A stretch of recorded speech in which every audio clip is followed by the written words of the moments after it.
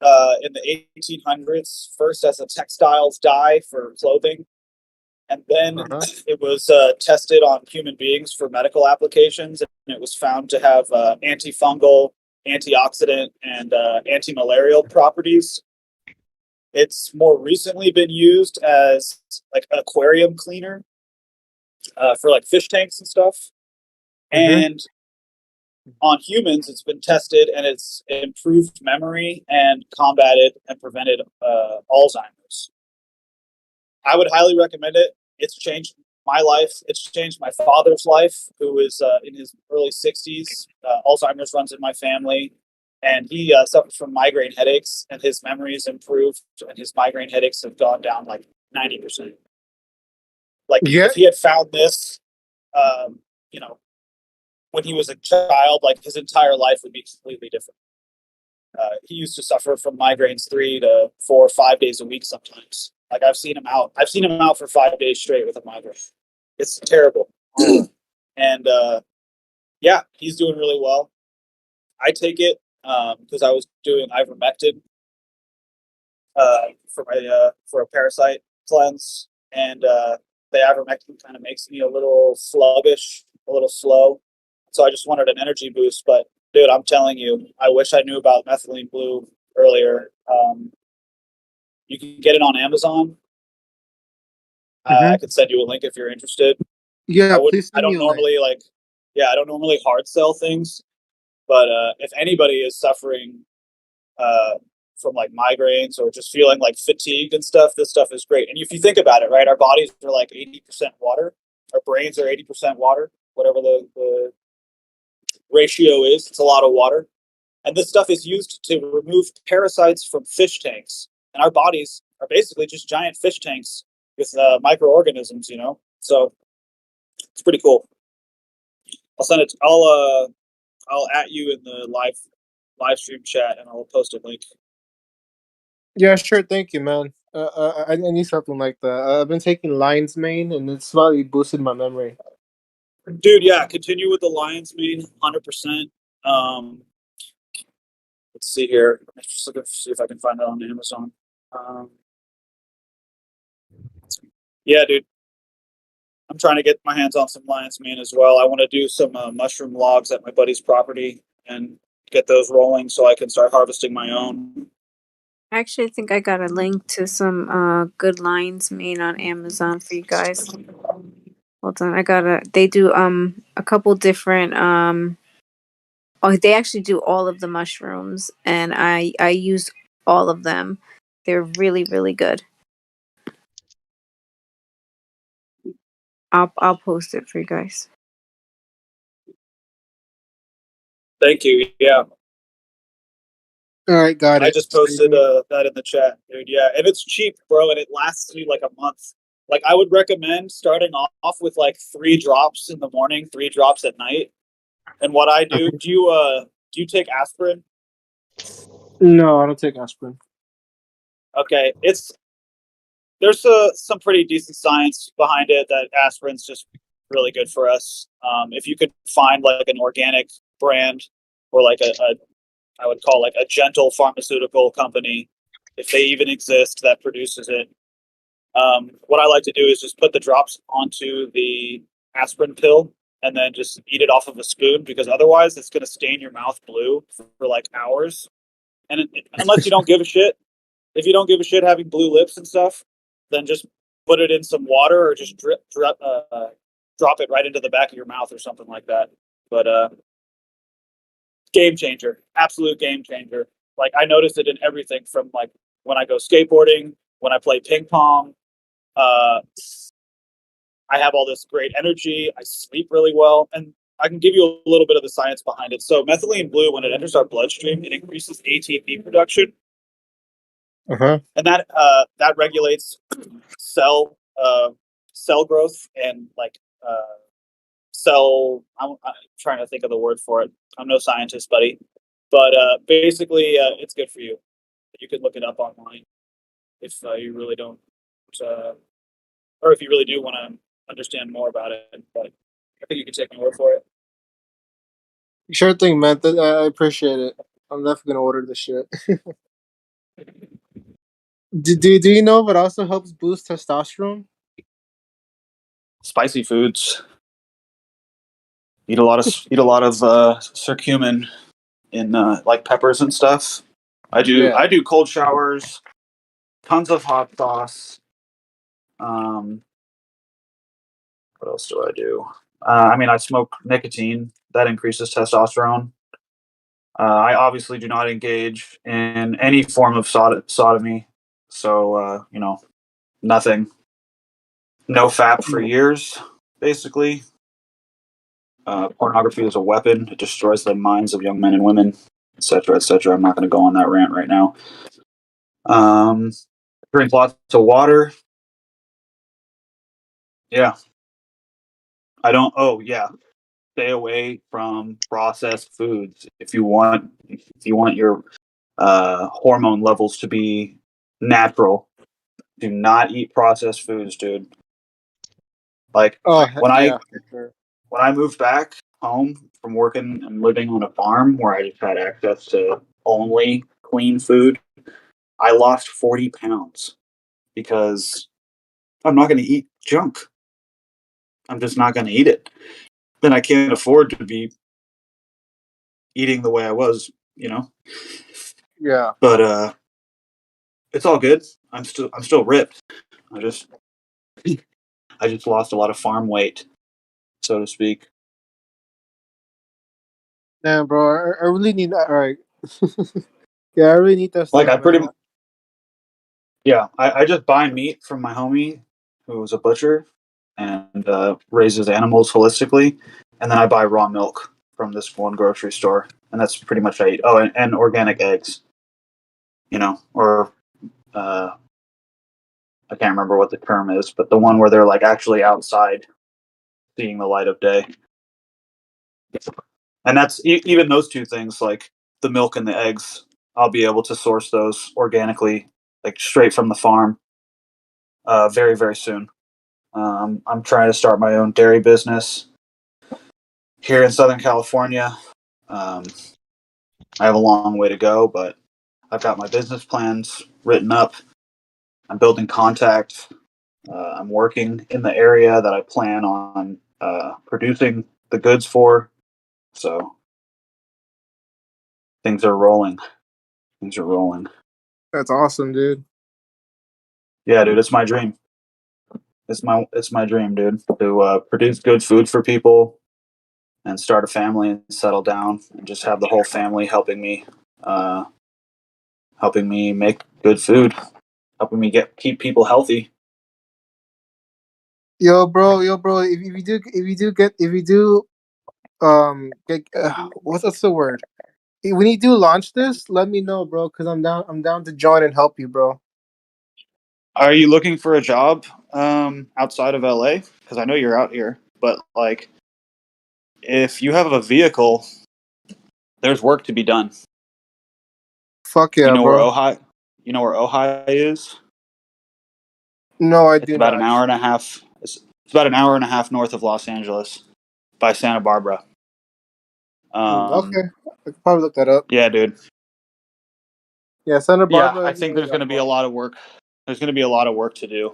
And I know people up there right now that I could put you into contact with, like, where you could drive up and like, sleep in your. You're gonna have to sleep in your car, but like, you could do like 2 or 3 days working and then come back down to LA, and you'd be taking care of like herds of animals and stuff. Hell yeah, is the pay good? I think it pays decent. Yeah, I think it's like $20 an hour. Dude, fuck yeah. Okay, $20 an hour. I'm sold. Yeah, dude. Um, I'm also looking to get some work up there too. That's kind of how I want to get my feet on the ground, but I'm taking it step by step right now. Like I'm hoping in the next couple weeks I'll be able to like hit you up and be like, yeah, dude. So are you serious about this? Yeah, dude. Yeah, dude, just let me know so I can get my driver's license, and I could probably borrow one of my You, parents' vehicles. yeah, you should get your license. Just be ready. Hell yeah, bro. Because yeah, I really need extra money, and I've always wanted to be a farmer. Yeah, I need some money too. I need some money, and I'm trying to find somebody that owns land and that wants animals on their land for fire protection, and also wants those animals to produce raw milk. And that's where I come in. I have a pretty fucking wicked business plan on how a very small dairy herd can produce a lot of profit in the first 5 years. So it's just I'm about actually just meeting those looking right for people. land to do something similar, like Are you really? right now. No Yeah, way. That's awesome. I'm looking in Tennessee. Yeah. Yeah, I lived on a dairy farm, micro holistic dairy farm where every day I go out to the cows in the pasture, which is like wooded pasture. There's like forest and grass and everything. No barns, no buildings. I go out there with the milk bucket and I have them trained to come to me and allow me to milk each of them individually. Hop on the ATV with the milk when I'm done, go in and bottle it, and then we would do a bi-weekly delivery service to people online. Now, of course, raw milk is illegal to sell in North Carolina. We circumvented that by just selling jars online, and you check a little box when you make your online order if you want it to be filled with free milk. You can do whatever you want with the milk. It worked. It was a good business. Yeah, you just need to do you just need to do a private business. Is that what you did? I didn't own the business; they just hired me to manage it. Oh, okay. Um, yeah, they ended up Because selling the business, I'm and doing one of those too. I have it all set up, almost ready to go. I'm in the process of doing that as well. It's going to be a private membership church, there you go. and you can What do type of whatever. dairy are you doing? Oh, I don't know yet. I'm literally at I'm at jump. Like I'm stage one. I'm just looking for the land, and I knew that all I needed to do is I have to go find the land, and then I'll find the people that are gonna help me do what's in my head. And I'm listening to you talk, and I'm like, this is what he's talking about. What's in my head?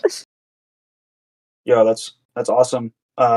Just keep going. Don't even worry about it. The people will pop up just in a similar way that I was talking about what you were thinking. It will happen. I went If you build literally it, they will come. when I Yeah, decided that I exactly. wanted to do dairy, I was like, you know what? I want to quit my job. Like I've been working in Hollywood for 10 years. I was completely fucking miserable, like really depressed. I was like, I don't want to do this anymore. From that moment, within 2 weeks, I was on a farm learning how to milk cows. It just happened. It was the weirdest thing. It just like I made the decision. I wrote a. I was at work. I grabbed some How good paper. are you at it, though?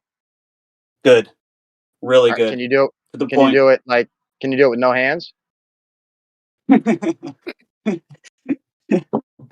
Oh man, you got me there. I was so excited to tell you how good I am at milking cows. Oh, what plowing? That's funny. I got you. No, I mean, I've taken cows that were raised by like Amish people who neglected them for the first 2 years of their lives. These cows were running completely wild to the point where the Amish people we bought them from had to use the pointy end of pitchforks to get these cows onto a trailer for us to take them home. And it took me 3 months, but those cows eventually let me milk them and would stand in front of me calm. And it was a real bitch to get it done. It was You ever every milked a day, bull? repetitive. Only once, dude. I don't drink moonshine anymore.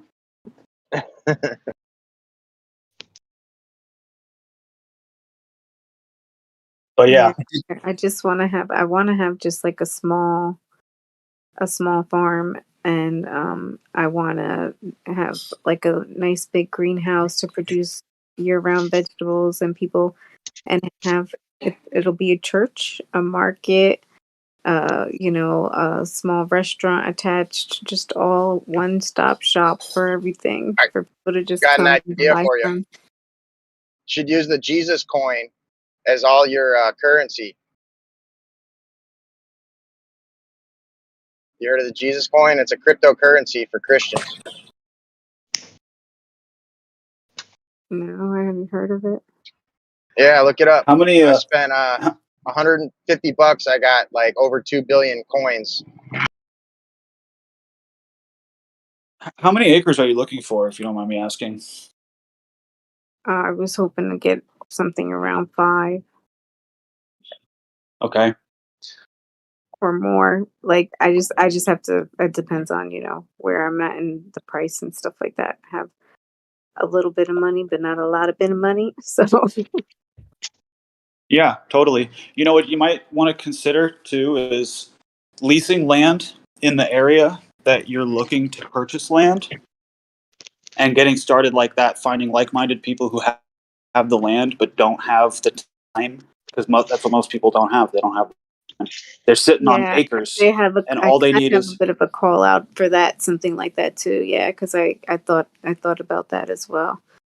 So I have somebody in Tennessee who lives there and who's got their ears to the dirt, seeing if anybody might even have a farm that needs saving, so to speak.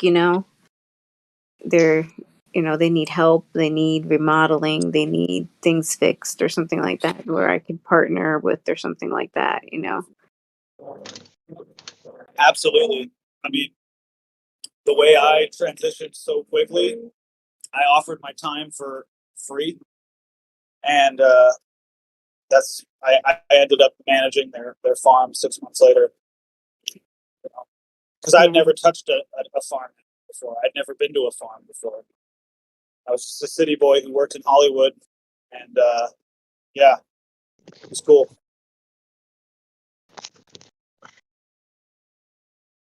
I always say, why go to the farm when you got a cow at home?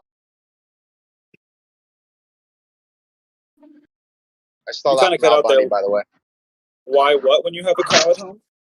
Oh, why go to the store for milk when you got a cow at home? That's an old Al Bundy quote. Oh, there you go. Married with children. Yeah. Hey, Platypus, did you actually milk a bull? No, God. Okay. He did it. He did it. Handlet. He didn't even use his hand. My virgin ears. Come on, guys.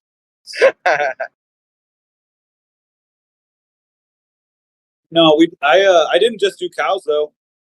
We did pigs, ducks, chickens, and then working with my buddy here in California, I've got experience with goats and sheep.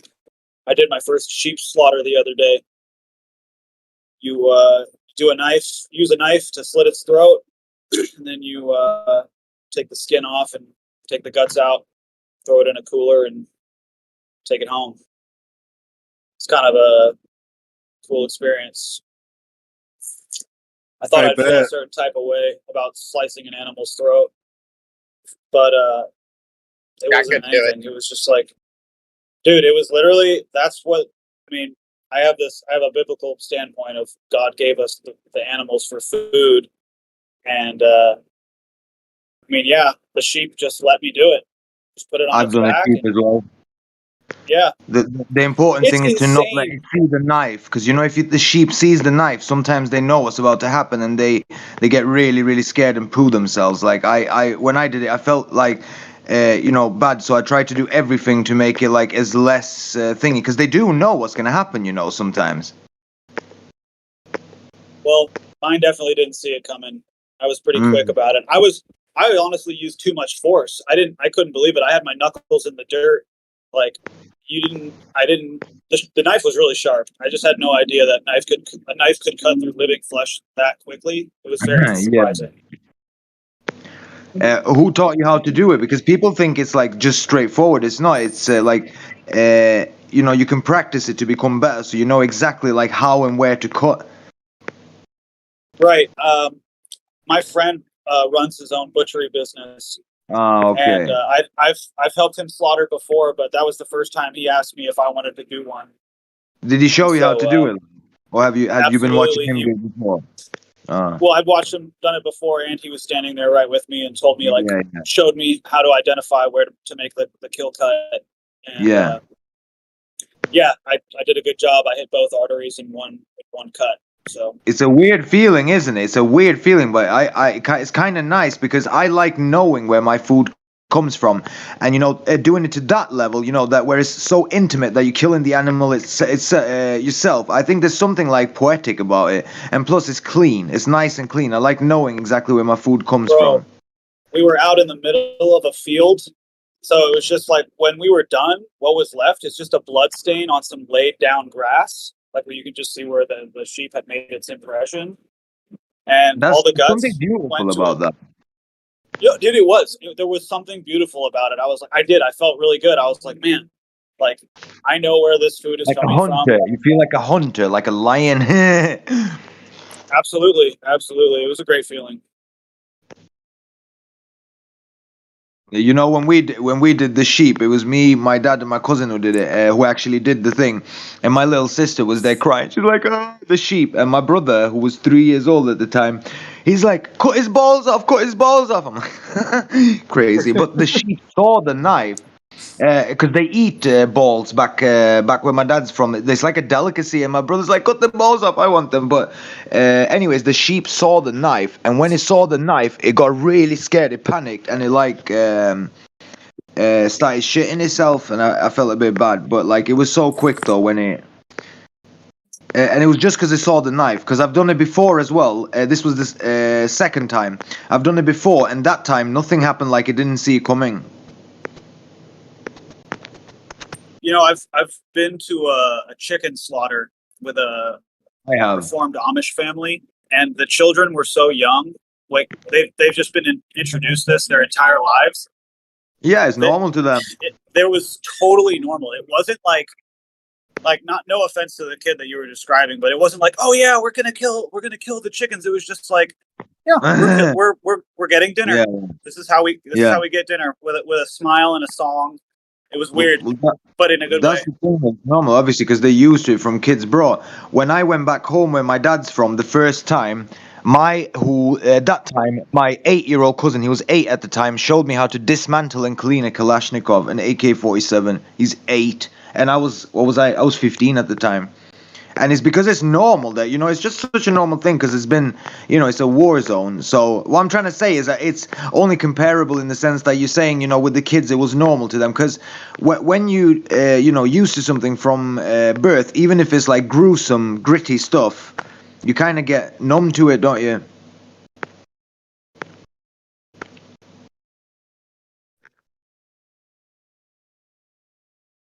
Do you guys have sorry. Do you guys have this gun machine that has a piston in it, and you would put it up against an animal's head, and it would shoot like a piston with a needle, killing the animal instantly? Bolt gun is called. Yeah, that. Yeah. Captive bolt also. Yeah. The thing with that is, I've heard that it sometimes doesn't kill the animal fully because parts of the brain is still intact. So sometimes it could be, if you don't get it perfectly, that's, say, like the pain center of the brain is intact. So even though the cow can't see and can't move, it can still feel pain, type of thing. I've heard that, it's a bit controversial, that thing.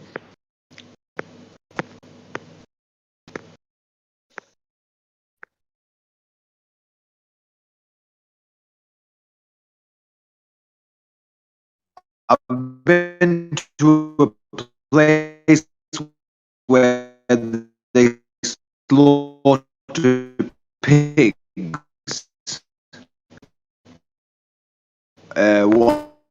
once with school when I was a kid. That's the reason why I don't eat pork. Honestly, it was some of the most disgusting stuff I'd ever seen. And here's the thing, it looked so weird because, like, in the freezer section or fridge section or whatever it was, they had like 200 pigs carcasses hanging upside down. And you literally have, like, in pork, you have skin, then you have a layer of fat, then you have a bit of meat, then you have a big layer of fat, then a little bit of meat, and it just goes like that. You will have seen this in bacon, how bacon is like stripy. Ugh, horrible. What about the worms? Oh my god. Oh, don't. The thing is, I hadn't eaten pork for about 10 years, like at all, nothing at all. And no, 11 years. And I ate pork. This is going back maybe 3 months. I ate it. I was staying in a hotel, and it was like breakfast included in the price I was paying. So I thought, fine. So I had some bacon and some sausages. I came up to the room about 10 minutes later and just threw it all up my stomach because I hadn't eaten pork for so long, and pork is quite heavy on the stomach. It just couldn't handle it. Just rejected it. It all came out.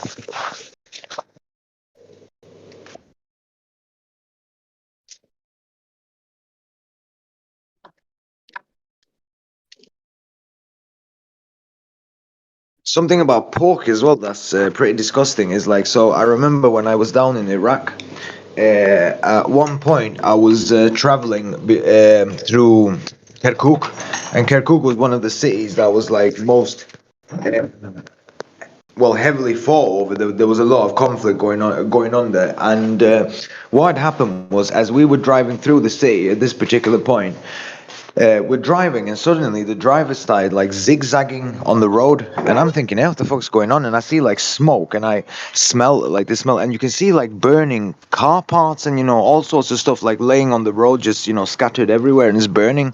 And this smell filled up the bus that I was on. And I'm thinking, yo, what the fuck is that? Is that the smell? Like, there was a lady sat next to me, and I goes, Auntie, what is that smell? Is that burning tires? She goes, my son, that's burning human flesh. So what had happened was we had to stop for a while because the road was closed. The Americans had fired from a helicopter a missile into a minibus full of like I don't know, terrorists or whatever it was, and then blown it up, and it was like 6-7 people in there. And that thing that we saw like burning, that the driver was zigzagging around on the road, that was body parts, car parts, all sorts. And that smell, it smelled, that was human flesh. And funnily enough, it reminded me of pork. It's a very, very similar smell. The only difference is with like burning human flesh, you can taste the smell in your mouth. When the smell is so powerful that you taste it in your mouth, it was like that. I still can't forget it. After that day, I didn't eat pork until, like I said, a few months ago, and even then I couldn't handle it because it smells very similar to human meat.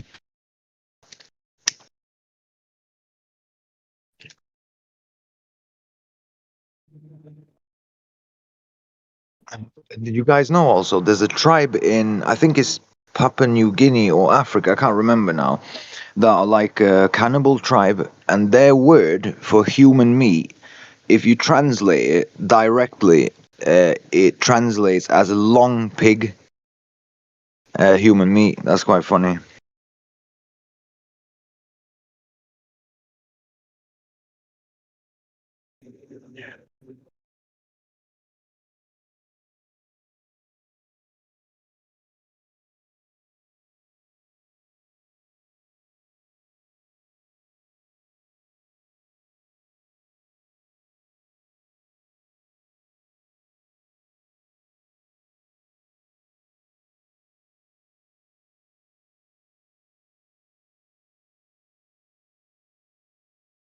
That's interesting you brought that up because I heard a really wild theory that supposedly us humans are somehow genetically altered from pigs.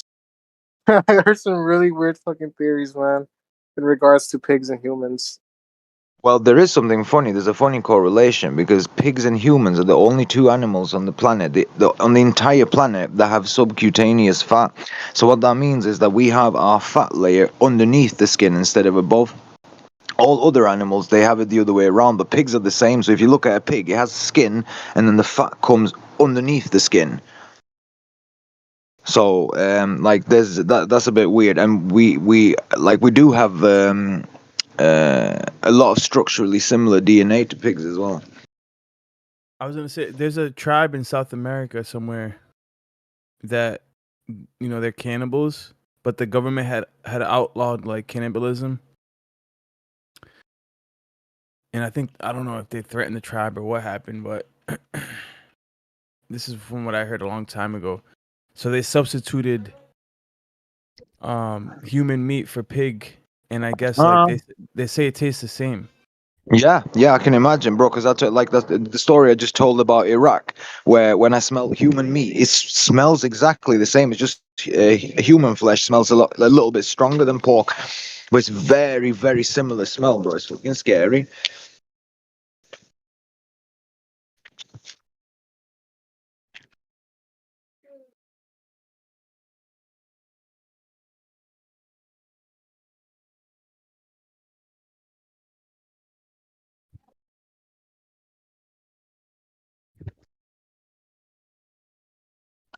It's just a coincidence, though. I don't think that we're like No, genetically modified pigs, or that pigs are genetically modified humans.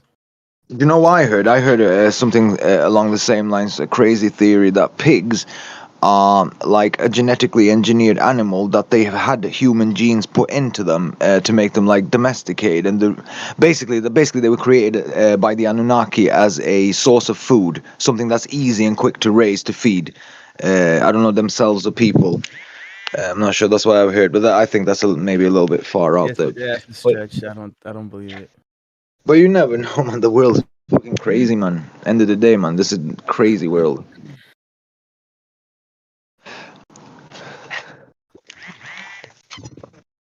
Have you looked into like the other possible humanoid races that once existed, like Yeah. people with big feet, or Yeah, or people with the like their giants heads in their chests, and the giants? Yeah, the Six giants. fingers.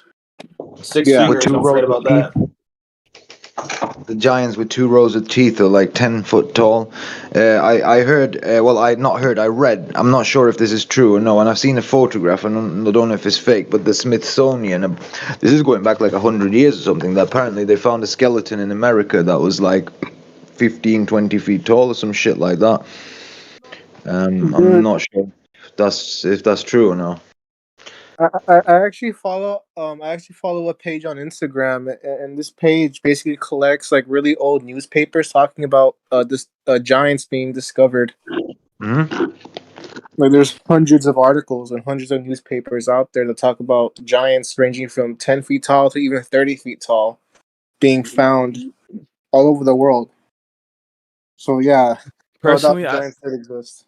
I've only seen like actual skulls on the internet and The thing is, skeletons not bigger than like 9 feet, 10 feet. here's the thing though, that you know, when they do like ice core drill samples, what they do is they go to like the Antarctic and they drill down into the ice. They find these oxygen bubbles inside of the ice that they say, you know, like millions of years old. And when they test the oxygen content of these bubbles, they find that the atmosphere going back all these millions of years was 50% richer in oxygen, for example. And what that would mean is that it would enable to have a lot larger like life forms, because you know, we look back in history, we see like fossils. Like I always bring this up, the dragonfly. There's like, you go back millions of years, the dragonfly had like a wingspan of 4 meters, the body was like a meter. So what I'm saying is that it could very possibly have been that, you know, let's say that it wasn't like like the fallen angels or whatever that came down and mated with women. It could literally have been a giant race existing on the planet, you know, just like the dinosaurs were here, because the atmospheric conditions in the past would have allowed for it. Doesn't that only apply to insects, though? Pardon? Uh, I thought that to, only applied to insects and bugs because of their skin. no. No, all oxygen-based life forms. Warped. I mean, the ice cores, I don't believe that they're millions of years old, bro. Like Antarctica has been, you know, defrosting and freezing over probably cyclically in the last 6,000 years alone, probably like at least a few times. You know, I don't believe that those ice cores are millions of years old like they're trying to tell us. Regardless, Dude, I now, yeah, go ahead. sorry, Coach. Not only that, if you look at really old maps of Antarctica, specifically from the 1500s, you'll see that South America, or just the Americas in general, and Antarctica were once one continent. They were connected, but somehow in the past 500 years, they somehow split. And if Flooding. you look at if you look at Google Maps, if you look at Google Maps, right, and look at the water around the region, you can see the water is much brighter than the rest of the ocean. So that tells me that it's shallow compared to the other ocean. So somehow that part sank into the ocean quite recently. But yeah, it's not just insects, Kosho. It's basically almost every animal they can find a primordial counterpart, whether it's a penguin, the crow, the shark, the crocodile, the orangutan, the chimpanzee, you name it. There's a primordial counterpart that is just in every single way. It's like the Oxygen-based life same. The form. only difference is that they're bigger. All oxygen-based life form. Not only that, there's a possibility these insects, these giant insects and giant animals are still alive, possibly in the Congos. Because you can find a picture online. This is a real photograph of a giant snake in the Congos, taken by a pilot in a helicopter, and he claims the snake must have been at least 50 feet tall, or 50 feet or meters. I forgot what he used, or what was the exact measurement. So like I still think these giant creatures still exist, but possibly in the most rural regions of the earth, like the Congos. Especially that they claim that there's giant spiders over there. They say that the I don't know, spiders are the man. size I of don't know. dogs. I mean, I'd have to see it to believe it. I'd have to see like actual footage to believe it. Otherwise, I don't know, man. I think a lot of these Here, animals have gone extinct, and plus the way that the way that the Earth has changed so much, a lot of these animals couldn't even survive in this. With the current atmospheric pressure, with the current oxygen ratio. I don't think these animals could survive with their body mass that big, bro. Like it's not possible for them. well, apparently not, because in 1959, a pilot took a picture of a giant snake. Here, I'm gonna post it in the live stream. This Think is about. Let me just explain something real quick. So think about our bodies, right? Like we have pretty efficient bodies, and even us, like if you go up like 30 flights of stairs, you're gonna be tired, bro. Never mind, a 2,000-pound giant orangutan. Like they're not gonna be able to do much, bro, with the current oxygen level and all that. Like it's just not possible. Look at the live stream. So maybe in other parts of the world, but so far in the Congos haven't been explored fully. So who knows what kind of animals are out there? And so far, this is really the only proof out there of this giant snake existing. So No, yeah, I mean, I have no doubt that there's anacondas and like pythons that are probably like 40 feet long, but there might be one in like, you know, the Congo alone. There might be like a couple that like 40 feet long, if that. I don't know, man. It's pushing it. I'd have to see it, bro. I'd have to see a dead one. well, we should make an expedition to the Congos then. Like, listen, I'm all for it. Like, trust me, I'm fringe in my beliefs, but I'm also like I'm level headed.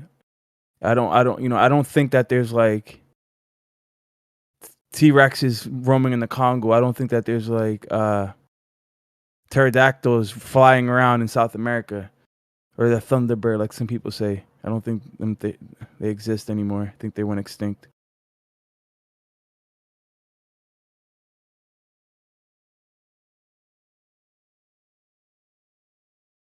Yeah, with dinosaurs and all that, probably. However, again, this photograph has been proven to be real, so that's what I'm gonna go with, man.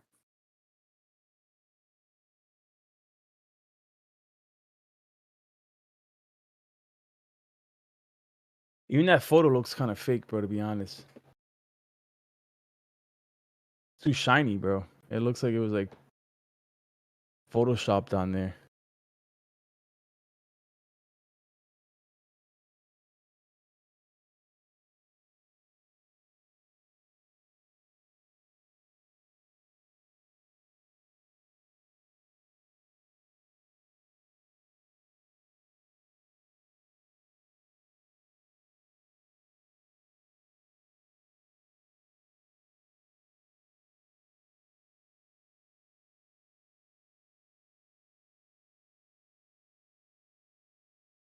That one looks better. I don't know, man. The fun fact: the guy that took that picture said that he wanted to get closer to it, but he was afraid the snake would attack him. So, so yeah, I can't really blame him. I mean, it's really hard to see what I'm like. You can't really tell.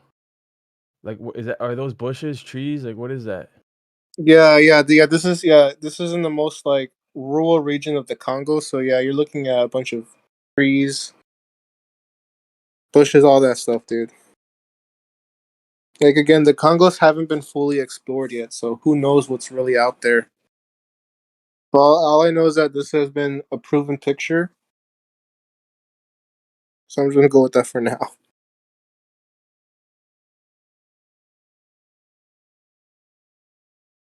Somebody was talking about the like these people right here.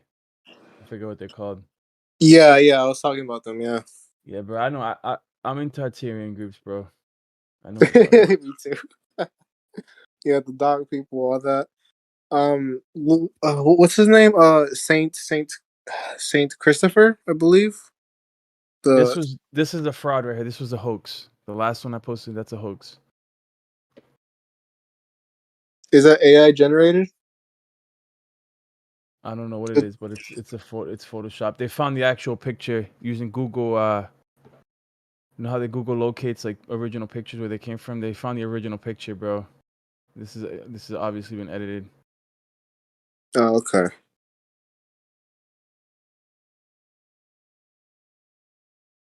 Yeah, good shit.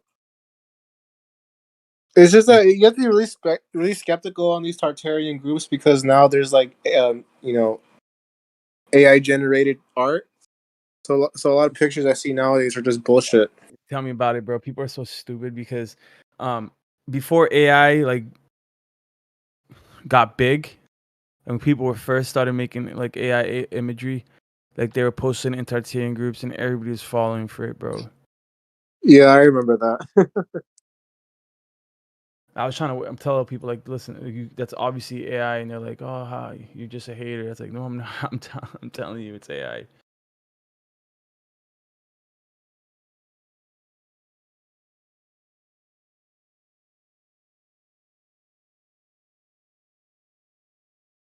I'm saving all of these good shit.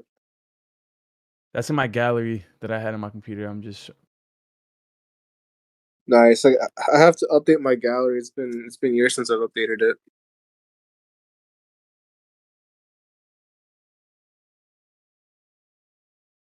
I got some Tartarian women on here too.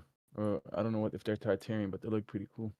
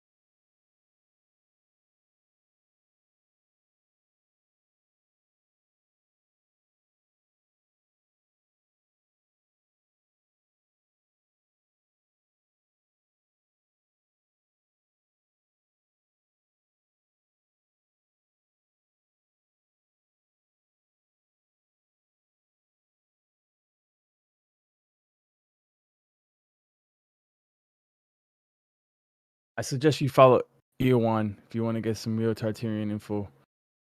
That's Who? like Earwan. I don't know who that is. Do you link him? Yeah, man. I'll link him in a second. Thanks.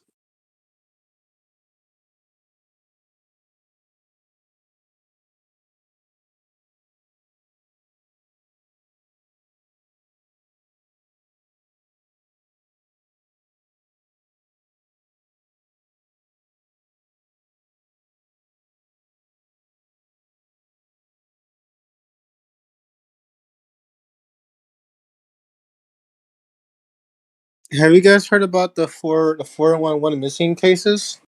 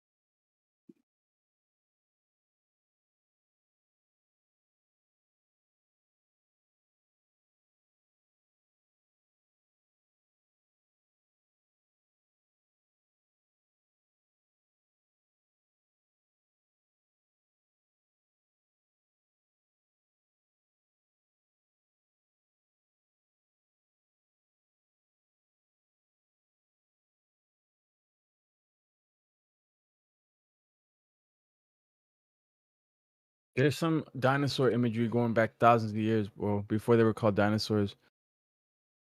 There's a Euruxio impression.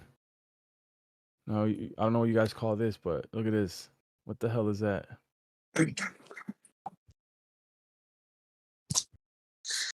Okay.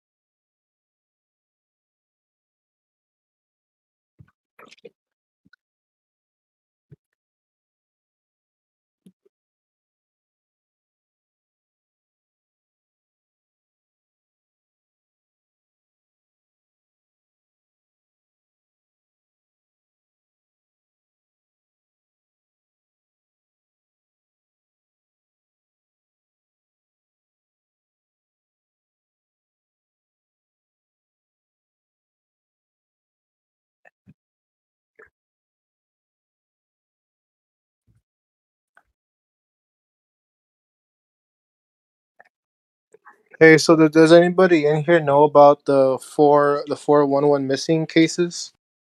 Because those cases are really scary to look at.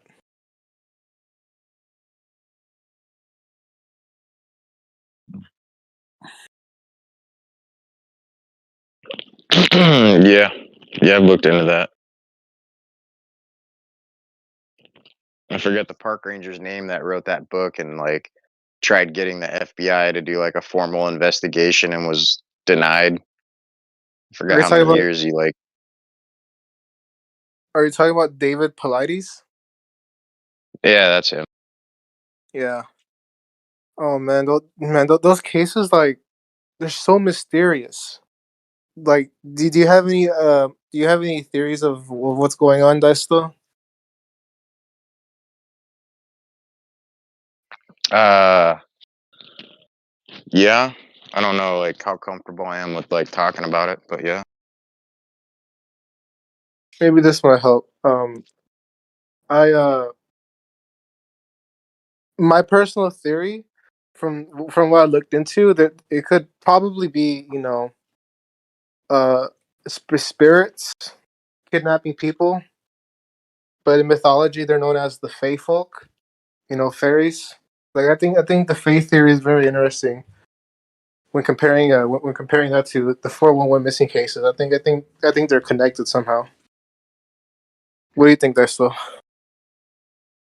Well, I think it would be key to investigate the cases where the people actually were made it back, you know, were discovered alive.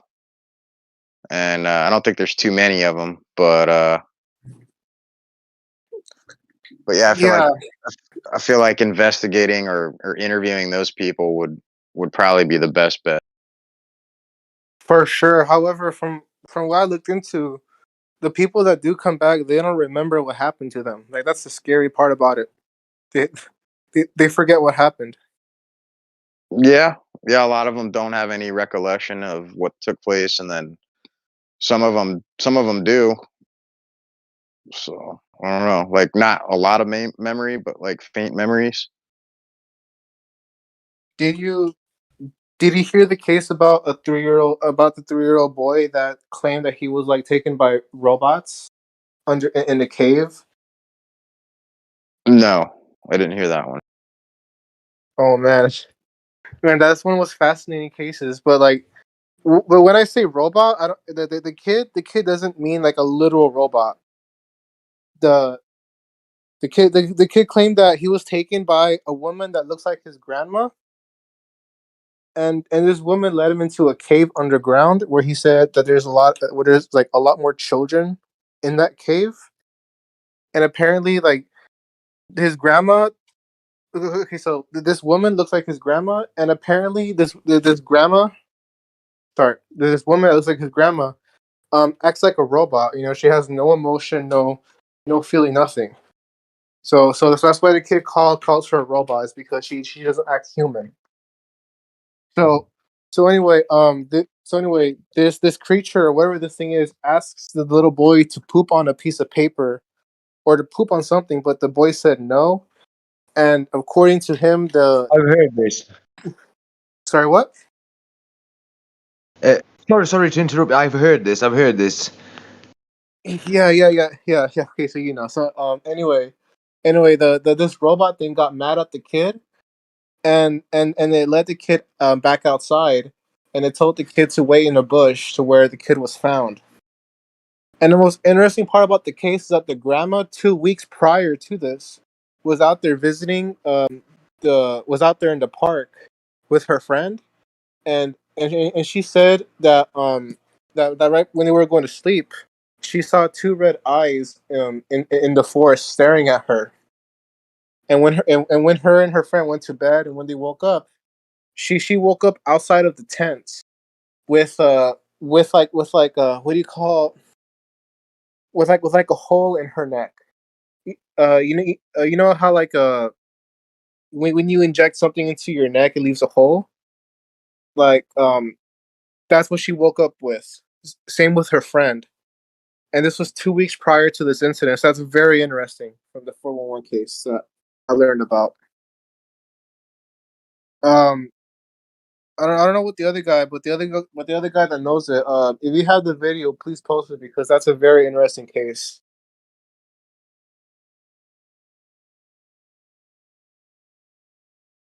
And it does kind of lead me to think that there is something like supernatural involved in this in these cases. Yeah, I haven't heard that one. I'll have to probably have to dig into it a little. You definitely should, bro. Because these 411 missing cases, like, I love looking into them because of the fact they're so scary.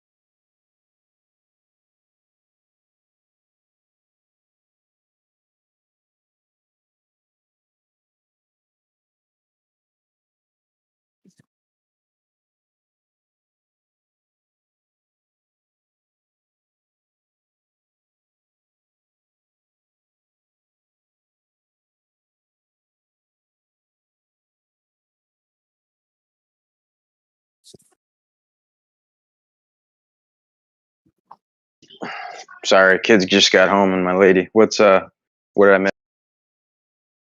Not much, man. He's just silent right now.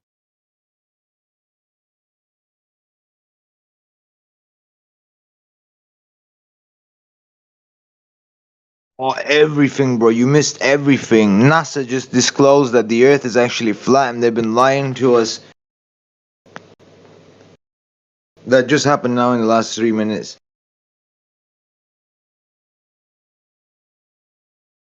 Also, and there's some aliens in this dude's backyard.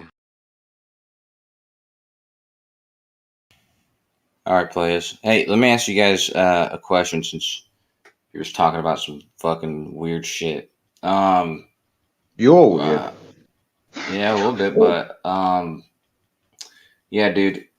Have you ever seen those images where because people, flat earthers, but when I say people, I mean flat earthers, claim that the sun is going away at nighttime, and that's why it gets dark.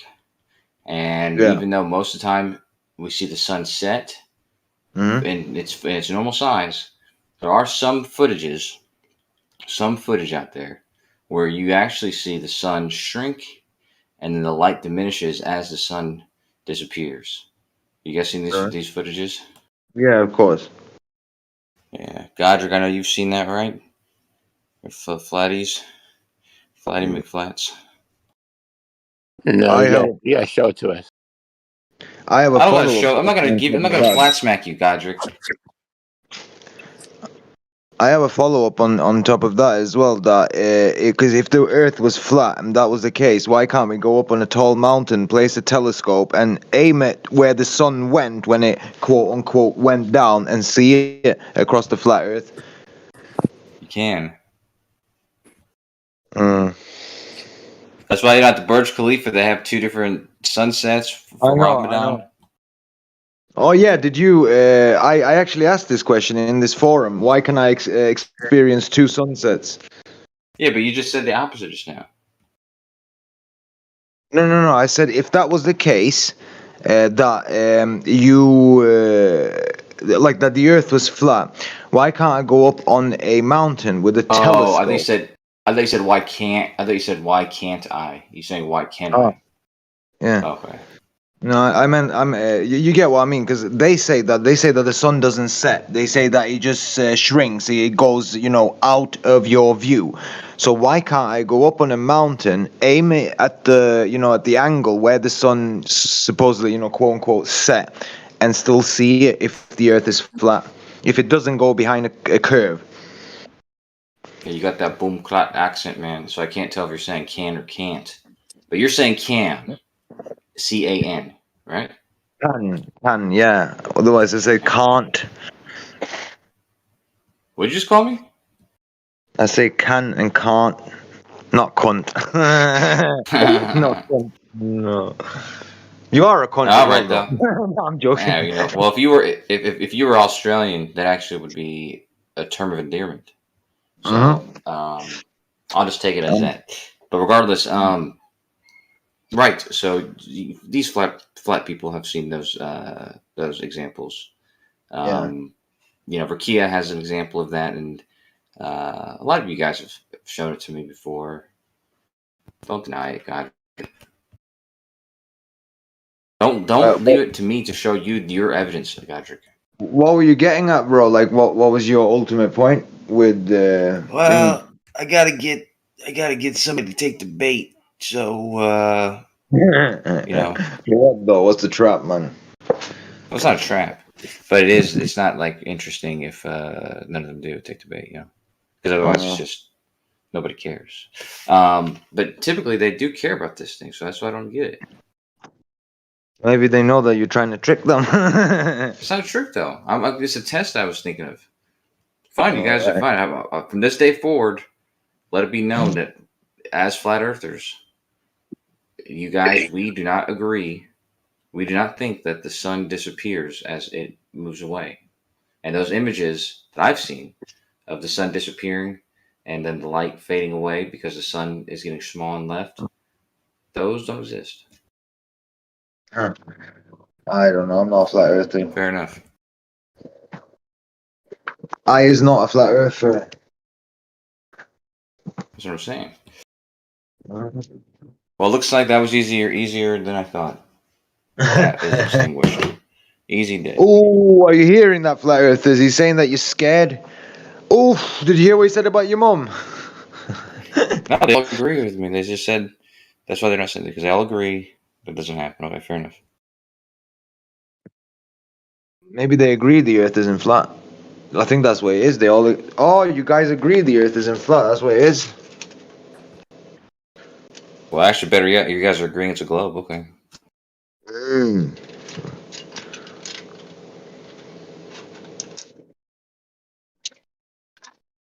Not even that worked. No one cares.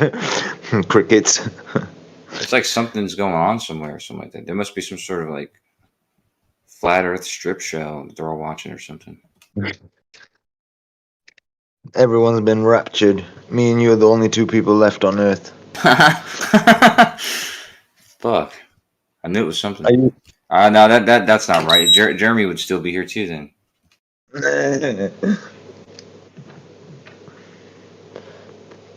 Okay, hold on. Let me see what's going on.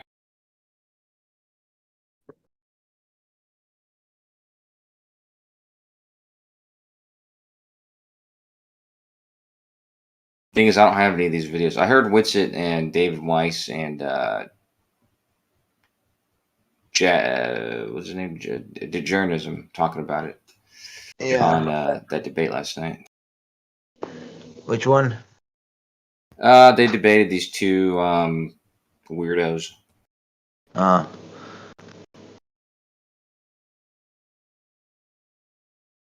you seen that Jeranism video where he proves that the Earth is curved? Is that from the movie? With the flashlights, I don't know. Like he shines flashlights through like a fence or holes or whatever it is. Yeah, it's a good idea, bro. That will trigger them. Yeah, I did see that, and he did. He said it was Yeah, interesting, and he proved the globe. That's right. yeah, he did. Yeah, Enrique. Yeah, he did. And Bob as well when he used the gyroscope to prove the rotation of the Earth. Yeah, too far. Yeah. The hell's not waking nobody up? What the hell? Nobody's getting up. Who's this California escamator? Oh, sorry. I'll mute myself. No, you're good, man. I just yeah, you're Oh, good, okay. dude. I thought I was I was making trying. noise. No, yeah, we're trying to get some flat Earth attention from flat Kosher is Earthers. lonely. He misses the flat earthers. He's lonely. I'm showing my legs.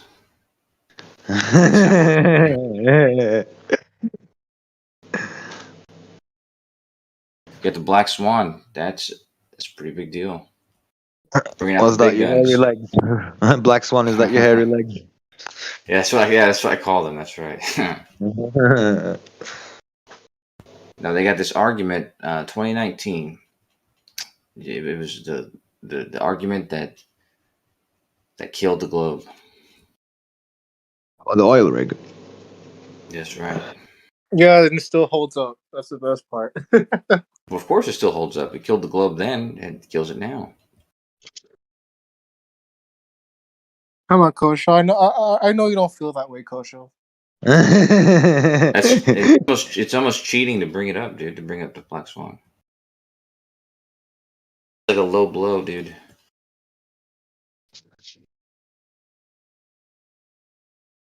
What are you showing right now, though? You're showing some distances and stuff. That's pretty cool. What's 29 miles away? Kosho, I've heard you for many years, you know. So yeah, I know you're lying, dude. I flip flop all Or the being time, dude. sarcastic rather. Being sarcastic rather. They say me, Bandsaw, and Jose JG were the three flip floppers. That's what they call us. We went back to the globe, to flat Earth, to the globe. Oh yeah, I bet.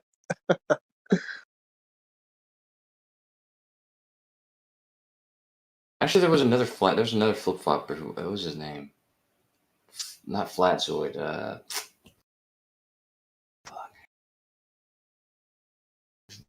You're talking about Flatbird?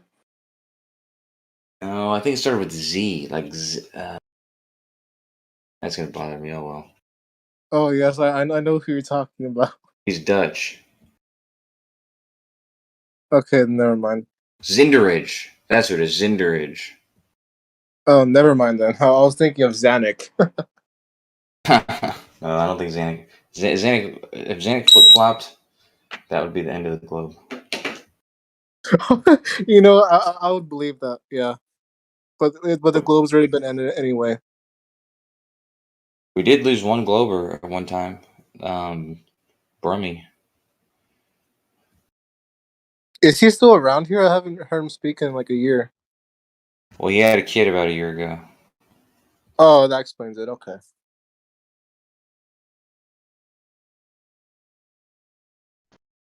Did you fall and hit his head? No, that was a long time ago.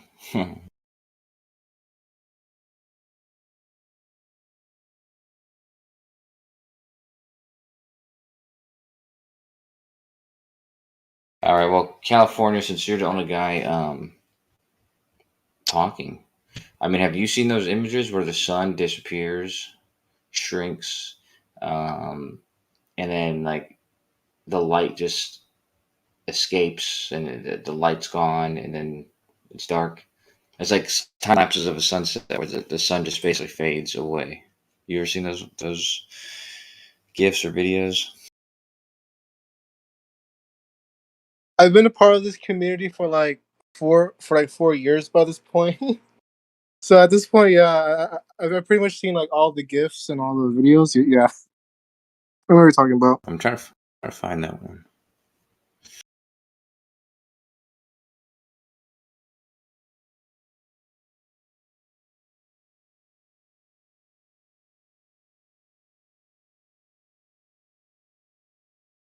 See, if Rakia was here, I could just ask him to post it.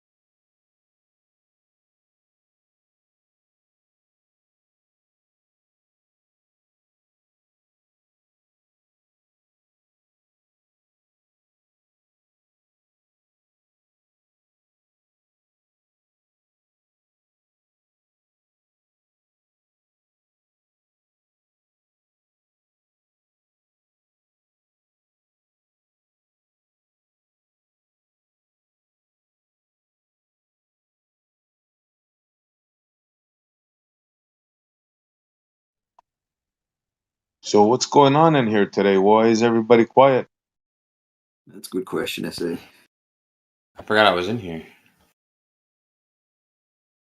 What did I miss today? What nonsense? What happened? What went on today to kill the chat? Robots abducting children. Okay.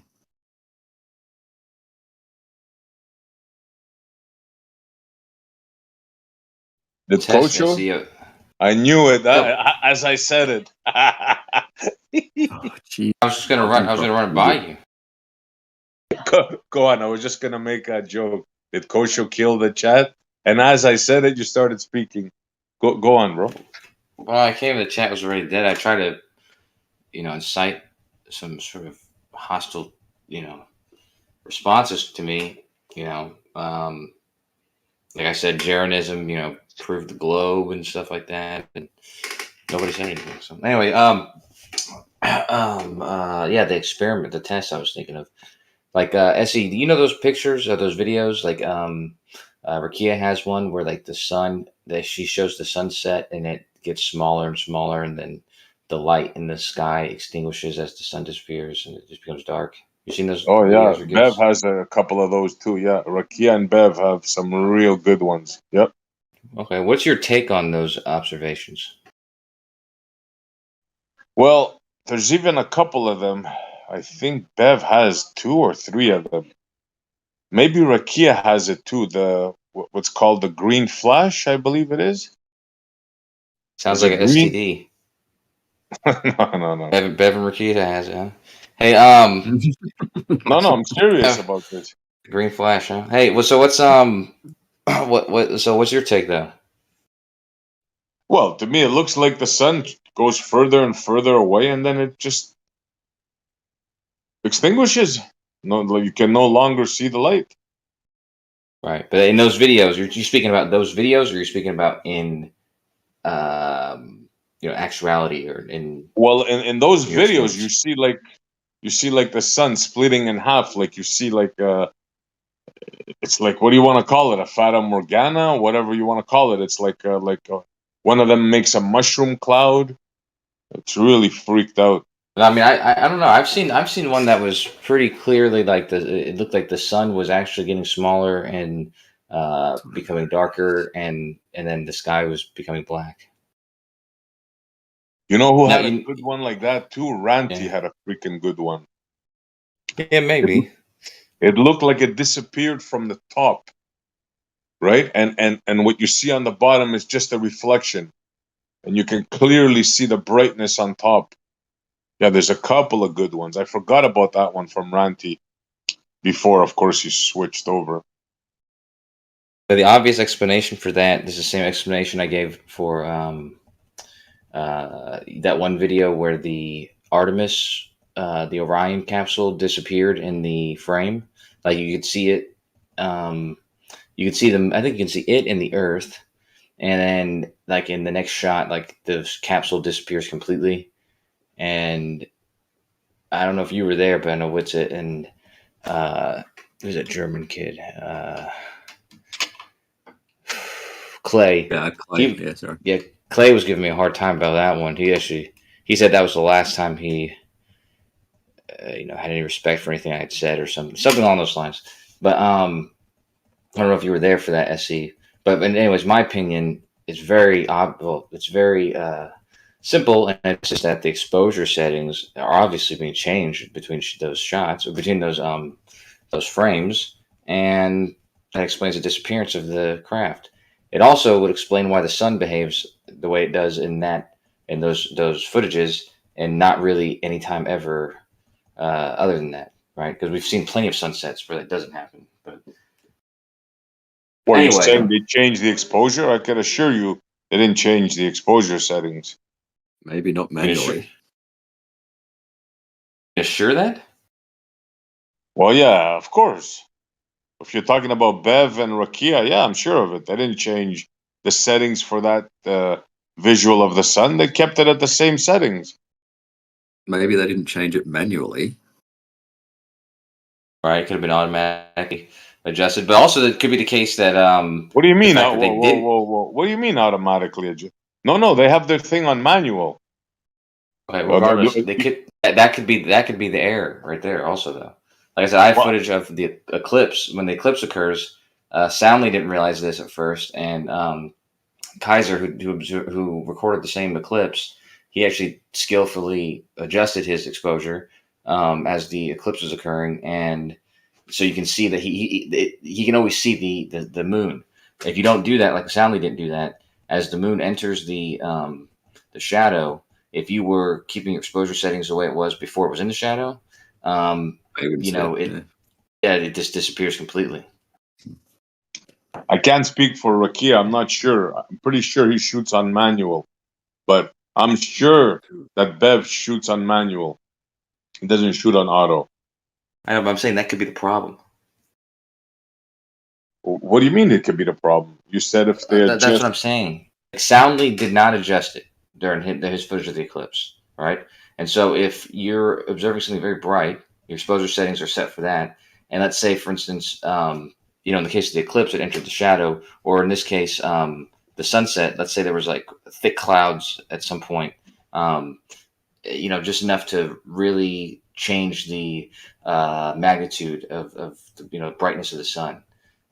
If your exposure settings were set for like the really bright sun, it could be the case that you might, it might extinguish like all the light that now there's like a totally different amount of light getting in. It's not going to read it the same way, and so you might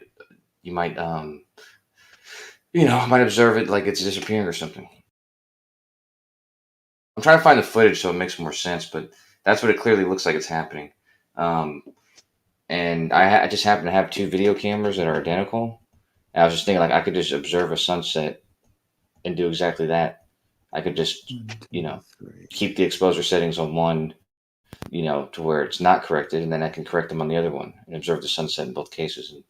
And, so you think the intensity of the light causes the thing not to be seen? Is that what you're saying? The exposure settings specifically, and the intensity of the light, yes. Okay. Have you seen the Artemis footage, the one where it disappears? I'm not sure if I've seen that one. You would remember that.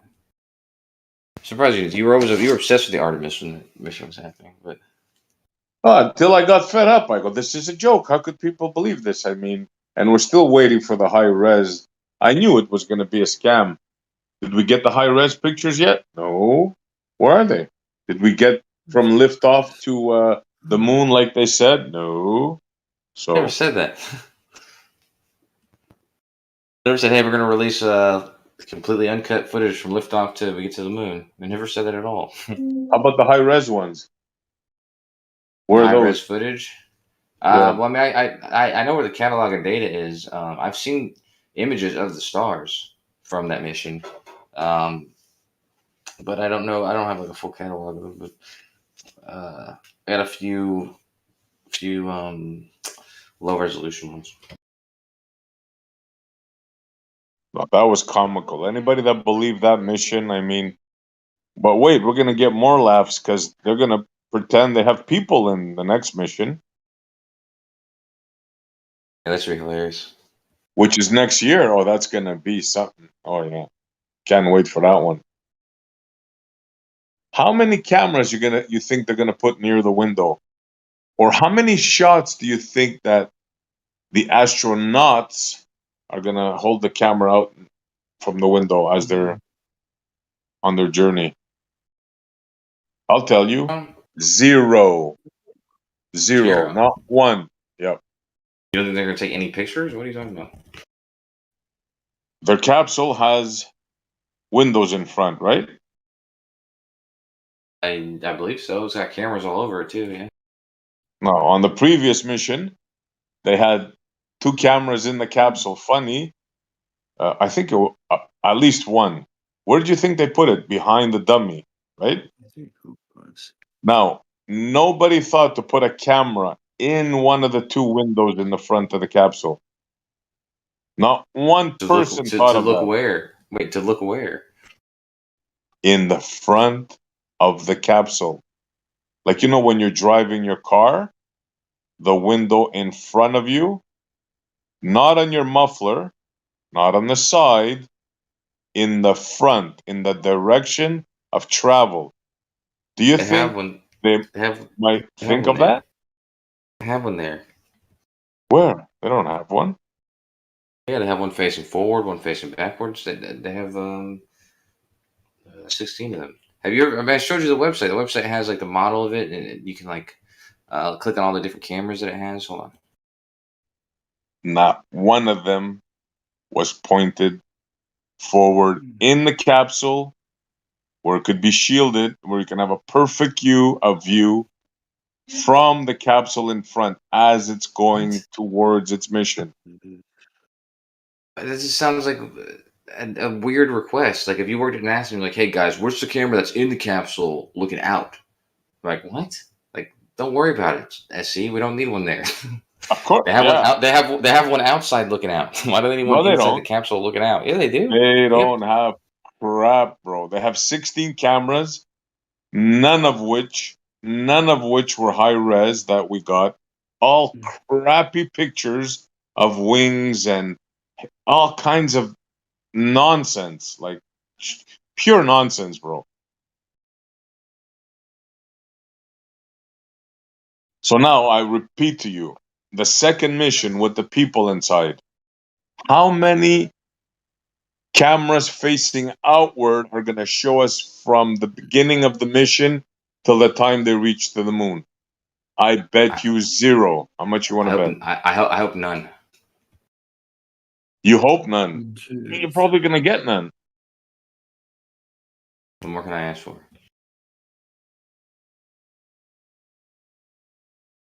Yeah, you guys are so easy to convince. It's not even funny. Hey, convince me of something. But they thought to put a camera behind the guy, right? Behind the dummy? Yeah, so that it could look at the That dummy, was a right? good idea, right? So that it could study the dummy. Yes, it was a great idea. Wow. Yeah. But not to look outside. Yep, that would To see have been what's a going bad on idea. outside. That would have been Wow, called a man. bad idea. Yeah. Yeah, makes sense. It's like okay, like we have 2 more cameras, guys. Where should we put it? So let's put one inside the cabin, looking outside. Like, oh, okay, I guess. Like, let's put one outside the cabin, looking inside, also. Just so we get that view as well. What? No, it's like just put the cameras outside if they're looking outside, and put the cameras inside if they're looking inside. I don't. It's weird to think that they should have done differently. Yeah, I know. Let's make all 16 cameras that we have outside, right? The majority of them are going to look in the capsule, right? Which makes sense because they want to see what's going on, right?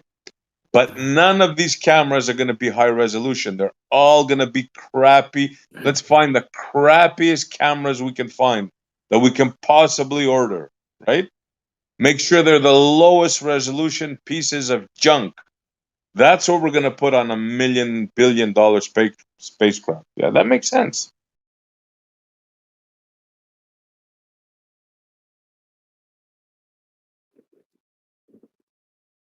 And let's not, by any means, by absolutely no means, nobody wants to see a picture of one of the few times that a spacecraft will leave the Earth and we're able to see the Earth, the curve, and then the ball.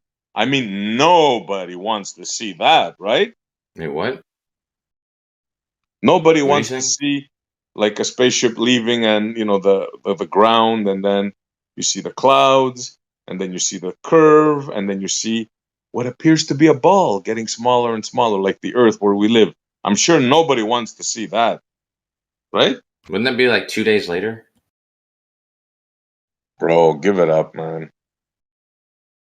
I'm just asking because I think what you're talking about is the translunar injection, which on the Apollo missions and on the Artemis mission, they certainly turned the camera on at that time because it's just sort of like when you're, I don't know, doing a concert or you have a show and it's time for people to take a break. They take a break. They're not just live streaming everything and wasting all this boring, footage. They turned it on whenever they got into the translunar injection, and they basically had it on for like the rest of the time, from what I remember. You didn't hear a word I said, did you? Yeah, you From said you want to liftoff? see it live from the ground to the moon. I got you.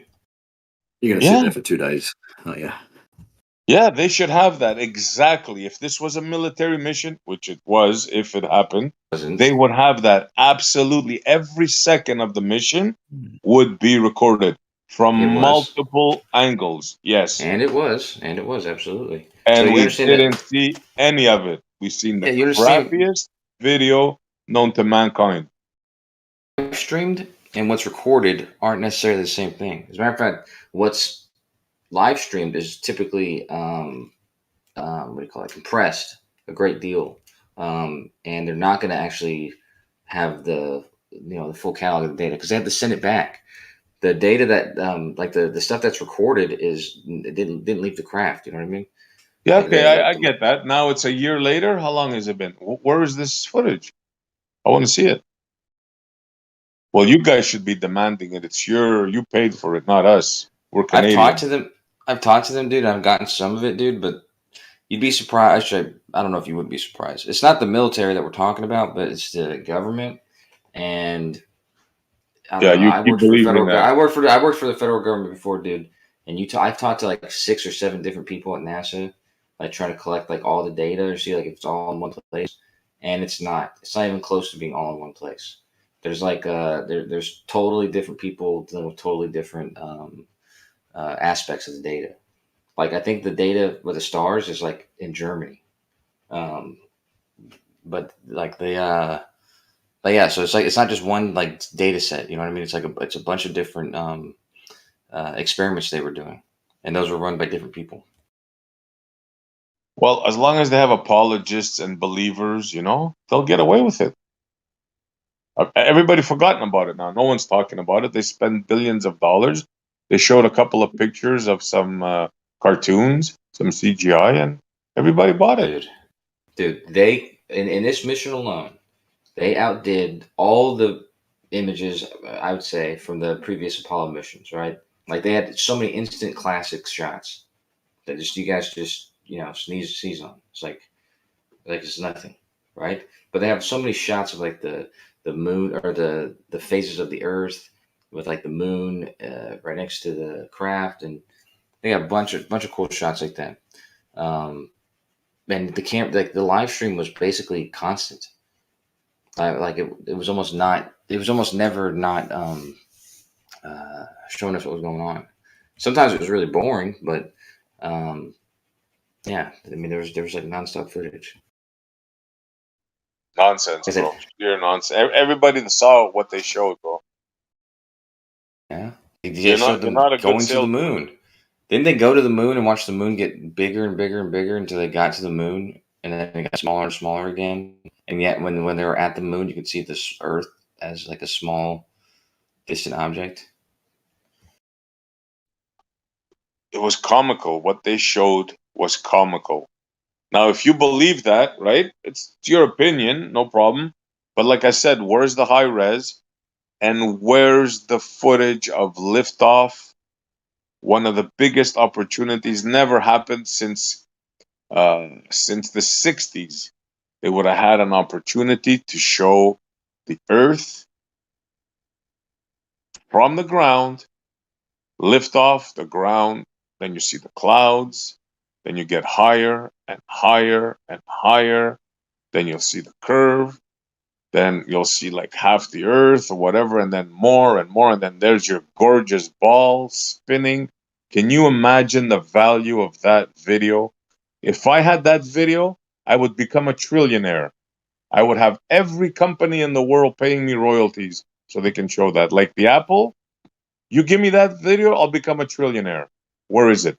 Doesn't exist. Dude, they started with the recordings from the translunar injection. The Earth is still they're still like at the Earth, dude. So from that point to when they're moving away from it, the Earth is getting smaller and smaller and smaller and becoming more and more round. So I don't know why you don't think that exists, because that's exactly what they have. They just don't have it from the ground. Show it. Doesn't exist. You know it doesn't exist. I watch it live, but okay. Okay, show it then. You know you're lying. You know what you're saying I know now I'm is a lying. bold-faced lie. Yeah, you know it. Why would I do that? I don't know. Ask yourself, why would you do that? I'm asking myself. You thought I was asking you? I was asking myself. Okay, hold on. Show us the Artemis from launch Oh, to whoa, whoa, what we're whoa, whoa! saying. It's not what I claimed, sir. That's exactly what you claim. That's what I It's asked. I not don't know. exactly not what I Maybe claimed. you didn't hear me. Maybe you didn't hear me. I heard you, but you didn't hear me because what I told you was we don't have that. But what we do have is basically what you're asking for, just not from the ground. We have it from the translunar injection, and you see the Earth getting like that's where we're still Not just what right I next to the asked Earth. for. Sorry, it's not what I asked for.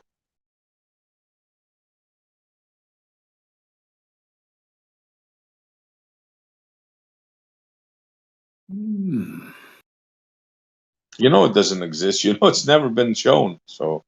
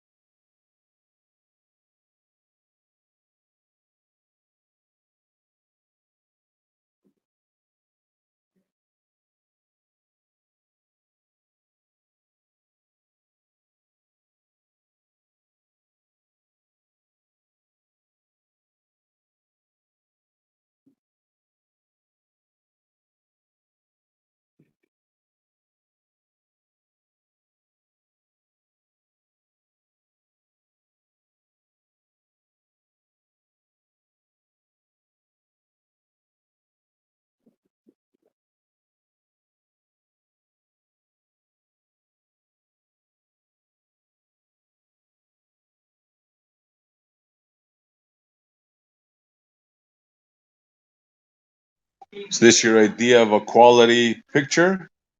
Quality video? Like surely you can't believe a nonsense thing like this, right? Surely. Ruhiv? All Surely you you don't have is believe this. incredulity. That is literally all you have. My God, man. My God. That's how they do it. Exactly. That's how they do it with people like you. Yeah. Right.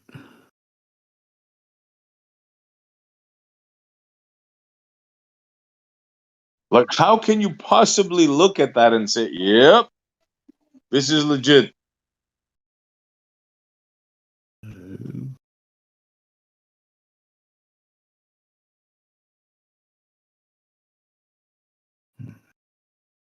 All those live streams, man. There was like 12-hour live streams. Yeah, I watched a lot of them. Yeah, where are they? What the hell? Yeah, you tell me. And look for the high res ones that we're supposed to get. Why? We're supposed to get heavy duty high res. Who does that? They did press conference. No, so there's a thing that Apocryphon posts a lot where a dude's saying, "This is the first time we're gonna be recording, high resolution data from the Earth to the Moon, da da da da. And then, like in the next sentence, he says, "And we're gonna be live streaming directly from the Moon back to the Earth." Like he's saying two different things, and I think people conflate that. What he said was, "We're gonna be live streaming high resolution mission, the entire mission." That's not what he said. Just look at that, man. Look, this is where you live. You can look at that picture and say, doxing "Yep, this is legit." Ah, fuck. I don't even know Go what ahead. the conversation is about, but I know that SC is lying. That's a good assessment. Because he just told everybody where I live, dude. What do you think? That picture is legit, bro? I'm not watching. Hold on. No, the guy Oh. that just came in. I thought it was gonna be worse than that, dude. Yeah. A duck. What are you playing? Goldfish or whatever it is you play? Hex cells, and I just fucked it up, and I was so close to finishing that level without a mistake. Fuck. What is that game? What do you got to do? You got to just add up together. Yeah. It's like Minesweeper, pretty much. Oh yeah.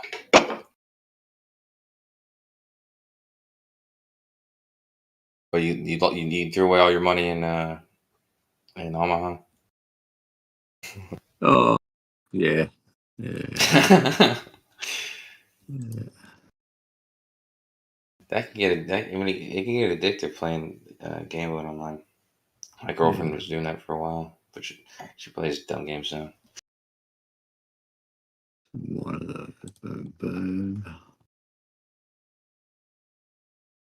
Yeah, Johnny Bravo in the house, man. My man. Okay, thank you very much. I have been muted in several, maybe 3 months or 4 months or maybe something more. I don't know. Is that Johnny? I'm just happy you let me in. Very happy. Happy to see you, dude. So, how are you doing? I'm doing great, man. I'm actually still planning to come to Iceland. You remember you told me I could stay at your place and drive your car and stuff? Yeah, if you like car and motorsport, that's the right place to go. Absolutely. Okay, great. I mean, I don't have a car there though. You have a car there. You said I could drive it. So. You know, there's a place that they are custom made cars to drive over the wilderness. Okay, yeah, I'll do that. But you cannot drive like it was before. Now it's a lot of rules and so on. So you cannot drive they say like about rules. Yeah, because you cannot take over the country and blow it up all over the place. So you have to follow the rules. Yeah. But it's not like there's cops everywhere in Iceland, right?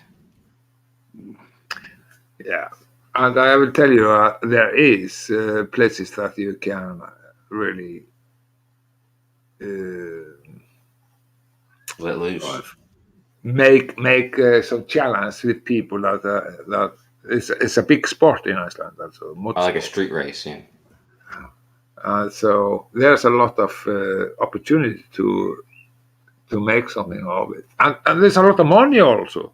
So yeah. Well, I'm gonna need somebody to back me. If you can back me for the front money, I can definitely make some money. You know what I mean? I'll win some races. But it's very, very expensive. You have to have the right car. It has to be everything has to be right. And if you back me up, and I'll win the races, and then we'll make the money back. Yeah, I think there's also race that you race on the ice on the big on the ice glaciers, and it takes 7 days, and you have to race over the glacier, and if you do that in the summer, that's very, very great because then the sun it's so fucking hot, and at the same time you're on the ice. It's very, very. Well, you know, it iced over here in Austin, in Austin a few years ago, and nobody knows how to drive on the ice, right? And I was driving Lyft, and I was actually the only person on the road. People were telling me I was a good driver on the ice because I was very skilled. I lost a lot of tires, but I never lost control of the car. It's a lot of tips, you know. You have to take the air from the tires to have better grip to the ice. Well, the other thing is you don't accelerate or brake. Like if you find yourself sliding, a lot of people want to brake. Yeah, you have to more. You need more power. Also, you have to have real power to get it with low air in your tires. It's a lot of tips, you know. You have to know about. Anyways, Johnny, what's up with the flat Earth, man? Oh, still, the flat Earth. The flat Earth is spinning all over the place. It's taking a deep, giant step over everybody, and it's Really? growing. It's getting bigger and bigger. You said it's spinning all over the place? Yeah, we could say that. Spinning all over the place. So you guys got more members all over the globe, huh? Yeah, it's spinning all around the globe. It's spinning around the globe. Absolutely. Because if you are talking about the people that's still in the fantasy of the globe, it's spinning around it. Fair enough. Essie's turned to the globe side. We got a few new Glovers. Essie. Pete Shea's jumped over to our side as well. Johnny B. Yeah, but Pete Shea, okay, I'm friend to Pete, but I'm so angry if he's talking about Obama and. Will Smith. Yeah. It's the same man. Then I say, now you're out. Now I cannot talk with you anymore. Yeah, he's pretty silly. Yeah. Why are you doing this? It's like you are damaging yourself and everybody that's with you. That's very, very bad thing to do. It kind of makes the move. It makes the flat Earth look bad a little bit. That's what you're saying. And I was so angry. I think it was last week. I said, I cannot hold your hand anymore. I said, it's too much. You guys are holding hands?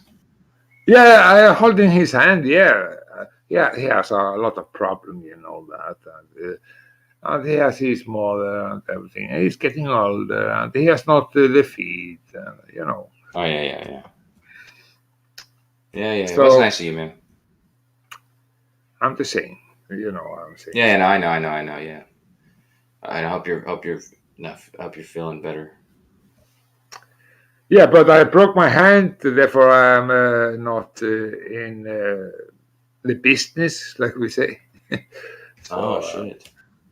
Yeah. You still play piano? Yeah.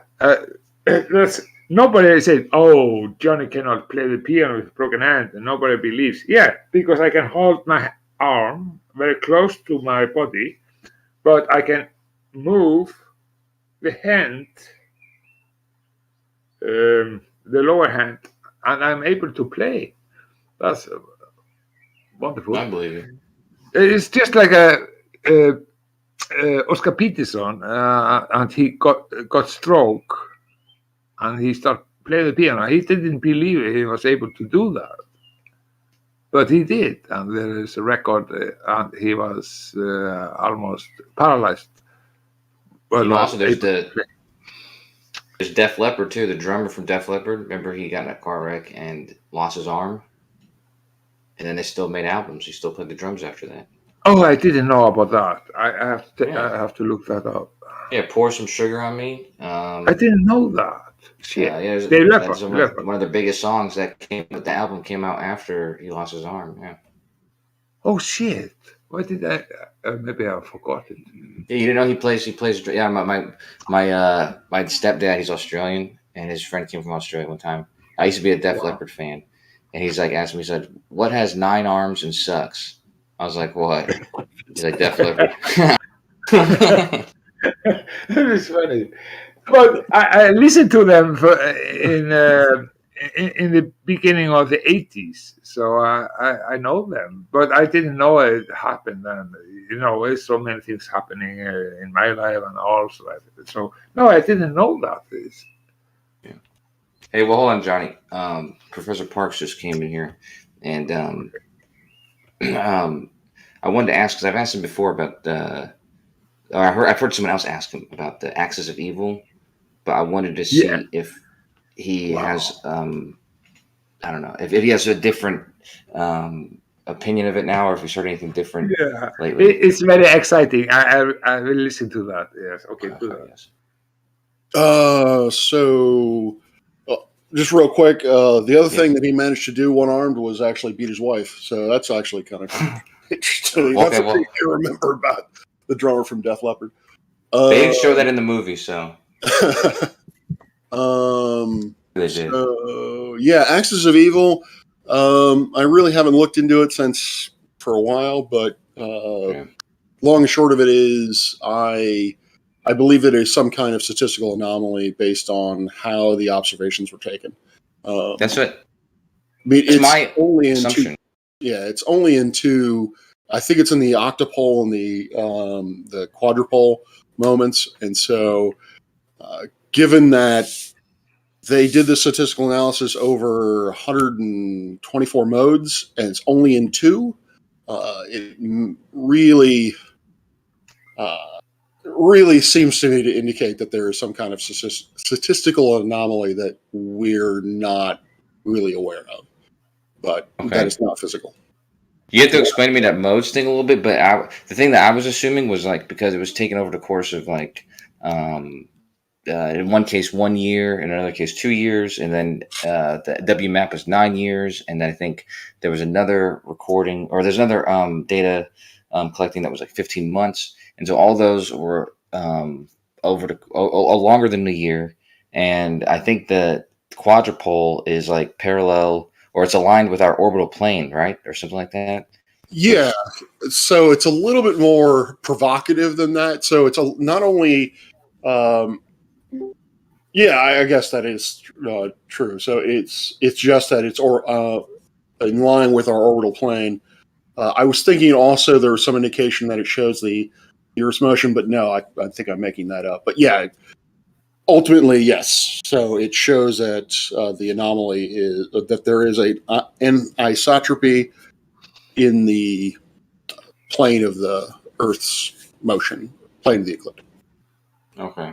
And so that, I mean, like I said, I'm only going off of an assumption because I don't even know how this filtering happens. I don't know what kind of filtering they do with this data, or even how that would show up. But it just seems to me like if that's the coincidence and that was kind of how the data was taken, then that would be like a huge red flag. Like I would assume that before I would assume some sort of special case for the Earth or whatever. Yeah, I don't know how the data was specifically taken in any of with Kobe, WMAP, or Planck. But what I can tell you is when we're talking about the quadrupole, the octopole, really what it boils down to is that you look at the map, the canonical map, and you can see that there are hot spots and cold spots. So what they're looking for is sort of the average. Is there any place on that map that shows a consistent cold area or a consistent hot area that isn't seen somewhere else? And so what the modes indicate is, you have the map itself. They do the statistical averaging on that. Then they split it in two, and that's the dipole moment. And they look at, all right, I think it's either the left side or the top side. I can't remember how they split it. But they look at one side, do the statistical analysis, look at the average. They then do the same thing on the other side and compare the two to see whether or not, again, there is any difference statistically between the two. Then they do it and cut it in fourths, do the same thing, cut it in eighths, do the same thing, and so forth and so on until they cut it into 1,024 segments. And the only time where that anisotropy occurs is when they split it into fourths and they split into eighths, there does appear to be some kind of asotropy that's along the line of the ecliptic. However, it's not seen in any of the other modes. Yeah, If that's that interesting. makes sense. Have a It look kind of at does the make live sense. stream text one. I posted what you guys are talking about. Okay, but so I think what let me ask you, Professor Parkinson, based on this picture, what you're claiming is that this is basically, let's call it like N0, N2, N1, N2, N3, and obviously like N3 would be like 2 to the third power, 8, and then you get to go up to basically N10. So if there were what you're saying is there should be what is it, 4, 5, 7 more of these. Kind of representing the other modes. Yes. Is that right? Yeah. Just And the first 4. Yeah, and this isotropy, like I said, is not found in. It's found in the 8th. It's found in the quadrupole and the octupole, and it's not seen anywhere else. So I would think that if this were astrophysical, it would be seen in all of them, or at least a majority of them. But since it's not, I am siding more on the side that it's some kind of statistical anomaly that, like I said, we haven't taken into account. So. I'm curious, can I make a comment or just between you? Sure, I've got to go deal with my dinner, but I can hang out. What was the comment? Yeah, I'm just wondering if you take you're talking about the actual of the evil. That is about we are in the center of the so-called universe. Then, what do you think? The universe. Are you on a plane? Are you on a flat plane, horizontal plane, or are you on a ball? So are you talking about what shape do I think the Earth is? Yeah, yes, maybe it's best to say so. Okay. So I believe that we are on a terrestrial planet, which is a sphere, which is part of the solar system. Solar system is going around the Milky Way galaxy, which is a barred spiral at 220 kilometers per hour. That spiral galaxy is one of billions in a universe that is 13.8 billion years old. So you are on a plane. That is your answer. You are saying you are on a plane then. Roughly speaking, I suppose you have two. You can think of it in two different planes. You have the plane of the ecliptic, which is the orbital, defined as the orbital path of the Earth around the sun. But you can also say that we live in a plane in the sense that we live in the disk of the Milky Way galaxy, but the disk is not exactly. Of course not. Of course not. Of course not. So you are saying the realm that we are in is a plane. It has to be. You cannot make any measurement. You cannot take any angle measurement. You cannot make any fucking triangulation without living on a plane. That's you understand that. That's sort of another really point. bad, Johnny. It's another point, though, Johnny. Oh yeah, right. This might be a dumb question, but and you might not know the answer even because you don't know however this data was collected. But based on what I was sort of assuming, like about how the orbit could have like given us this the effect that is occurring in this first 4 modes or whatever, first 3 modes. Could that be related to redshift based on like the direction that we're having to be heading at the time of our orbit? That makes sense. Like yeah, and that is an excellent point, and that is something that they have accounted for. So when they first look at the Kobe map, which is the first one, there was obvious anisotropy. Like there was obvious one half of the sky was hotter than the other half, but they recognized the reason why it appeared that way is because of the Doppler effect. And so once they took that into account, it became basically what we call isotropic. where the temperature didn't vary with any preferential direction. Now, it gets to what could be happening, and again, I don't really know, but this is a guess, is that obviously we have to take, as you rightly pointed out, we have to take this redshift into account. It might be that during the process of removing that effect, that you've added some kind of statistical noise. That's definitely possible, but again, I'm not familiar with how they've processed the data either. I have a I'm very question. sorry. I'm very I have a sorry. question. I'm Hold talking on, over. Johnny. Hold on, Johnny. It's Go about ahead the and redshift and blue Johnny, shift. let Essie ask his question real quick, Johnny.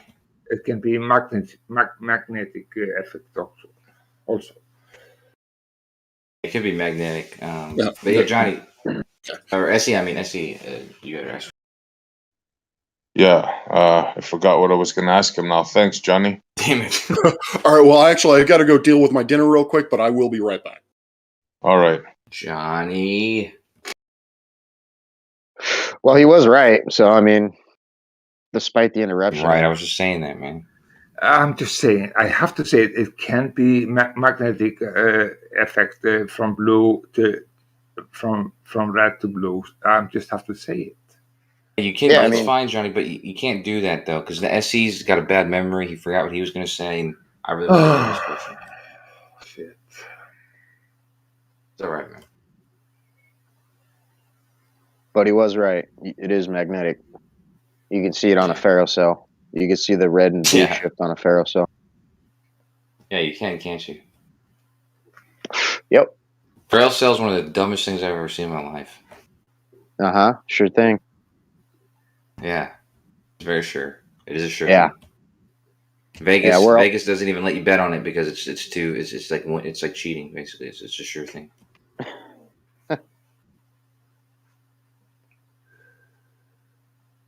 But it's very, very bad if you really have to say something and then you have to risk to be muted. Just you're trying to get it in. Something that's wrong. I was saying this last night, Johnny. This is some good advice because I have to do this too sometimes. If you keep a pen and paper next to you, you have to be fair. So if you're trying to get in and say something, you really want to say it, but somebody else, it's their turn, you got to be fair and let them get in. And you just got to just write down what you were going to say. That way you don't forget it. I'm trying my best. But it's not fair. It's not fair. It's not fair to people like SC who probably was waiting a whole minute to ask a question, right? Yeah. Okay, let's not over theatricalize it. You know, it's not a big deal. Scratch what I said, Johnny. Do whatever you want. No, I really. No, don't scratch what you said, but yeah, it's not a big deal. It's not the end of the world. I mean, honestly, the only reason I asked Professor Parks about that was because you were in here, dude. I know. I wanted to start a thing, and I had because we had some previous talks about this, and yeah. Oh, now I know what I wanted to ask him. I hope he's listening. I wanted him to drop some of the papers that he said that they did 142 tests or something like that. No. 100 readings, or what did he say exactly? He said 1024. So look at your picture that you have there, right? This is the way I expressed it. 1024, that represents 10 modes, basically. Okay, so if you look at the first one, there's no split, right? And then the second one, it's split in two, right? So you can think of that as like 2 to the 0 power is the first one. 2 to the first power, that's 2. That's the second one. 2 to the third power, or 2 to the second power, that's 4. That's the third one. And 2 to the 8th power, that's the octupole, right? So it's 2. It's split into 8 sections, right? And if you need to get to 1024, you just split that 10 times. So it's like 2 to the 10th power is 1024. So it's not like 10,000. It's not like 1,000 tests. It's like it's split into 1,000 sections. Wow. So you have the CMB, you have the dipole, you have the quadrupole, and you have the 8 octupole, whatever you want to call it. So what? I don't understand. I mean, they did it 3 times. They got the same results. What? I don't understand what you guys are saying. Yeah, but they didn't get it after that. What do you mean they didn't get it after that? This is what They I'm split. asking. So They they did split. They other split it tests? again. They split it. They split it into 16 polls after the 8th poll, and they no longer had the issue. They no longer had this. I think Professor Parks might be back, so he can. So yeah, I did misspeak. They didn't test 100 or 1,024 times. They took the mode like the, as you were saying, Kasha. They were to the 0, to the 1, to the 1, to the 2 squared, 2/3, whatever. What I read, and I can find that reference for you, Essie, is that actually, according to that reference, they only found it in the quadrupole and the octupole. I don't think they found in the bipole or dipole. But I could have misread that. I can definitely check it out. But yeah, so when they split it 16 times, they didn't find it. When they split it 32 times, so forth and so on, they did not find this anisotropy. Okay, that's interesting. I'd like to see the. Sure. Yeah.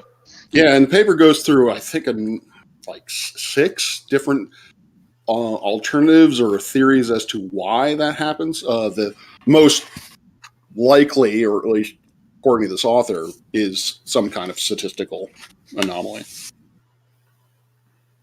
So this is like a distribution of matter, right? Basically, or is it temperature, hot and cold spots? What?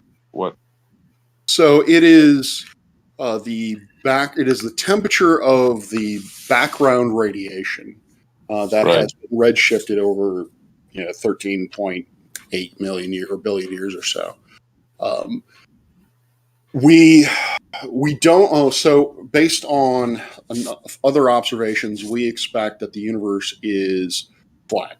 And so in order for it to be, oddly enough, flat, and in order for that to occur, the universe needs to be isotropic and homogeneous, meaning that it is, if you look at any particular part of the universe, it's going to appear the same on the macro. Brought out even, yeah.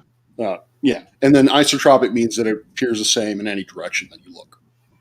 So yeah, but there's a problem there, Professor. When they did the findings, they found that it's flat. It's not. It appears to be flat and aligned with the ecliptic. So that's a strange finding there, wouldn't you say? Like the matter itself is not distributed evenly, not at all, as a matter of fact. So as we were saying, the universe is flat from a geometric point of view, meaning that the curvatures over a macro scale is flat, as opposed to a spherical universe or a hyperbolic or saddle universe. So that's what we mean by flat. So not spread evenly. So it is basically it is homogeneous and isotropic. How if it's flat? The geometry doesn't really say anything about. You can have an isotropic and homogeneous or spherical universe or hyperbolic universe. I believe that's the case. The geometry of space-time doesn't really say anything about the. I think I have to come in. Don't interrupt, Johnny. Don't interrupt, please. Okay. So, in terms of the axis of evil, as you've pointed out, and we were discussing, it does show some kind of anisotropy, which is that one part of the universe appears to be hotter than another part of the universe, and it's that temperature difference does appear to align with the ecliptic of the Earth. However, as we've also pointed out, that in other tests using the same data, that anisotropy is not seen. And in fact, for the majority of those tests, that anisotropy is not seen, which is why it leads, one of the reasons for why it leads astronomers to believe that this is not an astrophysical effect, that this is probably some kind of issue with either the detector or the post-analysis. Well, this is counter to all the info that I have. That's why I'm not saying that you're wrong or anything. I'd like to see the research because, as far as I know, they did it once, twice, thrice, as a matter of fact. And all 3 times, Professor, they came up with the same findings. So this is news to me. All right. Well, the picture that you've shown in chat is, I believe that's Kobe data. So that's the oldest of the first map. And what that's showing is, again, I guess, is that process of looking at the how hot the universe is on one side to the other when you split it in half, and then when you split it in quarters, then when you split it in eighths, that sort of thing. So, and then all the way up. No, I get that, but Professor, what's important here to understand, and for everybody to understand, in your model, there's a big bang. So if there's a bang, that means that the matter banged everywhere evenly in order for your model to be your model. So what we have here is the complete opposite. It seems that instead of it being like a balloon shape, the matter is distributed in such a manner that it is flat, like a disc. No. So that's not really the interpretation there. The interpretation is that the universe is hotter on one side than it is on the other, and that difference is aligned with the plane of the ecliptic. So it is not saying that the universe is a plane in any way whatsoever. And as I've stated, but as you've stated rather, that is correct. From our observation so far with the Big Bang Theory, that the universe is in fact, as I've said, homogeneous and isotropic and has a flat space-time geometry. Well, I'm curious because if space is expanding, what is it expanding into? If it's homogeneous, it just seems like a contradiction. So I've been asked this question a few times, and it's difficult to really conceptualize. The best explanation the best explanation I can give is the balloon analogy, where you imagine that you are on the skin of a balloon and you are basically you're in a 2D universe. There's length, there's width, but there is no depth. There is no towards the center of the balloon. There is no away from the balloon. The universe is simply the skin of that balloon. And the expansion is then just inflating that balloon. So if you're only concerned about the expansion, if you're only concerned about the skin of the balloon itself, then it is not expanding into anything. It is just simply getting bigger. So there is no... I like the analogy, but it just doesn't seem... theory. It doesn't seem logically concise is all, Mm-hmm. There's nothing behind it. It's just... we know that nothing can never exist. Like, there's nowhere in the universe you can point to and say there's nothing, because nothing is just a concept. Yeah. So it would have to be expanding into something. And as far as the balloon resides in space. So again, you would have to. So the difficulty there is you really have to divorce yourself from the fact that we know that there is a third dimension. But in that analogy, that third dimension does not actually exist. Very much like there isn't a fourth spatial dimension, that dimensionality is just not present. So for the balloon analogy, because that third spatial dimension is being disregarded, the assumption is, or the analogy states that doesn't exist. That balloon is literally not expanding into anything. It is just getting larger. And now Johnny wanted to come in and eat you up like a lion. I will eat you up very, very fast. If I am able to... It's fucked up, Johnny. Keep going. Can I do it? Can I do it? Go ahead, by all means. Thank you. Okay. You're talking about the background. What's the background you're talking about? Are you talking about the ether or background radiation? That's nothing true about it. What is the truth about the background? Hey, can I? Sorry, Johnny. I was just thinking something, man, and It's just a beginning. It's just a beginning. I will eat it step for step. I promise know. you. Well, it's a 7-course meal, dude, and I hope you made room for the whole thing, dude. If he is able to answer me, the Professor Parks, PhD. So let me ask you. Yeah, so give him a chance to answer. Give him a chance to answer. So I was just waiting to. So your first question is what is? So I'm sorry. Could you repeat the first question? What is the background? What is the background radiation? So the background radiation is essentially the average particle energy of space. What is a particle? What is a particle? A particle would be any kind of boson or lepton, photons, Okay. protons, electrons. Okay. You don't have to. Johnny, you're not gonna last long if you continue this. I'm warning you right now. No, I'm saying he is talking about something that is without any mass. Let him finish his thought, Johnny, please. Johnny, you got ED, dude. You're not gonna last long. No, I mean, I was finished with my point. So, what Johnny was saying, that I'm talking about things without mass, not entirely. Obviously, light has no mass, but protons and electrons have mass. So what is the second question? I think he's muted.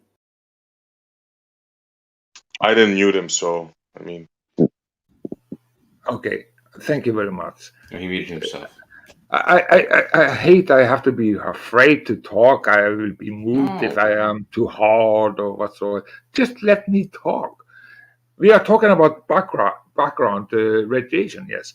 And he's talking about photons and particles. That is without mass. Okay. Non-particle can be without mass.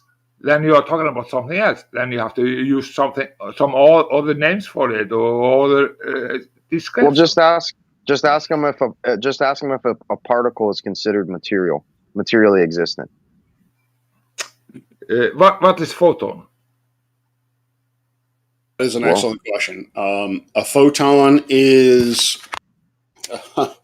Photon is a superposition of waves, just basically disturbances in the electric and magnetic fields. It's like you're talking about the ether. I am not talking about the ether. Do you know ether is a network that is like a vibration that's holding in like a placeholder. That is the background medium that you're talking about. That is not the current science. So an ether would indicate some kind of material medium through which things move. No, not at all. Okay. Ether is all about fields, and fields are not material. Okay. They're ab extra. But you said something about waves. Say again? You said ab extra? Yeah, ab extra to the phenomena. But what is what do you mean by waves? Like, you do realize that waves are not things, right, Professor? Like, waves are what things do. Yeah, but he's right somehow because Hold on, Johnny. That was Jesus. That was the Professor X. Okay. No, I'm not bald yet. So what are fields? That is, again, also a very interesting question that I don't have a very interesting answer to. The way that I envision fields is the area. So when a test particle is within a field, depending on what that test particle is composed of, it's going to be a force is going to be exerted onto it, and that field dictates how that particle moves. A force of what, by what, and to what? Forces are not things rather than what things do. Like, we seem to be far off track in differentiating what things are versus what things are doing. So let's stick with the waves real quick. Like, It's is so there an not fair, example? dude. Waves has a verb definition and a noun definition, dude. So can you give me an example of a wave in the context of a noun? Yes. Buddy surfed a wave. Yeah. There's a wave of what? You see a that wave of water? A wave of water. Or a guitar Yeah, strum. my hand waves, the water waves. My hand is not a wave. It moves like a wave, just like the water moves in a wave-like pattern. But a wave is just what something is doing, not what something is. So we need to be confounded on what we're saying here. So I'm not entirely. I don't think I entirely get your point.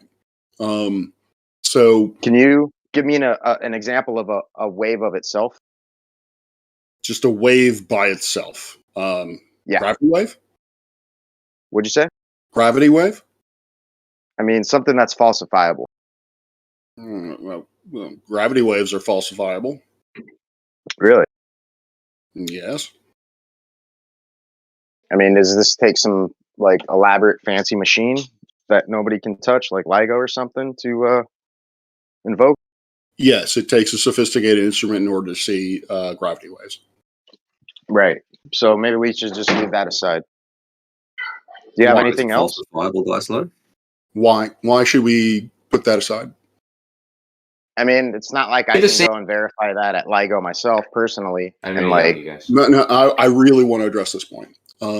So you don't believe, unless you can do it yourself, you don't believe or trust the scientists who are at LIGO and Virgo. Is that what I'm hearing? Well, I mean, gravity is one of the main points of contention between the whole debate realm that we're within right now. Oh, I understand. So, if we're going to jump over to gravity, we can jump over to gravity. But I was just trying to deduce waves and understanding, where you can show me a wave being a thing rather than what something does. Because as far as, the impression I'm under, a wave can never be a thing of itself, only what something does. So, I mean, if all you got is gravity waves, then I don't know. I guess we could just leave it off at that. That's not all I have, but I am very much interested in why you do not want, why you think that LIGO and the folks at LIGO and folks at Virgo are essentially lying to you. But to give you another example is the Young's double slit experiment. That is best seen as waves interfering with each other.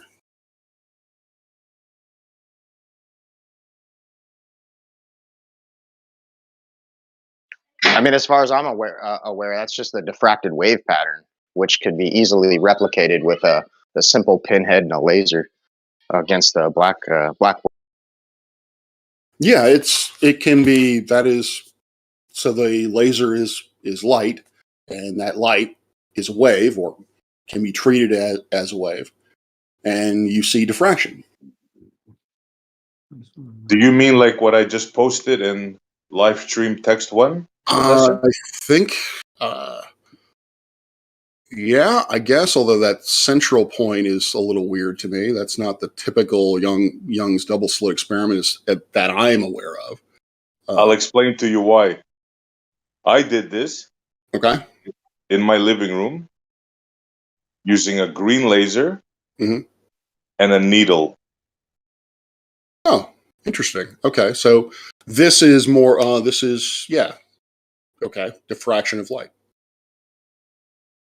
I mean, you could also see it in the ferrocell. You see the separation of light and sandwiched in between darkness, continuously repeating in the conjugate geometry of the toroidal field. So, I mean, it's all the same thing. So, for those of you who like to bring up the ferrocell, I would highly recommend looking at the videos by AB Science, who is a PhD physicist whose thesis deals with magnetism. He goes through the Ken Wheeler series, and he tells you exactly why the interpretation of the ferrocell that people are using for the electric universe is just simply wrong. The ferrocell is not what Ken Wheeler says it is, and now I think what Whitsitt says it is. It's actually quite different. It's actually an effect due to just simply the refraction of light. It has, yeah. Well, I just want to say real quick, Ken Wheeler is not at all associated with the electric universe. Yeah, but he is associated with ferrocell, which he claims to have invented. No, he doesn't claim to have invented the ferrocell. I've never heard him say that, and I've been watching him for over 8 years. He says other people have invented it, but I've never heard him claim to be the one that's I'm going to show you where he arrogantly describes for 5 minutes how he's the first person that he knows that has ever displayed this, and he gives himself all these acclaims. He's basically sucking his own dick while he's describing it. So I'll show it to you, and I'm surprised you haven't seen it. He says he's the first one to accurately explain magnetism, but as far as creating the ferrocell, no, I highly doubt that. So yeah. But again, I would highly recommend going to AB Science and watching his essentially rebuttal series on Ken Wheeler. Okay. Yeah, I'll see if I can take a peek at that. Do you have an explanation behind magnetism other than the exchange and release of virtual photons? No, I am certainly not an expert in the minutia of magnetics. I mean, don't you think I know what magnetic fields do in terms of stellar atmospheres, but not in how magnetism actually works at a fundamental level. Yeah, I mean, don't you think that should be at the forefront of understanding, being that it's interconnected with all phenomena? Like, there's not one phenomena you can throw at me that's doesn't have a magnetic component involved in it. It seems like that should be like at the crux of science right now to try to unravel. How about electrostatics? I was going to first say gravity, but you don't like gravity. So what about electrostatics? Electrostatics is a dielectric phenomena, and the loss of the dielectric field is what breeds magnetism. So yeah, they're intertwined. Okay, I don't. What do you mean by that? The loss of what was it you said? Yeah, the loss of the dielectric field is what breeds the magnetic field. How does it breed a magnetic field?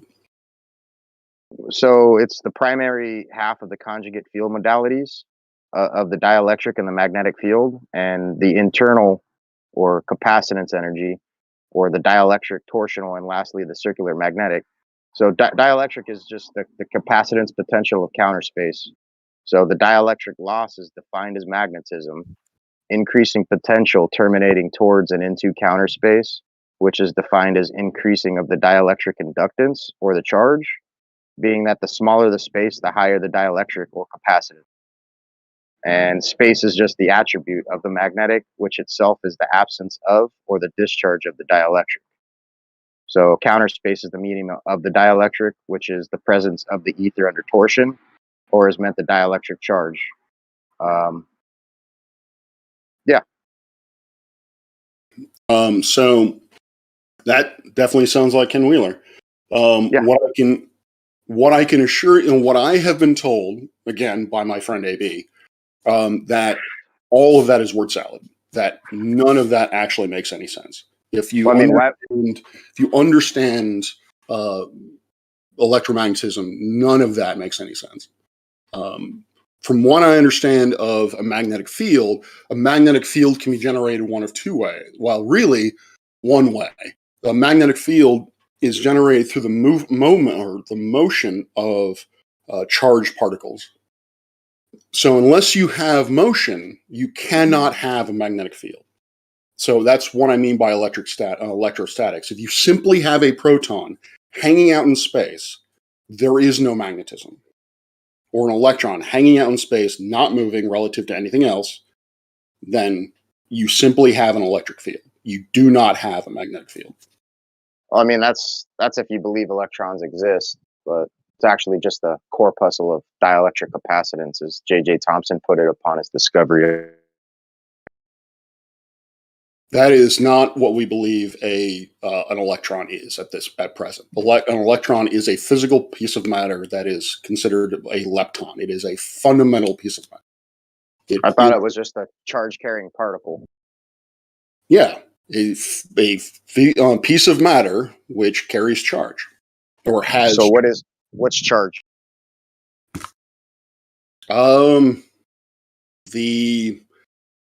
Again, I don't have a great answer for this, but charge is, honestly, I don't have a very good answer for that. That's fine. That's fine. We can leave off with that. I got another question. How do you explain wireless power induction in a vacuum? I'm not familiar with wireless power induction in a vacuum.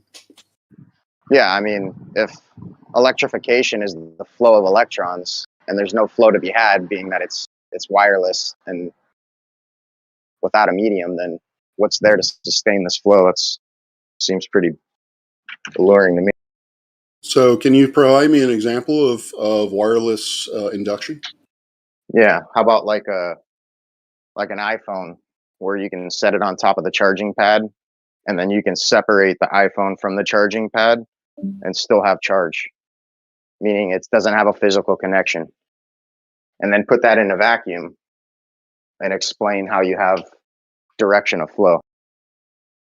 So the charge, from my understanding, is so you apply and again, I could be wrong about this, that the way the charging station works is that it induces a current within backwards current within the phone, which charges up the battery. And then once you remove it from the charging station, the battery acts as a normal battery. The electrons flow from the positive end to the negative end to the positive end, creating a current, creating power. But how do you have a sustainable flow without physical contact?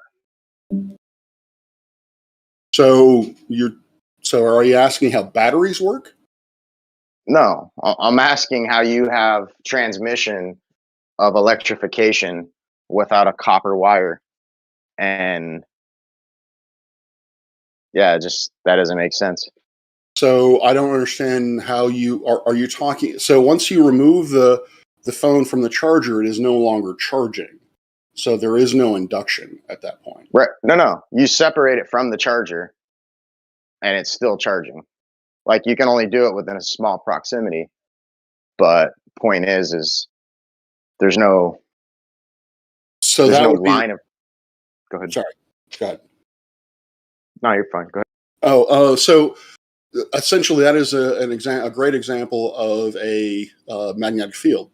Is the magnetic field strength doesn't cut off at the surface of the charger. The magnetic field does extend some ways above the charger, but it is weaker and it dies as a function of 1 over r squared, if memory serves. And so you can, if you hold it above depending on the strength of the magnetic field in the charger, if you hold it slightly above it, you can still induce a charge within the battery of the phone. But as you say, when you move it further away, the magnetic field is no longer strong enough to induce that current. So what's supplying the magnetic field to begin with? I'm not. I'm assuming it's basically something similar to an electromagnet, where you have charge running. You have a coil, and you have charge running through, or current, excuse me, running through that coil. Current is simply the movement of charged particles. The movement of charged particles, as I've stated, creates magnetic field, and then that magnetic field will induce the motion of the electrons in the phone, in the battery, or in the phone, connected to the battery. And then that will run essentially backwards, charging or filling the battery up, like that, essentially. not sure if that's how induction works. Typically, just a field on a circuit or object, and usually it's induction units are dielectric capacitance, magnetic induction, which together form an electrical circuit known as voltage and amperage, or dielectric times the magnetic, which equals electrical inductance of the circuit. So again, as Charles Porteous Steinmetz states, phi times psi equals Q in Planck of electrification, meaning electricity is comprised of a dielectric and magnetic component to support its existence. So it seems like you put the cart before the horse prematurely. All I can tell you is what of my understanding of how induction works is that once you take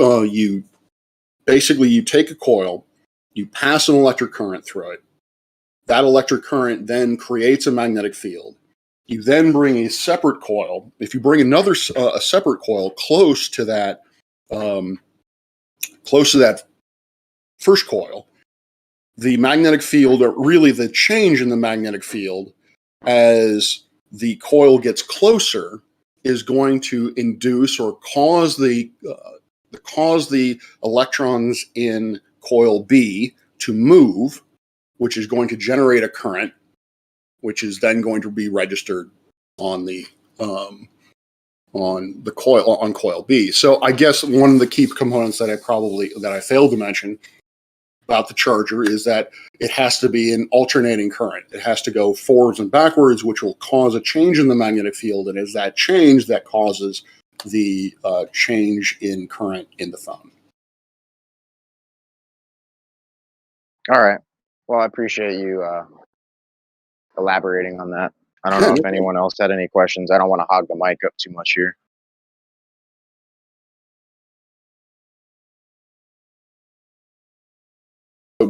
Johnny, you still awake? What was that, Professor? I was going to ask, what's up with Johnny B in the chat? You might. Oh, what's he doing? I'm not looking. Let's see.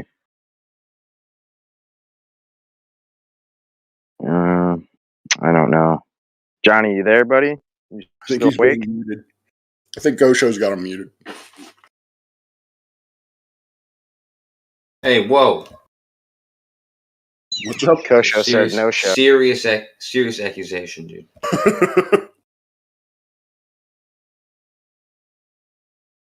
And feel free to talk amongst yourselves. I mean, I'm just here to just listen, hang out. Yeah, I appreciate you being here, man. Yeah, no problem.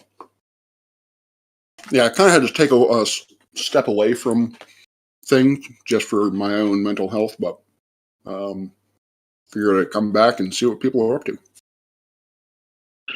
Yeah, That's just actually hanging a out. really good idea. Yeah, you need a break, Kosho. You need a vacation. Did you have a look at the early galaxy formation that we were talking about the previous time? No, I haven't had a chance to. If you're talking about the spectroscopic results, no, I haven't had a chance to look into those yet. Okay, too bad. But yeah, if sometime in the future you get a chance. Yeah, it's believe me, it is on my list of things to do. Right now, when it comes to the YouTube content, my two priorities are I need to finish off my solar system lectures, and then Raichi has asked that I go over redshift, specifically astronomical redshift, using real data, or at least go through. Like I'm assuming the way that I can do it, the only way that I can do it, because I don't have data of my own, is to go into the literature and explain step by step how the data they've collected gives them or brings them the conclusion of redshift. But after that, I will talk about early universe stuff. Good stuff. Talk about relativity. I need to go back to Alan or Space Audits, did a lecture on relativity and how relativity is wrong, and I promised him that I would go through that as well and comment. So I just Yeah, have relativity. That's another. Then you got your dark matter, your dark energy. We can go on and on. And Oh yeah. That's also my list of things I want to talk about. there's so many inconsistencies in the model that it's quite remarkable. It's still alive, in my opinion. I would not to get too far into it, but I would claim that they're not inconsistencies. They are questions that need to be answered. And if it happens that the answers to those questions do in fact falsify relativity, then we'll go from there. Nice. I'm glad that now that's an honest answer right there. Yeah. I like that. Respect. Yeah, I mean that's basically how science works. Is if you have an honest researcher, if they can come up with an explanation for what we're seeing in these galaxies, what we're seeing in these disks, that actually goes against the core principles of relativity, then presumably folks will sit up, listen, and take that idea into account. Let's see. It remains to be seen. I'm not holding my breath on that one. Nice. So, what are dark matter's powers? Dice low. I don't know. I could go ask him. He's listening to Daddy. Is that a snake? He must be. I don't know. I haven't had a chance to talk to him about it today. Let me go find him. Hey, Well, what's it the does dark matter sound picture about? mysterious. I got a professor asking the power of dark matter. You're drawing. I just made it for fun. Oh, okay. What Nice. inspired that? Well, you obviously know I like watching anime. And anime is based on a myth. And back in the day, dark matter was based on a myth. Oh, smart kid. Smart kid. Nice. I'm curious what kind of anime he likes, but that's. What kind of anime do you like? Sorry. Japanese original. Oh, okay. Do you have any shows that you could recommend? Beginner's Naruto for people that are into One Piece. For people that are into anime, One Piece. Okay. All right. And if they Haven't get really checked out into One anime, Piece yet. Bleach. What was the other one? Bleach. Bleach. Interesting. Bleach, yes. Bleach and Naruto, yeah, they're Shonen Jump animes. They're good. They're good. I approve. Nice. Awesome. How am I out, Johnny? I sucked at baseball. So yes, I guess I was out a lot of times. So yeah, that name, Dark Matter, right? Even his son, right? A kid, right? Yeah. And they see it as a mysterious thing, like with horns and this and that. It's like, who would come up with a name like that? Dark Matter or Really, Dark Energy? Yeah. really unimaginative astronomers and physicists. Yeah. Yeah. I mean, Yeah. if you, and this is something I'm going to bring up when it comes to, when I do my video on dark matter and dark energy, is astronomers and physicists are really, really unimaginative when it comes to naming things. Dark matter is matter that is dark. That's it. That's why it's called that. It is matter which we cannot see through telescopes. It is not luminous, so it is dark. That's it. That's the explanation. No, by definition, Professor, with all due respect, it is not matter. That is not the case. That has not been definitively proven yet, or rather, that has not been definitively shown yet. Well, there are a number of people in the community who do believe that dark matter is in fact real matter, baryonic matter. I don't think so, Professor. I mean, Yes. as far as I heard, I think they don't think it's baryonic matter. They think it's some sort of exotic whatever because you can't touch it, smell it, measure it. otherwise detected. So what I would recommend you do is, and as I've said before, I hate these acronyms, but you want to look into WIMPs versus machos. WIMPs are weakly interacting massive particles. Those would tend to be exotic, although one of the leading contenders for the WIMP is a slow-moving neutrino. Neutrino and neutrino is baryonic matter. Machos are massive compact halo objects. These are typically low luminosity objects. They are red dwarfs, they are black holes, they are planets, they're comets. There are things that, so in this case, for machos, the fact that they are dark is not because they are not luminous, it's because they are so far away and so faint that we haven't been able to see them. Are WIMPs winning that argument? Yes, more of the community believes that WIMPs is the way to go, whereas only a smaller portion of the community believes in machos. But it is still significant, and that question has yet to be answered. Yeah, but saying they could be this or that, I mean, I don't know how they can say it's WIMPs. First of all, are WIMPs detectable? So we have not. That remains to be seen. There are active searches for what we would refer to as a cold neutrino. I would have to look up what the specific experiments are. I think one of them is Ice Cube, which, ironically enough, is in Antarctica. And so, yeah, people are trying to devise experiments to verify this conjecture. This idea that cold neutrinos exist. Obviously, if we're going to actually go with that, we need to actually find evidence for it. And right now, they're developing experiments to do so. Axions, I believe that there are experiments with CERN that are attempting to figure out if axions are a thing. These are massless. I'm not sure about axions, but neutrinos, no, they would not be. No, actually, I would, by definition, they have to have mass. But the mass for neutrinos, for example, is very, very small. It's actually beyond our ability to measure at this point. All we can really say is the mass of an individual neutrino, I should say.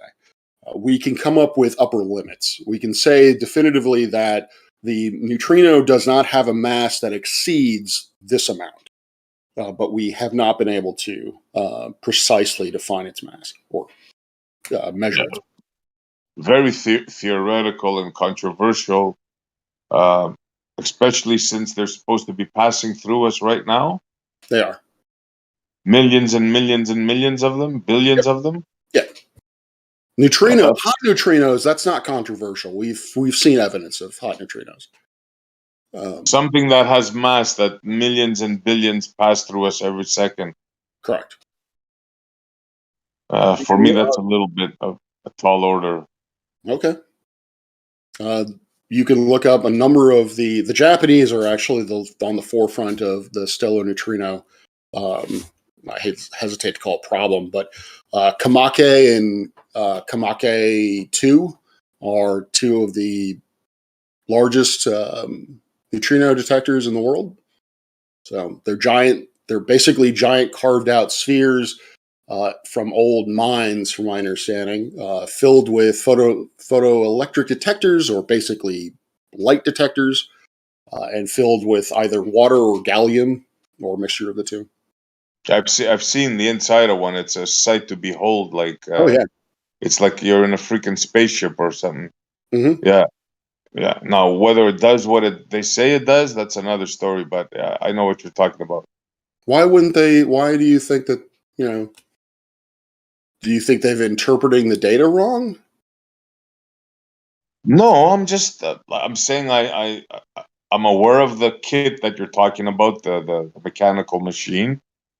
And yeah, it's a sight to behold. Like, the thing is huge. Now, whether it detects this thing called a neutrino, I don't know.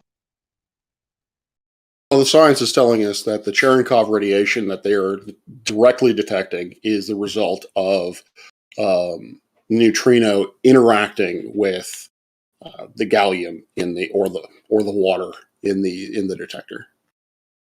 So it's a nuclear reaction, sort of. I would hate to. I don't know want to qualify that as nuclear, but it is definitely at the particle level, the atomic level. Because you're saying that blue light is produced by nuclear fusion, no? No. Fission. Sorry. No, it's Don't they not. say? No, Don't hold they on, say the hold on. speed of Cherenkov radiation is like 3 That's times the faster than regular. C? That's the regular reactors that we have now, right? So no. Cherenkov radiation is not nuclear. It doesn't. It does not arise from nuclear fusion or nuclear fission. I have to. It's been a while that I've looked up the exact the specifics of what that interaction is, but essentially it's the neutrino gravitationally interacting with a molecule of water or gallium. Yeah, in that particular case, yeah. But I'm talking about in the nuclear reactors that we have here on Earth. Don't they produce a blue light? And isn't that what they call it? I mean, it's late at night. I may have gotten it wrong, but don't they? Isn't that it? I don't know about the blue light, but what I can tell you about fission or fusion is that neutrinos are the byproducts of nuclear fusion. That's why we have millions of neutrinos streaming out of the sun every second, and few of them are streaming through us even as we're having this conversation. So nuclear react. I don't know about fusion. I wouldn't be surprised if neutrinos were fission. I wouldn't be surprised if neutrinos were generated through fission, but I'm not an expert in that. So, but like I said, I can tell you that through the proton-proton interaction, at the very least, and also the CNO cycle, these produce neutrinos during those interactions. Okay, how did we get here? How did we get to neutrinos? What were we talking about? Dark I think matter. we went off the path here. Dark matter. Dark matter. Yeah, that's right. Yeah. Yeah. The leading candidate for, as far as I'm aware, I haven't kept up with the most recent research, obviously, is the leading candidate is essentially a cold neutrino. And what I mean by cold is that it is low energy. It is not moving very quickly, at least in comparison to the neutrinos that we currently observe, which are nearly relativist, or which are relativistic, nearly traveling at the speed of light. Well, from what I heard, they're attempting to find a exotic particle, not any of the known particles to attribute it to dark matter. That is one of the current ideas, or one of the current hypotheses. And actually, there are a couple of different candidates. The one that sticks in my mind is the axion. That is a non-baryonic particle that has been proposed to explain dark matter. Wow, Johnny, I'm a joke. Okay. Yeah, I wouldn't take it to heart. He's probably been drinking. I'm not. But yeah, so Essie, there are researchers out there who are who do believe the explanation will be will be an exotic particle that isn't a part of the standard model, and that is what's going to explain dark matter. But again, it's still very much an open question because we have not actually detected any of these things. You know what I think is going to explain dark matter? An alternative theory of gravity? Yes. When they either that, or when they figure out that, you know what, our idea of gravity is wrong. Yeah. So dark matter is just a euphemism to get around using the word ether. That's how I see it. Okay. I suppose. Well, problem with that is, and again, maybe I fully admit that my understanding of ether is incomplete. Um, the idea of dark matter as we currently understand it is that it has no electric properties. It is electrically neutral. So I don't know how that would work in terms of ether. Kat, what are you doing? Well, so does electrostatics work that way as well? So because the dark matter doesn't have any charge, then it wouldn't react electrostatically either, or would not react to an electric field.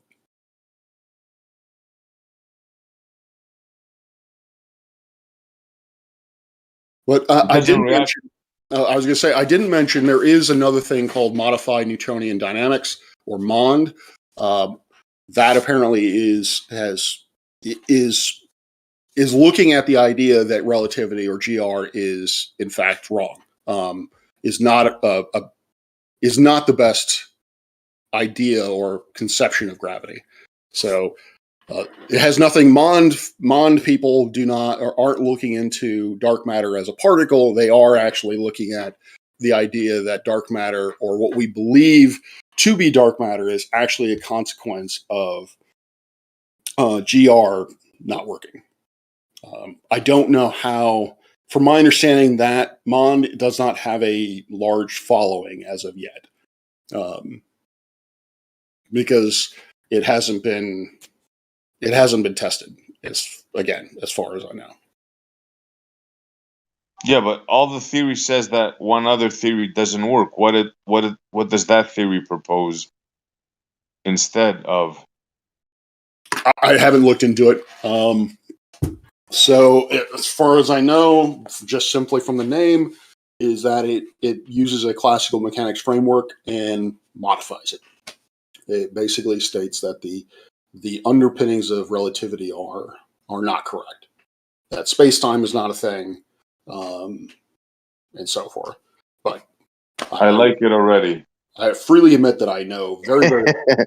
All I know is that it is one of the ideas that's put forth to explain the dark matter phenomenon, and it does so in a way that changes the nature of gravity, as opposed to looking for a particle or something that is gravitationally interacting with something else. So, well, I mean, if you're looking at everything as being particles at the base level, then I don't know. It's like, how do you ever explain a field? Like, it's just, I don't know, man. Like, the atomists, I think, have just gotten things backwards. That's just how I'm seeing it. well, I mean, that's a valid point, and that goes into quantum mechanics, which, again, I will freely admit I am not very well versed on. The math involved is intensive, and essentially, from my understanding of what a particle is a superposition of waves, of electric and magnetic waves. So I also am not satisfied with my understanding of what a field is. I know what a field does, but what is it physically? I don't have a good answer for that. And I, again, honestly, to be honest with you, I am curious about that myself. The fact that I don't know that or can't answer that question bugs me. Well, it's not just you. I mean, I don't know of any professor that can really tackle that question logically. Like, as far as like quantum states, it's just like a value of potential within a said proximity. It's just like a roadmap that's not necessarily there yet, but just by which like things operate within. Like, they don't really have a clear understanding themselves. So you're not alone in that area. Yeah, I would definitely have to look into it. Johnny, why do you want to eat me? That's just weird. He wants to eat your ass. Apparently, yeah. If you, all right. It's a little bit cannibalistic for my liking, but whatever. More like salad tossing, but yeah. Yeah, never been a big fan of that. Tickles a lot. Huh. Johnny, calm down, bro. It's all right. Everything's gonna be okay, but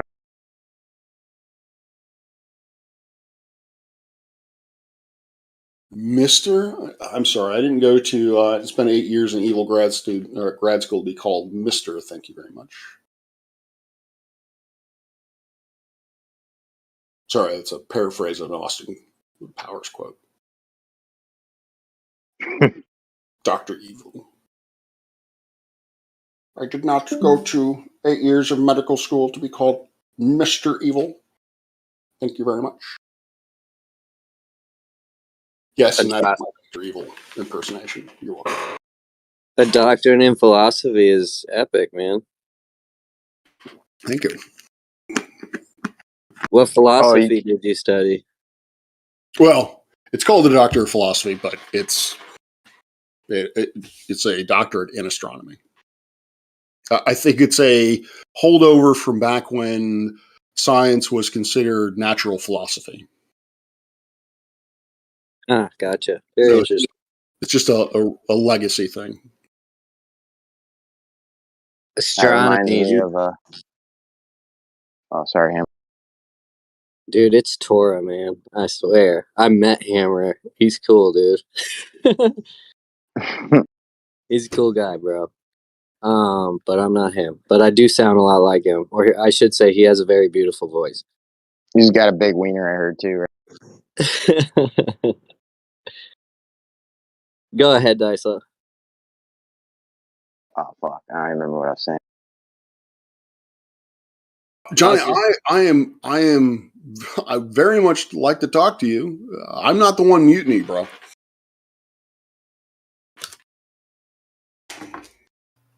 Trust me, you don't want to talk to him right now. Yeah, well, he wants to eat me, so I probably don't. Okay. Now we can talk together. And you think I am drunk? I'm not drunk. That's just trying to tell you. Another hour, right? Okay. You think you are a professor and you are PhD. Okay. Great. Mm-hmm. But I have to know in what? Where's your PhD? What's behind it? That's really everybody have to know. So my PhD is in astronomy. I received it from Georgia State University in 2014. The title of my thesis was Stellar Variability: A Broad and Narrow Perspective. So how do you do your work to find out something that you are trying to do? How do you do your work? That's a fairly broad question. There's a lot of now. Okay. I'm attempting to answer your question, attempting to formulate a thought. So that is my interjection. Okay, so one of the projects that I did was I attempted to propose variability mechanisms or physical mechanisms for why the light curves of young stellar objects varied over time. I have to stop you. What's the physicality about that? I cannot understand that it can be physicality. Can you clarify? He's asking what instrument did you use to make the observation? How you can make it the physicality of it? I don't understand that. So the physicality of the disk, the circumstellar. No, how you do your work, physicality, and you are trying to describe it. So I used archival data, actually. I didn't make the observations. The observations were made using the 2MASS. Oh, In the 2MASS observation. project. It's not physical. It's observation. Okay, so you're wrong about that. And okay, therefore I was asking. Okay, keep on. So observations are not physical? No, So I not, observe something happening. That is, in it's fact, not. optical. It's optical. Optical is not the direct connection to physical connection. No, this is. So if you look at something through using optics like binoculars or telescope, though No, that, I was just asking you about the physicality that you're talking about. I am not was just you did say that I was wrong. So that what I was doing was wrong. So you are making an assertion. Yeah, I was making a session. I was wondering how this physicality was done. That's all. And then you told me it was not physicality; it was just an observation. That was your own word. You're using your own mouth. Sorry, you didn't need to mute him. I was interrupting him. But now that I have the floor, I am observing a physical phenomenon. I don't know why. Okay, I don't know. I've heard that sort of similar argument before, but I disagree with it. So just to finish off that, okay, sorry. No, cat, do not knock that over. I know you're a cat and you want to knock it over because it's on the table, but resist. I didn't mean to interrupt. You can continue. I do have a question after. All right, so in broad strokes, what I did was I looked at and you knocked it over.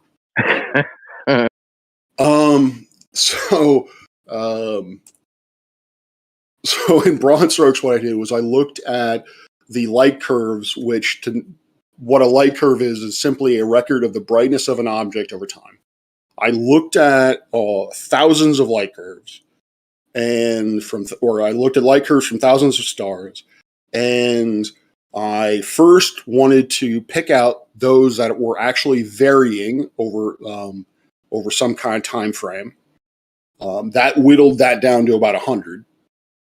And then I looked at the light curve, the way that it varied, and I then compared that to how we would expect certain things to vary based on the physics that is done in a lab. So how would, like, for example, sunspots. Sunspots are would be cold in comparison to the surface, and their temperatures would be very similar to each other. So based on the analysis of a black body curve, you would expect that any kind of variation due to a sunspot coming in and out of sight would be gray, would be colorless, because you're in the Rayleigh gene tail of the black body. And so and then there were other couple of factors. And just to finish that off, I want to emphasize what I said at the very beginning, is that I was proposing mechanisms. I was not definitively stating these are the mechanisms that are occurring. I am simply proposing a methodology for analyzing these systems in the future with better instruments. Okay, I was taken out of the Discord. I started over every fucking. Why am I taken down like that? Fucking program started over. Okay, what is your problem then? You are talking about you are not making any physical observation. You just have observation. You just see something and you are making assumption. Is that what this is about? Assumption. No, it's not about assumption. It's about applying real world physics to observations that we see in space. Yeah, but I am trying to let you give me the answer how you do it, how you really do it from A to B. What are you using to do that? How are you doing it? So I was trying to keep it brief, but I can I can bore you with the specifics, as it were. So, just to reiterate, so I took archival data, photometry, specifically in the infrared. So I looked at how bright these YSOs were in the J band, H band, and K band that are centered on the 1.2, 1.6, and 2.2 microns. This is beyond the range of human vision. It is definitively in the what we call the near IR. So I looked at I know how infrared works. Yes, and that is very very known. But tell me about it. So, 2MASS, which is the 2 micron all sky survey, lots of observations. I took their calibration frames, which were that had looked at a star forming region. I collected the data from that survey for a couple thousand stars. I then used some numerical techniques to determine of those 2,000 stars, how many of them were actually varying in a significant way, again, based on statistical analysis. That whittled that down to about 100. I then looked at the morphology or the shape of that variability. I broke it into, the first thing I did was I broke it into periodic variability and non-periodic variability, which I called long-term variability. Long term? What's the long term? What do you mean? So the 2MASS data comprised was roughly 3 years in extent with a cadence of 1 day. So every day it took an image of that portion of the sky. Now, so are you talking about time lapse things like that or something like that? Not really time lapse. I guess you can think of it that way. But we take an observation of that star, or it took an observation of that star. What is it? What is it? If it's not time lapse, what is it then? You take an observation. So you point the telescope at the star forming region. The light from that star forming region comes into your telescopes, gets focused onto a digital camera, and that data gets recorded. So are you using a digital camera? Yeah, and it's not a time lapse. You're not answering my question. If it's not time lapse, what is it then? So maybe I don't know what you mean by your definition of time lapse. What it is? Definition of what it is over a long time or the whole day. So you take an observation 1 day. You go back the next day, you take another observation or another picture. Yeah, we call that time lapse. Okay. Time lapse then, sure. So over 3 years, an image a day. Obviously, there are gaps because that particular field, because the Earth rotates around the sun, that particular object or that particular star cluster was not in that. How do you know that? To be proved. All right, I will back off that statement. There are gaps in the data because the star cluster was not visible to the telescope during the night. I can also look to the sky, and that I see the sun is going around me. I am stationary. So that I am seeing, that you are saying, is not matching. Something is wrong then, right? So what part of the analysis is faulty?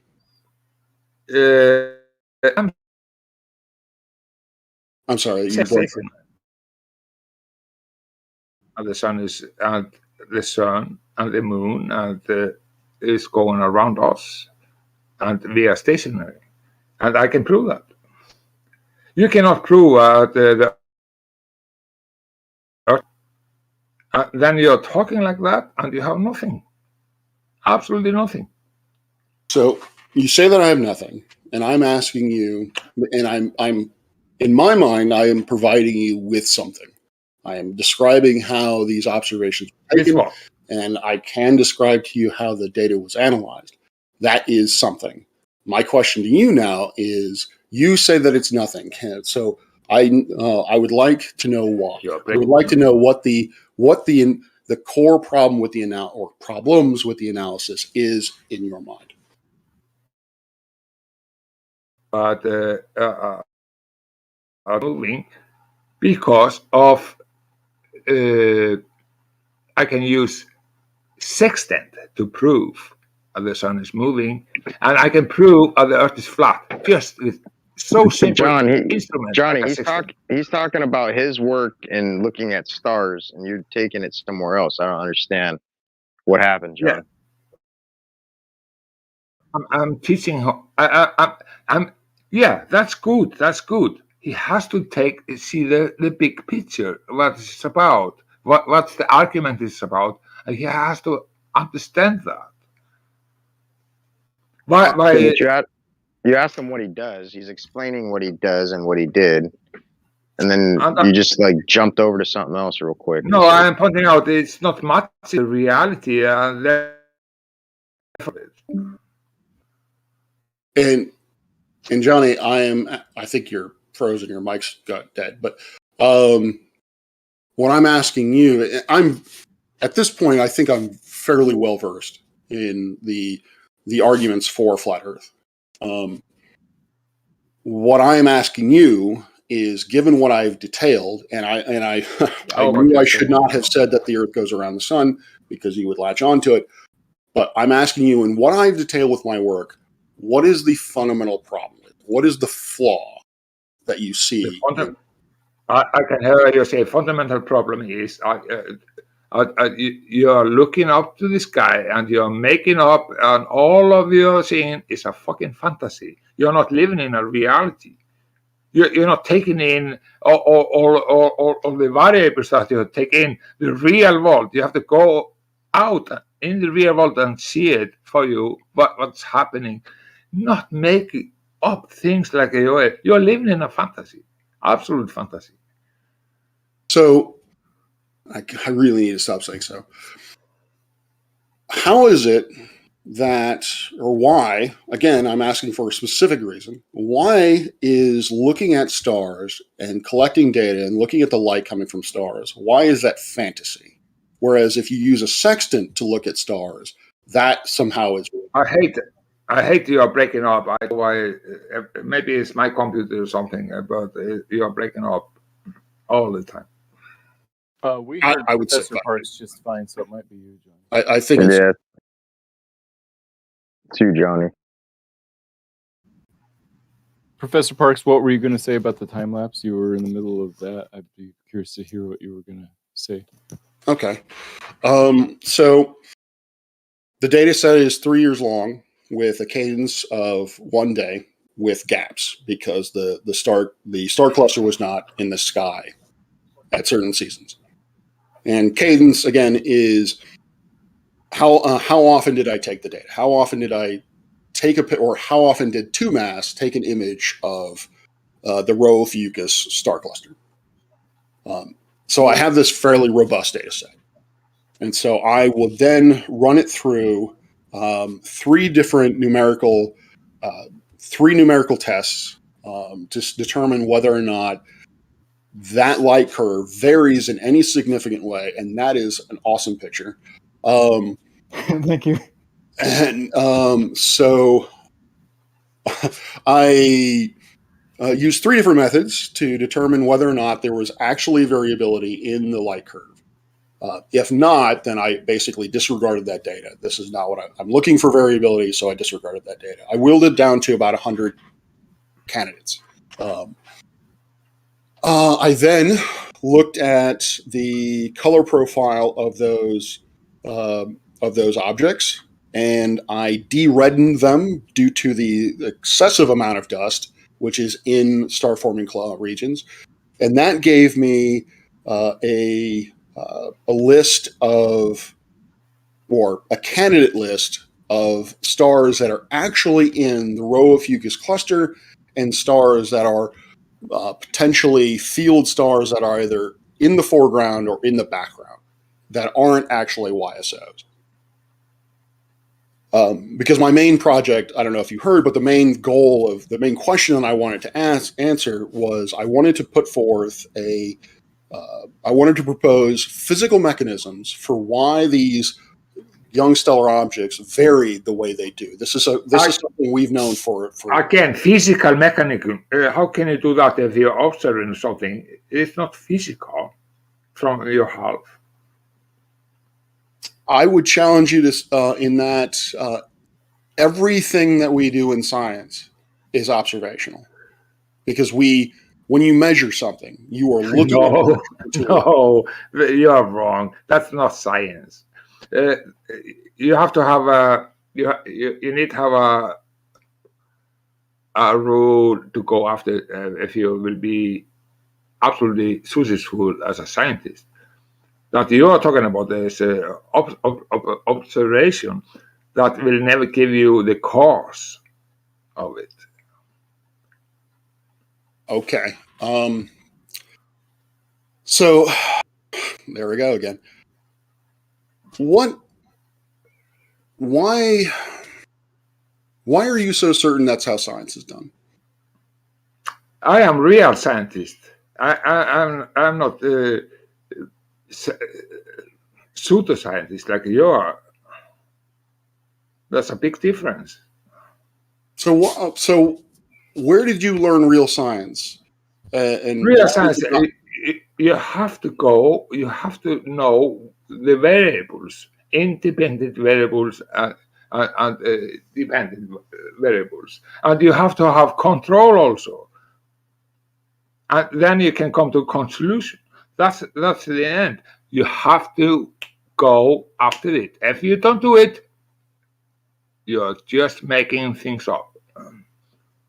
I haven't even gone into the data analysis portion of the work, so I don't know how you can say that I do not have. And you have no control either. You're just operating. You're just making up things, and because you see the stars, what is it behind the stars, and you don't know how far they are. It's just because you think because of the blue and the red shift or something like that. No, we have blue and red shift just because of magnetic variation around us, just because of that. So, God damn it, trigonometric parallax. That is something that you can observe with your thumb. This is something that we see every day, or can experience every day. And Who is we? One of the ways that we can determine the distances to stars. Which instrument are you using? For astronomical parallax? Yeah, tell me. Telescope. So I would. Are you only one that has a miracle? Nobody have a better telescope than you. No, you don't. So you're just making things up. I'm sorry. Did you just claim that I am the only person in the world who has a telescope? Telescope? What? I have looked through the big telescope also. I have seen, but that's not giving me any exclusion. Then if you take some radar technology to find out how it is, no, you can't, because there's so many things, and you have to go through the atmosphere, and it will always give you a wrong reading. So you can't use that. You have looked through a telescope. You have looked through a telescope. Have you designed an observational strategy that will isolate the variables that you're looking for? Have you done that? I understand I am not able to do that. Sure, you can. Okay, tell me about it. How?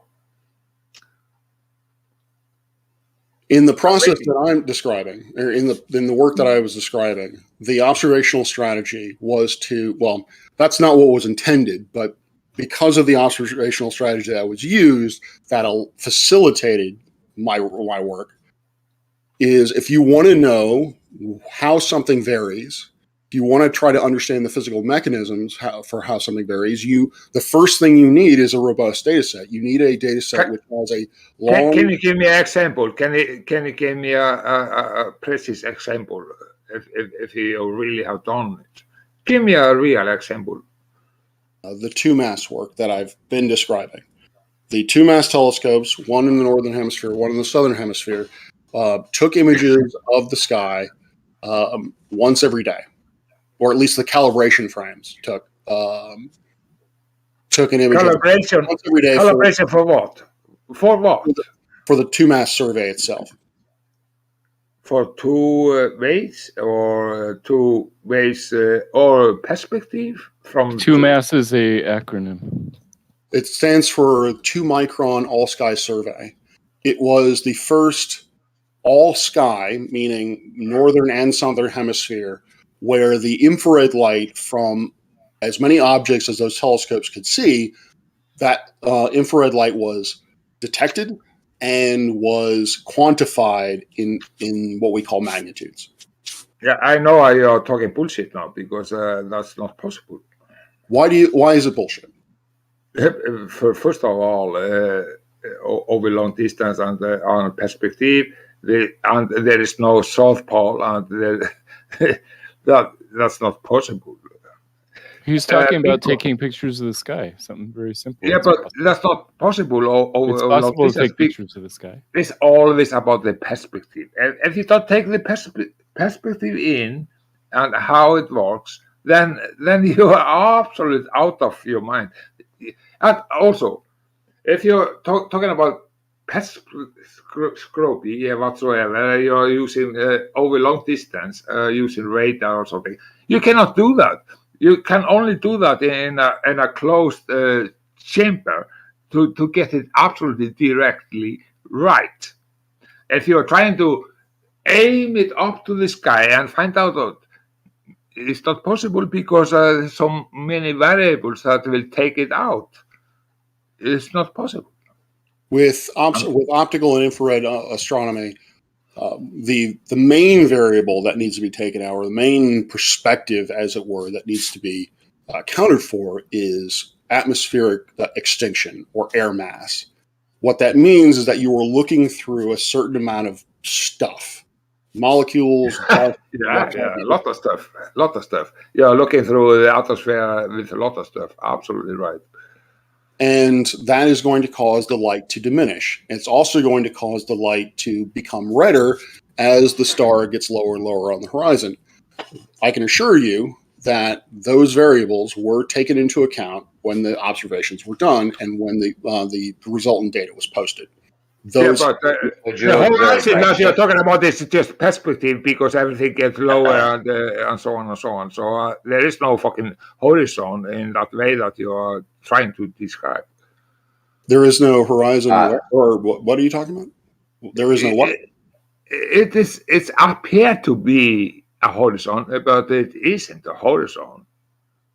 I didn't say anything about the horizon. I said going well. Yeah, you really did. As the star gets lower and lower in the sky, let's put it that way, the star will get fainter and will become redder in color. As it goes. Right. Yeah, because of ionized gases. Because of the fact that there is dust in the air. Well, two factors. Dust. Yeah, okay. Also, but the main reason is because of ionized gas. That is. I don't even know what word you're saying. Do you know what he's saying, Mr. Parks? Ionized gases. Ionized gases. I'm saying.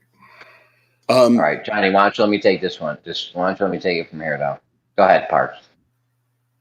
Well, I really want to know why. John is basically calling all of astronomy bullshit, and so what I would like to know is very specifically why he thinks that astronomy is bullshit. Why he does not believe that taking data through a telescope is "quote unquote" physical. And again, I am looking for specificity. Yeah, because of physics and a possibility. You cannot break the physics just to it will follow your fantasy. What physics? Because you are breaking the law of physics. What and physics? many times. What law of physics? First of all, you're not able to measure over long distance without any equipment that we don't know of. Do you have something that I don't know about? I know you don't have any equipment. And you also told me the only thing that you have is something that glass you are looking through. You are looking through the glass up to the sky. You told me that yourself. Yes, I did, and I'm asking you now, and you still haven't answered my question, which law of physics gets broken by doing so. And now I'm also asking, why is it, as I've asked before? Okay, first of all, if you are living in a pressure system, it has to have a barrier, and you are not taking in this barrier in the count. That is not accurate. Physics does not say that the atmosphere of the Earth has to be contained within a physical boundary or a container. The container, if you want to call it that, is gravity. Okay, that is gravity. What is the cause of this gravity? How can you prove this gravity? And that's just a make-up story. How can you prove it? What law of physics gets broken by looking at the stars? Thermodynamic law. If you have to be specific, the second law of thermodynamics. Can you quote to me what the second law of thermodynamics is? Yes, it's about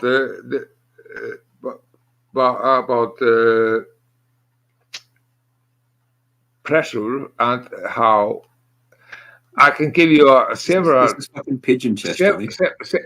I'm talking. You know, it's about how everything that has something, it will always go from hot to cold. That is the number one rule. Okay. In the absence of all the other, that's really actually not what the second law of thermodynamics says, but it is a consequence of that law. Yeah. The second law of thermodynamics is not, and pun intended, should not be taken in a vacuum, or really only should not be taken to a vacuum in the sense that that law ignores other physical laws. So the law of thermodynamics, or the second law of thermodynamics, which is that the entropy of a system always increases, it's entropy, is not violated when that system is affected by a gravitational field. It's about temperature, energy, and entropy, yes. But it's like a car in the desert will break down also. That's part of entropy. But like I said, you can say it in many factors. But what I'm saying is, you cannot have a vacuum and pressure system without any physical barrier. That is not what science tells us. That does not violate the second law of thermodynamics. The second law of thermodynamics does not inherently state that a container is necessary for. Of course, it is. It will fill the space if there's no barrier. In the absence of gravity, it, as Matthew just said, it won't do so homogeneously, evenly. Oh, okay. What is gravity then? I ask you. I can prove for you the acceleration of downward acceleration can be something else. You have nothing. You have no cause or no fucking knowledge what gravity is. Wait, are you bringing up a completely new topic that nobody brought up? He is, and I'm not going to let him. Okay, I can. Okay. I can give you an equation, my own equation. What it's about. So you're continuing this topic that nobody else is talking about? Okay, I will post it in the chat. So, aside from your belief that looking through the atmosphere somehow violates the second law of thermodynamics, which it doesn't, how else? Is that the only reason why you believe astronomy doesn't work? Is because it violates the second law of thermodynamics? Okay, I will answer that. But now I have posted kinematic equation that simplifies how downward acceleration can happen. You don't need any g, a small g, anything. Nobody can do that in the middle of the Earth. That's just stupid. So the third attempt to switch the topic to gravity is noted. You can make equation and engineer whatsoever you want to engineer for, and use my formula that I have posted. So, all right, I'm just going to accept it as part of my. Yeah, A, the constant acceleration is not G, it's A. Okay. Astronomy doesn't work because, in your eyes, it violates the second law of thermodynamics, which, as I've stated, it doesn't. Is there any other reason why astronomy doesn't work in your eyes? I am talking with you now. Are you looking at the equation I was posting now? That's the 5th time you brought up gravity. We're not switching topics, Johnny. Yeah, no. Are we really? He was talking about the gravity, and we can talk about that just a little bit. I only brought up gravity because of your assertion that the second law of thermodynamics is violated when the atmosphere, by looking through an atmosphere. So I'm asking you now, aside from these. Thermo is also about the gas law, and if you go through the gas law and how it works, it's also about the thermodynamic knowledge and rules and law. Yeah, the gas law essentially is derived from the thermodynamic laws. Yes, so I'm right about that. Okay, so there you have it. But again, and I'm giving you the equation how things can fall down if you're talking about gravity.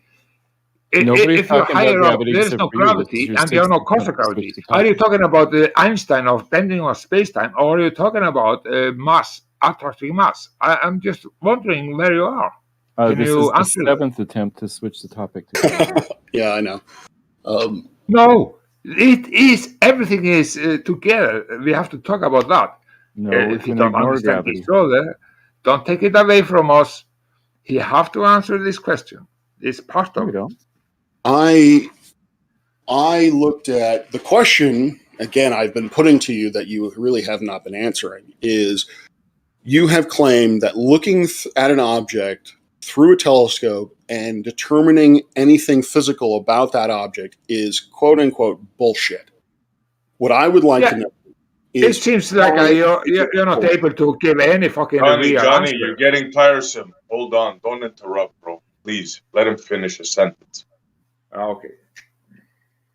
So my question to you is, I will happily talk about gravity, but what I would like is a satisfactory answer as to what specifically about that scenario of looking at an object through a telescope and saying something physical about that object, why that is wrong, why that cannot be done.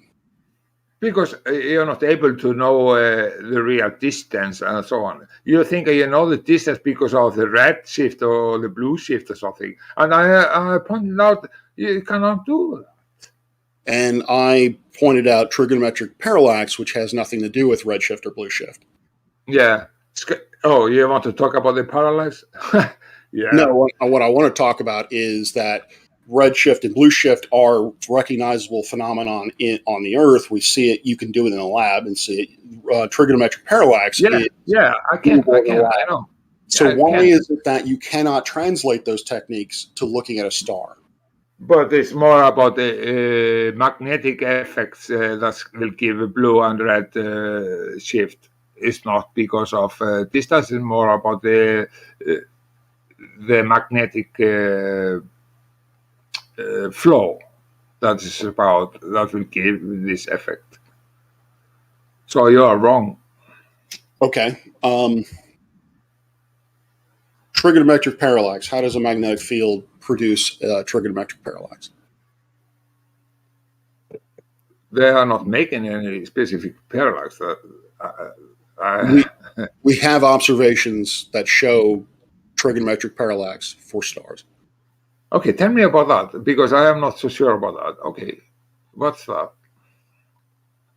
Trigonometric parallax, what we specifically observe is that over time, certain stars, in comparison to the other stars around them in the same picture, that star is going to move backwards and forwards, or it's going to move side to side.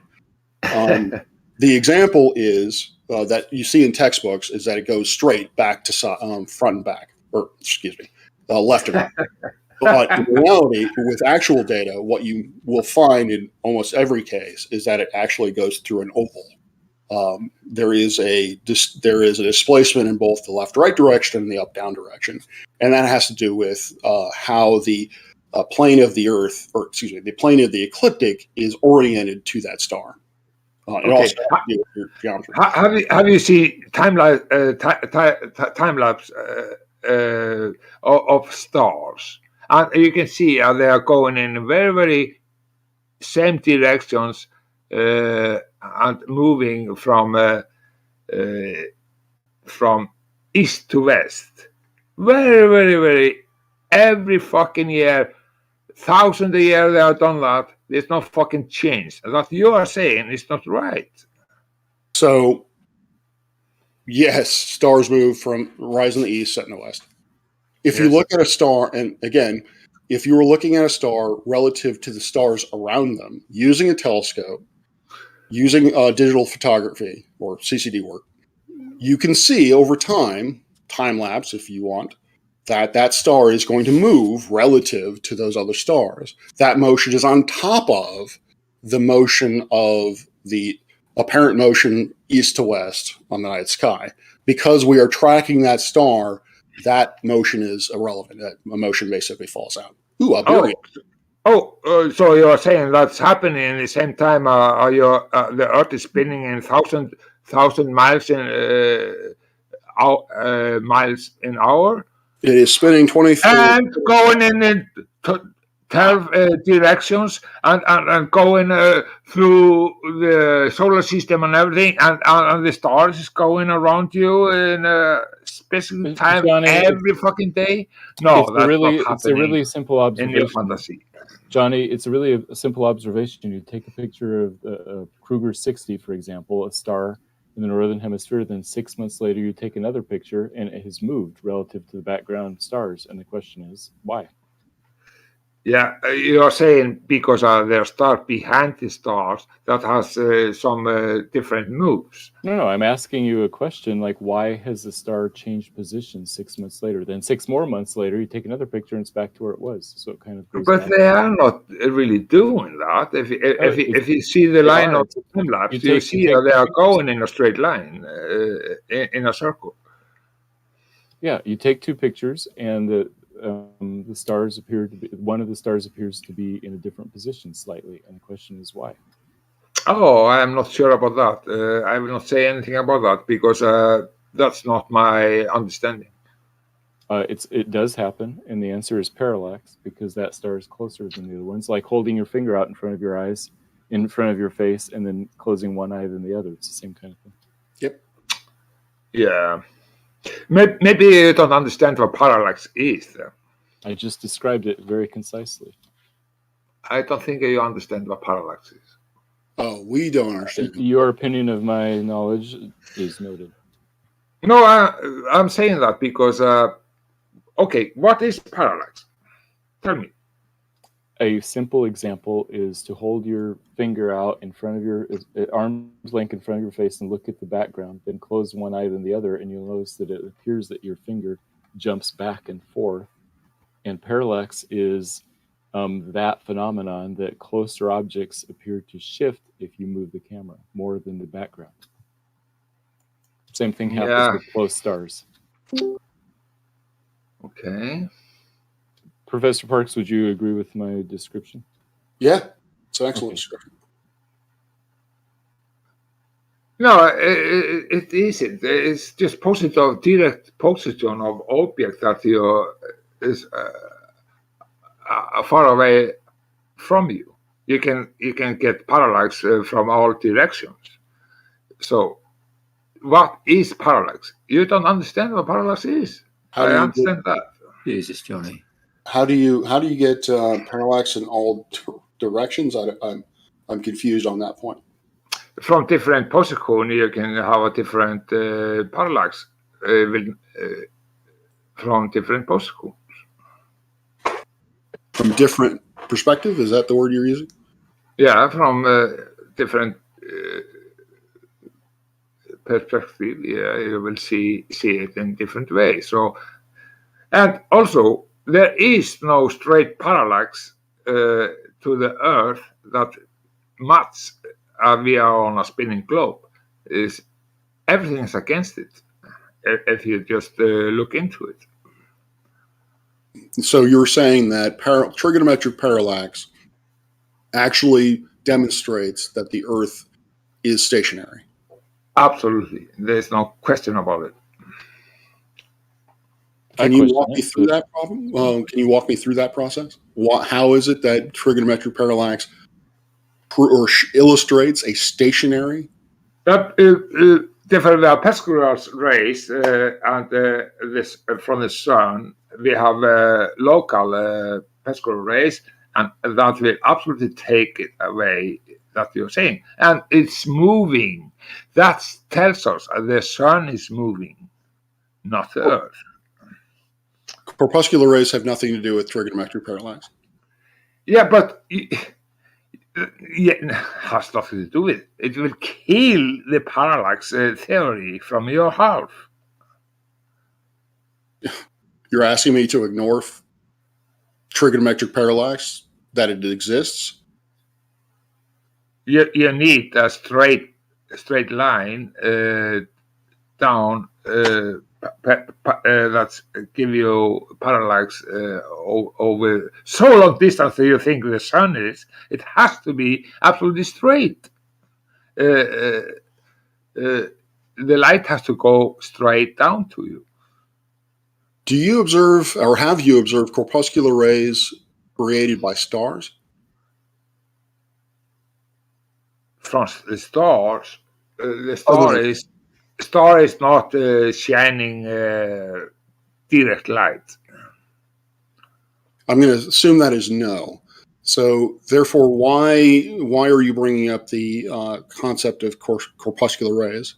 Because, as I've stated, they have nothing to do with trigonometric parallax. So you say the sun is a star, right? It is, just way closer. Okay. Why are you asking me why I'm talking about that then? We're talking about parallax of stars. Yeah, they are talking about stars. They are talking about stars, right? Or the sun is a fucking star, right? I'm talking about. Why are you asking me why I'm talking about the sun then? You brought up the idea of corpuscular rays, and I am telling you that corpuscular rays, that phenomenon, has nothing to do with trigonometric parallax. That's wrong. That's wrong. Absolutely wrong. You are wrong. I'm telling you, if you have corpuscular rays, then you have a local sun. There's no question about it. Fuck me, Johnny. If you don't understand that, then you're just denying the reality. I honestly, at this point, don't know what to do with that. You are in fact telling me that through my years of study and through friends of mine, in Georgia State, there is a sub-department called Recons, and they have, identified the distance for every star within 15 parsecs using trigonometric parallax. So, and you are telling me that I and they do not understand trigonometric parallax. I just Absolutely. don't know. It looks like that. I don't know. Honestly, at this point, I don't understand what's wrong with you guys. I don't understand. Could it possibly be that you may be wrong? Is it possible that you are wrong in this? How can I be wrong? Particle rays is just like it is. You cannot deny it. It's just there. I'm not denying that corpuscular rays exist. I'm denying that corpuscular rays and trigonometric parallax have anything to do with each other. Thank you. So then it's over. We don't have to talk about it in that way anymore. You have to say I'm right and you're wrong. You didn't listen to me, I don't think. I am not arguing that corpuscular rays is not a phenomenon. What I'm arguing is that corpuscular rays and trigonometric parallax have nothing to do with each other. Then you don't understand what we are talking about. You cannot have a parallax. We are talking about the star, the sun, and if it is 93 million miles away, then it has to be a parallax that you are able to take. It has to be right down, but it isn't. It is a particular race. That's I'm talking about, and you have to understand. If you don't take it in, then you are not real. One of the reasons you cannot call you a scientist or whatsoever what you want to call you. One of the reasons why I'm having difficulty knowing what to do with your statements is that you are telling me that definitively that corpuscular rays, that trigonometric parallax and corpuscular rays are essentially the same phenomenon, or one can explain the other. Yet from the star that you think is 93 million miles away, yes. Yet I'm telling you how wrong you are. Yet 5 minutes ago, you did not know what trigonometric parallax was. So really? that is why I'm having. No, I just want to do. I just want you to clarify it for me, so I can go into it. That's all. Okay, so you knew what it was. You just needed me to identify to you what we think it is. I see. Okay. Yeah, I don't know what to do with it, and I'm getting a little bit annoyed about being told that I'm wrong, that my entire field is bullshit, and that I don't know what I'm talking about. Yeah, that's terrible. It's just the beginning. It will be more terrible for you very, very, very soon. Johnny, can I ask you one last question before I disengage? Okay. Have you ever been wrong about anything? Very, very, not so often. Really? Okay.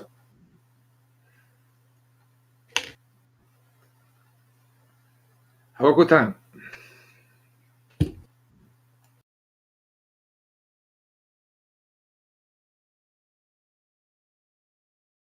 Johnny, you're kind of being a jerk, dude. You're embarrassing yourself, Johnny. Oh, let me be clear. I'm not upset in any way. I did say that I was annoyed, but I'm not upset in any way. Yeah. I just don't want to continue having this back and forth. Let him finish, dude. Let him finish. I'm just not having. I'm just done having this exchange with Johnny. So I don't know what. I don't know where that conversation is going to go. It's probably the correct sentiment to have. Yeah, I'm surprised you dealt with it for that long. But anyhow. But yeah, I definitely feel like this has killed the vibe. Nah. You want to hear something embarrassing? Nah, we've had work. Me and Johnny, we go way back, and he always brags about playing chess. I'm not a very good chess player, but he used to drink a lot more back then as well.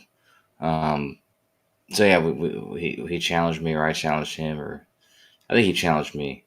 Anyways, we had a very long, excruciating game, and it was down to the bitter end. But he did defeat me, and he was fairly drunk when he did it. Yeah, I haven't played chess in a long time, and I was okay.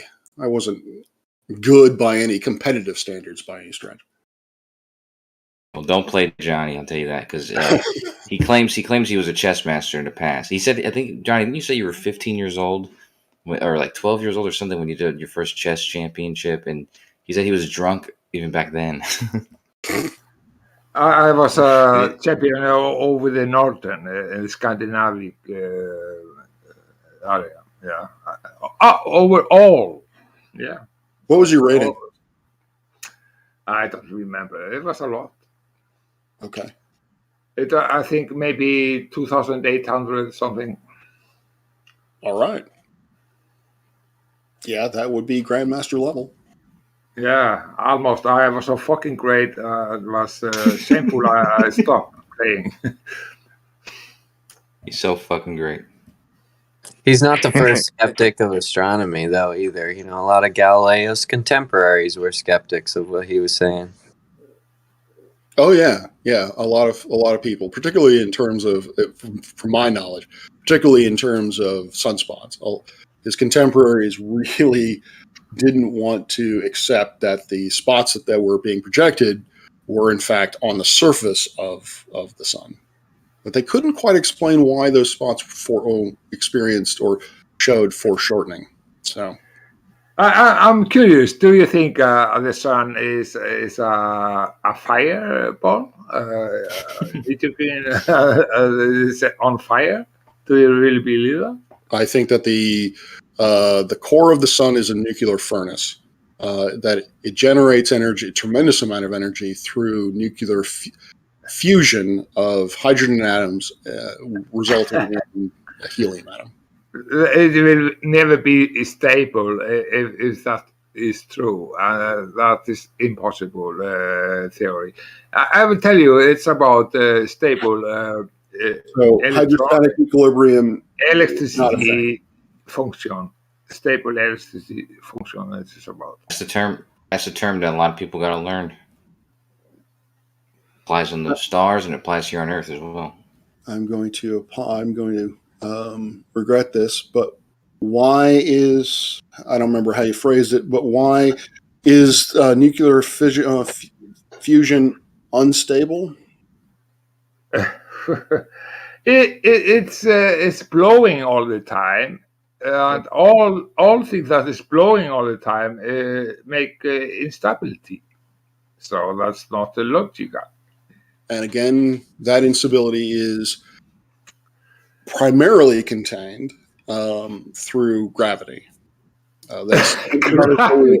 You want gravity that you cannot define or have any fucking cause of? That's just funny. You will gravity will save everything. Just say gravity, then that's the answer. This is so fucking stupid. So hydrostatic equilibrium is the balance between radiation pressure and gravitational pressure. I give you my equation of how the acceleration of what it's about. It's about the static electricity in the air.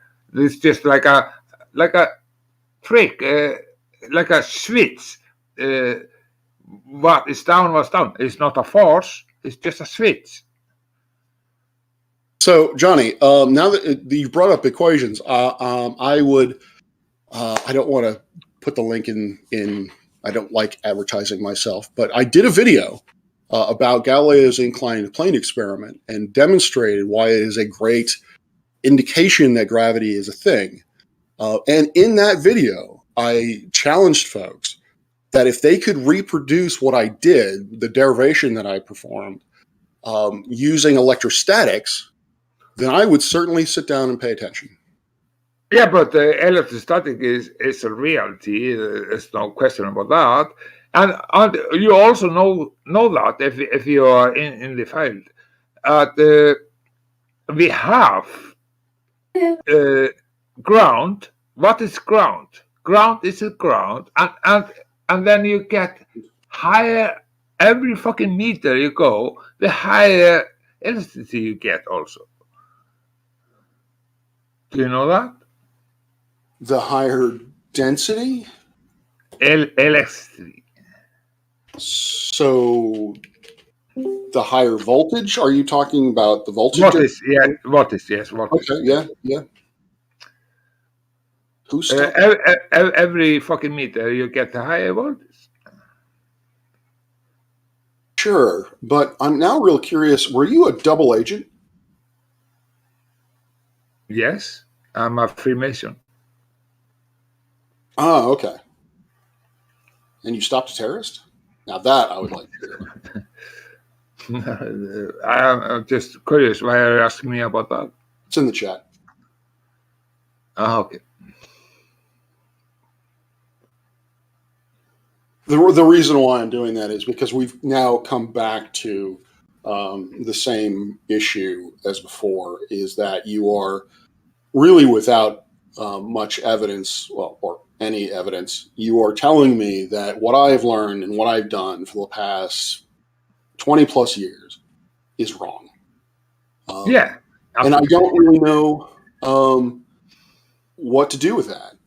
Because yeah, it's terrible. I understand that. No, I don't think you understand where I'm coming from.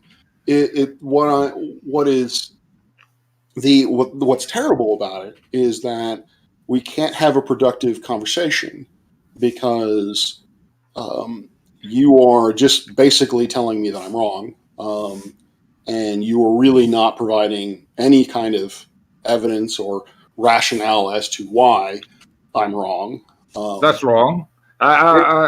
In the text, I give you the equation and how the acceleration, what it's about, and also because of what I was telling you about, and I'm giving you everything here. So don't say I'm not giving. You're not giving me anything. I am giving you. You gave me the kinematic equation for the change in the displacement given an initial velocity and a distance or in an acceleration. Yes. And then solve that equation for acceleration. That doesn't do anything. Because again, what do you mean? If you go to my video, That's about wrong. if you go to my video about the inclined plane experiment, I'm giving you the right equation and you say it's wrong. You cannot say it's wrong. I use that equation and then I compare it to, and then I incorporate gravity, and that is that explains the observations that I've done. And that illustrates. It's a great example of how you take a prediction of gravity. Basically, gravity will predict this sort of acceleration based on these factors. You then set up an experiment to determine whether or not that acceleration matches. Please define your gravity so we are on the same ground, so we know what you're talking about. What is your gravity? Gravity, simply put through GR, is an effect due to the curvature of space-time, due to the presence of mass energy. Yeah, you don't understand what you say. Space-time. It's space and time, not space-time. Here again, I would ask you, why is it that space and time are in fact separate, whereas theory tells us that they are not? It's a big difference. There's and between, and if you don't understand that, then help you. You know, it's about space and time. That's a difference, you know. So, again, you were simply telling me that I'm wrong without providing any kind of evidence for it. Unless you have evidence to back up the idea that spatial dimensions are separate from the temporal dimension. Okay, can you define the things go down because something space and time is going around? I would much rather hear why space and time are separated.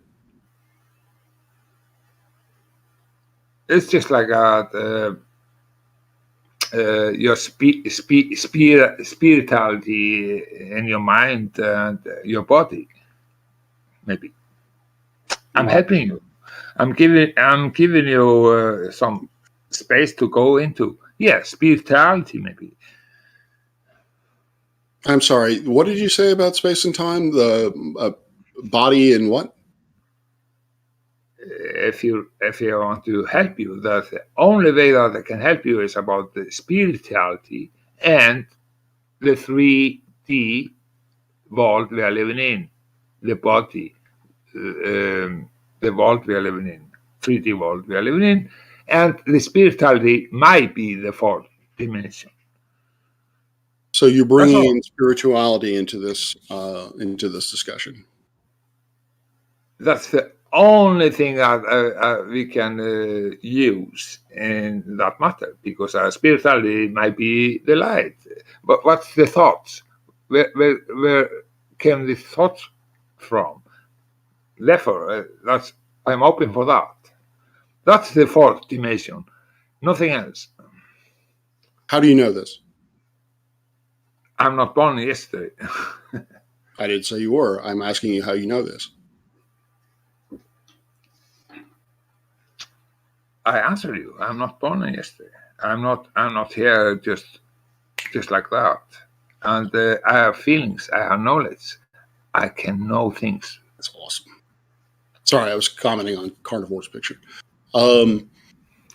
So because you have existed for a certain amount of time, and you feel things and you know things.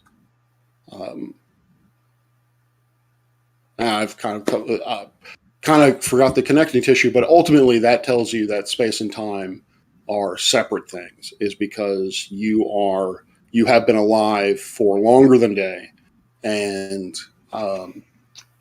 you feel things and know things. What's wrong with that? It's absolutely okay, I think. That's science to you? Do you know?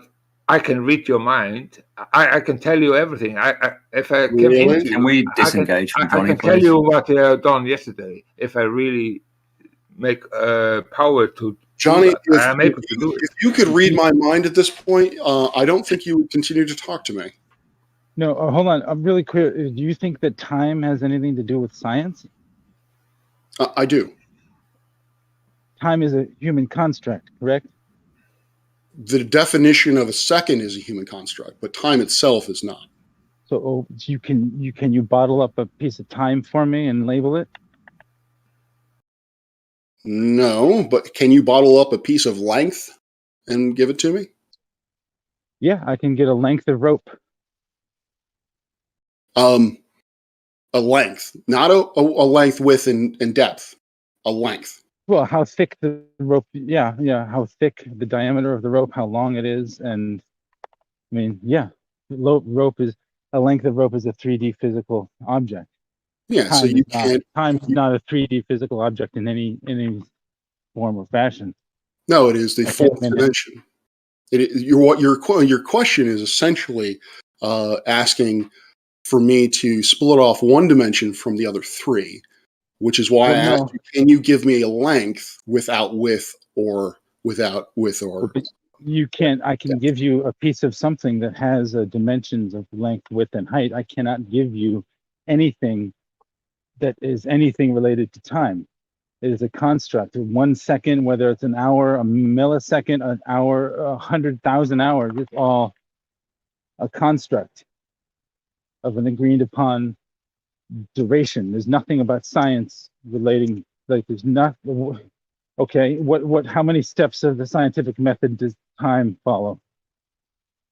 So according to science, we have 4 dimensions. We have space, we have spatial dimensions of length, width, and depth. No, I wouldn't say according to science, according to the construct that we as humans have grown up accustomed to.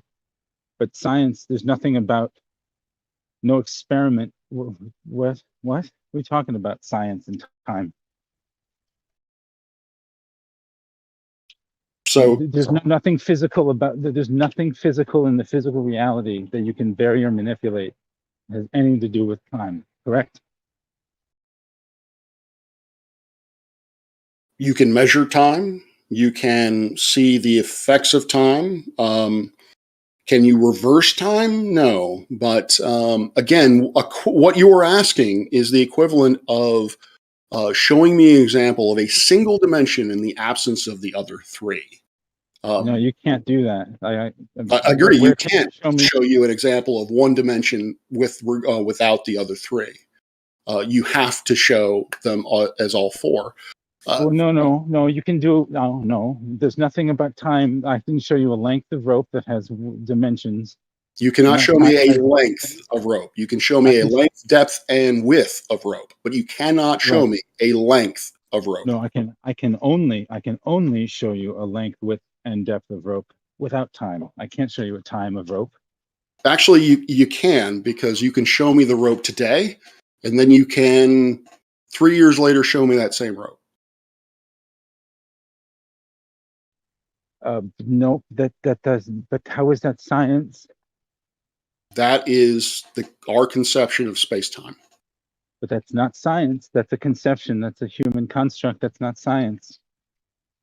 Again, where do you?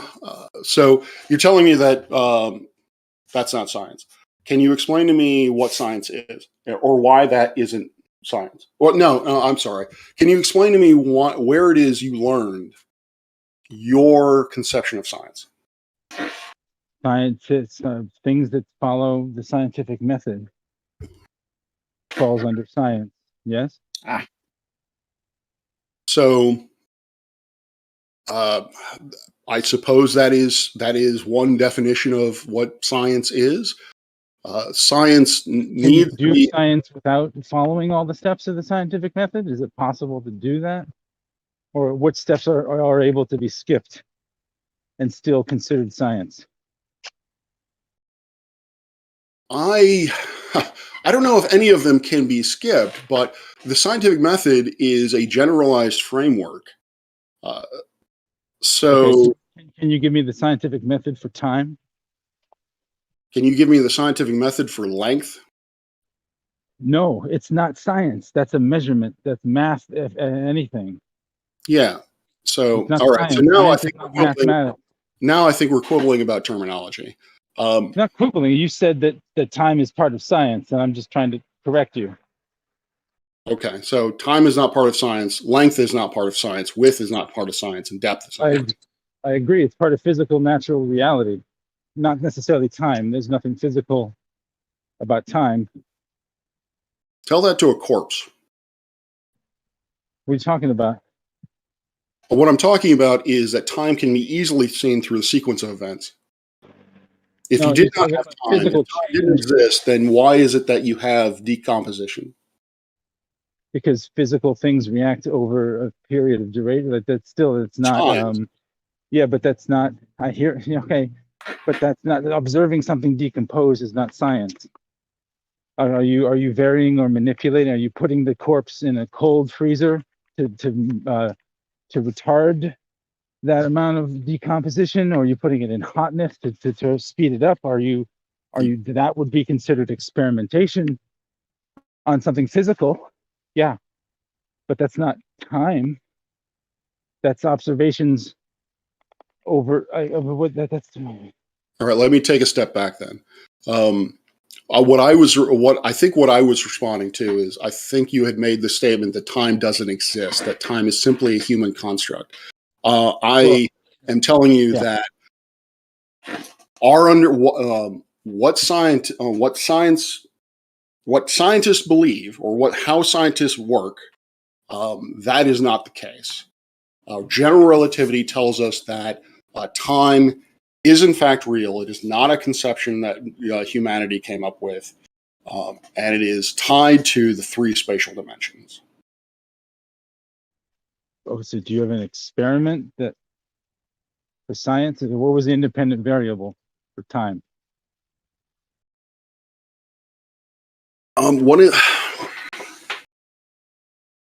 As I've tried to state before, that time is part of four dimensions. Essentially what you are asking for is some kind of experiment that strips one spatial or one dimension rather from the other three.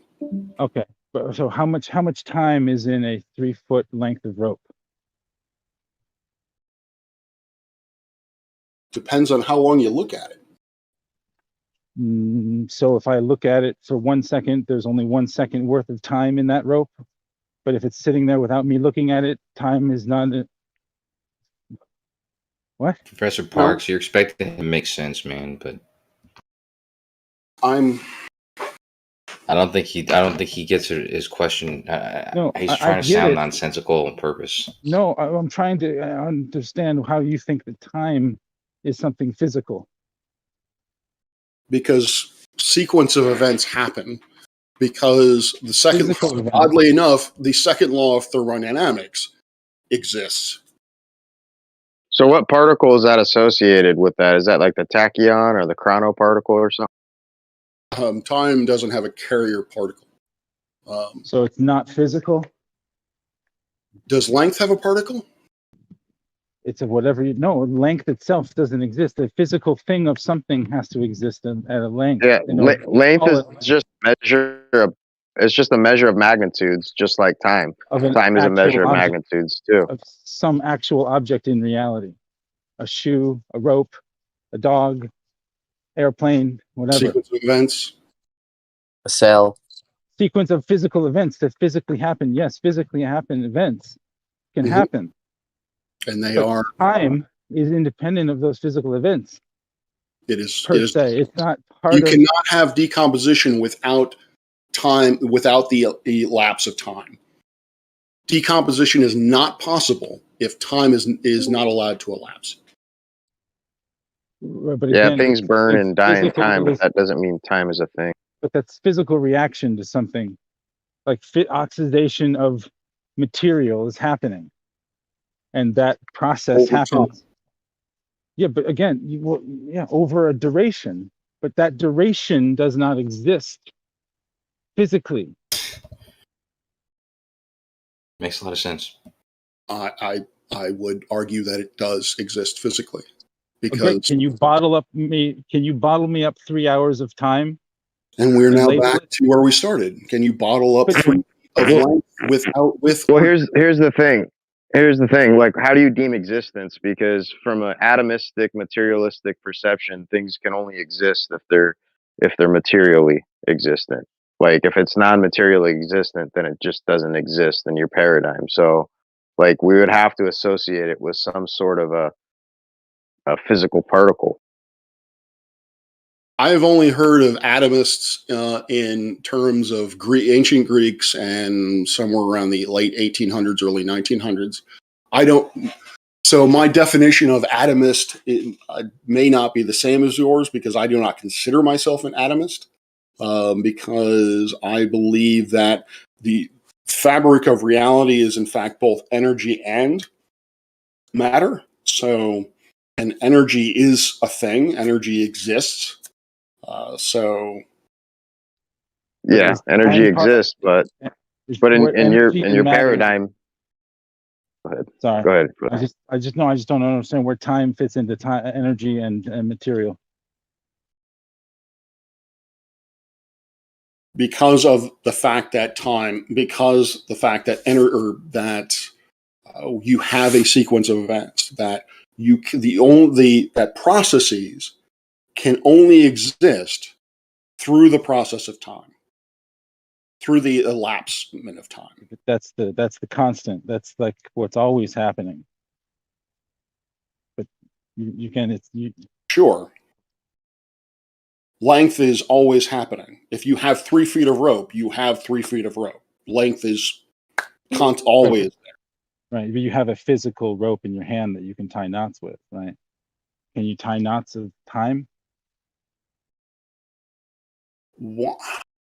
Wait, why is that suddenly the new standard now? Like, you need to be able to tie knots with it in order for it to be physical. Oh, he said it was science. The time was part of science. In science, you vary and manipulate things. Yeah, experiment. You follow the scientific method. Can't do that with time. There's no experiment with time. There's no cause of time. There's no. But you're making a very weird standard, though, like a very specific, because because length is physical, whatever, and because you could, like, that doesn't.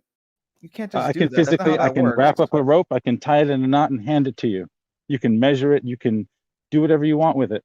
I can't do that with time. Can you? Time. but If you why? didn't know that time is a human construct that doesn't exist inherently anywhere, then you missed 5th grade. Well, here's the thing. I think okay. So have we defined what physical is yet? Whatever. I mean, like I feel like that's what this really boils down to. Do you I guess. think that time is in any way related to the definition of any definition you can come up with for physical? Do you think time is going to fit into that definition? Me personally, I have no idea. I just jumped in because you made like a weird standard. But I mean, do I'm not we making have? a weird standard. It's we're talking about physical natural reality, and he said science. Science deals with physical natural reality that you can bend and manipulate, vary and manipulate to cause equation or to cause experiments and do things and do, you can't do that with time. Can't slow it down, you can't speed it up, you can't vary or manipulate it per se. I want to be very specific. I never said that science involves manipulating anything. So how do you do an experiment? Are you not manipulating anything in an experiment to determine a cause? What's the independent variable if you're not manipulating something? Can you illustrate to me where in the scientific method the term independent and dependent variable are used? What stage is it in? Experimentation, testing a hypothesis. You need, in order to do that, you need independent, dependent, and control variables in an experiment, correct? Yes, that is. So I figured that was, I figured that was inherently obvious in the step of experimentation of the scientific method. But controlling a variable doesn't necessarily mean you're physically manipulating something. That's why I said independent variable. Control variable is just one part. If you have a do you not need an independent variable? An independent or a dependent variable, you don't have to physically manipulate either of them to do science. You don't need to vary or physically manipulate the independent variable to determine the cause of a natural reaction. Not you don't physically, need to do that? no. Not how physically. How do you non-physically vary or manipulate something to determine the cause? I know where this is going to go, but I'm just going to put this out there. Are you familiar with how modeling works? Is that part of the scientific method? It is. What part? Testing. You're testing. So you're creating a model. You're creating an idea of the model? You're creating a model that is testing whether or not your hypothesis is correct. Does this model exist in reality, or is it a hypothetical kind of thought experiment kind of thing? It exists as mathematics and computer code. Yeah, mathematics is not science per se, right? It is a tool used by scientists to measure or vary, manipulate something that's in the physical world, right?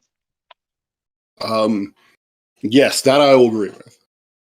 But not to physically, that is different from physically manipulating something. You can't bottle up 1 + 1 just like you can't bottle up 10 hours and hand it to me.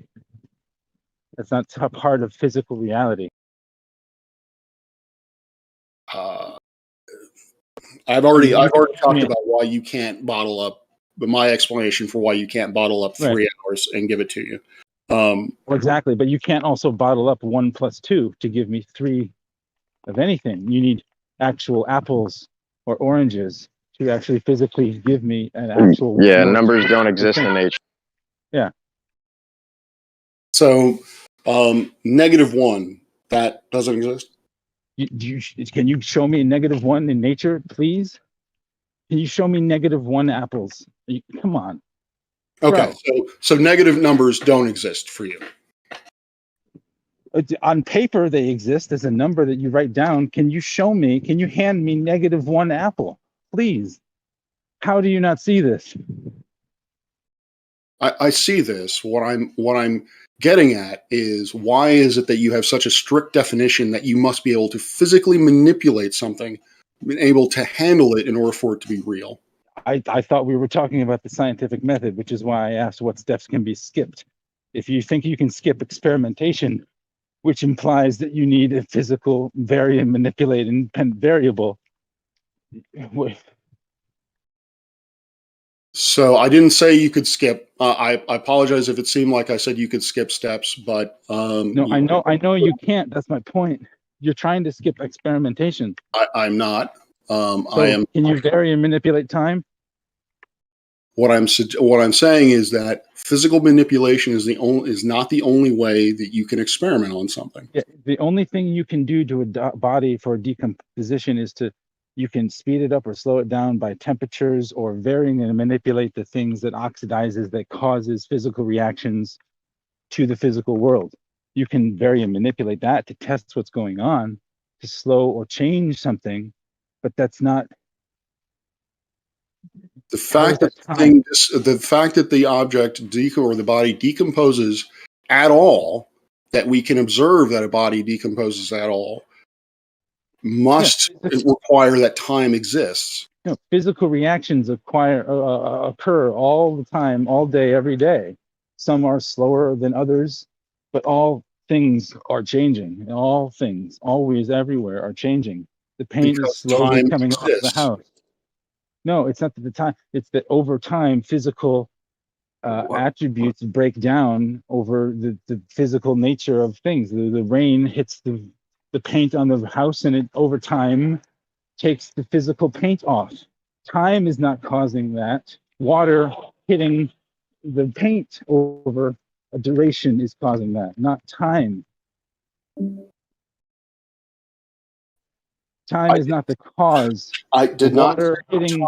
Yeah, but if you're talking about science, we're talking about the cause and effect. I did not say that time caused decomposition. I said that decomposition illustrates that time is a thing. Well, of course, it's always a constant thing, but it's not. It's a construct. It is not a construct. Yeah. So if I put a turkey in the oven, put a turkey in the oven for 3 minutes or 3 hours, what happens? Hey, can I just like I don't know, I just hopped in here, but there's something I don't know, I feel is obvious. Time is something that we don't know directly. Time is something that we understand in the two ways that it relates to our senses, and that's the awareness of physical objects and motion of those objects. Now, neither, like, a lot of people want to claim that change is time. I think that's dumb. Oh, change is time, motion is time, object, whatever. No, neither motion or objects is time. Time is something that we have a word for that we don't really understand what it is, but time expresses itself to us through objects and the motion of those objects. Without one, the other would have no meaning in relationship to time. We can't define it in and of itself. We only understand it through the two modalities of its expression to our senses that we can comprehend in any manner. But you're never going to point to anything and say, here's some time. Say, what are the two things that we combine in understanding that we say these two things point towards time? Objects and their motion. We say, well, these two things combined, they have something in common. We're going to call that thing they have in common time. If you're going to use decomposition, so if I put a body in a freezer, how much decomposition happens over time? I mean, that was a me. Are you talking about me? No, him. The other professor. Yeah, I think he was just ignoring everything you just said. No, I know you're ignoring what he's saying. Time is not like how much decomposition happens if I put a body in a freezer. I'm not from some amount. I'm not very little. Correct. I don't know. I'm not a biologist. Decomposition is just change. One particular way things change in a certain pattern.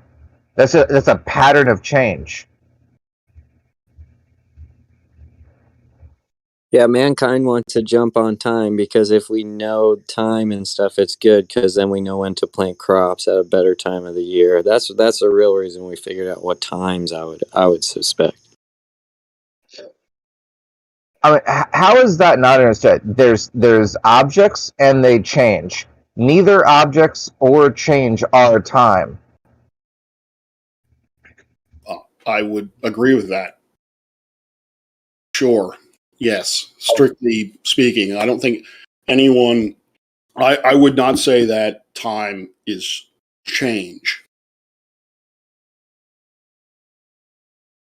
Time is something that we don't know directly. We know it indirectly through its two expressions, through objects and the way they move or the way they change. So Don't go ahead. How do we merge that into the fourth dimension with space now? Like, if we can agree Mental, that it's essentially a convention, just emotionally, just mentally, just in our consciousness. It isn't something you'll ever see, touch, feel. Nothing. It's not physical. how about space? Sorry, do you think space is physical, or is it the absence of physicality? Same deal, man. Same exact deal. Right. You're never going to know time or space directly.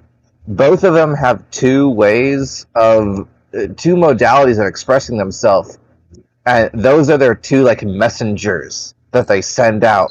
Time and space both have two personal angels that they go send out into to you to spread the good word. But the king, like, you're not meeting the king face to face. You're not meeting the king space or the queen face to face on standing in front of the throne. You're meeting the four messengers, two per, that they send out to deliver a message to you. You'll never like through your senses. We all know the senses we have as biological entities. Through our senses, we will never meet time or space directly. We only communicate with the four messengers they send our way to stimulate our senses. So what are the properties of space, Professor? How much time exists in a 3 by 3 cubic feet of space? Does space have properties? Absolutely not. I just want to say, apparently Johnny B is the winner of the night, and I can't. That extremely diverting.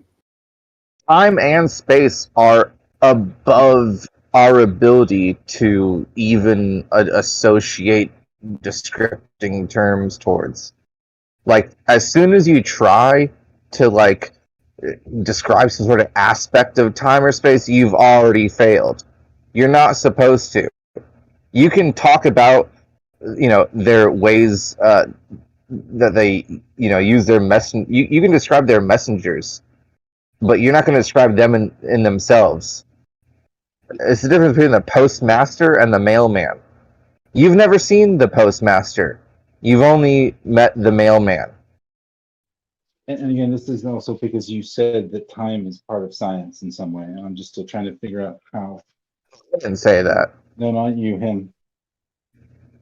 Fundamentally. Well, I'm not associated with anyone else's points made previously. Professor, but the reason why he's trying to say like how this all got diverted in a way, but because you said that this is part of science, time, Professor. Okay, so yeah, and I have a very and I'm going to say this, and then I have a very honest question for you.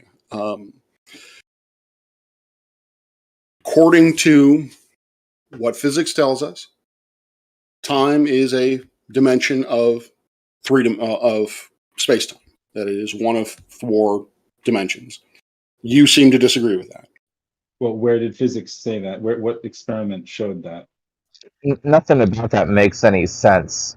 Like, we can understand 3 spatial dimensions, and then we can call time a 4th temporal dimension, but even calling it the 4th, I mean, that's a little bit nonsensical, because it'd be the first of a temporal dimension. Yeah. 3 spatial dimensions and a first temporal dimension. Has nothing to do with the 3. Like, time has nothing to do. A length, width, and height of rope has nothing to do with the time of rope. What is the time of rope, bro? Well, that's what I asked what the properties of space were, because if you're going to attribute that like to length, width, and height, then how are we going to? He said there is nothing physical. No. Oh, I don't know if he ever answered the question to properties of space. You asked about is it a tachyon or is it what physical attribute? Yeah. What exactly? Right. It's not part of physical reality. I don't understand how you can do physics or science on something that's not part of physical reality. Well, that's why we'd have to define physical, because like in Kosho's model, physical doesn't have to be materially existent, perceptually witnessed, I guess. Well, that's really convenient. So what I'm getting to is that general relativity, you asked where in science. You can pick up any book on relativity and it's there. So what I'm hearing from you is that relativity is, sorry, what was that? I'm sorry, I didn't hear you. So what was the experiment in vary and manipulate to prove that the time physically is there? All right, so let me ask you this in response to that. Do you believe that that GR is science? Well, what's the experiment? You have the Eddington experiment. You have the muon lapse rate experiment. I should say. Sorry. What's the independent variable of the experiment being done? So when you talk about, say, the lensing experiment, in science, we don't think of it as, or really think of it as independent and dependent variables. What I can tell you is that what we observe is that the distance between stars, with or without a mass located in the foreground, changes, and that amount of change is commensurate with the expectations of general relativity. Can I ask you the hardest question? Measurement for the stars. I mean, I have to go actually, but like you can't use stars in this context because you can't prove the distance to stars. And why now? All right, so I'm just going to get down to it. You're basically telling me that astronomy is not science. No, that's the hardest question. So, which is why I asked you earlier: is that what steps are able to be skipped of the scientific method and still be considered science? Because I've told you that none of astronomy, you're just looking at the sky. You're not varying or physically manipulating anything. You don't have an independent or dependent variable to physically change to see the cause of something. That's part of the experiment. And if you're going to skip that part, that's part of the scientific method. So again, the question is that how many steps are able to be skipped on something and still be considered science? I have said that you do not skip any steps in the scientific method. But my question to you is, I am a professional scientist. How is it that you know what the scientific method is and I don't? Well, I think, that's why I'm asking you, because you seem to be confused about what you could, if you're looking at the sky through a telescope, what are you varying or manipulating as part of your independent variable for the experiment? I am telling you that physical manipulation is not part of the scientific method. All right. So what it is not the end all be, or it is not a requirement of the scientific method. So you can skip that step. That is not. Yeah, are you like mad that Donald Trump isn't the president? No. Are you like mad or upset? Nah, come on, bro. I feel like you're denying such basic fucking. Get out of here. Hold on, he's denying such a basic tenet of science. You're denying such a basic tenet of science. Yeah, but no, Issa, you're right. I get it. But this is why I'm asking him what step can be skipped, because apparently you can just skip experimentation. You agreed earlier that in order to do an experiment, you need an independent, dependent, and control variable. So you said that you agreed to that. So in astronomy, if you don't have an independent variable, you're skipping the experimental stage of the scientific method, are you not? No, you are not. As I said, Please clarify. Physical manipulation is not a requirement of the scientific method. So how do you do an experiment on something that's not physical? That is why I asked you, do you know how modeling works? But are you coming up with a model of something that's in the physical reality? Yes. Yo, I don't even believe you're a fucking professor, dude. I don't even think you're a Bro, fucking we don't need I don't that. even think you have a Hold on. degree. We don't need I don't that, even think you bro. have a degree. Hold on, Issa, that's not So how Jesus, stop, dude. Oh, I'm alive. Here Can I take this to the fundamental level real quick that no one has the answer for? Can't talk. Go for it, please. I don't understand how this is science. If you can skip that step. This guy's mic is Hold on. You keep saying that I'm skipping. I am not skipping a step. And that goes back to why is it that Yo, you're Navy SEAL too? method is better than a professional scientist? Yo, dude, are you a Navy SEAL too? That's a No, I am not a Navy SEAL, and I find anyone who claims false which is the very thing that no. we're questioning. It's an So, appeal but- to your credentials, which is the very thing we're questioning. Exactly. You can't Okay. appeal to what's on the chopping block. All right, check this out. Check this out, guys. You should appeal So, to facts instead. You should argue the facts instead of appealing to emotion and appealing to the very thing that's on trial. So I want to point out something obvious. Do you mind if I do that real quick? Just point out something obvious that we can all agree upon. So start out with literally anything: an apple, a banana, your fucking fingernail. I don't give a fuck. Is it made out of a combination of two things? Of course it is. There's obviously more than one ingredient that goes into being some sort of any fucking physical material. Okay, where are we going to go? We're going to go down to atoms. Are atoms something in and of themselves as they used to be viewed? No. Oh, they're a combination of three things. Okay, so then we say, all right, we got protons, electrons, neutrons. Are any of those just made out of themselves? They're not a combination of multiple materials coming together to what they are. No. Okay, so then the question is, for anyone to answer, where does the buck stop? When does anything that has a name, are we going to go down to quarks? Okay, a quark isn't made out of two things combined to form a quark. Is that where you're gonna? Is that where you're gonna stop? Quarks are literally like pixels of the universe. They aren't made of anything more. They just are the fundamental unit of something. They aren't made out of more than one thing combining to manifest into what we call them. There is no logical ending to even imagining how do you describe the makeup of matter. When do you get to the point where something is made only of itself and it's not the combination of two or more things? So where do we stop?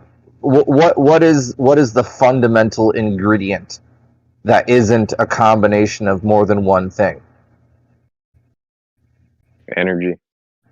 Energy, something that no one can define.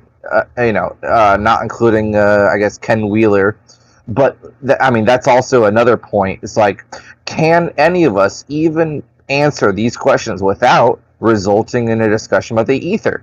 The ether is the I don't know. It is how you resolve this question.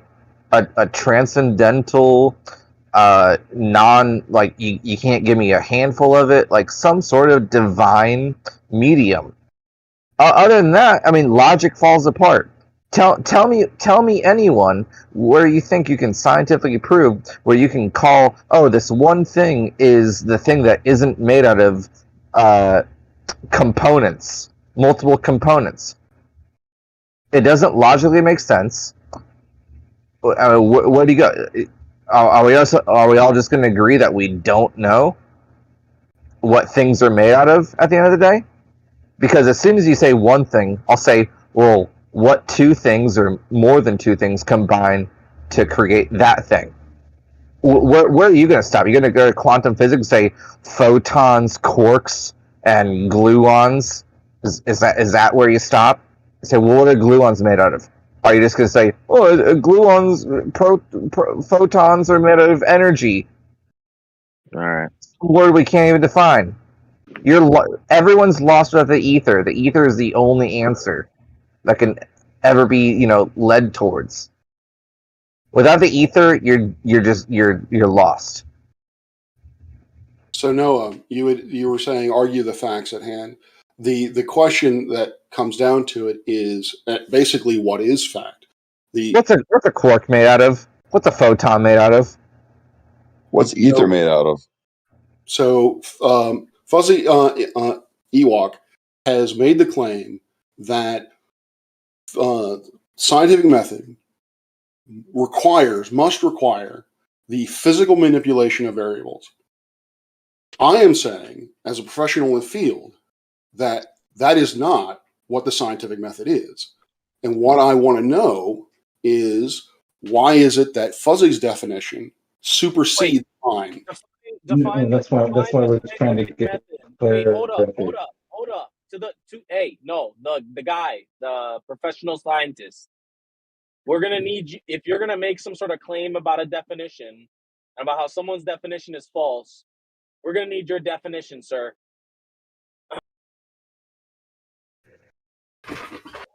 Scientific method is a generalized framework through which science can be trusted. My definition, I don't have a strict definition of the scientific method because there isn't. What's an atom? What's an atom made of? Wow. You guys just saw that, didn't you? Wow. This guy doesn't even have a scientific method. He doesn't even have a scientific method, and he claims to be a professional. That's crazy. I mean, is there anyone even present who wants to claim an atom is made out of protons, neutrons, and electrons? Go ahead and say it. Someone, please. I don't know that we're ready for that conversation quite yet, Fundy. I think we're still trying to wrap this other previous conversation up first. Funny, we'll get on to that one next, because this guy is claiming that he doesn't have a scientific method, and he's supposed to be the professional. I have a scientific method. I'm not saying the scientific method doesn't exist. I am saying that the scientific method is a framework. There is no specifics of the scientific method. Which is exactly why I was trying Did you hear that? I was trying to verify what. So specifically, what part of the scientific method can be skipped if you don't need to vary or physically manipulate an independent variable in an experiment. Dude, he told you if I know, but if you're not doing an experiment where you're physically, what can you name an experiment that has an independent variable that is not varied or manipulated? No, he said philosophy is just as good as science, dude. Oh, well then that's ridiculous. I don't know about anybody else, but Dude, you've been fucking discredited. You just said that there's nothing specific about the scientific method. Are you crazy? Dude, we have sound bites of you now. Like, you're on the internet saying this. People are making. Sure you're not a Navy SEAL too? You sure you're not a Navy SEAL too? I am not a Navy SEAL, sir. I have never claimed to be to have the honor of serving in the military. Yeah, man, big up, man. I got family all up in it. I feel you, bro. I'm just saying, like, I fucking, it's like at this point, like, essentially, you're calling me a liar. Well, tell you, how about this? Do you have it? You are comparing me to FTFD, and I find that offensive. Well, you're easily. I'll tell you, how about this? Your snowflakes are easily offended, so we're used to that. But the point is that do you have a degree in science? I do. He has a degree in science. He is a scientist. He knows more about science. Your appeal to credentials. You said that you have to have an independent, dependent, and control variables to do an experiment. You agreed that you must have that. Yeah. You also then said that you don't need a physical independent variable to do some part of, and then you can still do science without having an independent variable. And I don't understand why you're able to skip that step sometimes, but also say that you can't skip any steps. Do you see how there's a disconnect do you see what I don't understand? I think so. What I am saying is that I'm not saying that the variables are not physically present. What I'm saying is that you do not need to physically manipulate them in order to do science. So That what are you is what doing in the modeling is. experiment? If you're not physically changing something in the experiment, what are you doing in the experiment? What is the point of the experiment? You are creating a model which represents a physical thing, and you are comparing that model, the results of that model, to your observations. And if those two things match, then that is science. Okay, so all right, hold on. So if I come up with a scientific model of a unicorn magic theory, and I base all of that on observations I see of the night sky, and all unicorn magic causes the sun to come up, and if I observe it coming up every day in the east, according to my model, which is accurate, because that's how I made my model, is that science? That's science, bro. Unicorn scientific Because validated. according to my model, if you said you have to create a model ahead of time. Yeah, the point is you can't do it without trust. Is that right? Is that fair to say, Professor? You can't do it without trusting the model that's been provided for you. Yeah, realism, exactly. Well, I'm just saying, like, because to be honest, like, what you're saying is you have to trust the model, like, which is like fine, and that in that paradigm that works, like that. I get that. You have to believe my that thing. the model Real quick, real quick, option. is like you can't do that without. You can't skip that part of the scientific method without some element of trust. And what we're proposing is that trust has misled you away from the scientific method. Do you know what I mean? Right. I am not saying that you skip the scientific method. I really wish that you would. Well, no, you're skipping it. You're skipping the part where you physically manipulate something, which is clearly part of the scientific method, which we're going to just skip because we're going to trust the model, right? And I am telling you that physical manipulation is not part of the scientific method. Right. No. What I'm telling you is that the only way that that's not a part of the method is when you trust that you're in a model, right? Yeah, if you think that the model is And like, actually and so my point to you, and I mean this sincerely, brother, is the idea that if you're going to then trust the model and carry on your scientific method using that trusting of the model, then at the bare bones of it, you would have to admit that you've avoided truly staying to the scientific model or the method, because that would entail you distrusting any model that was put before you. But because you're going to trust the model that's been put before you, you're going to operate the scientific method as long as it's within the confines of that model. Do you know what I mean? Fuzzy. Which is fair enough. Which is fair enough to do because modeling is a part of quote unquote science. But to say that you're just to say that it's the bare bones of the scientific method, like this is what Flat Earth proposes, is that the trust in the model has led you guys away from the scientific method, and therefore possibly maybe you've missed something along the way. That's all that it is. What he's trying to say is like if you could, as long as someone presupposes the model is correct, then you can use any observation that is an ad hoc explanation for that idea for the model to be true. That's not science. Just because your observation is true and you already believe the model to be correct, or you're trying to prove the model to be correct based on well, yeah, but ask the question though: is that not true? Is that not true? Well, they don't have to be a part of this conversation, apparently. No, that's what I'm asking. I'm asking. That's why I'm trying to bring you back into it and ask you the question: is that not true? At this point, I'm not entirely. A lot of things have been said, so I will just go to the last thing that was said. I did not say that. I didn't presuppose a model or any.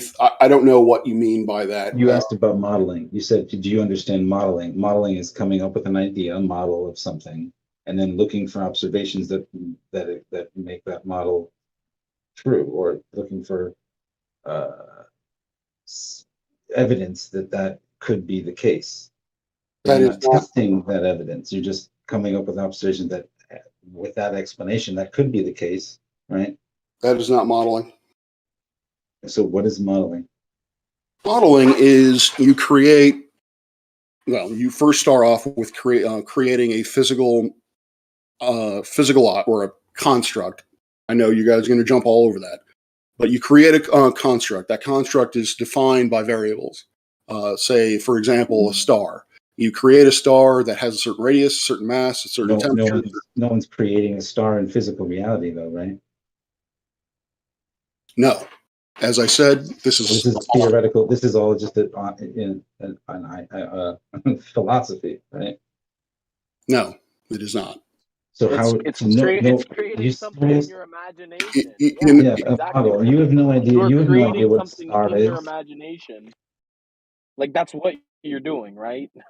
When you're not physically drawing it, you're not physically making a ball, you're not doing any of that shit. You're imagining it using mathematics to basically kind of bound your fucking imagination into like hyper specific shapes and stuff. But at the end of the day, it's philosophical. Why I Since asked. yeah.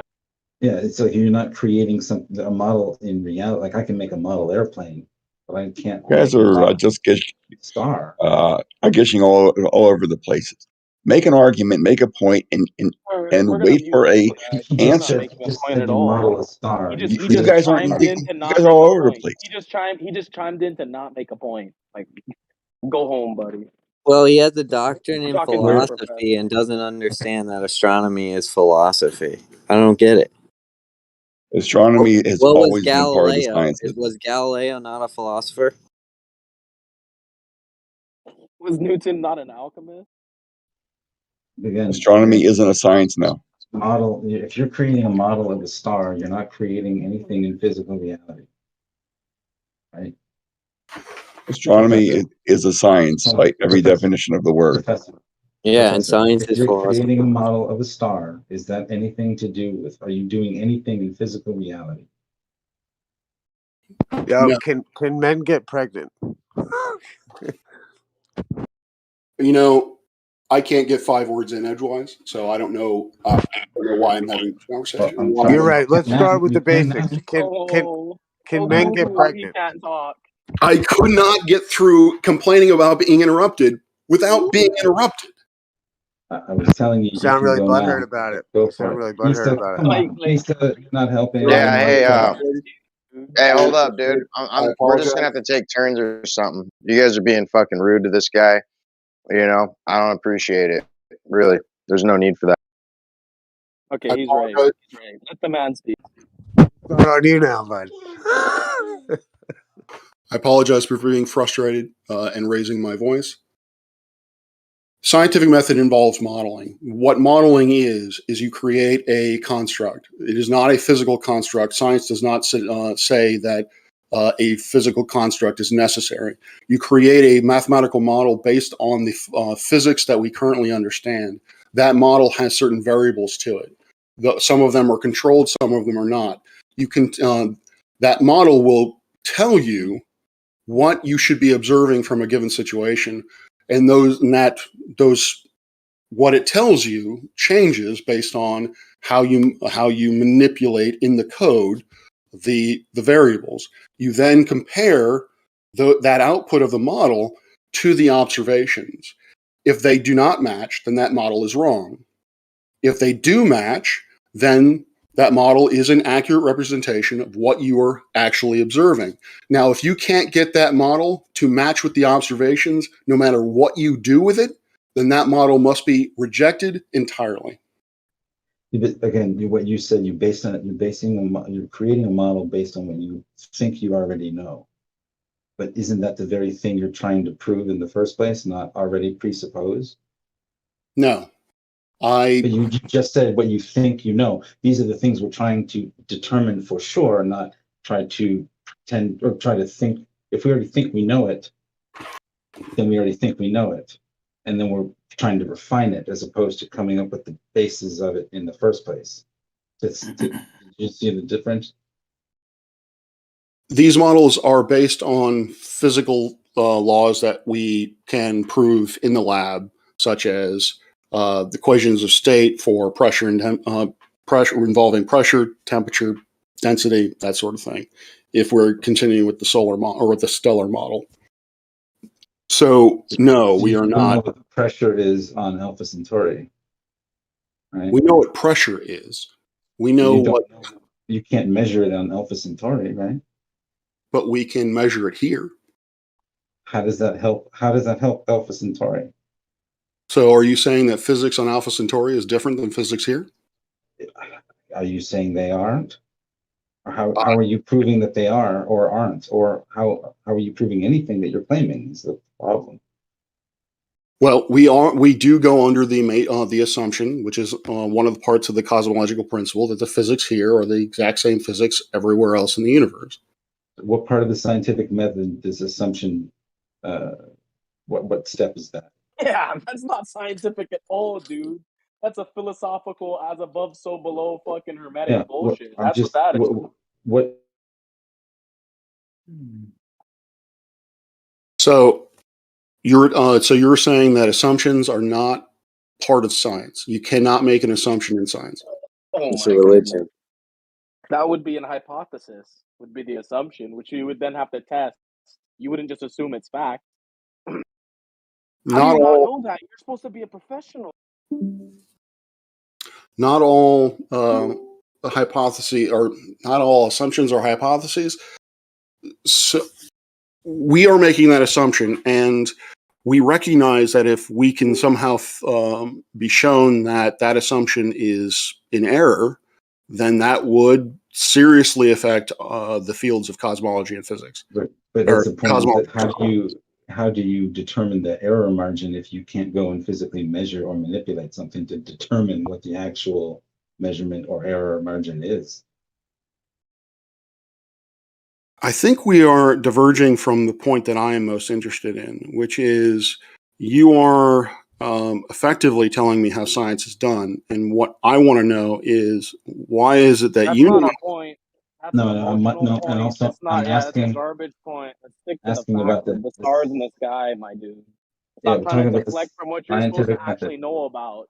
Yeah, you don't even know about the scientific method. You don't give us any fucking shit. You give us no fucking information or facts. You stumble all over yourself, make mistakes the whole time, and you come over here and you want to fucking question our credentials, buddy. You need to fucking question your practices. I'm not questioning anyone's credentials. No. I'm asking just how you know what the scientific method, because your concept of the scientific method and mine are not reconcilable. You believe scientists agree. throughout No, I'm so sorry. Okay, I'm so I'll sorry. answer the question. We definitely agree. Because We agree. scientists. Hold up, let me We answer this agreed. guy's question that he keeps fucking asking. We can understand the scientific method because then we can go read scientists throughout history and figure out what's going on. We don't need you to tell us about your credentials and how it affects us. We don't really care. We're here to discuss the facts of the matter. What's actually going on in the scientific method? What's actually going on in the sky? Not you fucking with your dick measuring contest. Stay on topic. All right, let's relax. Let's just go one-on-one with Parks if you wanna engage him. I apologize if it seems like I'm dick measuring. I'm not saying that. I'm not mentioning my credentials at all. I'm mentioning that I'm a professional in the field. This is something that I've done as a job. And there have been assertions made that the scientific method is strictly defined by the physical manipulation of variables. And I am saying that as someone who has done science in the field, that is not a requirement of science. The thing is, we did agree that in order to do an experiment, we needed an independent variable, correct? Correct. So we do agree that that is a step of the scientific method that must be followed, correct? In a sense, yes. So I don't understand what we're disagreeing on. What we're disagreeing on is, and maybe I'm wrong, but what I believe you're saying is that in order for me to understand anything that is going on with Alpha Centauri, I have to physically go there and put it in a jar and manipulate it. That's science. That's science. And I'm telling you that is not the strict. That is not a requirement of science. I get it. So if we agree that the independent variable has to be part of the experimentation, which is part of the scientific method that cannot be skipped, what is your independent variable? Is an experiment required for science, Mr. He already did. He Yeah, already agreed. He already agreed that you need to do that. experiment, And then in right? order to, yeah, An he already experiment agreed. is yeah. Well, let me just ask him. An experiment that's needed for the scientific method. Yes or no on the record? An experiment and or a model or modeling is Yeah. required for the So, okay. scientific. So by Okay. your Wait, hold wait, on, wait. hold on, real That's quick not. He before I have didn't. to Wait, go. hold Hold on. up, hold up, Before hold I up, have to hold go. up. I Let have him to answer go. my question. He didn't I have. He know. didn't answer my question. I just want him to answer my one question. So, Thought I did. for the scientific method to take place, this is a binary question. You can only answer with two ways. If you aren't going to answer with two ways or I don't know, you're basically lying to us. So right now I'm going to just ask you a very simple binary question.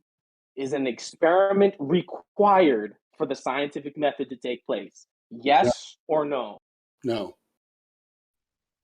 There you No. have it. Are you? So you can skip that step of the scientific method? I thought we were in agreement that you couldn't do that. There you have it, folks. That's all I Give have it, to say. Thank you. I doubt that. But given that particular question, the answer is no. And I have stated this again and again, is that an experiment can be replaced by a model, by doing modeling.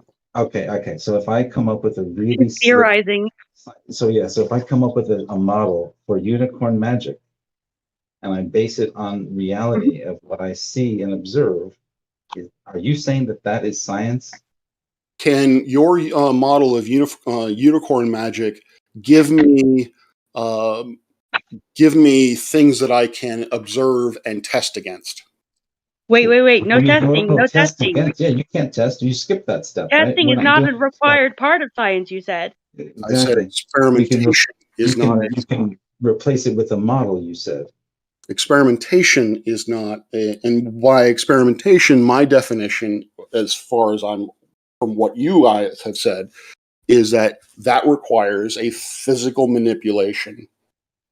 Independent variable is required. And I'm saying that modeling does require and does use independent and dependent variables, or does involve. But that model that you created has no basis on reality. If the model provides results that match with observations, then bro, that's what I'm saying with my unicorn magic theory causes the sun to come up in the east every morning. I observe that every single morning. Are you saying that is science? Because it matches my model, it predicts everything. How does unicorn magic predict the location of the rising sun tomorrow? What do you mean? I could make up any explanation, and as long as it comes up in the east, my explanation is correct because that's what we observe in reality. No, so long as it comes up in the east in the exact spot you said it would.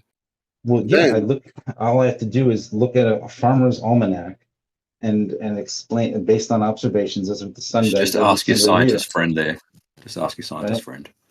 It's just no, you can make the observation for a year or so and then be able to determine that. And then just come up with any concept or ad hoc explanation for unicorn magic as an explanation for why we see it in the east at any different spot that you want to pick, and says it perfectly predicts, and that's evidence for scientific unicorn magic based on this model anyway. Yeah, I mean the Soros cycle predicts stuff, doesn't it? No, well, it does. Do you not see how you can make up a model ahead of time, and then it doesn't actually? You don't see how making up a model and then using that as you don't see how this is not science? Do you not understand what modeling is? Well, do you not? But so again, you said test. How do you test without experiment? So your unicorn magic theory has to tell me why is it that the sun comes up at a particular location at a particular time. It has to flow from your model, not just declare that it flows from your model. That's easy. But do you the unicorns do it. That's because unicorns are pushing it over there. Yeah, the unicorn gets kind of like angry at a certain time, so he gallops over and the sun from underneath with his He hook, moves and it it over. goes into the sky. There you go. We have. Okay, I disagree that flows from your model. No, but that's what I'm saying. Like, no. Listen. If I say that unicorns push the sun down, the way that we see the sun move along, everywhere in the east, it's a little bit different wherever you are. I could just explain to you that that's because unicorns are pushing the sun over every morning. And I disagree that that's a necessary consequence from your hypothesis. Yes, that is in fact not how scientific models work, or scientific hypotheses or theories work. That is, you have to be able to have a description of typically mathematical description of what your unicorn magic is miles. doing. The unicorn moves the sun X amount of miles per. Dude, this is a joke. This guy doesn't even know what science is. It really Now is. I don't understand how you don't see how you could just come up with a theory, an explanation after an observation, and call it evidence for something that a model that you already predicted. People are literally modeling the flat Earth. They're literally modeling it. So by that, I disagree. Understanding, it would have just as much credibility as your shit. Your hypothesis has to make necessary predictions. I just right, so told your you that unicorn stuff, I disagree that it makes any predictions whatsoever. Well, I just disagree. You're missing the point. Is that I could make up anything I wanted to say as long as you look east in the morning and you see the sun come up. I'm correct. Right. Let's do a comparison here. No, right. No. Did you miss that point? I'm responding to that point. But do you understand? Like, yes, I understand what you said. Yes, I'm responding to your point. Are so you let's saying do a the sun comparison. won't rise in the east? Let's do a comparison. I have a hypothesis that if the Earth is a rotating globe, then there will be weight change with latitude. Do you agree that's a necessary consequence of the Earth being a rotating globe? Affirming the consequence. I believe. No, it's not. It's an if statement. That's an if statement followed by a then. It's not an affirming the consequence. You absolutely just No, said that's not possible. Wait, hold up. That's not possible because people observed the sun rising long before they had the globe model. So the globe model I'm was just obviously asking Fuzzy. made. The globe model was obviously made to fit the sun rising, not the sun rising, but the globe model. Top of You're confused. Agreed, and also what you just said is that if this Earth is a sphere of a certain distance, then we would see the sun do its thing. You just said if then. No, I said if the Earth is a rotating globe, then we will expect a weight change with latitude. Do you agree with that? It's still affirming. You don't see how that's affirming the consequent. I know what affirming the consequent is. I did not do an affirming the consequent. An affirming the consequent would be if the Earth is a rotating globe, then I expect weight change with latitude. I go into reality. I do see weight change with latitude. Therefore, the Earth is a globe. That is affirming the consequent. I did not affirm the consequent. Do you agree, my hypothesis, if the Earth is a rotating globe, therefore there will be weight change with latitude? Do you agree with that? Could the instrument be messed up in different times? Hang on, Fuzzy. Fuzzy, what was your answer? I'm not. I don't know exactly. It's okay. If the Earth is rotating, there will be centrifugal force. Do you agree that is a necessary consequence? Yeah. So what? You basically saw the sun rising. No, wait. No, it wasn't. It was your question. Don't interrupt, Noah. Your question is fine. No, there's talking no to one Fuzzy. to interrupt. Explain to Fuzzy how his necessary consequences don't flow. Bro. You're interrupting me, actually. No, I'm talking to Fuzzy. I'm talking to Fuzzy. Hold on. I'm talking to Fuzzy. You interrupted me. I'm still talking to Fuzzy. All right. How does it? You understand that there will be centrifugal force. Hold on a second, guys. Hold on, Fuzzy.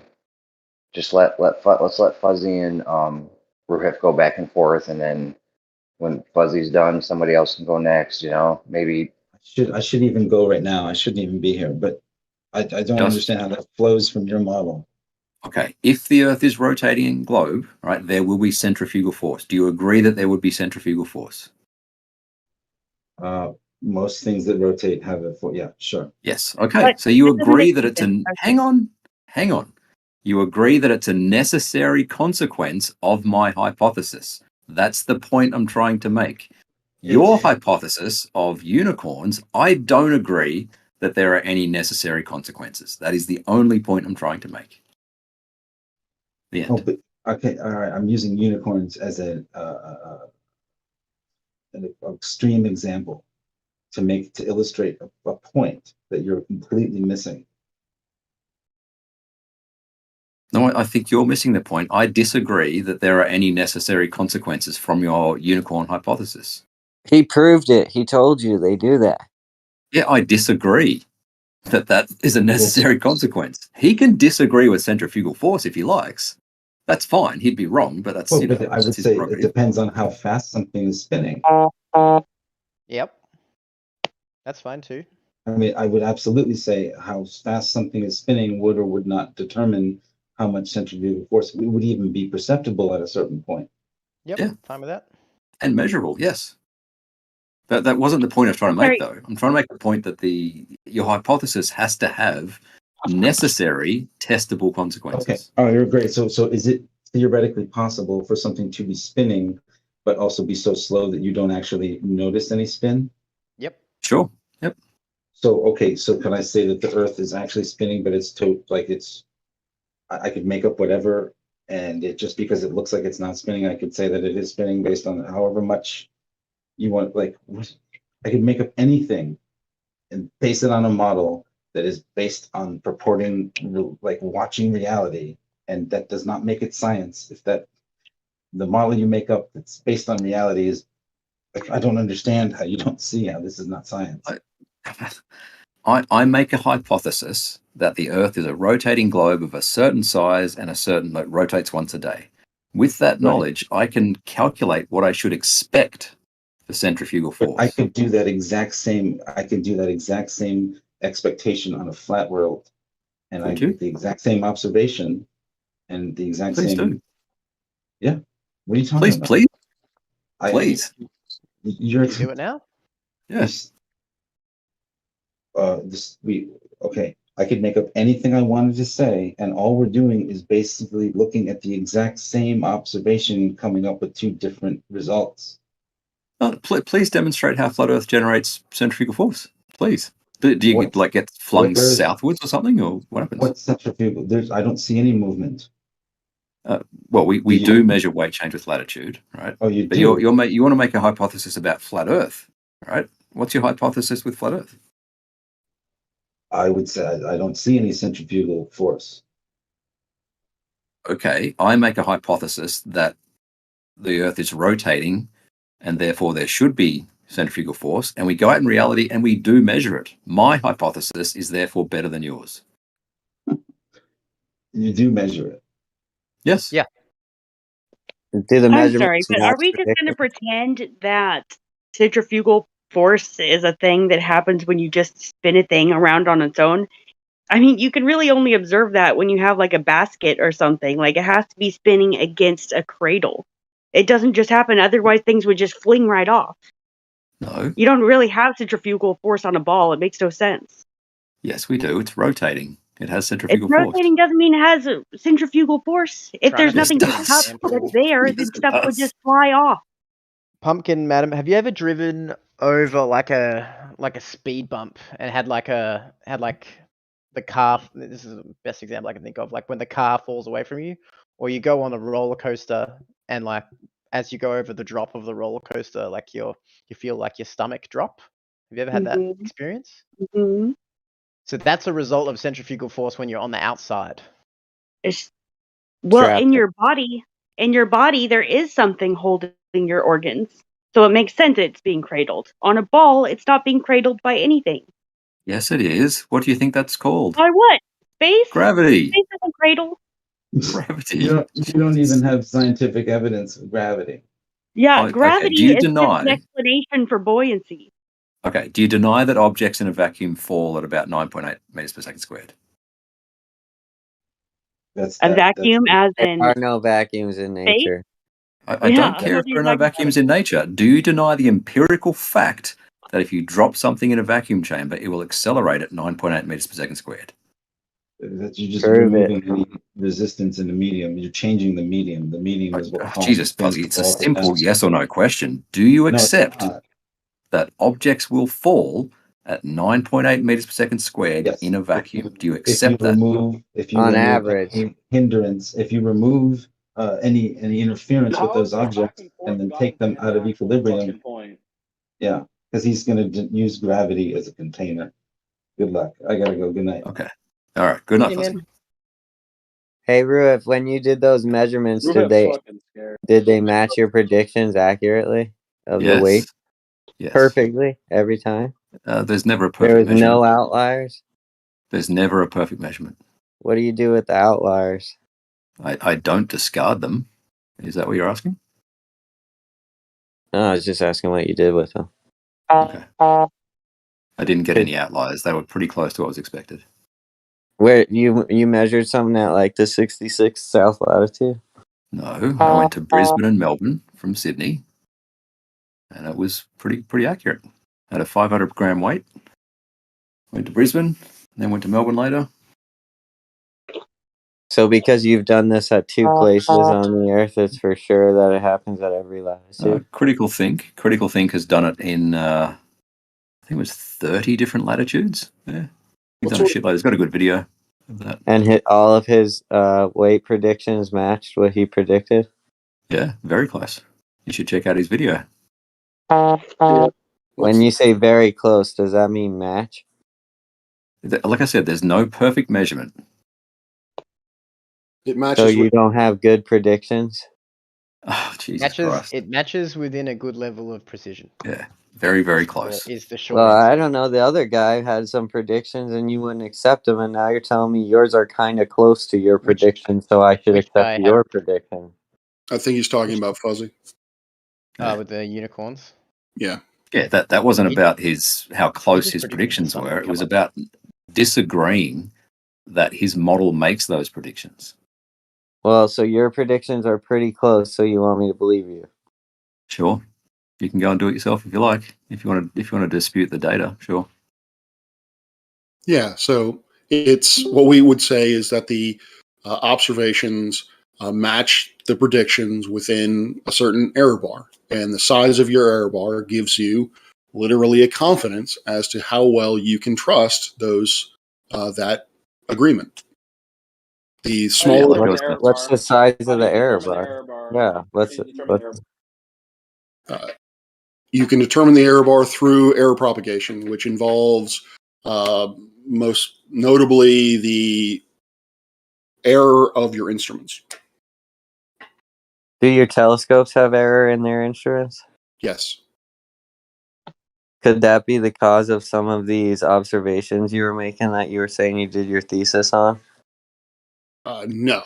That was not my conclusion. My conclusion was that the evidence that I was seeing was significant given the error bars. So, no, I wouldn't make the claim that if my observations if my observations did not match the predictions within the error bars of the data, I would not make the claim that that it was something else. Gotcha. I understand a telescope works wonderfully here on Earth, if I want to zoom in on something terrestrial. I'm just confused on how we figured out that for sure it works when we're looking in the sky, into the heavens, because I know Galileo was, as I said earlier, his contemporaries were very skeptic of it, claiming that even sometimes when they would look at one fixed star, it would turn into two. Okay, that's possible. Depending on the atmospheric seeing, that can actually happen. Yeah, would that be like a lens glare, or would someone at that point determine it and call it a binary star system? If you could get enough observations to illustrate that to provide evidence that yes, we are in fact seeing that star, or that one blip of light is actually two blips of light, then yes, then it would become a binary star. The best way to do that would be to build a larger telescope and see if you could see it as a binary.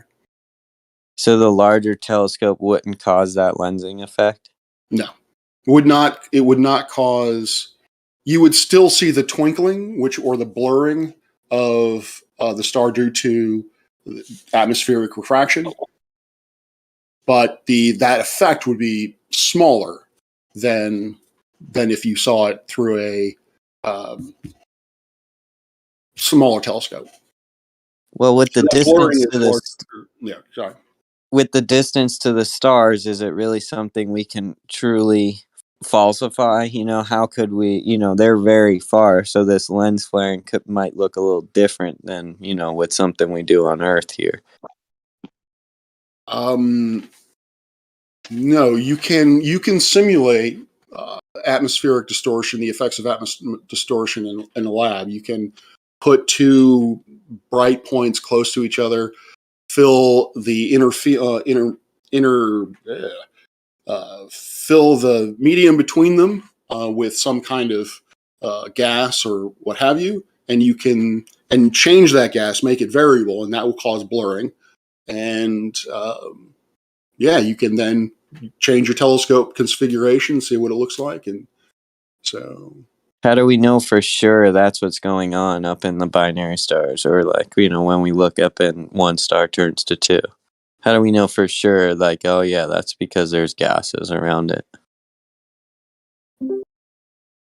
That the blurring that we're talking about that I'm talking about is the atmospheric effect. So this has nothing to do with the gases surrounding or composing the stars. I just want to be clear about that. I understand that. So the atmosphere that I'm looking through to look at the star is causing this effect. Correct. But that's not what binary star systems are. They're not that effect. They are actually two stars for sure. We're confident, right? Oh, okay. So maybe, all right. So if you were in the example that you proposed, you were looking at a star that looks like a single star, but on occasion will look like two. Will look like two separate stars, but then it will go back and look like a single star. Is that correct? No, I was kind of talking about if I look with my eyes, if I use sensation only without instrumentation, it looks like one star. Yeah. But then when I look at it with a telescope, it looks like two stars.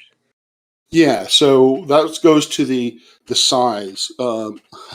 Bigger is better in astronomy. If you have a larger telescope, you have a better you have finer angular resolution. You're able to see finer detail.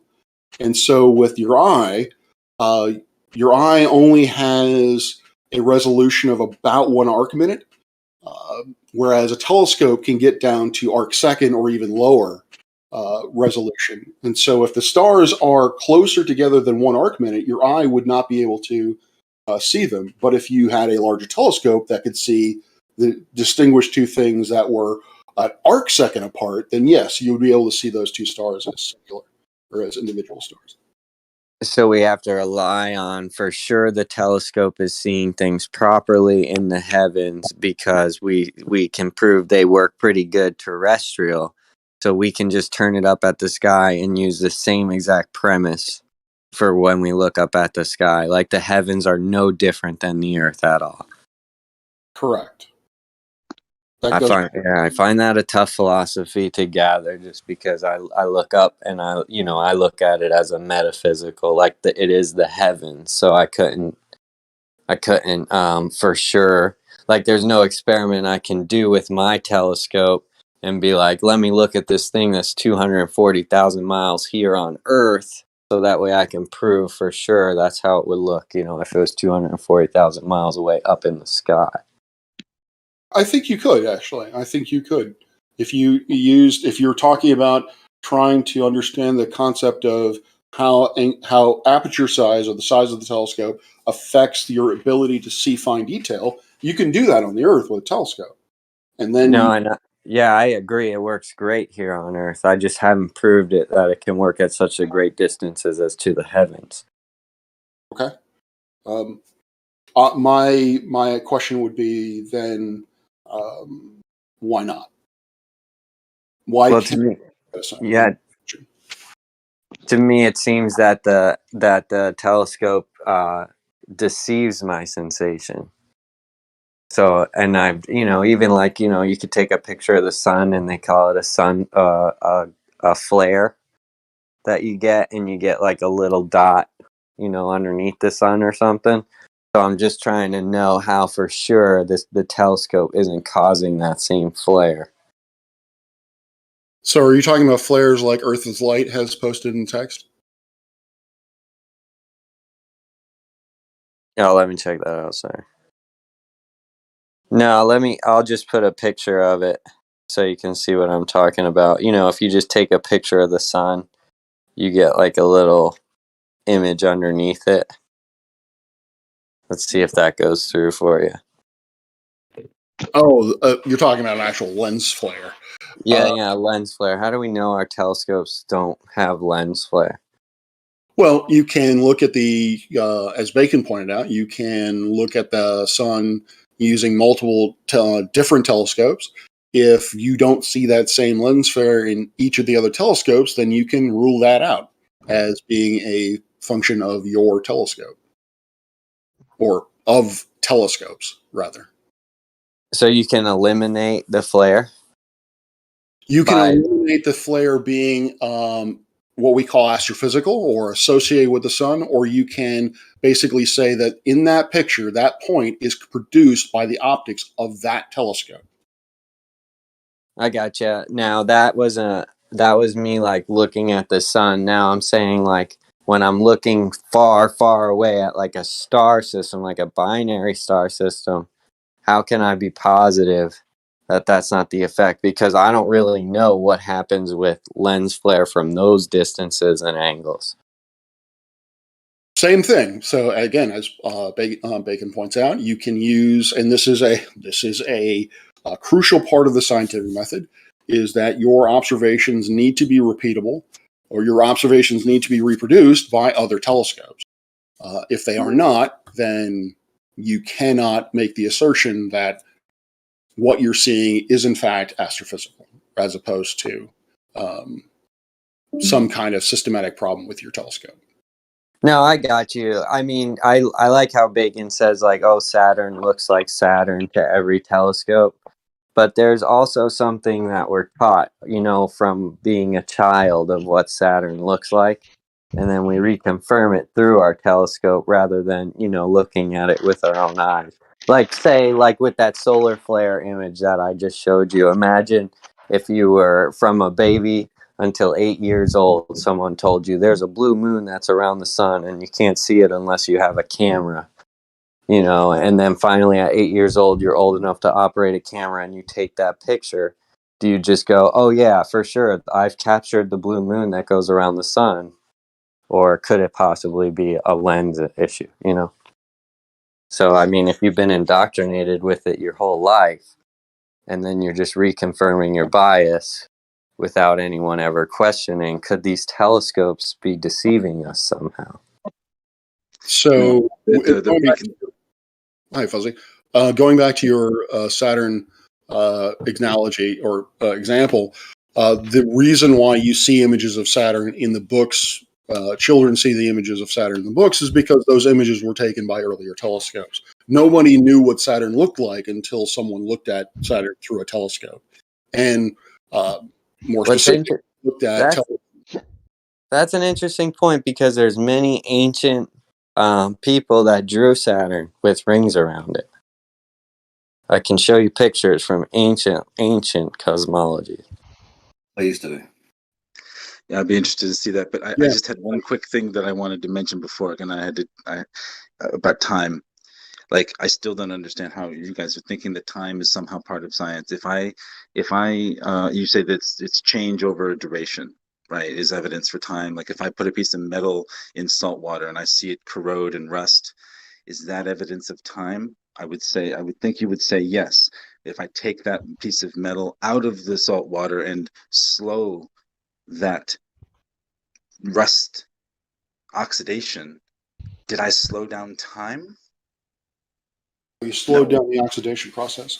Right, that's the physical properties that I'm varying and manipulating. I'm not varying and manipulating time. I'm varying and manipulating the elements that are together that make up that change that you see over a duration. And what I am saying, manipulating time, correct? And what I am saying is that without time, you would not be able to see oxidation at all. That's not no. Oxidation is constantly like if you're going to use decomposing a body is decomposing all the time. As soon as it's hitting oxygen, it's decomposing. We can slow down that oxygen by putting it in a freezer. Are we slowing down time? No, you were slowing down the oxidation process. Right. So where does time fit into this factor? Where time is not a factor of any of this. You just fuck. But you're not. It's not science, right? You're not. The science is the oxidation and the minerals and the salts and the contents of the alloys and how fast it rusts and whether it's titanium or lead, right? This is all physical properties that can be varied, tested, and manipulated through chemistry. Correct? Can you stop oxidation from occurring? If I no, you're missing the point. Of course, I can slow it down and I can change things, but I'm not changing or varying time itself. Right? I'm varying or slowing the effects of something that's observed over a duration that is arbitrarily made up for. It could be an hour, 2 days, 100 years. That's an arbitrary duration. The actual physicality of something is changing physically, and that change can be varied or manipulated. That's not changing or varying, manipulating time itself. Correct? The measurement of time is arbitrary. Whether you call it a second, a furlong, a unicorn fart, whatever, that is arbitrary. But the fact that there is a duration that happens, the fact that there is that oxidation process, it happens instantly. But that oxidation process starts and happens instantaneously. As soon as I drop water or the metal into salt water, that is happening instantly. It's happening slowly at first, right? It is not happening instantaneously. Are you kidding? No, I'm not kidding. It's instantaneously the metal doesn't start to corrode the moment it touches salt water. It's microscopically. Instantaneous to me is a zero passage of time. So as soon as so at what point does oxidation or at what point does the chemical process start when I put metal into salt water? That goes to the question that I asked, whether or not you could stop oxidation. You can. No, that's my point. So you're using oxidation as proof of time. I'm using Yes, I'm using a oxidation as a sequence of events. Right, but that's not time itself. That's a sequence of physical events that are happening and occurring. You choose to arbitrarily put a time limit on top of that, right? I'm not saying that is time. I'm saying that indicates that time exists. No, but you said no. Again, what is time? Is that decomposition of the body? Am I slowing down time? Does time cease to exist if I put it in a freezer to stop that oxidation or slow it down vastly? I'm not. I've already answered time. I've already answered that question. Not sufficiently. All right, let me try this again. So with decomposition of a body, with your example of putting it in a warm environment, putting it in a cold environment, the thing that is being changed is the environment itself, is the temperature of the environment itself. And that is going to affect the rate at which a body decomposes. But the decomposition is happening regardless, right? That rate, the fact that it actually has a rate is indicative that time must exist. But that rate is a completely arbitrary number that's made up by a human, right? The assignment, the unit of that rate is arbitrary, but the fact that there is a change with time or a change. But everything is changing. Everything is going through some amount of change. That is right? Because time exists. Yes. No, oxidation exists everywhere. This is a really silly conversation, by the way. Well, no, I'm saying, how are you? So, if you think you can science time, you got to vary and manipulate it or experiment on it with somehow. And And you can't ever change or speed up or slow down time, correct? Right. We, as Professor Park said, we don't have to manipulate time. I know so how do you prove? So again, you said science. Time is science. It's part of science. It is. And I would. But okay. Can you show it to me? I can show you what I can show you. Science on time. What science would you do on time? Ruhif, if you want to take this, go ahead. No, I think this is a really stupid conversation, honestly. No, I think what's stupid is to call. Why would you think that time is science? I'm asking for what science is. How do you do science? Can I make a prediction for throwing a ball up in the air? The trajectory of it. You mean what would happen to the water on the surface?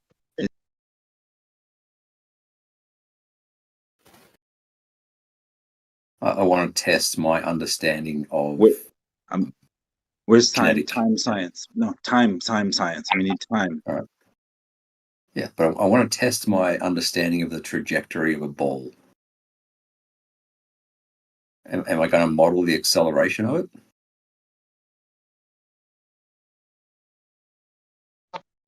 The answer is yes. An acceleration is what?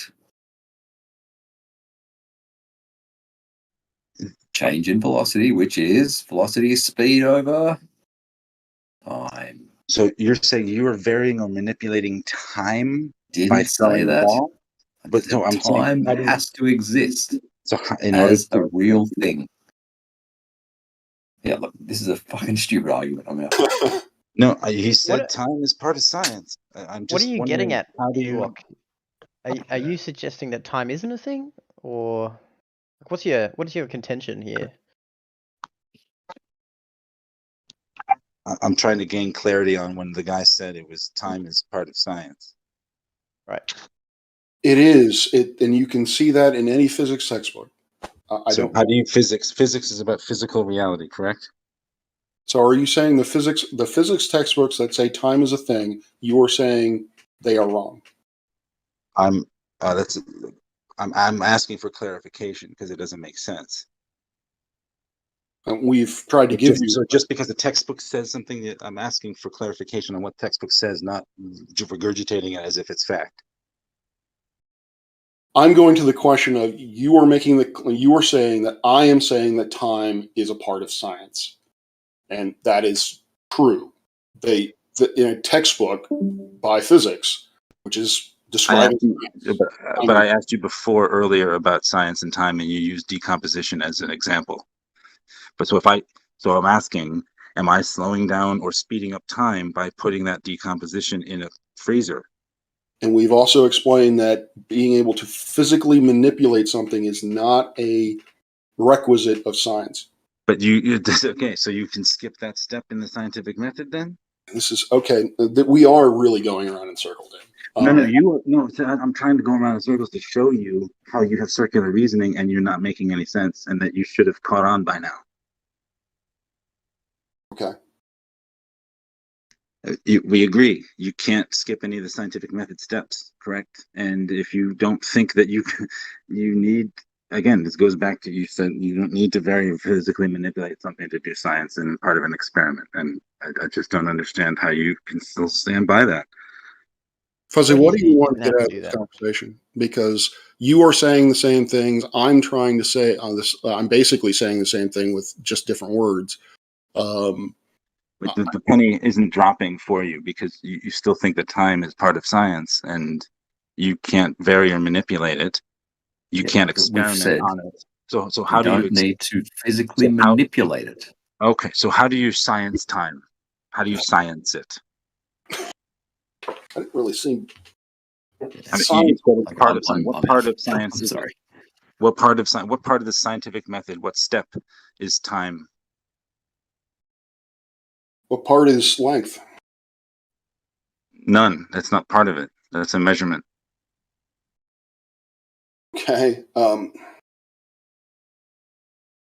So again, measuring something is not an experiment, right? If I measure my table, I'm not doing an experiment on it, right? Dimensions. So we agree that dimensions are not science, or you agree that dimensions are not science. Well, yeah, I'm not doing an experiment on it. I'm just measuring it, right? Dimensions part of science? Does science acknowledge that dimensions exist?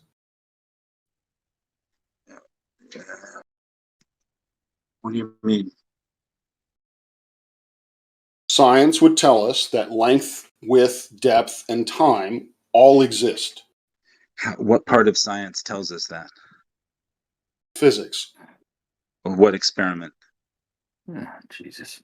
I would give up for you. Yeah, I am. Well, no, you said physics. Can we change the topic, please? No. If, A professor said that time is science. I'm trying to gain clarity on that because that doesn't make any sense to me. You're really not. You're not helping.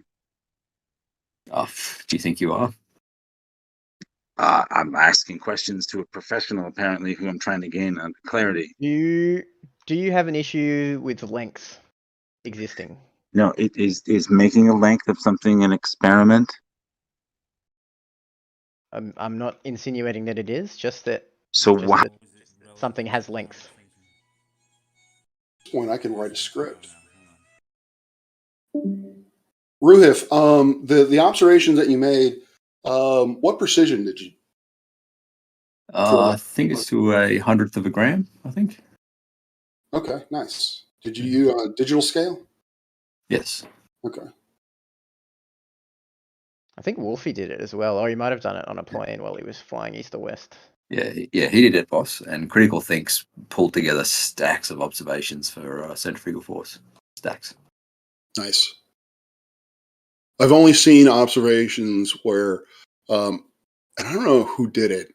I don't think it was Wolfie, but someone took a 100-gram weight and was in the airplane, sitting down or sitting in a stationary airplane on the ground, and then when they were at cruising altitude, measured it again, and there was a noticeable or a significant difference between them. Ed Voss? That'd be Wolfie, yeah. Was it Air Wolf? Was that a Wolfie? Okay. Yeah. That was a cool experiment. Yeah. So I wasn't aware that people had done it with latitude. Yeah. So, what's going on with my charger? Wait, did he compare the weight to when he was doing 500 miles an hour on the ground versus when he was doing 500 miles an hour in the air? Sorry, are you suggesting he was on the ground doing 500 miles per hour relative to the ground? No, I was just confused on what you're saying. That guy took a weight up in an airplane and it weighed different, and he was doing like a different speed, right? Different directions. So the Edwas effect, right? If you are flying to the west, you're effectively slowing down your rotational speed, which decreases the amount of centrifugal force. If you're flying to the east, then you're increasing your rotational speed, and the centrifugal force is bigger, so your weight will weigh less. Oh, I got you. I misunderstood it. I didn't understand he weighed it in two different directions. My bad.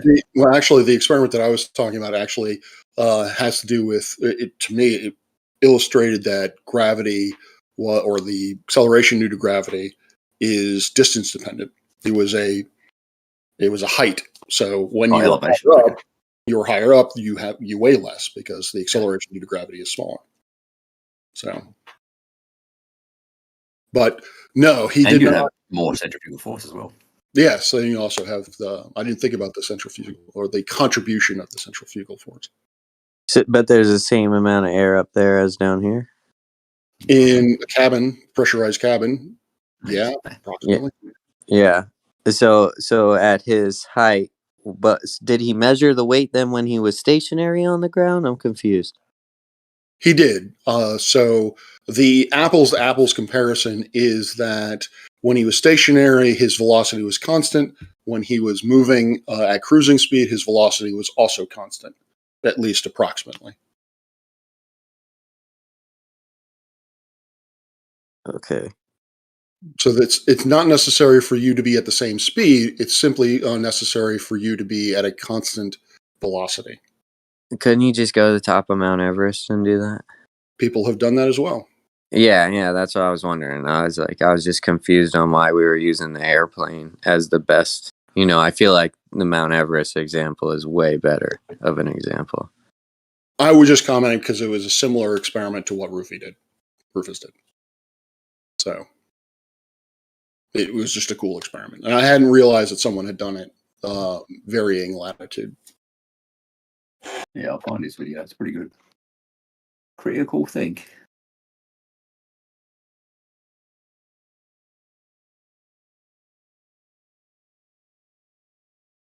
All right, gentlemen. I think I'm going to call it a night because it's 1:20 where I am. So it's been fun. So, and again, I apologize for losing my patience at certain points. So yeah, peace out, guys. See you, man. Later, Good night, brother. Negator.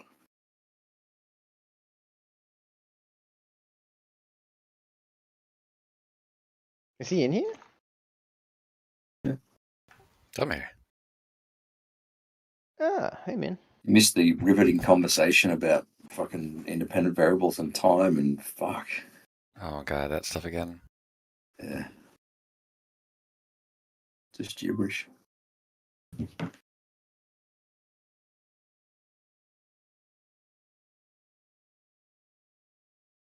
Oh shit. Man.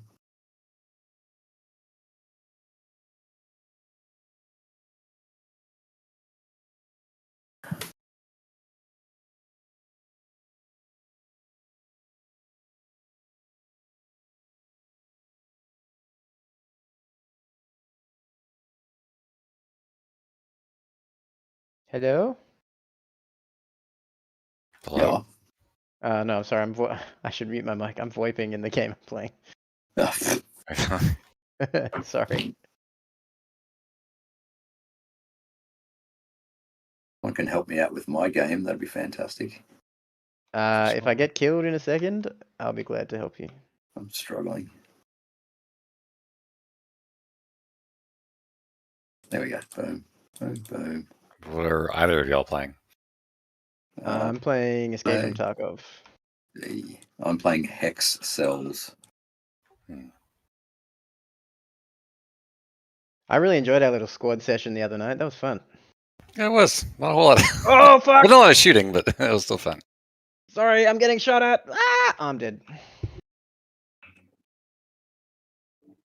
Sorry.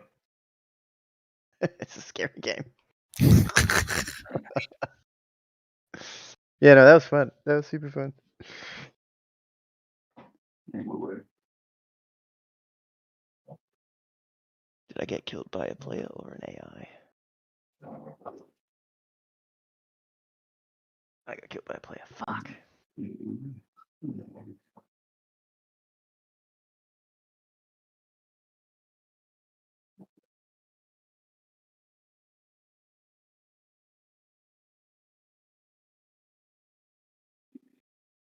I'm thinking about getting this Ruhip. It looks fun. Getting what? The Ruhip's game.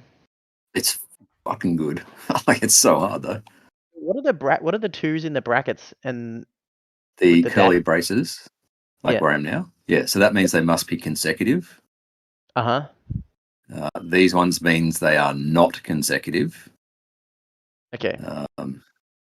These ones mean, they must be in that column, blah, blah, blah. Yeah, the rest is fairly self-explanatory. Yeah, I'm stuck. I know the next step is around here somewhere.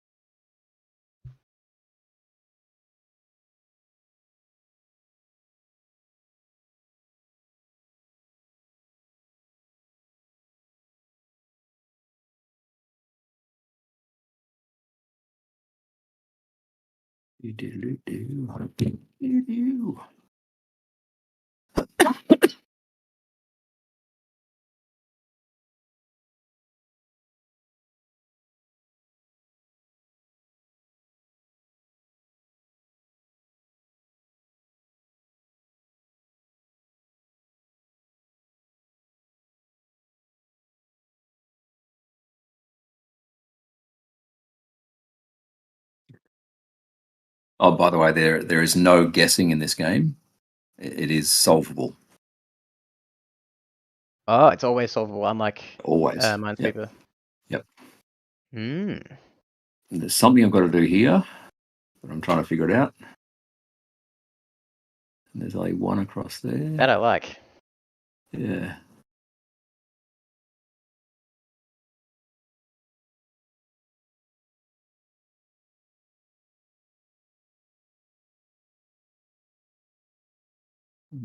Well, here we go.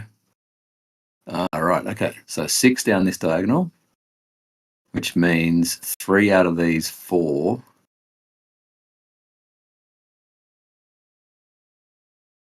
Beyond. Does that help?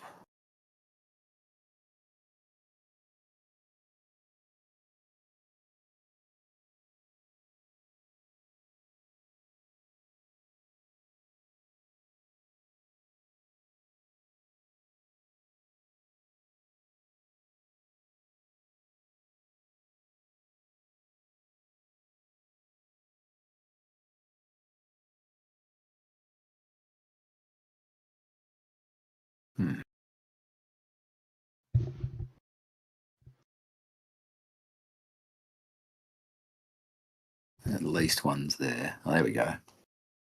Boom.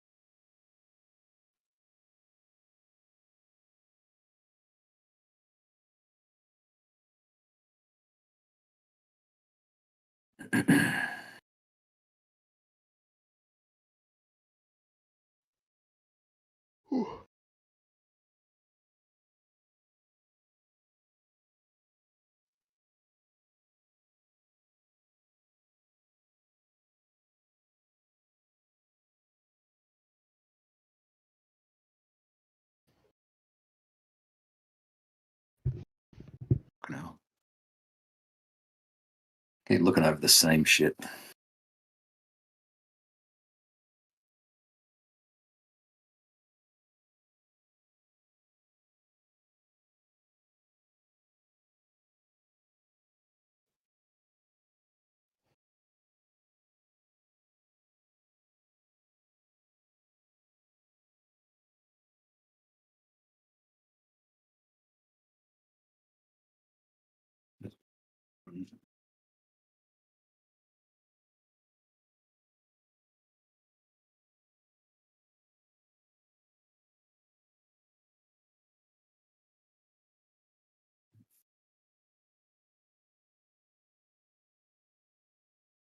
This one.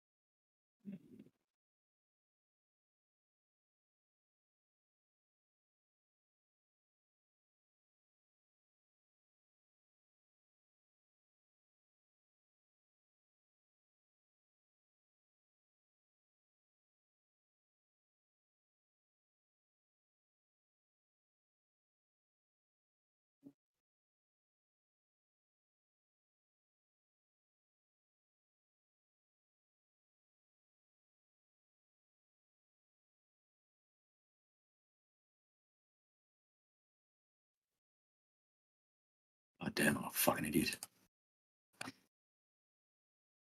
Oh, don't say that. 1, 2, 3, 4, 5, 6. Boom. All right.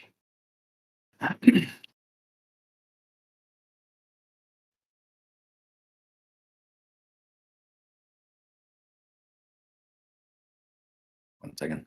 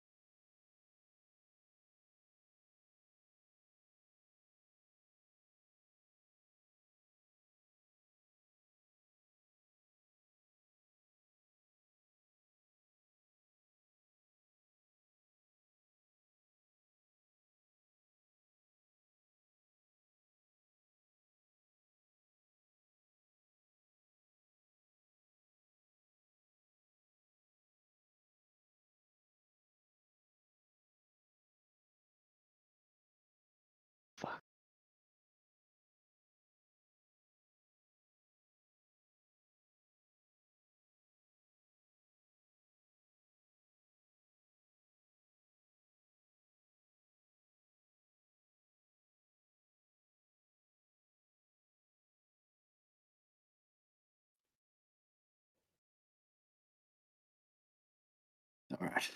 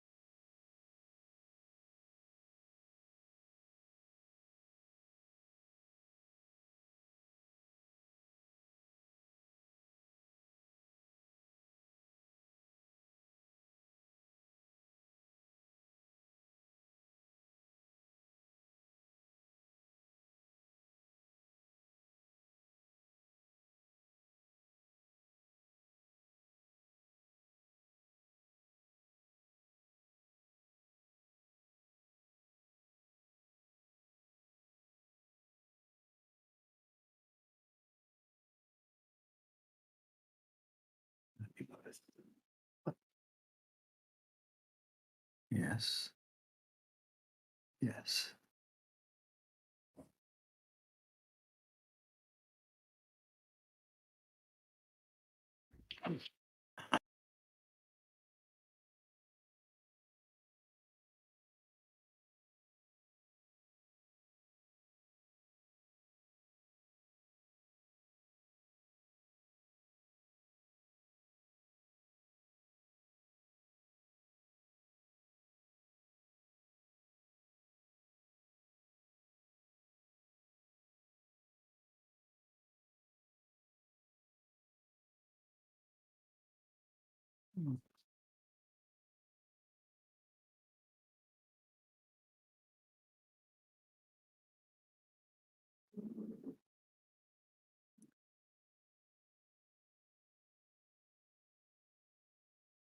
Ah, fuck.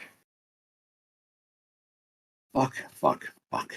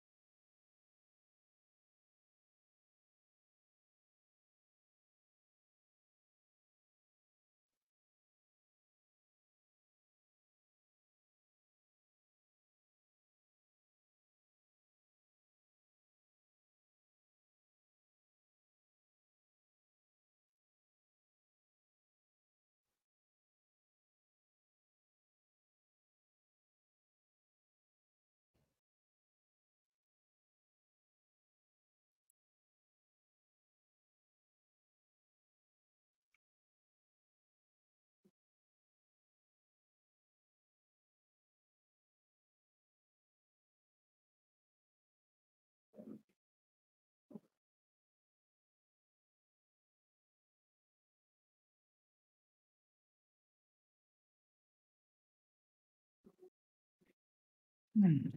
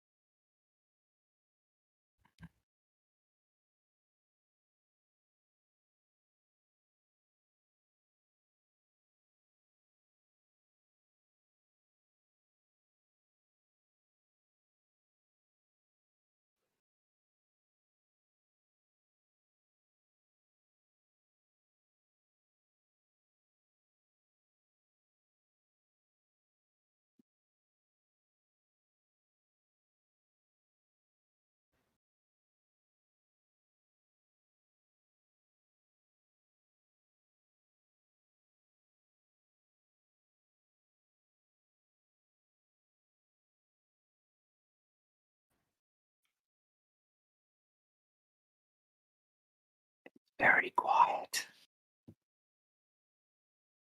Yeah, super quiet in here. Mm.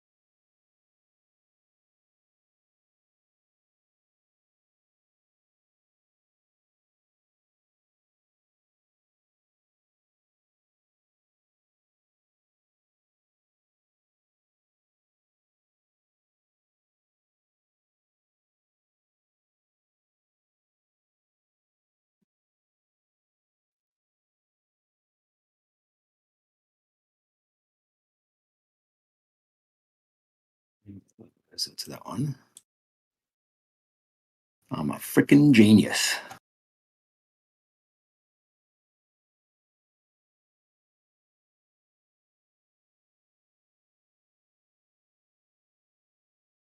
Boom. Too easy.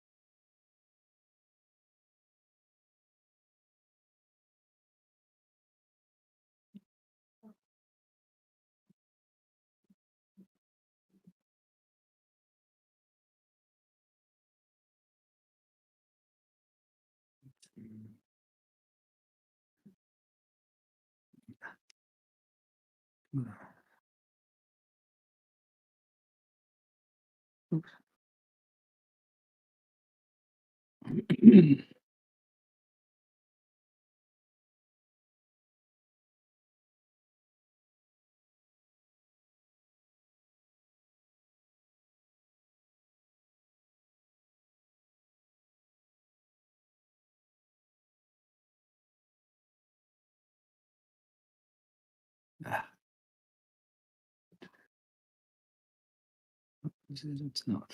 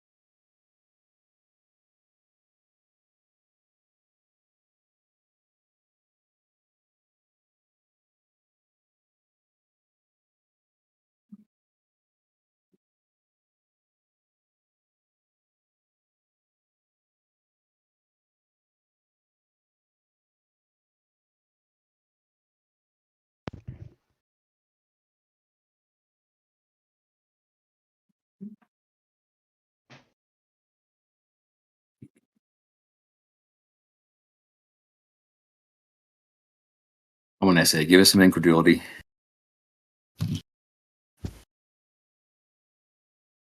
Why would you do that? Why would you ask for that? I probably should concentrate, actually. 1, 2, 3, 4, 5. Probably Is he should even there? concentrate. Hey? Is he even there? SE, you there? Take that as a no.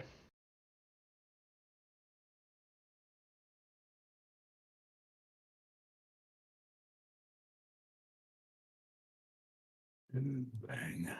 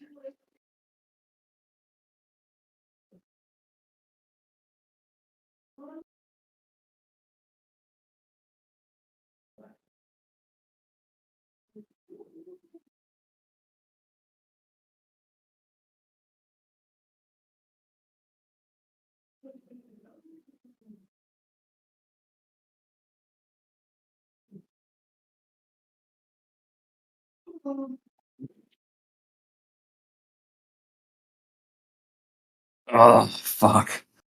Fuck. Fuck. Fuck. Did you mess it up? Let's restart that one, shall we? Fucking fucks.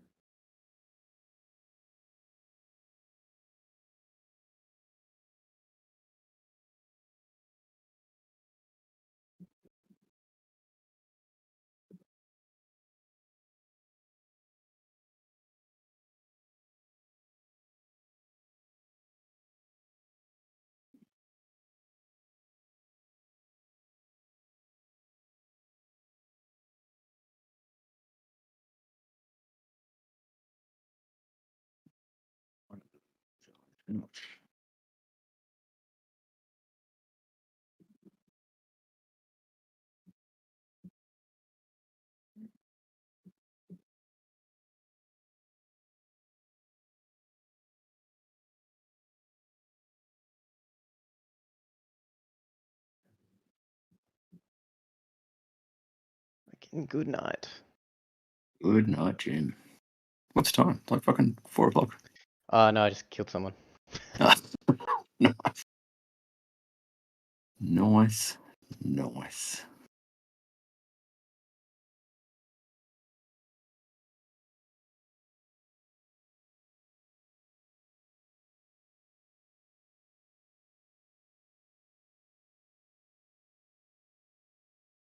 All right, didn't fuck it up that time. Well done.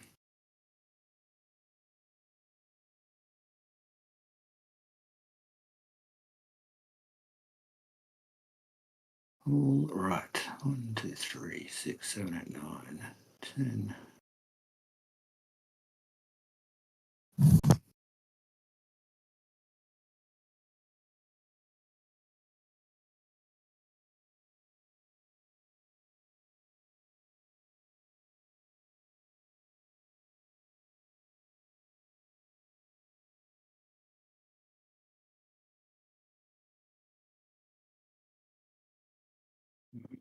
One, 2, 3, 4.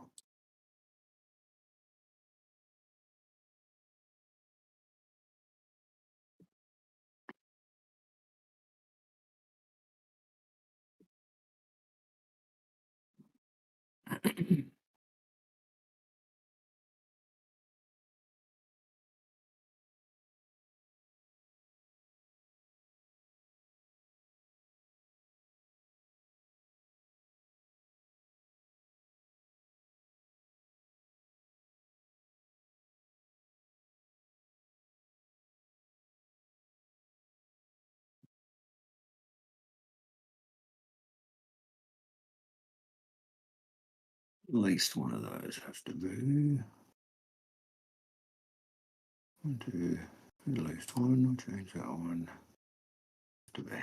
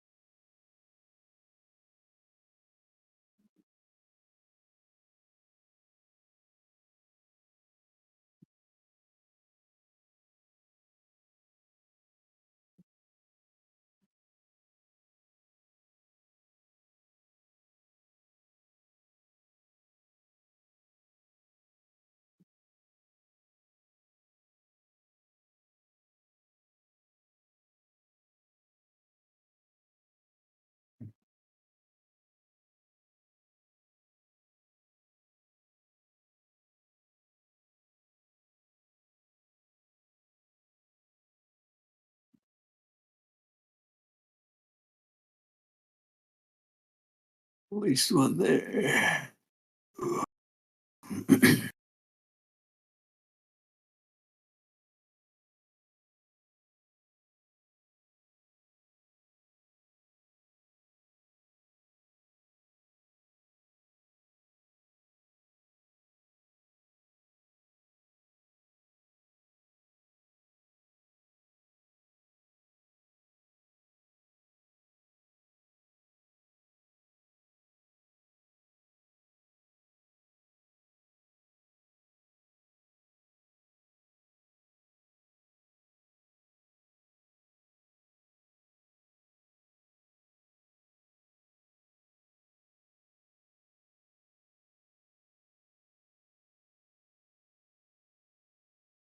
Maybe one there.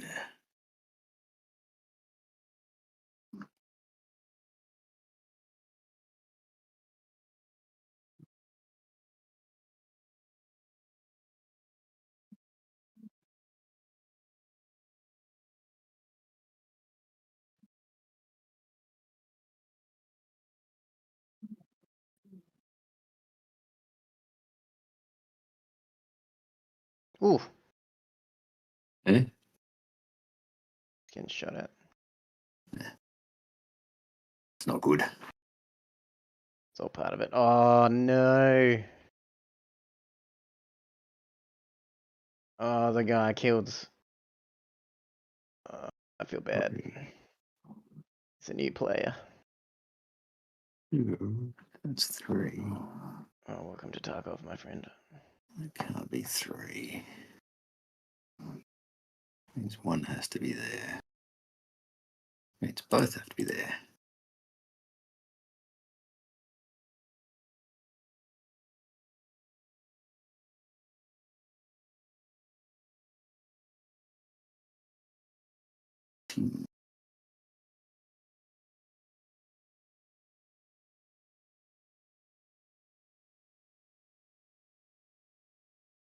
All right.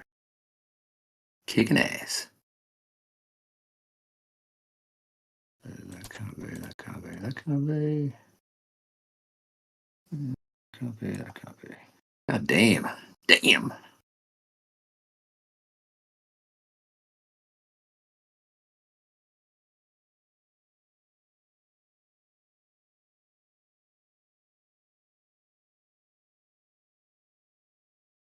Oh, shit. Fuck, that was scary. Why do I play this game? I don't even know. I should play a shoot 'em up, shouldn't I?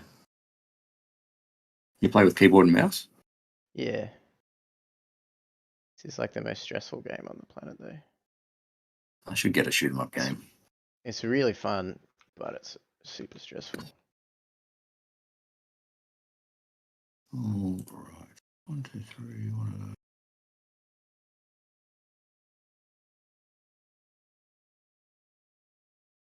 Five.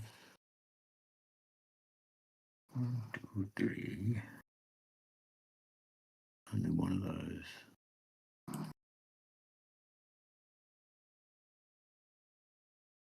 Remaining 2 and 2. In there. There must be 2 in there. There's a really good puzzle game, Shinshin IO. Have you heard of that one? Vaguely rings a bell. You should give that a go if you like coding.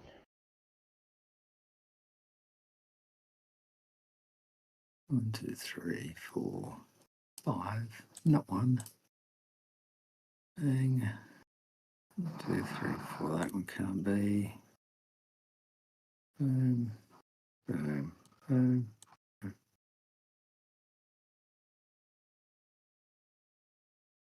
1 remaining. 2, 3. It's that one.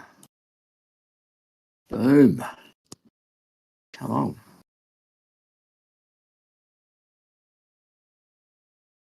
Level 5.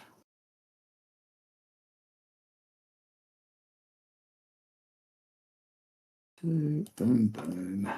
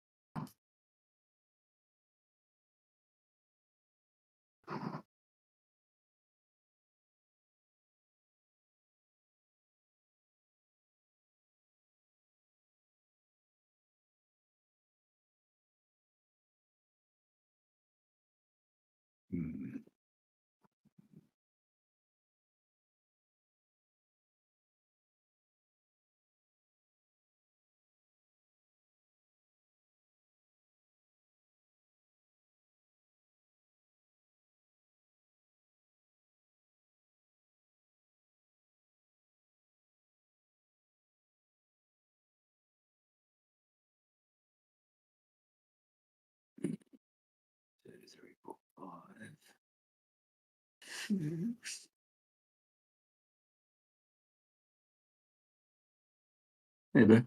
Hey, Daisy, you've been in here all day. Cuddle with daddy.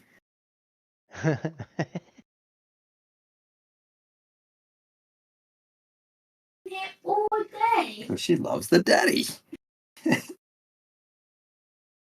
Yeah. Come with Daddy.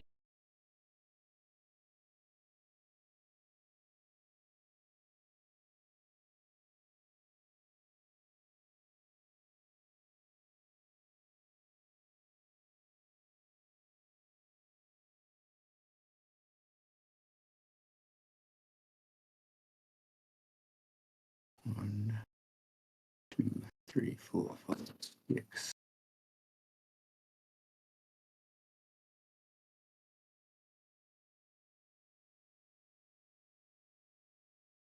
Two, three, four, five.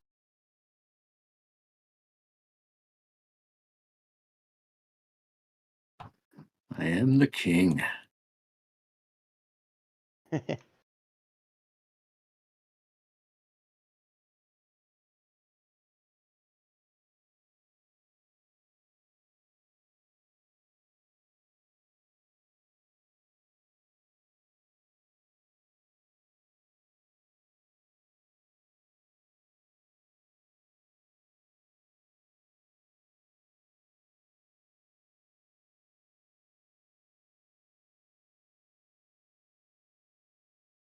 One, two, three, four, five, 6, 7.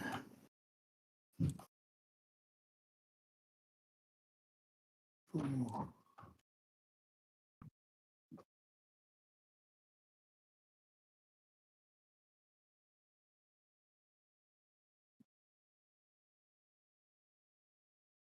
Yo.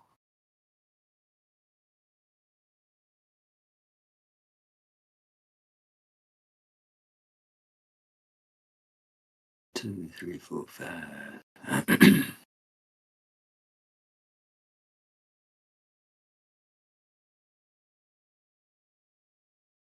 6.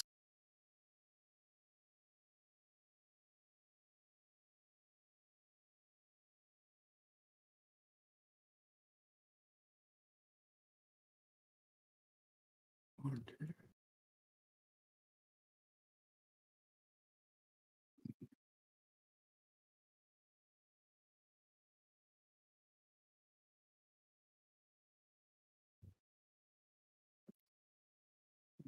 Three, four, five, 6.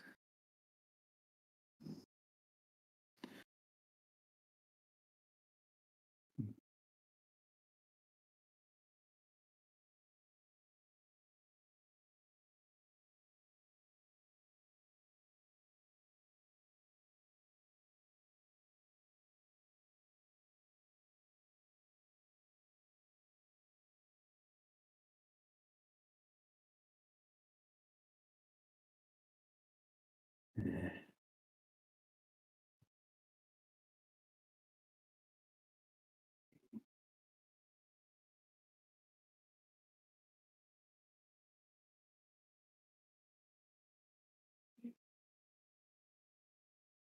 One, two, three.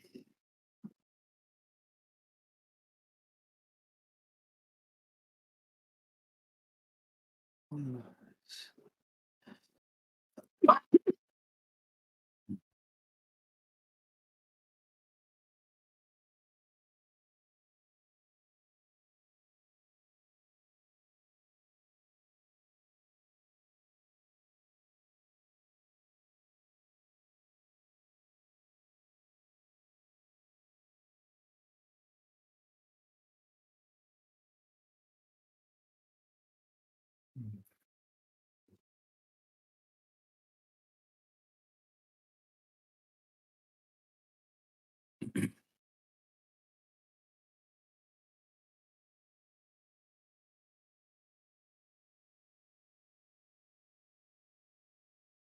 Bloop, bloop.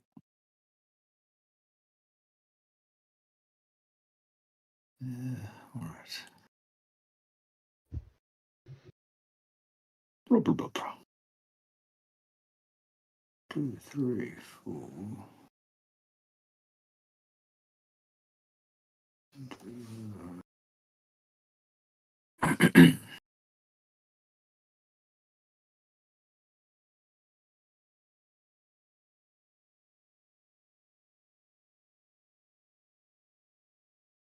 Done.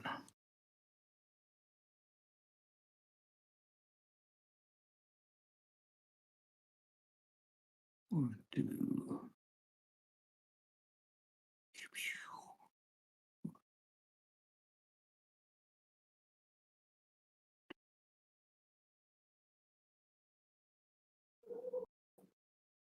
Three remain. One of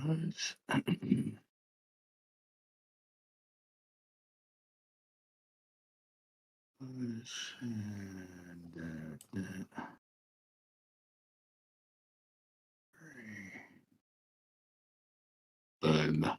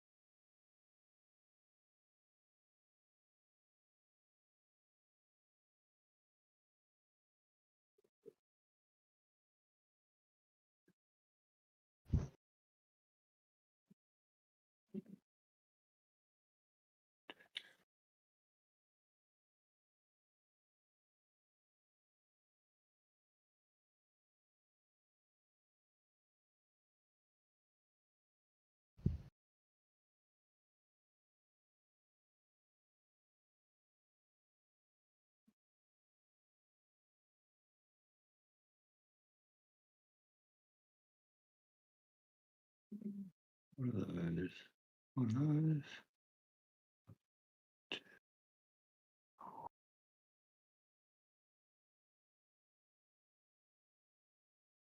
One, two, three, four.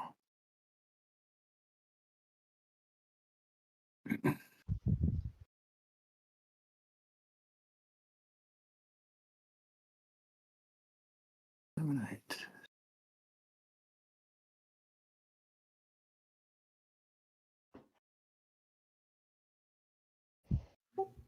What are you guys watching? My screen actually. What's going on in there? It's a puzzle game like Minesweeper.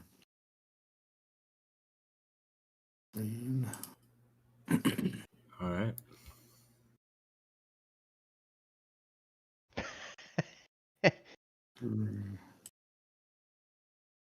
It sounded like he just hang up straight away.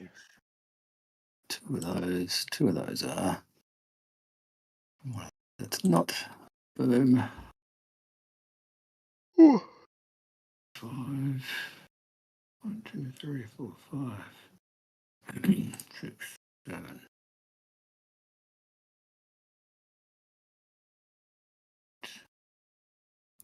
Let's check out this puzzle game. Yeah. It's pretty good looking puzzle game. Yeah. It's fucking difficult. 1,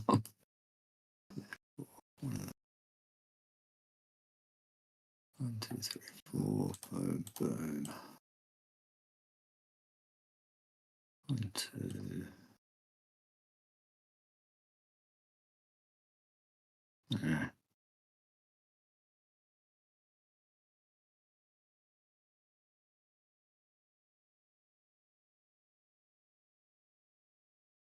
One, two.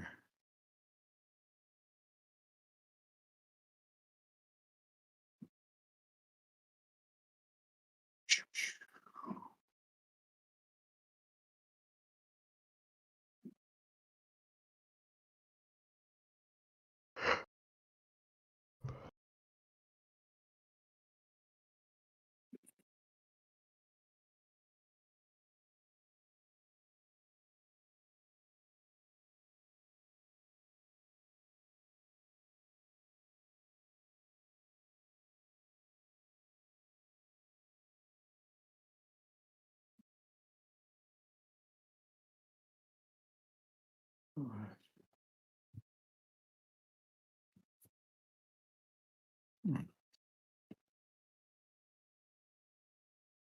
1, 2, 3, 4, 5, 6. Boom, boom. Look at that.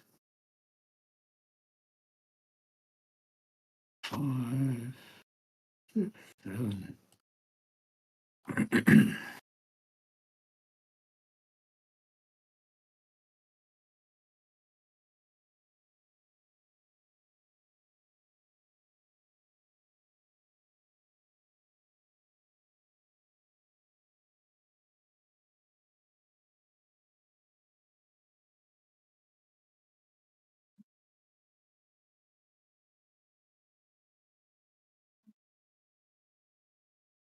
1, 2, 3. Boom.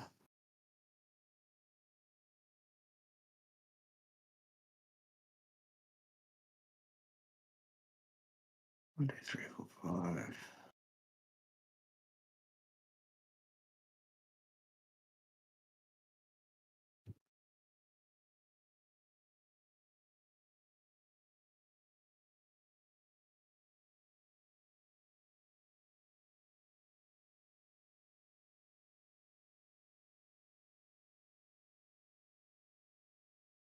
Two, 3, 4. 1, 2, 3.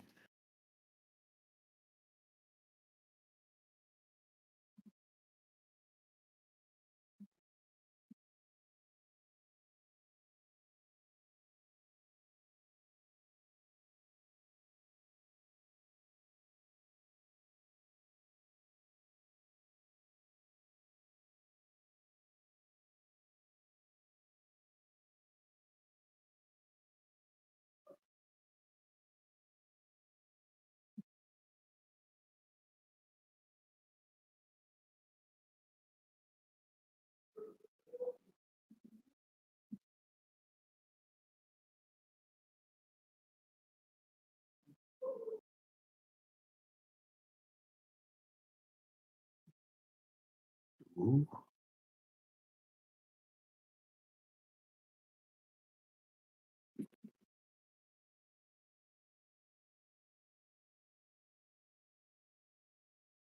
Oh, fuck's sake.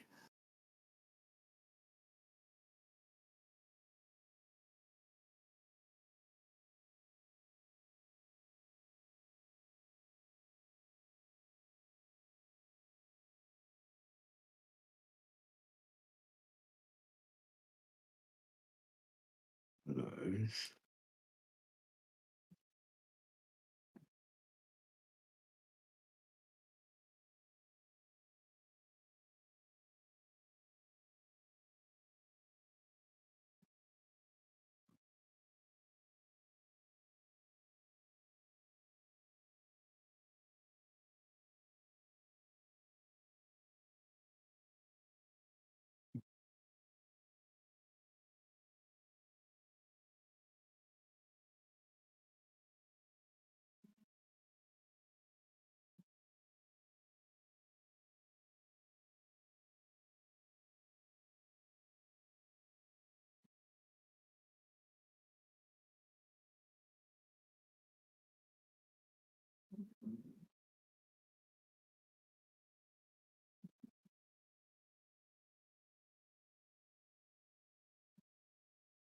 We solved all right.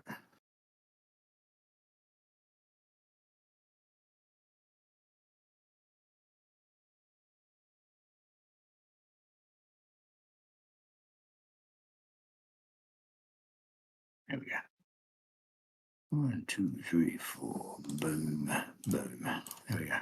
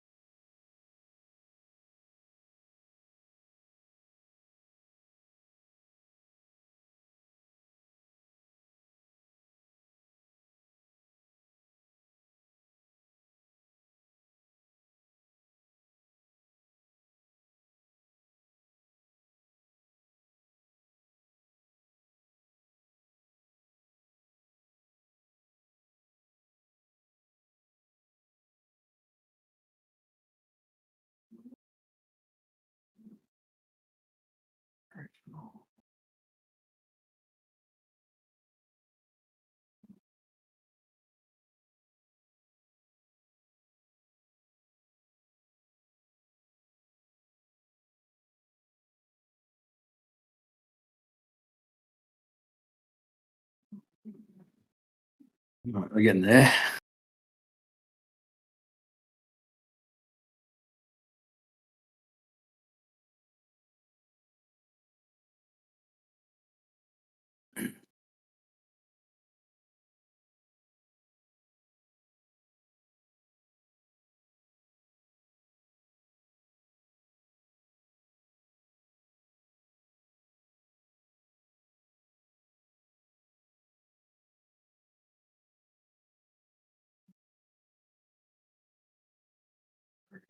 Must be one in there.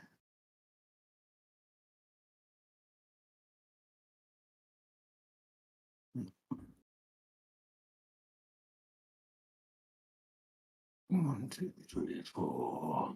Okay.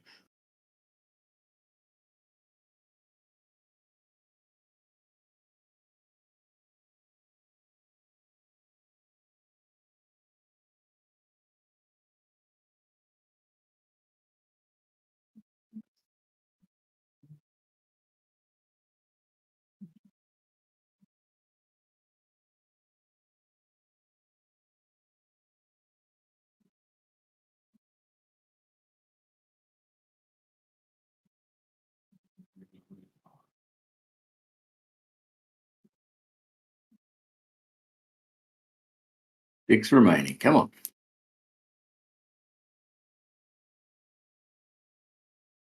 Come on. Fuck it up now.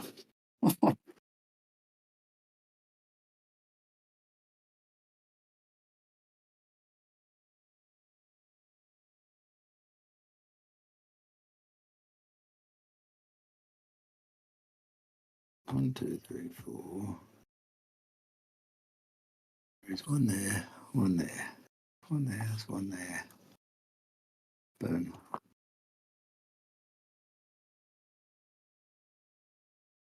One there, one there, one there, one there.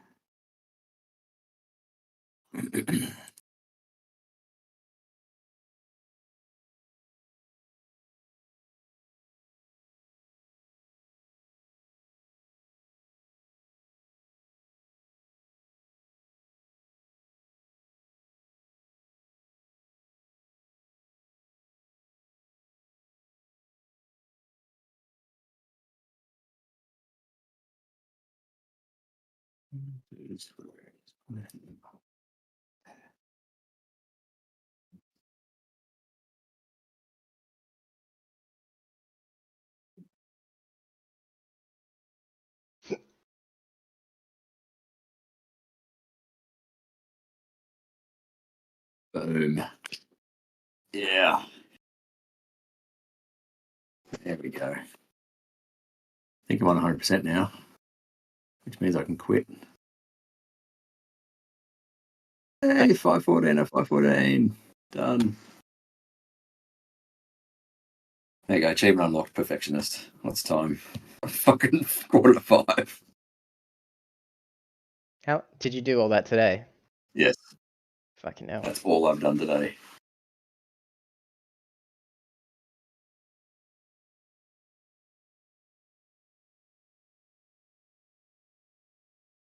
What I got there? Boom, boom. That was Hex Cells Plus. There's a Hex Cells, some other pack. What is it? Hex Cells Infinite. There we go. Install. Let's install Hex Cells Infinite. Straight into it. Oh, it's time. 4:42. Yeah. I'll get up shortly and do something. I've been telling myself for a Play. couple hours. All right, let's go.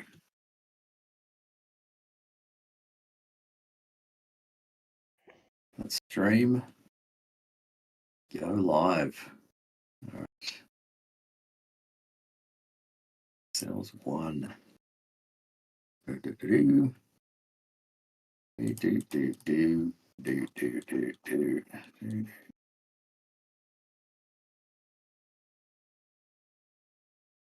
3, 4. All right.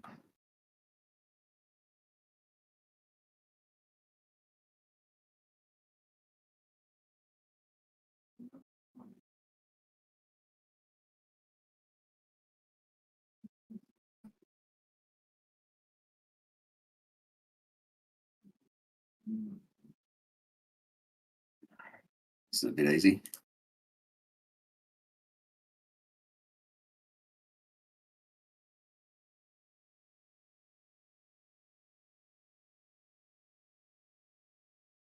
It's way too easy.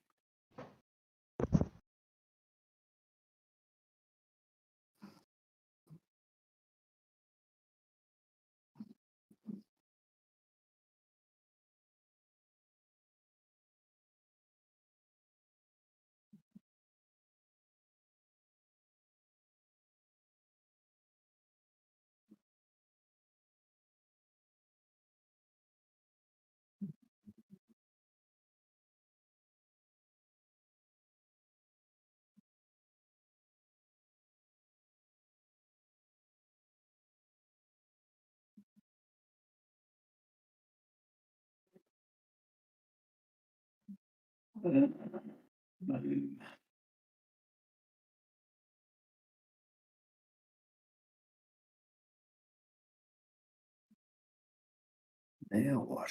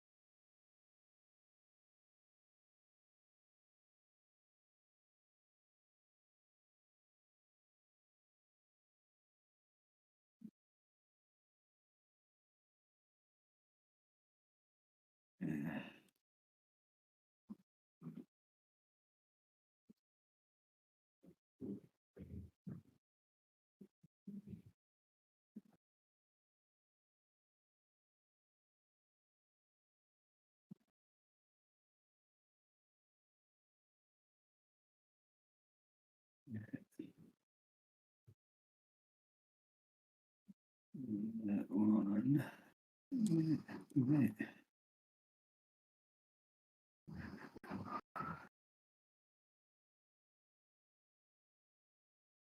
Stuck. Am I stuck?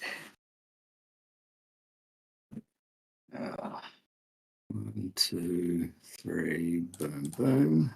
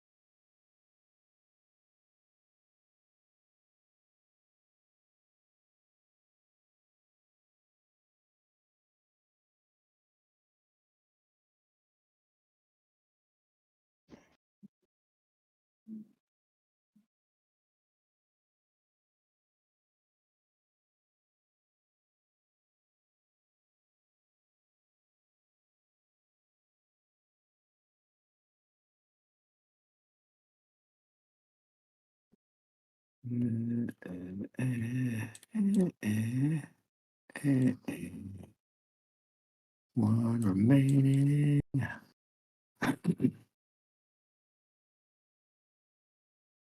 Too easy, people. Too easy.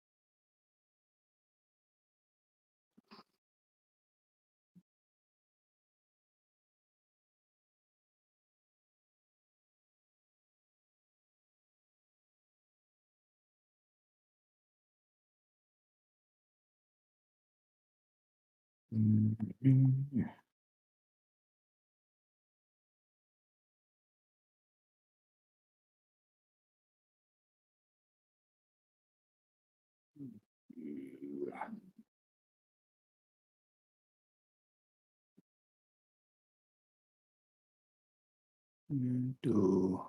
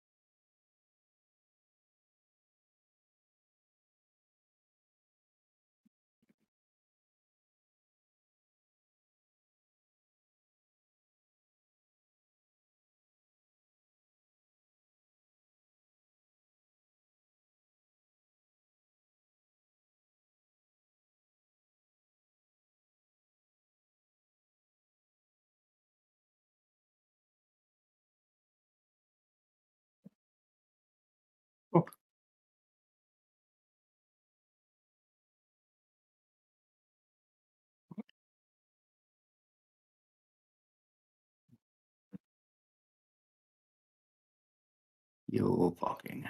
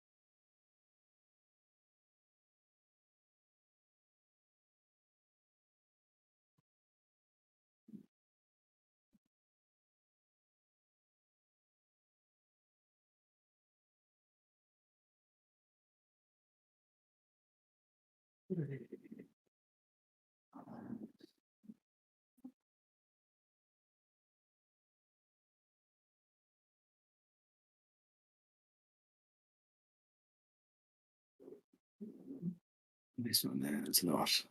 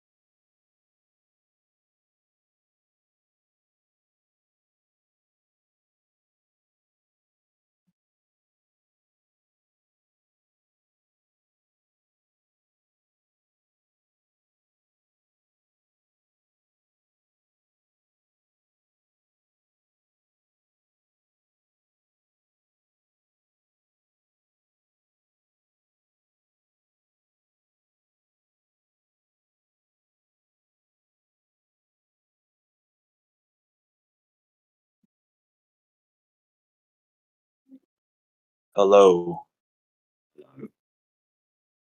Good evening, boys and girls. Probably mostly boys in here because it's the internet.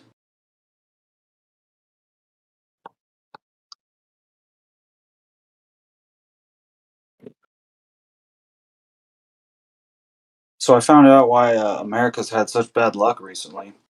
Turns out North America is a giant Native American burial ground. Yeah.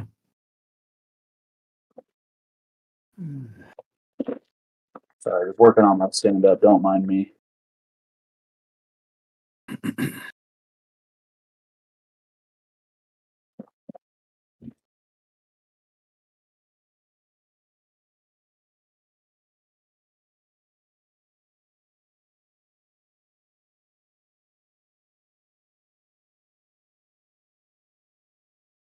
Ruhif, are you playing a game? I am. Are you winning, son? Yeah. Good. That's my boy.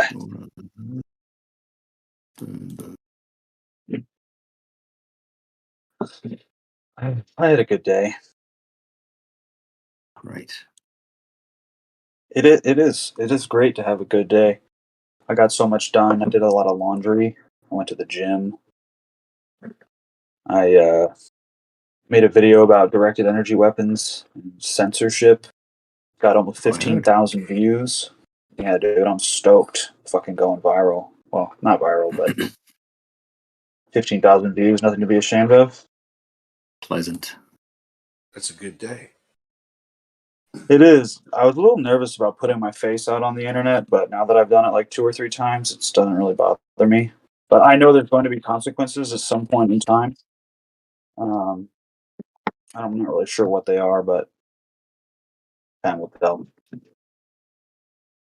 Like I miss the days of being like, yeah, there are no pictures. Like I don't have a Facebook. I went from not having a Facebook to having a lot of people see me. Kind of weird. Now you're just a brain rebel. I don't know what I'm doing. I don't know. I'm just a dude. No one puts those words together. I'm just the guy that was yelling at the sky, and I posted it on the internet, and people liked it.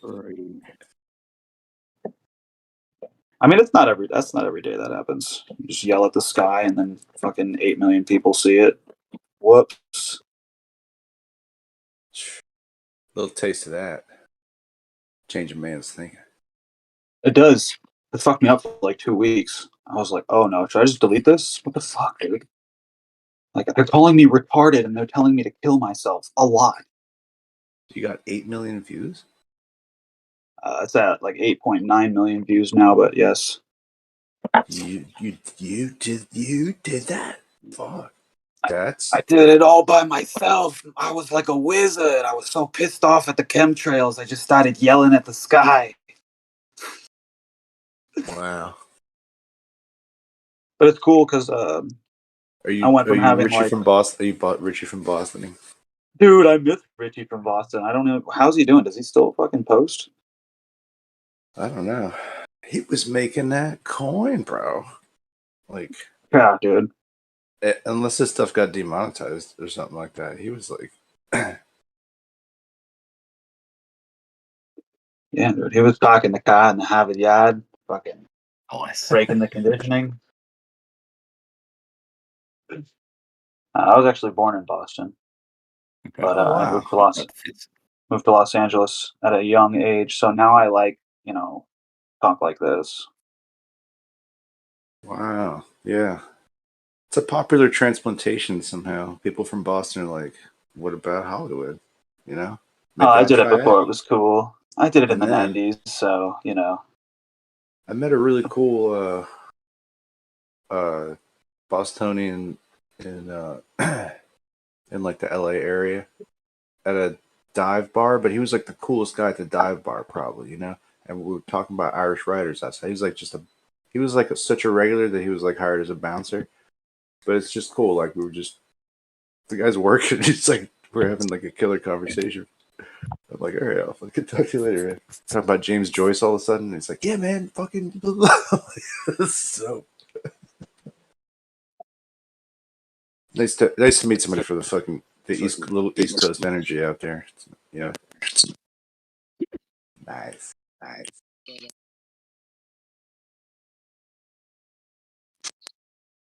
Yeah, big man.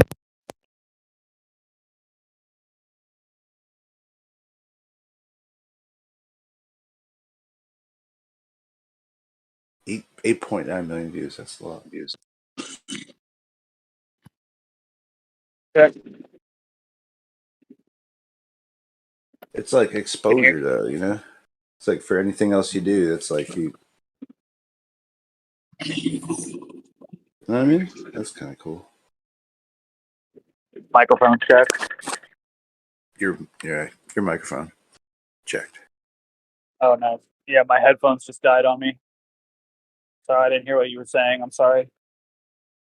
It's probably a bunch of nothing. For sure. No, I was just saying that like yeah, it's good because like anything else you might do, like did you get a lot of subscribers out of that? Yeah, I went from 46 to like over 4,000. Wow. Yeah, and it's motivated me to make content. I'm usually posting like at least once a day, sometimes like 2 or 3 times. I mean, for view for subscriber, I mean, yeah, but that sounds like probably a terrible percentage of conversion.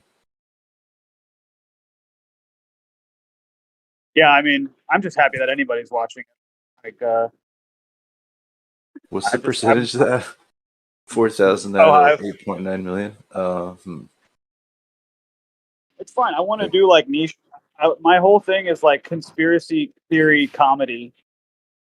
You know, because we're gonna get dark. It's gonna get really dark, but I'm gonna try to keep it light best I can and get you laughing, so you don't just come away feeling like shit.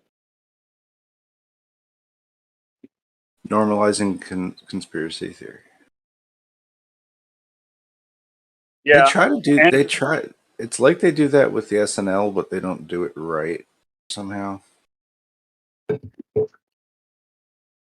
Like they just go for a convenient punchline, but it's not actually funny about the because there's humor in everything that's like grounded humor, and then sometimes there's humor that just like pulls it away from where it is. Like, it's like straw man funny, but it's funny still. You know, I don't know. Yeah. Talking comedy shop over here. Who am I, Kosha? Amazing joke writer. I almost went to a comedy club the other night. Yeah, I heard y'all talking about that. Oh yeah, I thought it would be fun. Just got to get some balls to go up and do it. You only need appropriate balls. You don't need to have more balls than you have. So everybody can do it, I think. Because appropriate balls is what's funny, actually, too. Like if you're a little nervous, but you know you might be a little nervous, so you could play that, then that works really well for some people. And if you know you're gonna like act super confident, you could play into that too. You know what I mean? So it's like everything from Danny McBride funny to like I don't know, little scared mouse comedian kind of funny, you know? Oh. Yeah.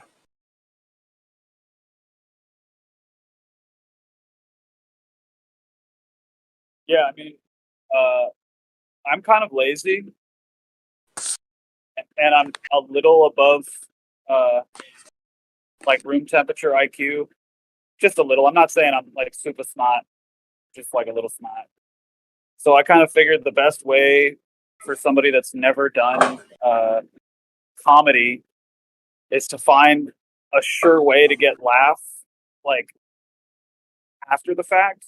So what I would do is just go bomb in front of a liberal crowd telling a bunch of conservative jokes. They don't even need to be good. They just need to get fucking libs pissed off and have somebody film it. I would watch that 100%. Libs just getting a bunch of libs going to a comedy club because they want to hear like some feminist jokes or whatever. Or I guess not feminist jokes, a feminist telling jokes rather. And then they're going to get a bunch of feminist jokes instead. I'm not going to get pissy. Or I could actually like put effort into it and like try to make good jokes. I guess I could do that. Well, okay, so it's about that. If you have grades of where the punch is gonna hit, you know, to where it's like you can have things that they're gonna like they might land in a visceral way, and then things that are just grazing little jabs, you know, because you're really just beating the audience up in a way. And like that's why the pacing has to be as such like to be able to jab the audience to where they're like almost in a way threatened that you're going to say something, but they find that funny. They're like, "What's this guy going to? Oh my gosh, this is like some sensitive area. This person is like treading on some kind of sacred grounds here. Like, ooh, what could be, what might they say that it's the threat of the punchline. You know what I mean? So it all kind of like is in this language of jabs and then the knockout punch, which is the cash. I don't know. Well, one thing I know that happens to me when I get nervous is I start to laugh. Like I started laughing when an officer's pulled me over, and I've laughed at other inappropriate times. Okay. So I feel like that might play in my favor. Like if I'm just like, I don't know, laughing at my own jokes before I can get them out. Maybe, I don't know. Maybe not. Yeah, well, it sort of that would prep the audience to kind of like get an idea already of where you think the funny is going to happen. Because I think a lot of times people want to laugh, they really want to have a reason to laugh, and they just need somebody else next to them to actually laugh. Like at That's the right so true, time. dude. That was like really profound for me right now. It's so, dude. People want to laugh. You just gotta let them. You gotta give them the sign. They're waiting. They're waiting for the bell to ring. They've got their hand up. They're waiting to be called upon. That's so funny.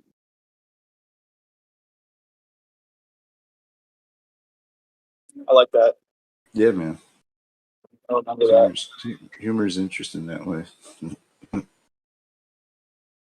Well, like, okay, I did like some kind of jokes here. I did one skit where I put on a pilot's uniform and I do this funny voice and I'm like, we're not spraying chemtrails, guys. Okay, everybody just calm down. There's no chemtrails. But I'm like green screened in front of a bunch of like really sus chemtrail videos that just look like super gnarly. I've done I don't think I find that funny. Yeah, you want to see it? You might find it funny. I don't know. Let's see. I did 3 versions of like tell me you're faking space without telling me you're faking space. And I just show like the one ISS clip where they're grabbing the harness and the woman's hair is like clearly gelled straight up. I show the NASA archive footage from 1965 where they do like the first spacewalk and it's like claymation and like the helmet is like turning sideways and stuff and he's waving at you. And then I did the moon missions where they're like hopping around and like just looking all goofy. And I admit I did it at 2 times speed because I believe that the way that they faked it is they did it with harnesses and then they like played it at half speed, and that's like the version that we got. So when you play it at 2 times speed, you're just like seeing like how obviously faked it is with the harnesses.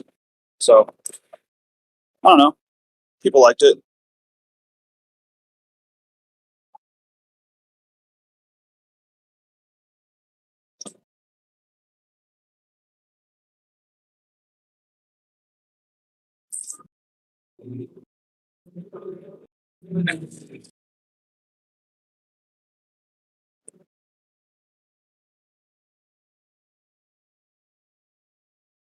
Wait, Rufy, are you a pilot?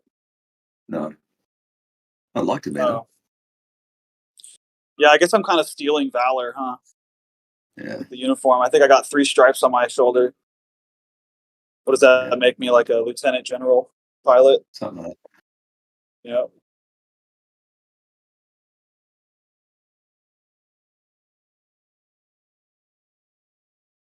You know what bums me? I just want to lose me. Oh, there it is.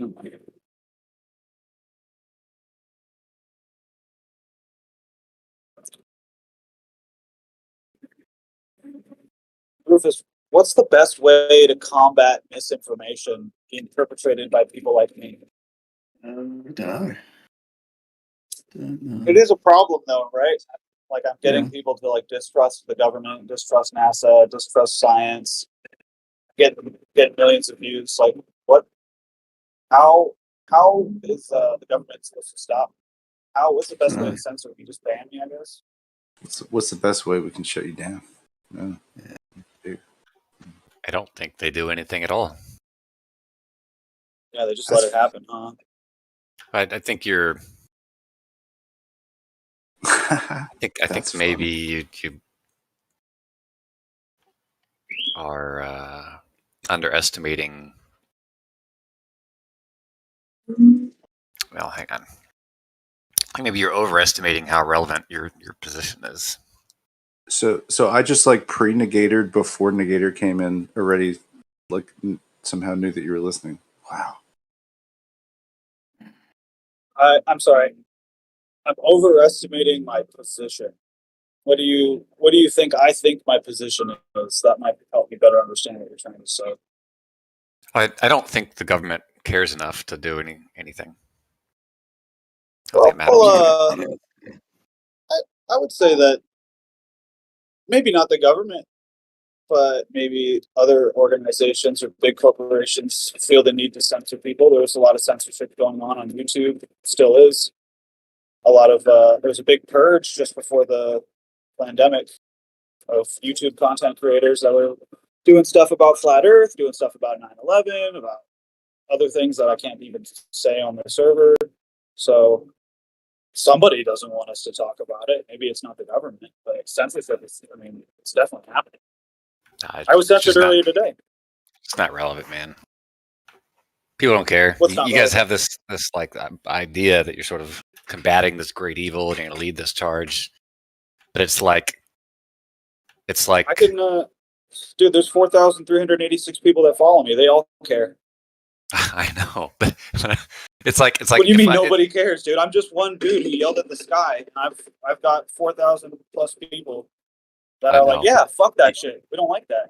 Even 4,000 is like it's like you asking me if I care about a particular ant colony's war that lives in Chile. Like that, I don't care, dude. Oh, well, I don't think of human beings as ants.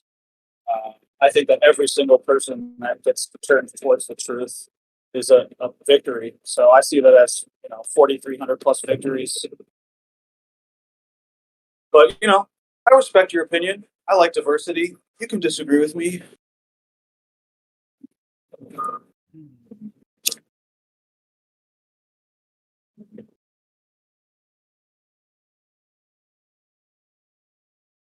If you want, dude, we could debate. I would love that, actually. You can challenge me on all my crazy ideas and try to bring me back to norm, and I'll cling to my, schizophrenic fugue state. And we can do it. We can do it live. You don't even have to show your face. I just think it would be good content. It's probably be some good gotcha moments for you. Not really. I mean, I think Earth's a globe. You think I know the Earth's a globe? Yeah, I think you confidently believe it is. Yeah. Oh no, I definitely do not say it. Are you Can I you're just referring complete the to thought that I when had you're before referring to when I Negator DM'd interrupted? you that I'm Yeah, go ahead. I'm sorry, go ahead. No, just because Negator interrupted my thought. I'm going to call him Integrator now, just because it's funnier. But my thought, as Negator's mind was thinking it, and I was saying it before he actually jumped on and cut me off, was that he was thinking in my head that it's tremendously erosive of the edifice of government and the authority of the government to make these things question. But what I would say to him, Negator, if you don't mind, is anything funny is about a conspiracy theory is awesome. And even if you disagree with his point of view, because it's in a frame of comedy, it just like it doesn't really actually. It doesn't matter, I think because these things are already like pre-wired in certain ways. The narrative's already pre-wired because of the context that exists already. So anything that modulates that doesn't have to be like necessarily incendiary. Okay, that's it. Whew. That was a lot. I think it was well said. Mm-hmm.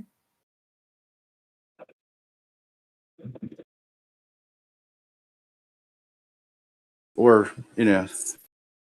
maybe just humor's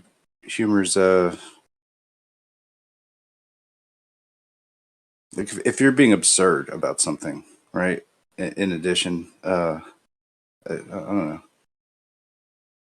What does it do? It just It's just isn't it harmless? Do you think?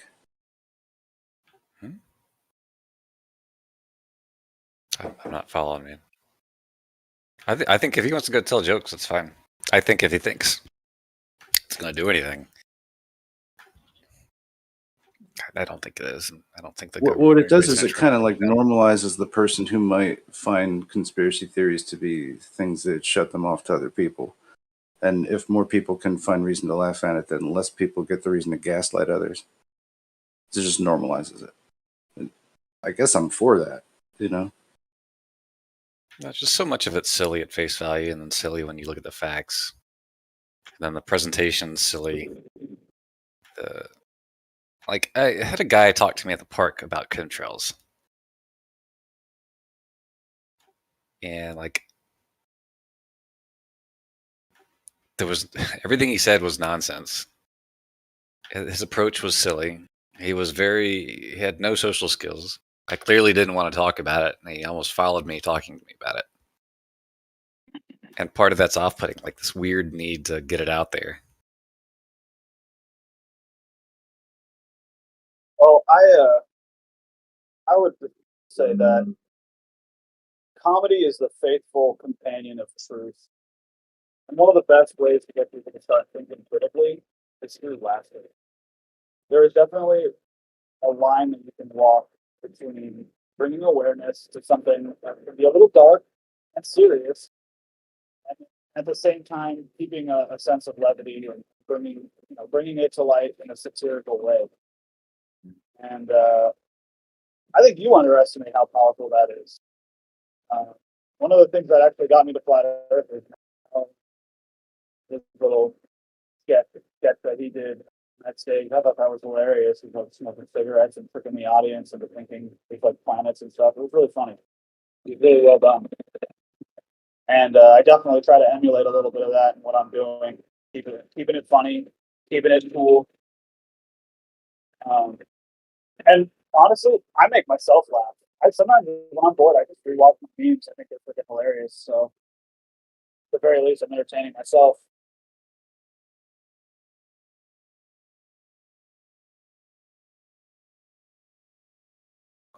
Thing is,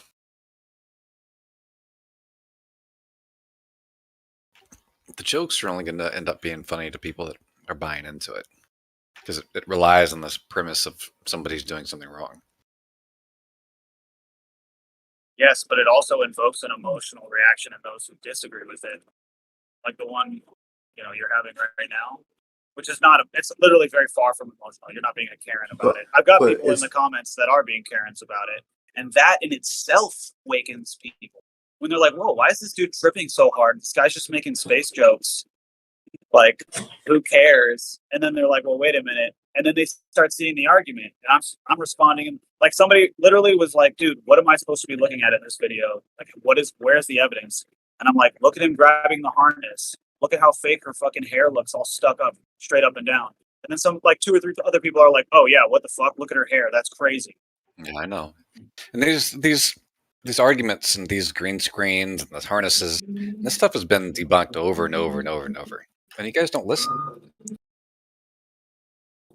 And so there's other people out here who, like, those few that might have said, "Oh man, that's crazy." Like, why would we listen to somebody debunking something that looks so fake? All you end up doing is you get the bottom of the barrel people. Like, think about a lot of the folks that hang out here. They're just drunk all the time, or just down on their luck. Life sucks. Like, you're attracting the wrong crowd by going at it the way you're going at it.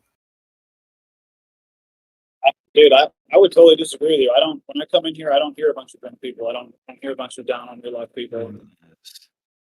I'm not drunk. I'm not down on my luck. I'm having a great time. Are you? You having a good time? Yeah, I'm all right. Well, he's had the time of his life. I mean, it's been quite a while since I engaged in this one. Years. I can't rattle off all the, what you should go and look up and read. But the harness one, I think was really, really stupid. It is. Just where the little finger gets caught in his belt loop or his pocket or something. Yeah. No, that little piece. No. You can see the shirt is already. You can see the shirt is already extended. It's like pointing out in a weird way, like there's a harness protruding from the shirt before his pinky even gets there. I've slowed it down, replayed it 3 times over in the clip. It's so obvious, dude. Come on, guys. Okay. Yeah. I mean, I'd like as to long look as at it. we're aware of what we're talking about. We're talking about the same thing.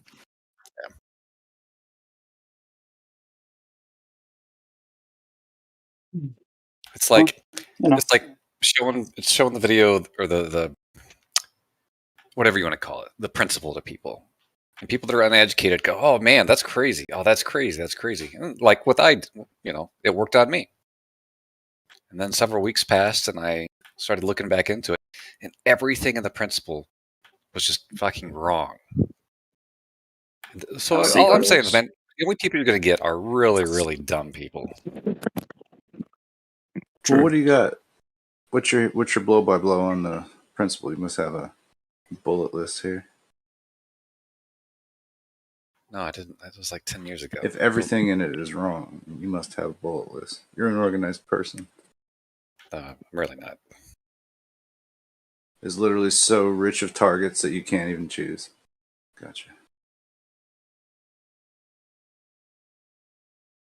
So is this what we're talking about, Platypus? The thing that Carnivore just linked? Yeah. The guy grabs his pocket. No, let me see. I can't see what's going on here. Yeah. You can see very clearly that the pants. Oh yeah, it's not his shirt. It's his pants. The wire's protruding from the pants, and there's an angle there. There's a point before that man's pinky even gets there. You can't make that shit up, dude.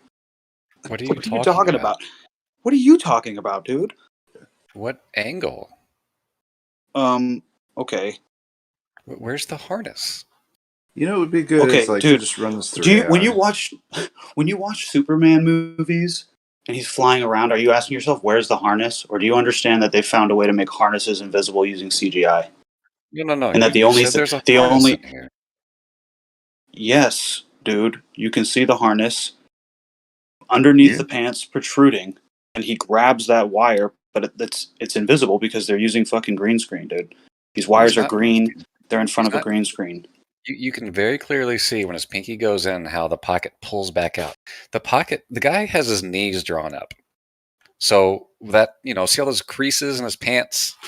Like when the area in your crotch, starts to poke out. The same thing happens with your pocket. It's happening in my pocket right now. I can show it to you. So it he's looks trying exactly to like that. So he's what? He's fumbling, trying to grab his friend there, and his pinky just gets in the pocket? Or what was he going to grab? Well, let's clear up a couple things first. Number one. No. What is he trying to grab?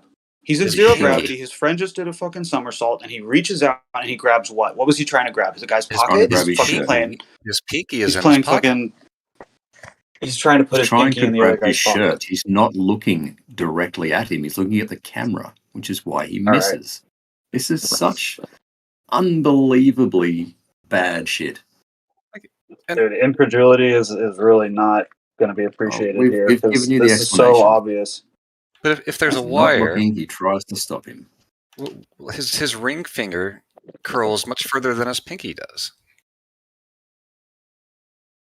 Dude, he's got you can see him grabbing the wire. You can see him pinching it between his index and his thumb. Christ, dude. Okay, if that were true, why does his ring finger bypass where he would be pinching it with his pointer and his thumb? You can literally just let your finger bypass the wire, dude. What do you mean? Oh, because the wire is going like a straight line from apparently inside this guy's pocket. You can, yeah. Go on. Right, a straight line from that point to his thumb and his pointer finger. That straight line was intercepted by the guy's ring finger. Intercepted? I'm sorry. The what are you trying to say? It goes through the area that this make-believe wire would be. Yeah. Good point, actually. Very good point. His ring finger, No, it the doesn't. finger next to his pinky crosses where you think this harness is. Oh yeah, no, there's tension on the harness that is released that he's pulling on. It's holding a human being, right? There's more than one fucking line attached to this guy, dude. Those are auxiliary harnesses to allow him to fucking turn in different directions. Okay, well, do you know how many? Do you know how many? Okay, when they're faking, dude, when they're filming movies like what was that one with the fucking tranny? Do you know how many wires they're attached to so that they can move in all different directions and simulate zero gravity? That's just one of many wires, dude. There's not a lot of tension on that. How is there not? Okay, if he's able to move the wire with his ring finger, how many pounds of tension do you think is on it? If the guy weighs 200 pounds and he's just casually moving this wire with his ring finger.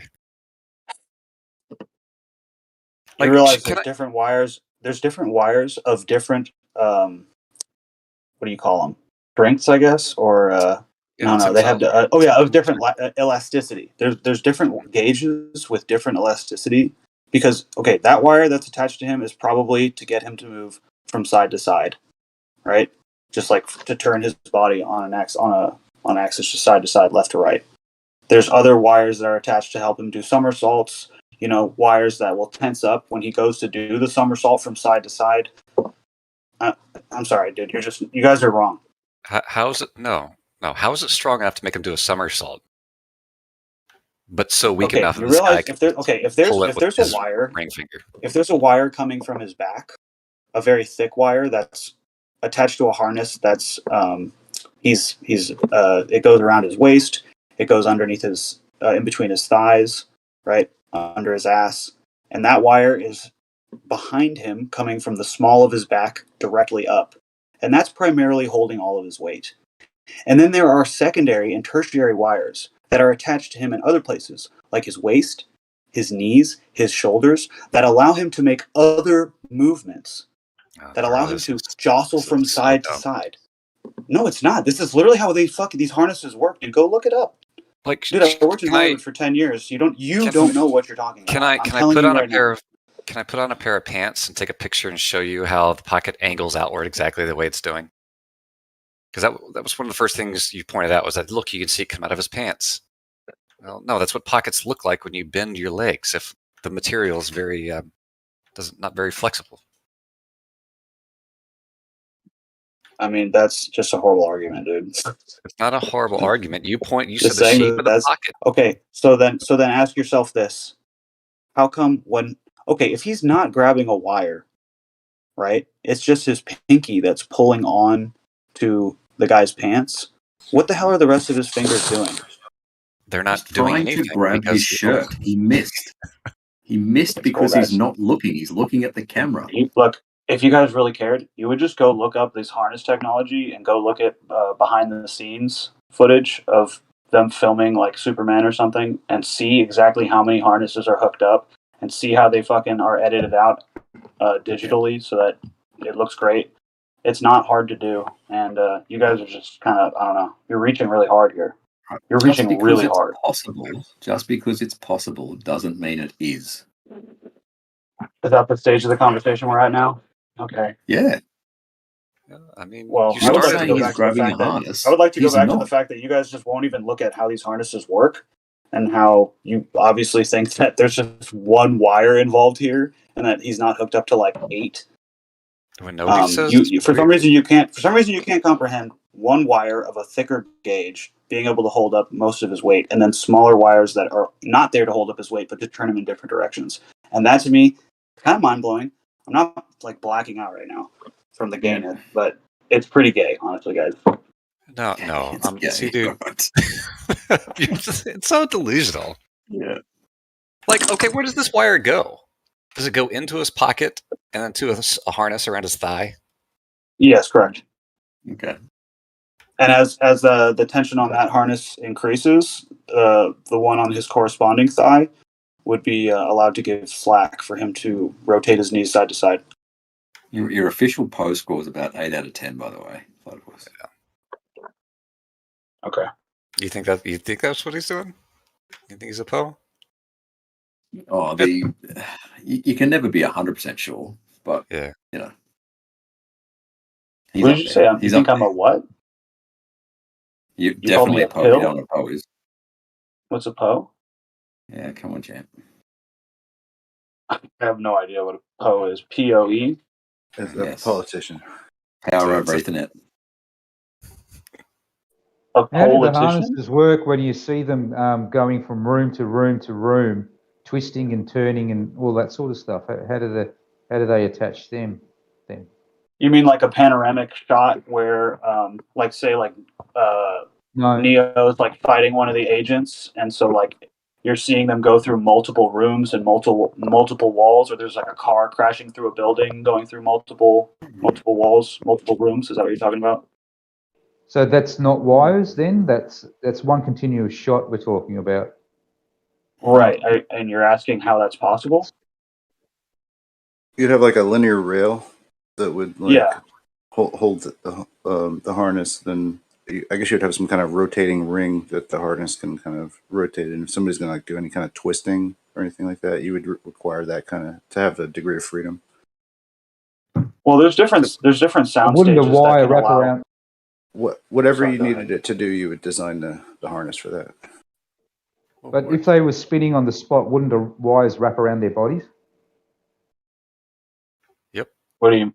I'm so confused. No, What like you're it would asking. have something in there where it's gonna rotate like a ring. What something? Inside, like a bunch of ball Oh well, bearings. no. Now they have, dude. attached Now to- they have full on like robotic arms that are gimbals that are attached, and they can be green screen edited out. So you can they can make you do all sorts of. They put you on a chip, which is basically a camera creed, but instead of there being a camera on the end, it's just like an attachment to you, and you're like wearing like a pseudo exoskeleton, and it like spins you around. You can do all these crazy moves, and they just edit the arm of the machine out. You guys we haven't seen that? We don't see anything that indicates any of that. Right, like you initially said, it's the shape of the pocket because of the. Oh no. tautness of the line. He was just asking about other CGI and like other capabilities. He was talking about a hypothetical shot in a movie where they're going through multiple rooms, and I was explaining to him how that would be done. I'm not referring to the video that we were talking about earlier. That doesn't explain my question though. That's not. I didn't feel that was an adequate answer because we do see a long continuous shot, no edits, no cuts, and they're passing through doorways and twisting and turning, and I'm just wondering how the wires don't get tangled up or how the wires allow them to move from one room to another. Okay, you realize that the ceiling in a is not continuous shot. the ceiling. Yeah, the ceiling is not necessarily the ceiling there. There is a lot of going on. That entire ceiling could just be green screen, and there's a rail system above that. Okay. So there's a bunch of different ways to do it. There's a bunch of different ways to fake it. They've been creative since the moon landings, since the first spacewalk. Oh. This is why the government doesn't care enough to do anything about this. Yeah, the government doesn't care to convince you because you cannot be convinced. The government doesn't care. That's why we have the NDAA and the Patriot Act, which basically has them spying on us 24/7, 365, storing all of our data, even storing our encrypted data for the day that we are able to do quantum computing and we can start unlocking stuff that we weren't able to before. They really don't care. That's why they're Let's say watching you weren't a everyone flat earther. all the time. If you weren't a flat earther, I may even take that claim seriously and investigate it, right? Okay, dude. What the fuck am I supposed to say to that? That's so gay, dude. Why do you talk like that? Because he told me, you are Ruth, that he's not a clearly flat earther. broken in evaluating what is true and what's not. Clearly broken. And? So I don't take any of your claims with any weight. This is great. I think it's the insulative power of comedy. It's just like the people that don't laugh don't get it, and that they're not there with it. So that's fine. I think So do you think the Nigeri, CGI they do? Sorry, mate. Go ahead. Oh, my bad. The CGI they do with putting the roof back into the shot as they're broadcasting live, you know, you might argue that's possible, but you have to present something that makes it probable. You said it's live. Well, Believe that's that what I it's mean. live? You have to present something that's probable. I mean, guys. I mean, I you will can admit, I say do it's have possible. I can say it's possible. Monkey in a tree can say it's possible. But I mean, what's the probability? Where's any way that this can be done? Provide evidence of speaking monkeys. That was a good call. What? You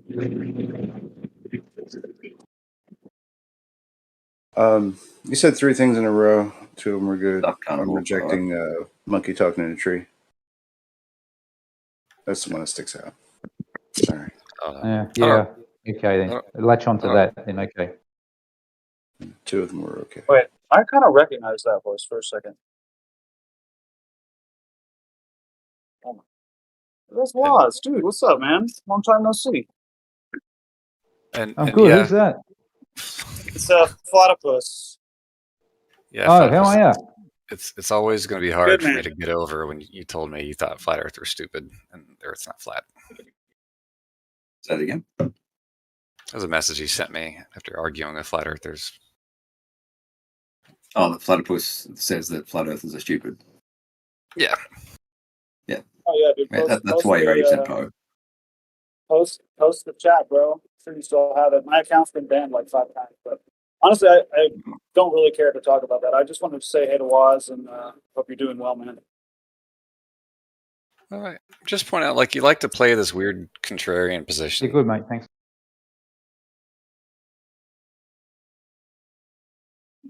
Dude, you know the context that I was speaking to you in, where I was being called a flat earther by other people, and in the voice chat, I was telling them I'm not a flat earther.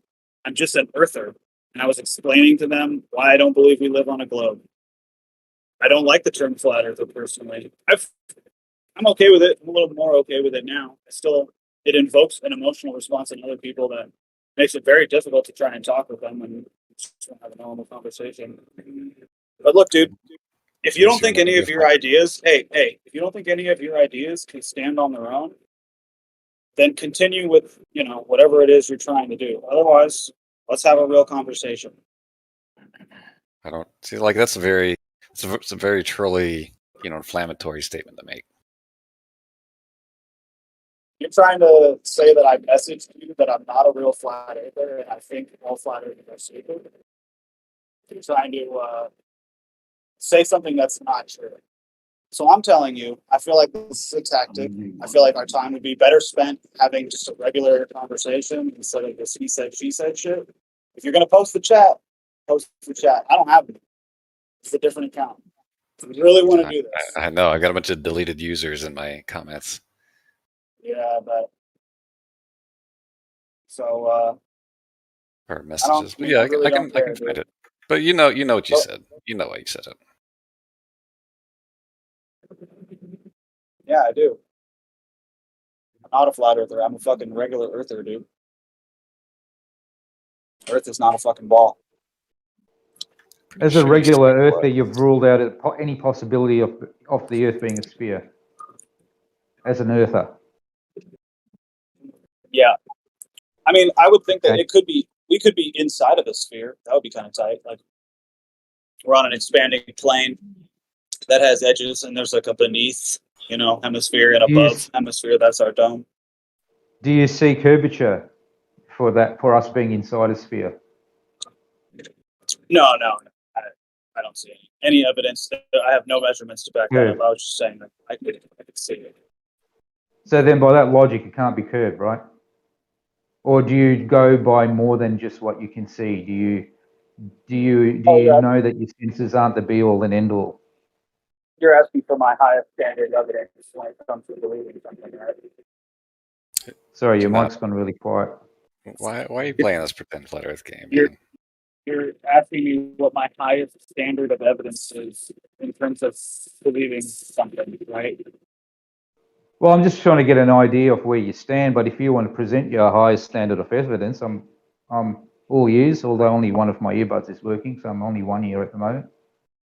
Fair enough. Yeah, my highest standard of evidence is experiencing it. So the only way that Experiencing I'm it. going to believe, the only way I'm going to believe that the Earth is a spinning ball is if somebody gets me on a rocket ship and blasts me off, and I get to see it spinning underneath the entirety. Until then, Right. So I'm not I was on convinced. point. So I was on point, suggesting that you're limited by your senses. 100%, yes. Right. But I don't really see it as a limitation. I see it more as like I'm more closed-minded. Where like I'm not just going to let any silly fantasy enter my mind and like become a part of my reality. I feel like it keeps me very grounded and like intuitive as well. Okay. I think you just didn't like the confidence of some of the folks over at Jim's. You recoiled at these people that are intelligent. That's the angle you decided to take with them. No, dude, I'm banned from gyms because I can't behave over there. That's why I'm not over there. I'd still be over there if Jen would allow me, but it's not gonna happen. Right, but I think that was I can't. sort of the stop. catalyst of why you'll play this game now. I don't know, dude. It sounds like you're trying to play like armchair psychologist with me or something. Because it's like, okay, I'm telling you the truth and you don't believe me. So would you like me to tell you a story at this point? I don't know what you want. You're telling us your truth, not the truth. It's your perception. It's your reality. It's your truth. Well, no, he's claiming that I'm actually being disingenuous every time I speak openly about the Earth not being a globe. He's claiming that I'm playing some sort of idiot savant. I'm just here to get. Well, you're kind of. No one thinks you're a savant. You kind of are lying to yourself, because as you said, you've closed your mind to the possibility of the evidence we have being right. No, I've just raised my standard of evidence so high that I can't be convinced just by photographs, computer edited images, data sets And that evidence can be manipulated. And that evidence you accept is bound by the limitations of your senses. You're not willing to augment your senses, like use something that will help you see better, for example. No, I wear glasses. That's not what I mean. I know. I'm just kidding. I'm just trying to keep. So does the monkey in the tree. Right. Look, I don't feel like us spinning, and I don't really understand how. Of course not. No one says you should feel it, though. You understand that, right? It's nowhere in the heliocentric model or anything like that that says you should feel the Earth spinning. So you're saying, "Oh, I don't feel it spinning." That's a you thing. That's all on you. Well, that's your perception, which you've built your own reality around. Well, we're in an orbit, right? And orbits are elliptical, meaning we would speed up at each end of the ellipsoid. Right. And I don't feel us speeding up and like slowing down at all. Well, that's a you. That's you saying that you should feel it. No one says you should except you. Oh, okay. That's not part of the evidence. So why don't we feel ourselves going around the sun or spinning on the Earth? What's the deal with that? We're not really going that fast when you look at the big picture. The acceleration. Speed We're is accelerating? No. You don't feel speed. You feel acceleration. Right, and we Yeah, accelerate when we get to we accelerate when we get to the outer edges of the ellipsoid orbit that we're in. Right. And you're do you know? Yeah. Do you know how that acceleration breaks down? Do you know how to calculate what we're feeling there? No, I don't. Because to be fair, I'm not that well versed in science and mathematics. I don't know the calculation, but I'm guessing it's a very small amount. So, what are you expecting to feel? Well, something. Ruhif just said you only feel acceleration. Yes. And, Right. But there's a limitation to the acceleration that you would feel, and there's a lower limit. So why don't we feel the acceleration? Because we're below that lower limit of what you could feel. It's too small. Is that what you're saying? Yeah, it's fuck all. Yep, Oh, that's what okay. I'm saying. Okay. If Well, I I handed disagree. you, well, if I handed you 100-gram weight without telling you what the weight is, how accurate do you think you would be?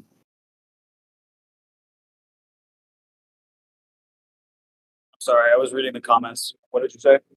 If I handed you a weight, right, and I didn't tell you exactly its mass or its weight, right? I didn't tell you how much it weighs.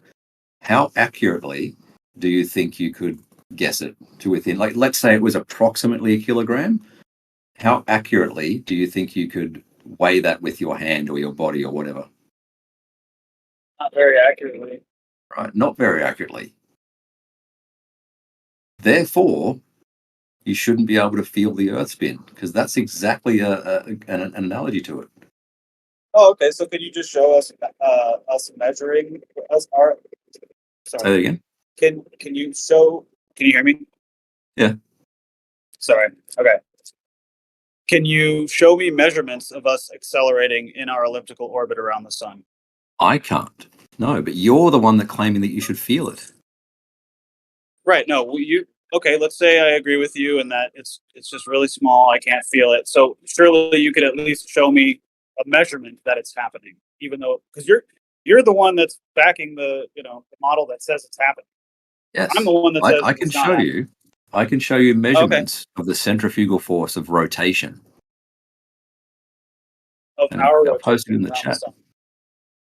Hang on, I'll turn my music down in this game. One sec. Hold on. I want you got to be very specific with me. I'm talking about you're going to show me a measurement of us going around the sun, speeding No, up and slowing down. No, you're not. Okay, because no. that's what I'm I said asking for. I said I can show you measurements of the centrifugal force for our No, rotation. I don't want. Yeah, I don't want to see that. I want to see the measurements of us speeding up as we go around the sun. Yeah, I don't have those. How, I have how you know measurements that? of the rotation. Okay. Well, that's fine. That's why I don't believe that we're on a ball, and I mean, it's one of many Okay. reasons I don't believe we're on a ball. That's not why you don't believe we're on a ball. You have to admit that's fair, Ruhif, that you don't have measurements. All you have is a claim. He's not willing to just accept your claim and just blindly believe it. Just because you've concocted a physical idea of distances and grandiose concepts of gravity that's keeping everything clung in these orbits that is also unprovable. He's actually taking the higher level of logic and integrity in terms of this. I offered him measurements of our rotation, and he doesn't want them. Well, that's just sidereal rotation, the star movement. Is that what you're talking about? The, He was asking the weight for change with latitude. He was talking about the motion of the Earth around the sun, let alone the rest. I understand. I said I didn't have those. I have measurements of the centrifugal force. So you're trying to assert something to someone that you have no actual proof for, evidence for. I never claimed that I had that.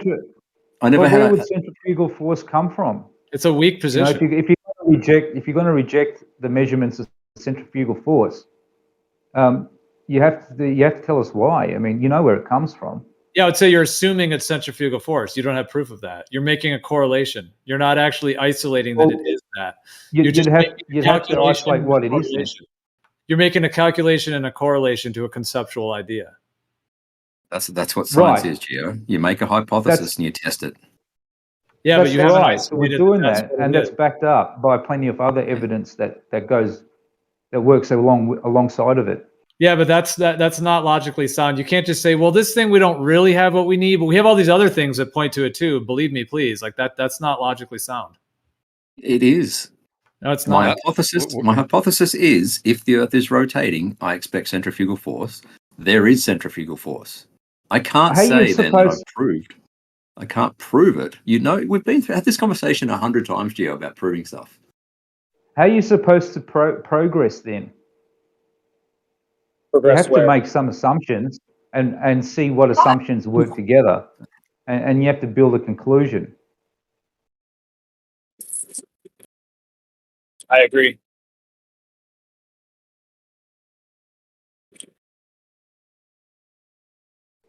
And then you can use that conclusion to do things. Okay. Physically. So, yeah. I mean, kind of how they went to the moon 5 times and then never went back and just lost the telemetry data. do things Yeah, like I mean, that. if you, I mean, if you want to belittle it by saying things like that, you can. But that's what fine. happened. I'm not belittling it. Yeah. I'm stating a fact. No. That's a fact. Yeah, I know you are. I know you are, but it doesn't mean they didn't go, and that's what you're insinuating, right? It's the greatest accomplishment in the history of mankind, and they just lose the telemetry data. You believe that? They actually did find it. Oh, Well, it wasn't like the only copy. gotcha. They gave space rocks to like Denmark But or whatever. why It did turned out to you? be petrified wood. That's real. Are we Why changing did you subjects now? believe? Why did you believe one person from NASA saying that when you don't believe all of NASA? Is that because it suits your bias to hear something like that and to hear it the way you want to hear it? No, I didn't say that I believe that. I was just saying that that's what NASA Oh, do you said. believe it? It doesn't. Do you believe it? Do you believe they lost the I don't. telemetry I don't data? believe any. I don't believe anything NASA says. I pretty much ignore what they say. But I'll Right. I'll So tell then, you what they what said bring it to prove a up? point. I mean, there's no Because point I'm bringing proving it up. because no, I'm proving my point. This is the greatest accomplishment in You human haven't. history. We sent men to the moon, and we just lost the telemetry data. And we haven't been back. We haven't done anything up there. Nothing. They haven't lost it though. Yeah, this is as good as the You know who they're pocket sending to It's the what moon? argument. You know it's who's what going to one the moon guy next? said. Dude, do you know who's going to the moon next? A bunch of celebrities, including Steve Aoki, the DJ. That'll be fun, right? For science, Yep. you could send a DJ to the moon. That sounds really cool. That sounds really real. DJ from the moon, baby. Well, imagine if they imagine if you got on a rocket and blasted out into space, and you know, people are saying, oh, this guy's a, oh, I want to use the term flat earther. You think that would be believable? You think people are going to believe that? Believe that a flat earther went to space? Pretty much. I don't really understand the question. I'm just expanding on your last thought that, you know, sending a DJ to space is pointless, or it's not science, or whatever you were trying to get at. Yeah, I mean, to me, if space is real, and the moon is only like a 3-day trip away in the 60s with that technology, today I would expect that trip to have gotten a lot shorter. I would expect there to be, being that the moon is a satellite that orbits around us, and can give tactical advantage militarily to any country that can get their weapons up there. I would think that we were doing stuff up there all the time, but we're not, because everybody's got telescopes. They can just look at the moon. You know, they can see if there's anything up there. There's nothing up there. They're not telling us they're doing anything up there, and they haven't gone back. And the next time they're planning on going, they're going to send a DJ. That doesn't make sense to me. I call bullshit. Well, maybe they're not doing stuff up there all this time because people like yourself started calling it bullshit and lost interest. And there we have it. No one's got any interest in going out there anymore because there's too many people disbelieving it. You know, just a hypothetical. Wait, is that what you're saying now? Well, you're saying too many people disbelieve it, so that's why they're not going to go back? No, I'm just using a hypothetical. I'm just making up stuff, you know, that sounds convincing. Right? Aren't we doing that? I don't know. Are you doing that? Well, I thought you were. No, I never said I was doing I like was that. just joining the party. No, maybe you're on your own thing. Maybe I was. Oh, maybe I am. Was. Sometimes you got to march to the beat of your own drummer. Or all the time. Not only sometimes, all the time. Keep the beat. But yeah, you're just kind of winging it. All right. It's cool. I enjoy it. I mean, I got thick skin. I'm not worried. The truth rages on. Dude, we're breaking the conditioning. It's so dope. What's cool is that like the actual state of the ether is what actually is the vibratory result of everything. It's not really like the masses right now or what the masses even believe. Like this globe thing is going to pop quickly in the masses. It's not even very established in the masses. That's the thing. It is fairly established in the sort of sciences because they've been like the most kind of, indoctrinated as it were for it, and they're the most like committed to it financially and everything else. But the thing is, like the actual tangible, validatable confirmation that's coming in the future, they won't be able to hold that position. And then for the rest of the people, I mean, they only very lightly believe the globe, so they'll drop it in a heartbeat.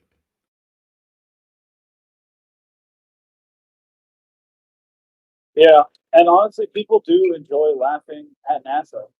It's a very fun pastime. It's goofy as hell what they've done.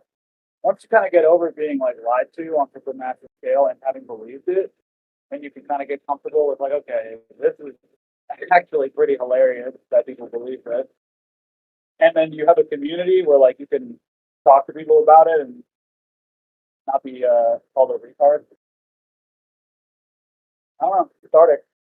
I like making fake space games or whatever. It's fun.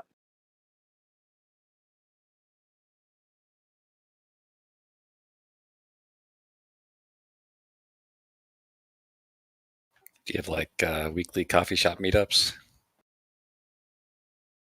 No, I mean I come in here. I have my own group of friends that I've had for like going on 17 years now. Thought push your Three mic of is us kind of are. going out a little. How Hey, about now? Can you hear me since we're better? talking, Yeah, it's a lot better. Since we're talking Awesome. hypotheticals, and nothing with evidence, what do you think there'll still be people clinging onto this idea in say, however many years it takes for space travel, just hypothetically, for space travel to be the norm? Do you think there'll still be people clinging onto this idea that the Earth's No, on and the globe? no, because what they're gonna do, see, they can't keep the globe lie going on very much longer. So my theory is the next time they're gonna have a manned space mission that's gonna be highly anticipated, highly publicized. They're gonna blow it up.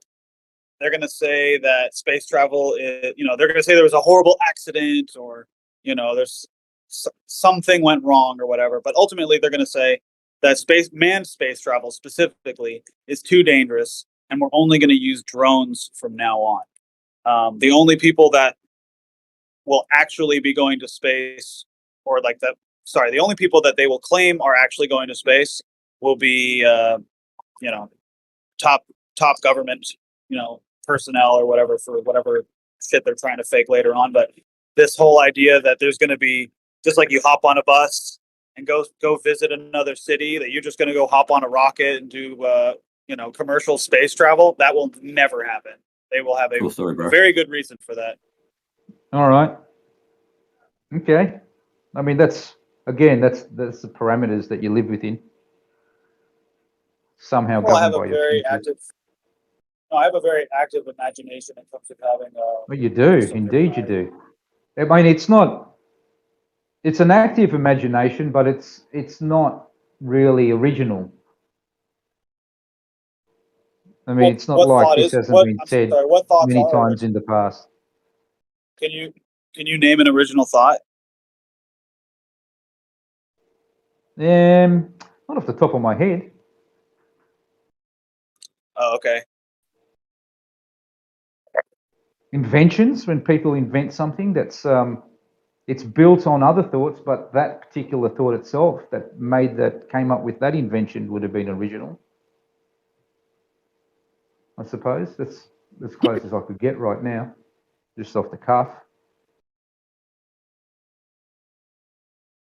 Interesting. Well, I have my own ideas on what thoughts actually are. I try not to think thoughts.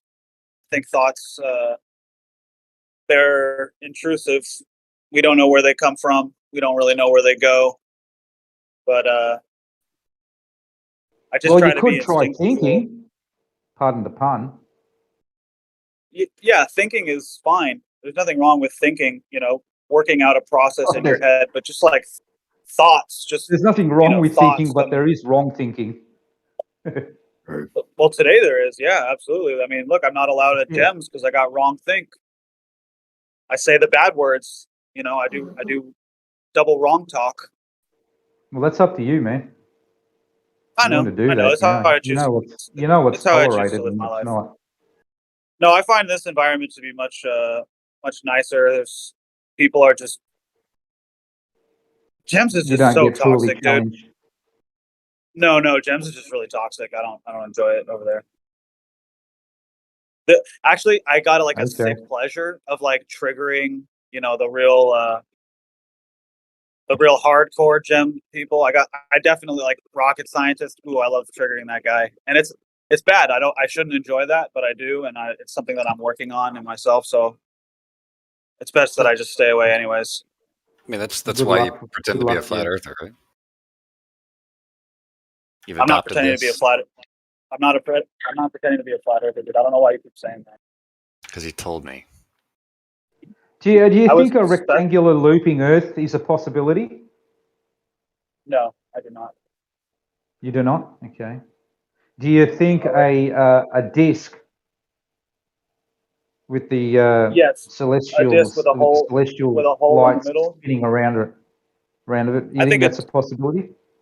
I think a sphere with a disc running through the center with a hole in the center of the disc would be pretty interesting. I know that's what the Masons teach at a pretty high level. That's their cosmology. Would be interesting. Eh? Yeah, it would be. I mean, a lot more interesting than just like. I reckon it'd be interesting. Do you think J.R.R.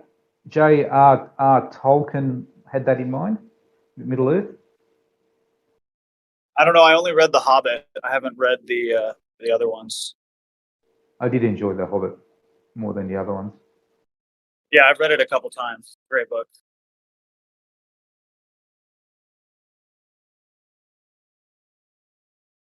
I mean, that Earth could be flat too, right? That all those different races of beings live on. Could be. Or even I don't know. Game of Thrones was built on a flat Earth too, was it not? I remember the intro. There's no curvature there. I only Except the read white the wall, books. the big ice wall. That's suggestive, isn't it? Could be, yeah. Do It depends on who's watching it. Do you reckon they're trying to tell us something, or hide something in plain sight, as it were? What other flights of fantasy can we go on? I don't know. I'm just going on a flight of fantasy. But I do have to go get food soon, so I don't have much time. Okay. I will have to fly. Full of puns Well, today. Sorry. No, it's good. It's been it's good to hear from you. I hope to hear from you soon. We might not agree on everything, but I've always enjoyed your candor, and I noticed that you were probably one of the least toxic people on Gem server. So. Yep. Well, there's no point taking a non-serious topic too seriously. Otherwise, you get too worked up. And proof is in the pudding. Wherever you look. Right on. In these forums. Yep. Waz is like, remember Waz when we were talking about our souls? Remember all the our souls we were talking about? I still wonder what happens to our souls when we die. Platypus, there was one night we were in deep conversation about souls and all this stuff. Oh man, that was a good time, dude. And just the way Waz was saying our souls sounded like our souls, and we were just laughing about it. Oh man, that sounds silly. I like that. You didn't know what I was doing for a while there. That's no, what I made it did, fun. but you were trolling me, and I was trolling you back as you were trolling me. So I was actually going with it as though I didn't know, but I did know. So when you said, "Oh, is that what you were doing?" and you told me I was doing high school humor, that that was just you already knew that that was part of your trial, was it? To say that. Well, I actually take it back. I really wasn't trolling, but what I'm saying is I was aware of what you were. I was aware of what you were doing. Thanks for being honest, at least. Yeah. It was just funny, man. I don't even remember the details. I just remember that you kept saying our souls, and it was funny. Well, you told me too that you thought that you and I had met once in our previous lives, and Yeah. you were going to go and you were going to do, and you still haven't got back to me about it. You were going to go and do some. I can't remember what term you used. It's something to do with some astral traveling, and you were going to look deep into our souls and see where we connected. Yeah. Right. That's true. Yeah. I don't know that. Yeah, you're right. That's it hasn't been done yet. So yeah. Oh, let us know. Tap into the Akashic records and download some data. Download some previous life constellations. Right. You download them, did you say? And you did just say look deep into our souls as well. So I did, yeah. That was deliberate. I'm not pardoning that pun. That's funny stuff. Yeah, no, I do feel a familiarity with you for sure. Yeah, I don't think this is our first rendezvous. Oh dear, I wonder what we did together. I hope we Well, I weren't mean, do married. you think that there are lives in other realms as well, and that you could have lived lives in other realms, and that I'd like to think there's something more than this life, and after we die, there's more to it. I'd like to think that, but then I think, when you're sleeping, you have a dream, then you don't, and then you have another dream. So in that space between dreams, that could be similar to what death is. Nothing.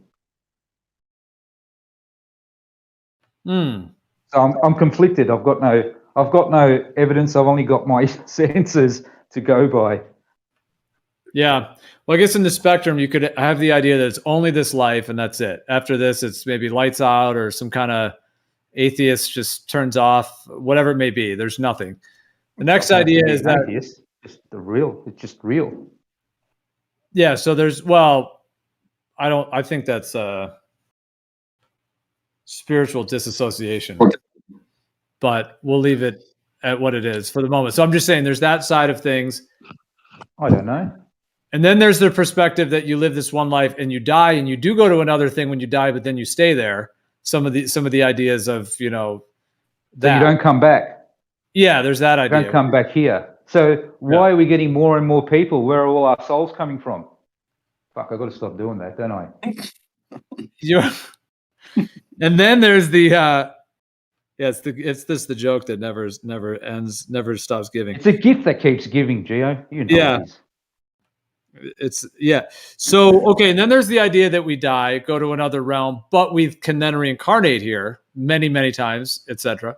And then even going deeper, there's the idea that we not only can die, go to a realm, and then reincarnate here, but we also could go from that realm to other realms and incarnate in other realms as well, which then opens the door to many lifetime possibilities of experiences.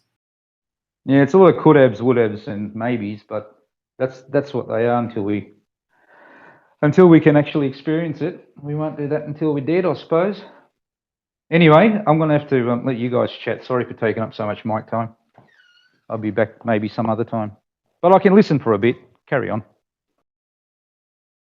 Yeah. Cheers, Waz. Cheers, bro. My mic working? Sounds great. Awesome. I was going to tell... Go ahead. No, I was just going to make a joke. I think Ruhif wants to keep talking about our souls. Yes. What were you going to say? Oh, I was going to just bring up my own personal experience with a family member that died and the afterlife. Just what I think is going on with that. I basically think that from what I've read, the most convincing thing, and then like kind of lines up with what I've experienced, is that after you die, you can kind of hang around on Earth as a spirit for up to 40 days, but that's about the limit, and that will depend basically on how what's the best way to put it? How well you developed spiritually while you were alive. So, for instance, you could have lived to be, 90 or whatever, but you were like not a spiritual person, and you just probably didn't live a very fulfilling life. I don't know. And the moment you die, like your spirit goes on to the next. And I'll get onto what I think that is in a minute. And then if you've sort of developed yourself spiritually throughout your life, developed a connection with God, and what I would consider our spiritual life force. I guess the Orientals, they call it chi. Some people call it orgone. Some people have referred to it as electromagnetism, but I would just call it, I don't know, our essence or something. I don't know. I don't really have a good name for it, but you cultivate it basically by I would call it prayer, but other people can call it meditation or whatever they want. Qigong, Neikung, whatever. And you can stick around a little bit. And so yeah, when my grandfather died, he visited my father in a dream just before he passed away. And my grandfather was on another continent when this happened. And so like the next morning, my dad woke up and told us that he had this really weird dream about his dad, who was already on his way out. Like he had had a stroke and he was in the hospital for a while. I think like about 9 or 10 days, and this was obviously right before the end. And so he told us about this dream that he had, where my grandfather was standing in our hallway, and he was dressed really, really nicely, and he was like a rancher, and so he would always wear like a bolo and like a nice big belt buckle on his belt and stuff, and a hat. And he was dressed like that, except he didn't have his favorite belt on. And for some reason, that was memorable to my dad in the dream, and he mentioned it to us at the breakfast table. And then we go to church, and then we came home that day, and there was a message on the answering machine that my grandfather had passed away. And so, fast forward to my dad basically did not have enough money at the time to go and fly to see his father being buried. So he went later when he was able to, for like the first time that the family was going to gather at the cemetery since the funeral. So the whole family's gathered at the house. He's flown down there, and he decides to tell them his dream. And he gets to the part where he mentions that, yeah, it was really weird. He was standing there and he was dressed all beautifully, like in a suit and tie, but it was weird. He didn't have his belt on. And at that moment, my aunt like falls to her knees and starts crying because she was married into the family, and the religious tradition of my family in Brazil is that a person for a funeral rites in my family, a person that is married into dresses the body. We don't have a stranger do it. We have somebody in the family do it. But to save pain for the children, we have like an in-law basically do it, right? And she was in charge of dressing my grandfather, and she forgot to dress him with his belt on for the open casket funeral. And she had been hiding the belt in her closet in a shoebox for like 2 months. And I know that was kind of long, but basically, my grandfather appears to my father in a dream before he's dead in the way that he ends up being buried, which is like time travel, ghost stuff. I don't really know what genre of like spooky that is, but Well, it's because it all exists on like one timeline. Yeah, there's like a universal timeline. Like in my mind, Exactly. time is only like a construct that we experience experientially, like in a human body, as it were. Like in this realm, there is this time, but on that like higher plane, it all exists simultaneously. So, and it can be like cross-accessed. I would say that when we're alive, we experience time as a point on a line, but when we die, we experience time as a circle that extends in front of and behind that point. So we exist sort of in the immediate past, present, and future, and I would say up to about 40 days. And I would only say that just because of some stuff that I've read. I don't have any like real world experiences that would lead me to say that other than what I've read. But yeah, I'll just chime in here. Just it's from what I've read, it is, or from what I've heard, or from what I've looked into, or what I've experienced. It is it's the strength of your personality that determines how long you stay on this plane. Before I think going back. Sorry, go ahead. Yeah. I was just saying that's a great way to put it.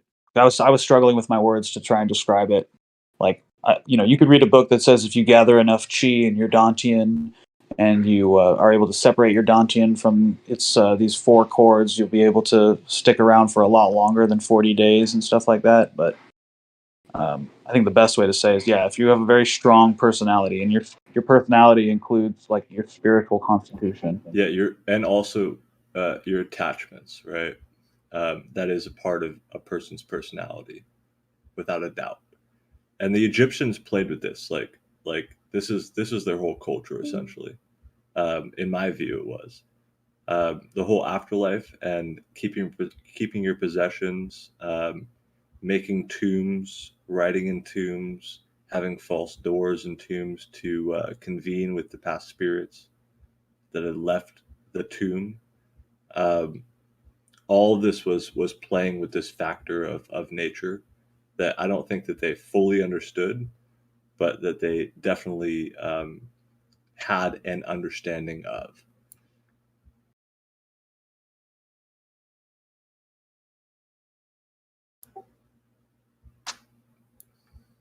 But yeah, Gio, you were saying like on some other level, right? Everything is accessible. Yep. So what does that mean for people, right? What does that mean for our timeline?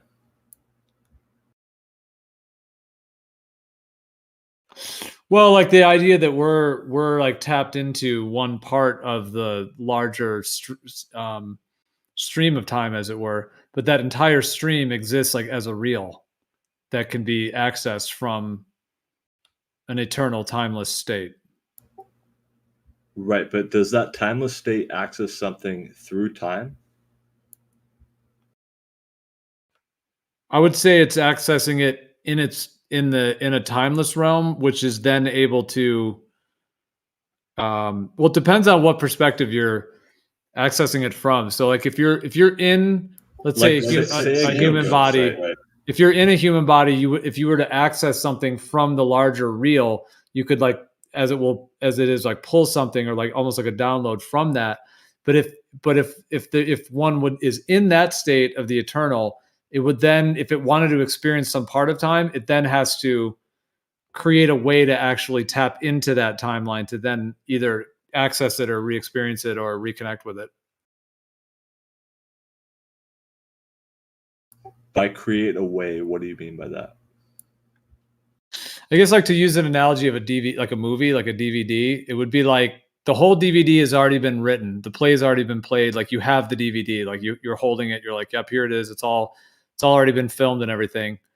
So it's all there eternally. But in this analogy, but if you then put the DVD in and you went to, 35 minutes into the movie, then now you're like tapping into that part of the timeline, that 35-minute mark.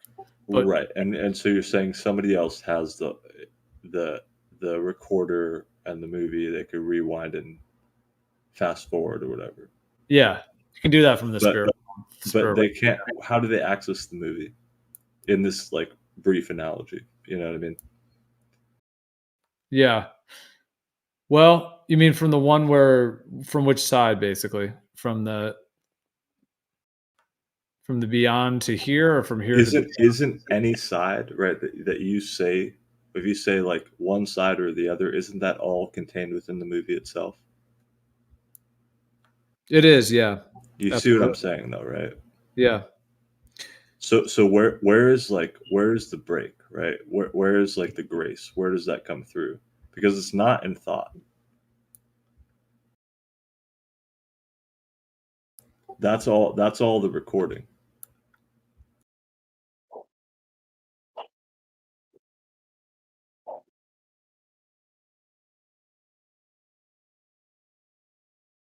Well, so I would say if you're in a human body, as it were, and you are going to access something of that larger, sort of tape reel, as it were, or the concept of the Akashic records as well.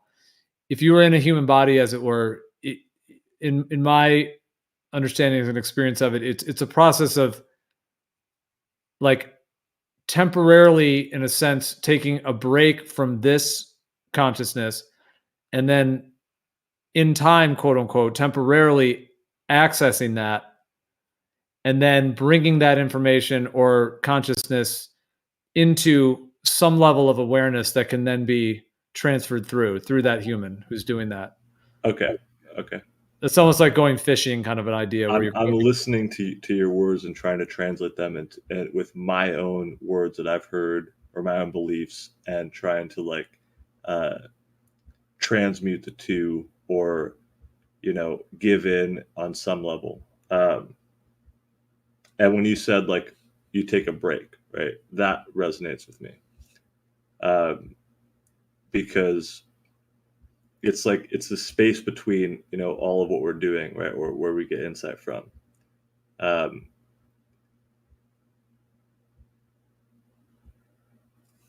And there's some information that comes through that which is not, it's more akin to nature, right? It's not your own devices.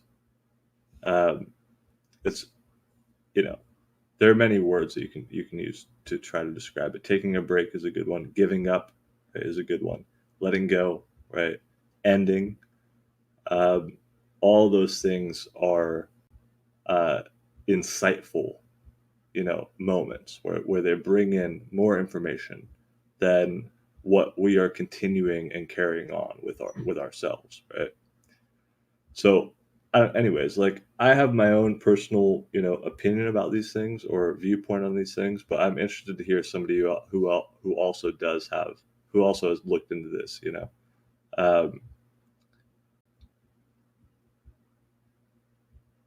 so yeah, I think there's something cool there. There's something interesting about it. I don't know how to describe it fully. I don't think the analogy of like a record and a DVD player really works, but it works for a certain purpose. But if you step outside of that, if you go back far enough, and look at it, you can see there's clearly something that's missing. But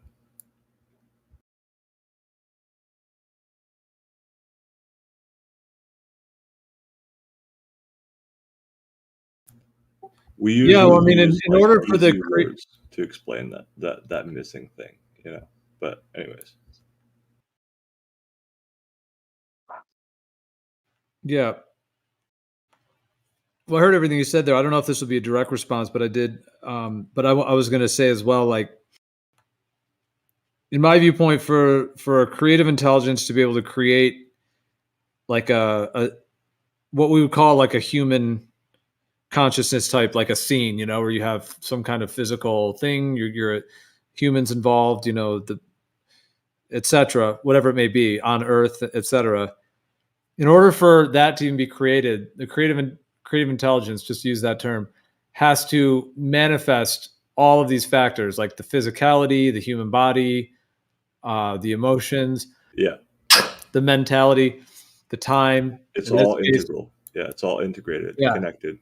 the sun, moon, and stars, like all of that has to be created from a timeless realm, like from an eternal realm, because it's eternal. In order for it to create time, it has to do so from an eternal baseline.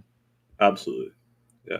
So if it then is creating some kind of time thing, then that would then imply that every component of it is completely divinely orchestrated, meaning it's exactly how the creator wanted it to be, because it's creating the actual time, That's right. the passage of all of the physical laws, everything that's occurring in that scene, almost like the idea of a dream in a sense, like manifesting like a lucid dream. But in that sense, like it has to create all that. And so that would then mean that you affect the whole world by changing. Yeah, and that it has to go through like a tremendous amount of like orchestration of ultimately, I think, right? Light and sound frequencies to vibrate at these rates. But if that's the case, and if it's doing so from an eternal realm that has such infinite potential that it can do this, then to me that indicates that because that's coming from an eternal baseline, then all of time exists eternally. Like everything in time that we experience as time also simultaneously exists eternally, and is always. But then it comes down to this: like at least on one level, it does. Like, what do you make of choice? Well, that's the next question. Like the whole, if you're the free will, etc. Yeah, because what I'm saying, if I'm saying that all existence, like, well, okay, does that mean that future is already predetermined? My answer to that is yes and no. So it is predetermined on the ultimate level, in my thoughts on it. On the ultimate level, everything is predetermined because it's all coming from that eternal realm, and everything exists eternally. Like everything that's ever happened in the history of it's all within the creator. It's all within it, and within the intelligence of everything, and it all exists eternally. But even with that being said, does that mean everything's predetermined? In a way, I would say yes. It has all already happened. Like the date I die has already happened. The date whatever I eat for lunch tomorrow is already, all of it is already there in consciousness somewhere. However, for my limited consciousness in my current life, it has not happened yet. And I can have the experience. The creator can create the experience of free will. Well, that's creation. The consciousness experience of free will, even though on the ultimate level, it is already sort of been created in that sense. It already has happened. But in my experience, I can have the experience of, like, if I want to get up right now and get a glass of water, that feels like free will. But I'm in a limited state. But from that higher state, the creator, because that all exists on an eternal timeline, it already has happened eternally that I got up to do the water, and that I had the consciousness experience that I had the free will to do so. Something like that, I guess, right? And our questions are, just mixed in with the sea, Yeah, I mean, because if we're okay from the perspective that we're all one, I know not everyone thinks that, but the perspective that there's one creator, we're all one. That means we're all it ultimately on some level. Not saying we are God in the state we're in right now, but I'm saying like on the ultimate level, like holographically and fractally, we actually are all one. We are it. It is us. We're just experiencing layers of ourselves. However, if that's the case, or that being the case, the scenario is then that we are like temporarily separating parts of ourselves to experience the separation. So if that's already the case, then we're also separated from the whole timeline in that sense. And we're just experiencing one small piece of it in that same isolation. Yeah. Very tiny part of it. I mean, we don't really know our connection to nature, right? We know our connection to predominantly our past, right? And those are like the predominant influences on our present mind. And that causal effect takes place, right? And we look at what happens and we call that creation, but that might be just a bad excuse for creation. You know what I mean? It's not to say that we can change our creation. It's just to say that, like, or transmute it or transform it or whatever. But creation is taking place all the time, and you can call it cause and effect, right? You can call it predictable.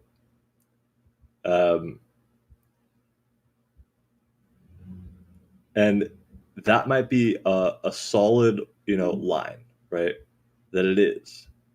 That even if your choice is in the moment, to forgo everything that you were doing previously, right? Give it all up, right? That is still predictable. And that creation is a concept that has already happened. And everything you're doing in terms of it is that you call creative is futile, right? But you can still go deeper. I mean, you have to. Does anybody else want to chime in on this? I mean, you'd have to ask me a specific question. You guys are getting pretty deep. Yeah, we are getting pretty deep, and that's why I tried to extend it out to anybody else who wants to talk, because it's not about like describing something as, in general terms, like this, but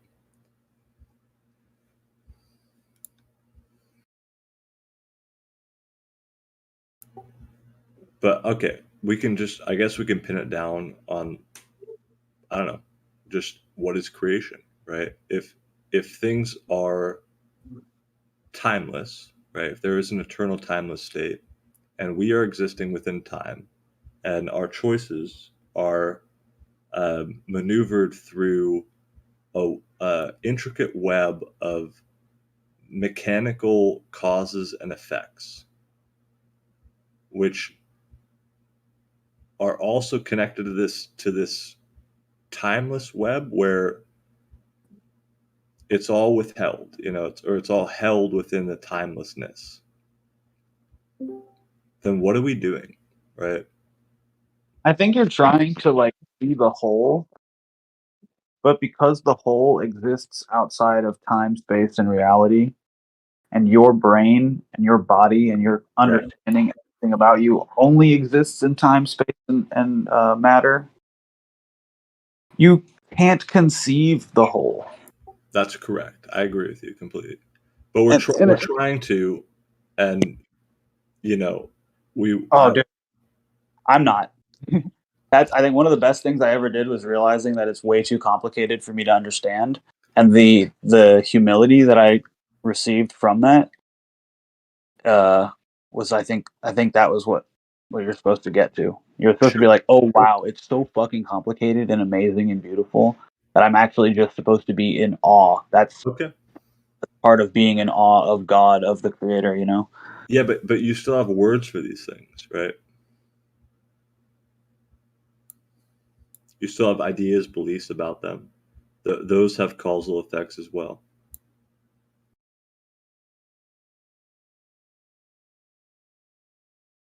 I don't understand what you mean by that. What do you not understand? Because you believe that you have surpassed cause and effect. What do you? I know I claim that surpassed cause and effect.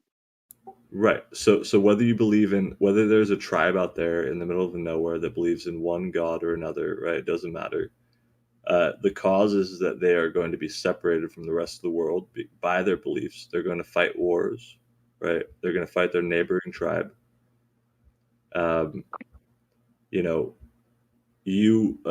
person, right, having a political belief, being a part of a nation, and any of these things has causes and effects, right? Right. Okay. And those causes come from our past, our tradition, right? Our history, our experiences. I'd say it just comes. And I'm trying to say that that's not creative. What's not creative? Cause and effect. Because the cause has always been there. It's gone on for millions of years, hundreds of thousands of years.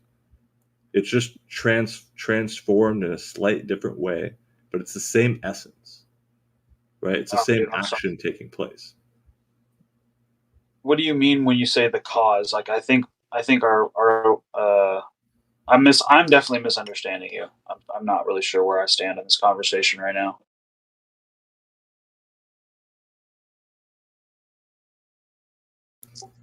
The cause, man, the cause of anything, right? Where thought itself, right? It is causal in nature. The reason why anybody has a thought, any human being has a purpose, it has a cause. Oh, I don't believe that. No, wrong. Okay. What? Well, I won't even ask you why you don't believe that unless you want to say it. But I mean, if you don't believe that, then that's just your stand, you know. Yeah. Where do you believe thoughts come from? Your memory, Oh, okay. right? Which is past. Why do you think that? Where else would they come from? I don't know. I don't know where thoughts come from, and I don't know where they go. But I don't believe they come from me or my memory. Isn't that a thought itself? No, it's a statement. And where did that statement come from? Me responding to what.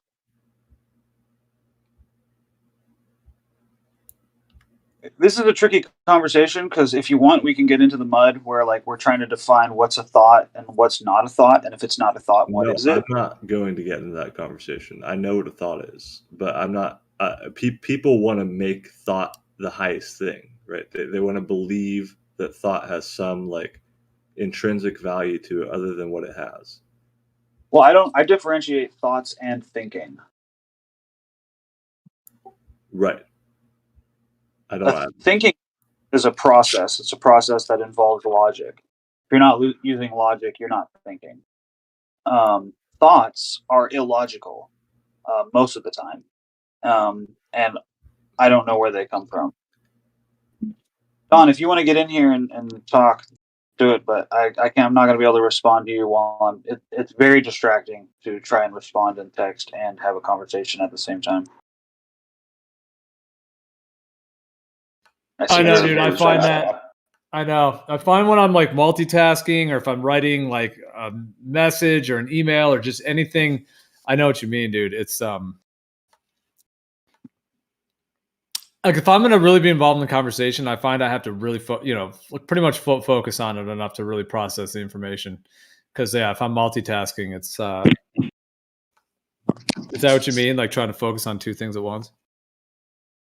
Well, yeah, no, I was multitasking earlier when Santiago was talking, and I ended up becoming involved in a conversation that I didn't fully understand. So I had to stop what I was doing and be like, "Hey, I don't understand what you're saying. Let's clarify this."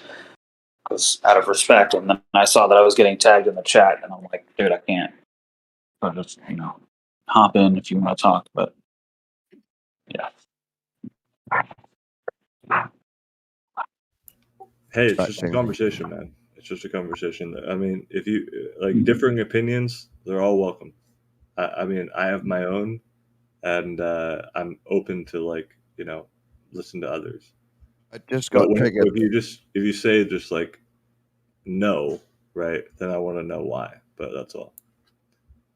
Yeah, and I love telling people why I disagree with them. I know I kind of have like a sharp tongue sometimes, and I can sound like a smartass, and I have kind of a monotone voice. But I really do love talking with people, and I'm working on it. No, you're all good, dude. You're all good, man. It was a short blip, but what's the difference between thinking and thoughts? That's what triggered me to distract you. Oh yeah, did you hear what I said? I just heard you say separate thinking and thoughts, which I found weird. Okay, yeah. So thinking is a process that involves logic. It's usually something that happens where you are premeditating the future, contemplating the past, or planning not planning in the present. That's kind of oxymoronic. Consciously I'm trying thinking. to say, yeah, actively thinking in the moment, right? Thoughts are like fantasies. Like, and they can be about the future. They can be about the past, but it's not a plan. It's not a call to action. It's literally just this kind of blanket vibe, or just Would like. Would you say if I sipped my coffee and then I felt inside, oh, this one's a nice coffee, that's just a thought? That's not me thinking about coffee? I would say that's you thinking about the reaction that your body had to coffee. Well, I'm not planning. If I'm you, not planning for the future. I'm just saying, oh, this is nice. yeah, you're just reacting to what your body's doing. But let's say you're thinking about that cup of coffee. Oh, hold on. Years. I'm in the middle of. No, I'm just in the middle Go of on, speaking. go on. I want to finish my sentence. All right. If you're thinking about that cup of coffee in the future being a recovering caffeine addict, and you're like, man, I remember that coffee. It felt so good in my stomach. I just, I want to drink some coffee or whatever. Like, that is a thought. Yeah, That is not a plan. So far, That's just a random thought. with your explanation, they sound like the same thing to me. Well, hold on. Like even the coffee thing, right? You take a sip of coffee and you sense it, right? You feel it in your body, you taste it, you smell it. Your thoughts about it are irrelevant. Just like you look at something like a sunset, right? You see it, right? Then you might be sitting there witnessing something, and your thought comes in saying, a thought comes in, right? It's not planning about the future or anything. It just says, this is beautiful, right? It's the thought saying that it's beautiful, right? And you are holding that thought. That's called thinking. Yes, you are thinking, right? It is within the network, within the mind, within this center of being of thinking that wants to hold on to that, wants to say it's beautiful, because your whole body knows that it's beautiful. But the thought wants to capture it. Just using that analogy, as in you can think about a thing without planning ahead. You're just thinking about a thing, which is a thought. So thinking and thoughts are very similar. They are the same thing to me. It doesn't need to be really like fought over, to be honest. It's a lot of semantics, but and that's boring. I think Flappus was I'll tell maybe you this. suggesting the idea I have that a good way. we think through with logic, like a rational mind, but then we also have ether thoughts that are suddenly beamed straight in. Bing. Like, do you think that just people have innately the function of inner voice? I think they do. Yes. Yeah, I do. Yeah. Most people, I would hope so. I'm not convinced that there's a large portion of people that lack an inner monologue. That would be really shocking if that were true. I'd be a little freaked out. So is that thinking? Yes. Is inner voice thinking, or is that is a reactionary, No, that's part of the? Go ahead. An inner voice is thinking. Here's the best way I can put it. I think, and I also experience thoughts. While I'm thinking, I try not to have thoughts. Okay. The inner voice, I was taking you to mean something different, which is something that affects thought and has nothing to do with thought either. Like it can come in and your thought can spring upon it, and I think that's everybody has that. What do you call it? Intuition, insight, inner voice, whatever you want to call it. But thought can overwhelm that and distort that. And that I don't know. That is like largely what thought does. Here's a better way to explain it. Have you ever knocked something off of a table accidentally and then you caught it and you're like, oh shit, I have really good reflexes. I'm badass. Yeah, definitely, man. What were you thinking as you knocked that object over and you caught it? Do you remember? When I knocked it over, or after I caught it? When you knocked it over, like it's you just knocked it over. It's in midair. It was a period of total inattention. Usually, I should quickly try and catch this. That's what I was thinking. And when you caught it, it was a point of reflexes. It's just like jumping back from like a dangerous snake. No, you didn't want it. You wanted it. You were like, fuck, I knocked something over. I'm gonna try and catch it, and you There's do, no, which there's is no great. thought. There's no thought involved. No. There is. Oh, Of there's course there is. no thought involved. There's no thought involved. Interesting. See, because I would agree with you. That's I would not say that true. you weren't having thoughts. You're being The crazy. only Don. No, the I thought, just want the to inattention, finish my fucking and your, sentence. which is the inattention and your thinking, right? Which is inattention. That's what caused you to knock something over, right? And your reflexes, which is essentially like a direct response to danger, right? Like just like jumping back from a That's a thought, dangerous though. object That's or a whatever. thought. Oh no, I must run from the tiger. It's a thought. Yeah, absolutely. You see a bear and you jump backwards. You see a snake that's going to strike you, jump backwards. It's it's ingrained in us in nature, right? It's a very fast thought that we have, but it's still a thought. Well, I mean,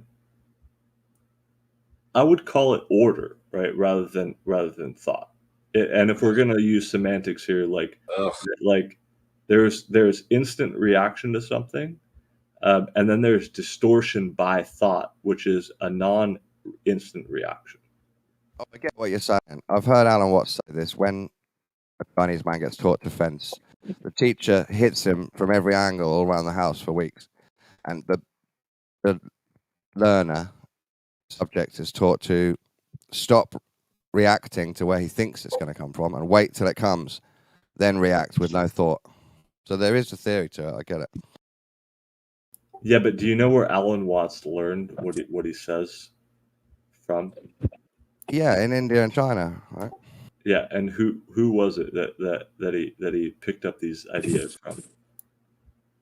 I can't remember. It's some other Brahmin, isn't it? That's right. Well, I don't know who Alan Watts is, but I've had somebody. I've been in a fight before and had somebody come up behind me that I didn't know was going to be a part of the fight and throw a fucking haymaker at my head, and I don't know how to explain it, but I dodge and end up fucking throwing him to the ground, like in the Matrix or something. And I'm not like, I am a martial artist, but I've never like trained that move ever. Yeah, and sure. It just happened. That's what I'm saying. The inner voice, right? Yeah, it was. I mean, theory. Dude, time slowed down for me. Sure. Like, sure. You know that movie? You know the first Spider-Man, where the guy's like got him up against the locker and he goes to punch him, and like Tobey Maguire's like doing like a double take as the fist is moving slow-mo towards his head. That's like almost what happened. It was fucking nuts. And I don't know. I believe it. I would attribute that to like a flow state, like a fight or flight. I don't know, some sort of flow state that you enter into. Sure. Yeah. You can compare it to all of those things, right? And they are similar. Whether like our semantic conversation will be able to garner or apprehend like which one of them it is, I don't think so. So we'll take all of them. I do believe that your brain is quickly thinking to make you react fast. I do understand the theory that it's not a conscious thought; it's a reaction, so it's really fast. Right. There's the idea that here's another good. When you fire a bow and arrow, you shouldn't think, "Now I'm going to let go." You should just let go, because that thought will spoil how you let go. 100%. I was going to use an example of skateboarding, right? Like I just learned how to do a frontside air, where I go up on a half pipe and catch a little air and do a 180 in the air. There's no way in heck that I'm thinking about falling when that happens. I cannot have any of those thoughts. It's happened to me before. I've had thoughts of, oh shit, I think I'm going to fall. And then, dude, sure enough, I eat shit. But when I shut out all the thoughts, right, and I just do, I would say it's a form of thinking, right? It's a type of thinking. You're like in the moment thinking, but I'm not experiencing thoughts, because if I got thoughts in my head, I'm going to eat shit, and I don't want that to happen. Yeah, I'm glad we got to this, because I think I know what you're both saying now. So you're touching upon one aspect of this, which is essentially like when you are in extreme danger, right? Or when you are forced by whatever it might be, fear, anything. Like when your mind is forced to pay attention, and it does. Like if it is in danger, it will. It has that speed, right?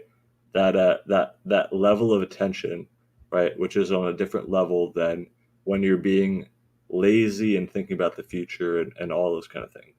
But that does not need to be forced, okay, or you know, persuaded by any other means other than like the knowledge of the truth. Do you see what I'm saying? So you like there is one aspect where it's like, oh, you're in danger and this is how you'll act. Um, and there's another aspect of like, oh no, everything's all good until I'm in danger, right? Or I imagine life is this way and I'm all comfortable in this illusion. When really, you know, you're doing something that's asking you that you're essentially not paying attention to. And I would say it. Yeah, go on. I would say it's a little different. I would say Okay. that you're so okay when you're knocking the object off the table, when you're doing the skateboard trick, right? When you're doing the thing and you're letting go and you're not thinking, I would call that entering into the flow state.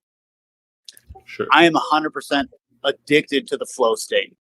It happens when you're reading a good book, when you're listening to good music, when you're doing a skateboard trick, whatever. It's awesome. And I want to be in the flow state as much as possible. And as a Christian, there's a line in the Bible that says, take all thoughts into captivity and turn their obedience towards Christ. And I interpret that as, well, first I ask myself, when do you take captives? It's when you're in war.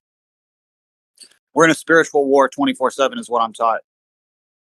And thoughts are, I can't tell you what percentage of the battle, but I would say at least 50. Intrusive thoughts, bad thoughts, thoughts of pride, thoughts of vanity, thoughts that make you sin. The man follows the mind. Right. And so Right. how do you take them into captivity? Well, that's the next line. By turning their obedience towards Jesus Christ. The very next line. Right. If what I'm thinking the world does has not done that. align, what do you mean? They've done that. How have they done that?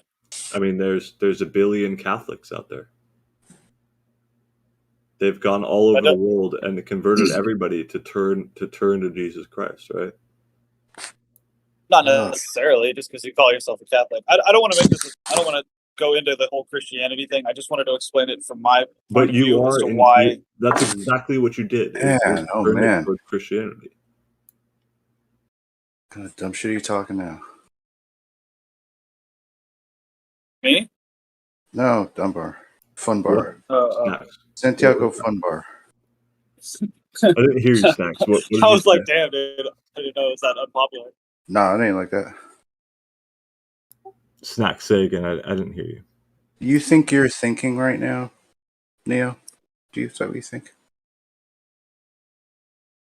Like, who are you talking to? You. You called me Neo. Yeah. I thought you were talking to Geo. I'm the Morpheus to your Neo right here. But do you think that you're thinking? Is that air you're breathing? You know? Go on. I'm listening.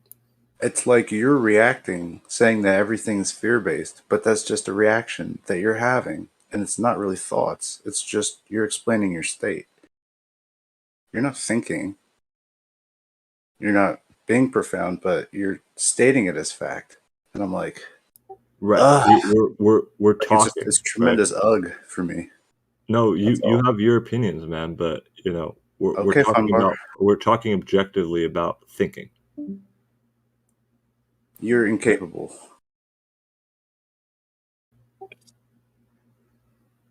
Okay, why? Because you think you're capable. That's you're not trying true. to defend being capable of that thing.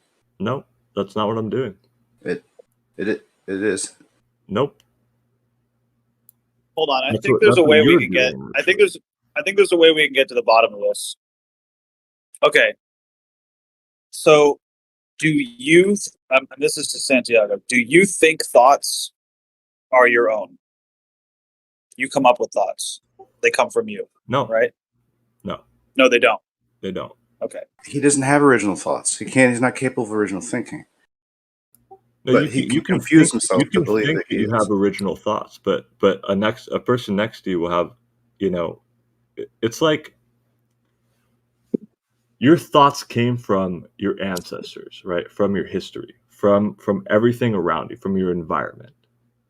And you call your conditioning original. It's not really original. It may be a particular type of conditioning, but it's still conditioning. But do you see why you're incapable now?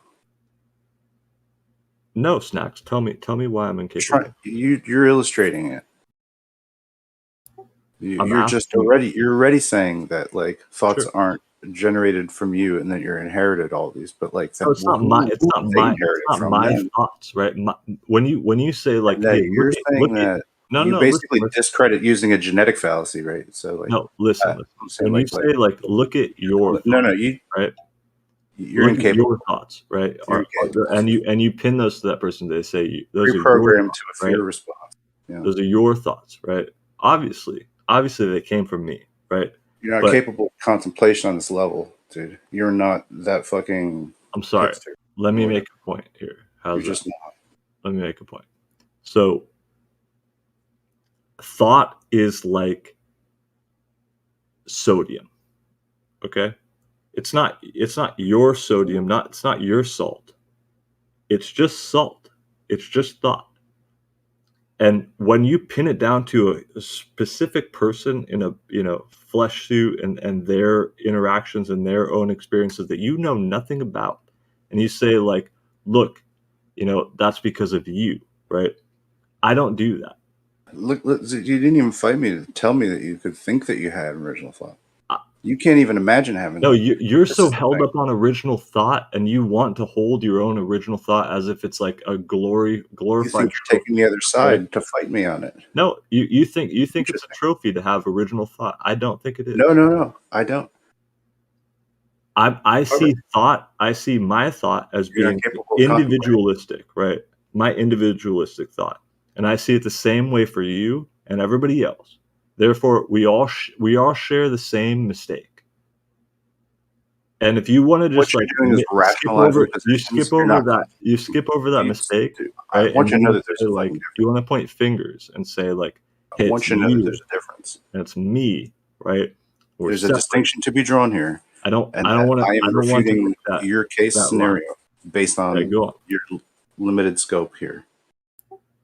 Okay. It's confined to a fight or flight response. Within that framework, you don't even have like a full flow state. You're not even accounting for that. So all you can talk about is from the fear perspective, which is not full contemplation. So therefore, your argument and your perception is of consciousness itself is confined to that. So Sure, that's what I'm saying. That's why I say something like you're incapable of contemplation of this matter. That's all. You're No. capable of rationalizing it. When you reason yourself out that way, right? Or you said you're not in a flow state, right? And you're confined to fear. Okay. So I hear that and I listen to that and I say, hey, you know what? That's pretty true, right? That's pretty true. But the flow state is where things will come out that are and not now of you. you're going to talk about more about the flow state. Okay, I'm listening to you. Okay, I'm hearing your words, right? Your argument, and I agree with you, right? Based on the choice of your words. Now look, dude. Look, man. You can't apply the same so thing gross. to yourself. If It's you so can't gross apply talking the to you. same thing to yourself, dude, then you're no good to talk to. Yeah, I find it like icky and sticky to talk to you. I hate it. I need to wash my That's hands. good. That's good. You should. I'll be back. I don't mind hearing your mumblings, Santiago, but this doesn't ever seem like a conclusion. The only thing I wanted to talk about was just the topic of thinking, right? And before this we were talking about cause and effect, right, which led us to thinking. We were talking about creation as well, and how cause and effect, thought itself being a part of that, is not creative in its capacity. And so we were considering what is creation, right? Beyond, cause and effect. Okay. And other people came in here and, deviated the conversation in whatever way they want to. Yeah, fine. Action and reaction, I'd say, is the creation part. Maybe after the thought. Remember what you did here tonight, Platypus. Next time you think about thinking. Action and reaction.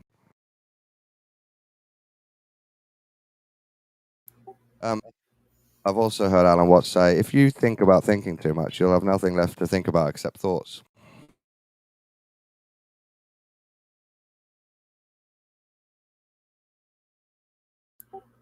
No, I think it burns itself out. Yeah. Thinking is very complex. It's almost pushed upon us, isn't it? We can't stop it. We have to do meditation to find tiny gaps between thoughts, and even that's a struggle. Don, the minute you just mentioned Alan Watts, this song just popped up on my on my music feed that has like a sample from Alan Watts. Oh yeah. Wait, do you listen to Akira the Dawn? This is an OTT remix. You know OTT, OTT? No, I don't. I just know Akira the Dawn. A lot of like Alan Watts lo-fi and stuff like that. I thought that's who you're listening to. He gets a bow and he ends up on a lot of music. There is some trance mixes where he's mixed in all the way through the whole mix for like an hour and a half. Yeah, Spangle uses him too. Yeah, there's a lot of artists that use him. Yeah, it's good stuff. He's great. Yeah, he's awesome. But he doesn't tell you the secret trick to reality. He tells, but he doesn't tell you the truth of reality. He just says you won't know, you can't know, you don't know yourself. Give up trying, relax. I don't know. Yeah, I mean, I don't know if I quite got that message from his work. I mean, I remember back in the day, like there was this I remember I bought like this 10 CD like back when it was on CDs. This whole compilation of all of his work, and I remember I ordered it and got it in the mail or whatever, and listened to all those CDs. Yeah, it was like a compilation. Yeah, he's got a lot of. He's very clever and entertaining, and yeah, he's using a lot of the. Traditional knowledges and wisdom. He never tells you what shape the earth is, or where humans come from, or which god is correct, does he? He leaves it very open. Just tells you Zen. I wouldn't trust anybody that did, first of all. But second of all, I took one look at Alan Watts and listened to him, and I'll never listen to him again. You know what I mean? Oh my God, why? Oh, because I know I can see what he is. He has no part of the truth whatsoever.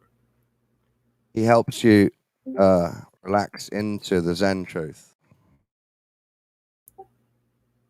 I guess I'm not interested in that whatsoever. But the only reason why I know of Alan Watts is because I know where he got his information from.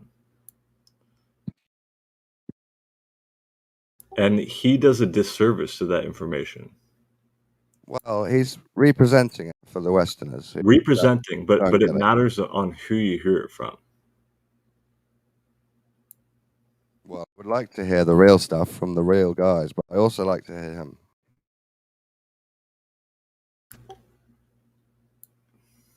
I like his work comparing Zen to Catholicism and Christianity. He's very good at that.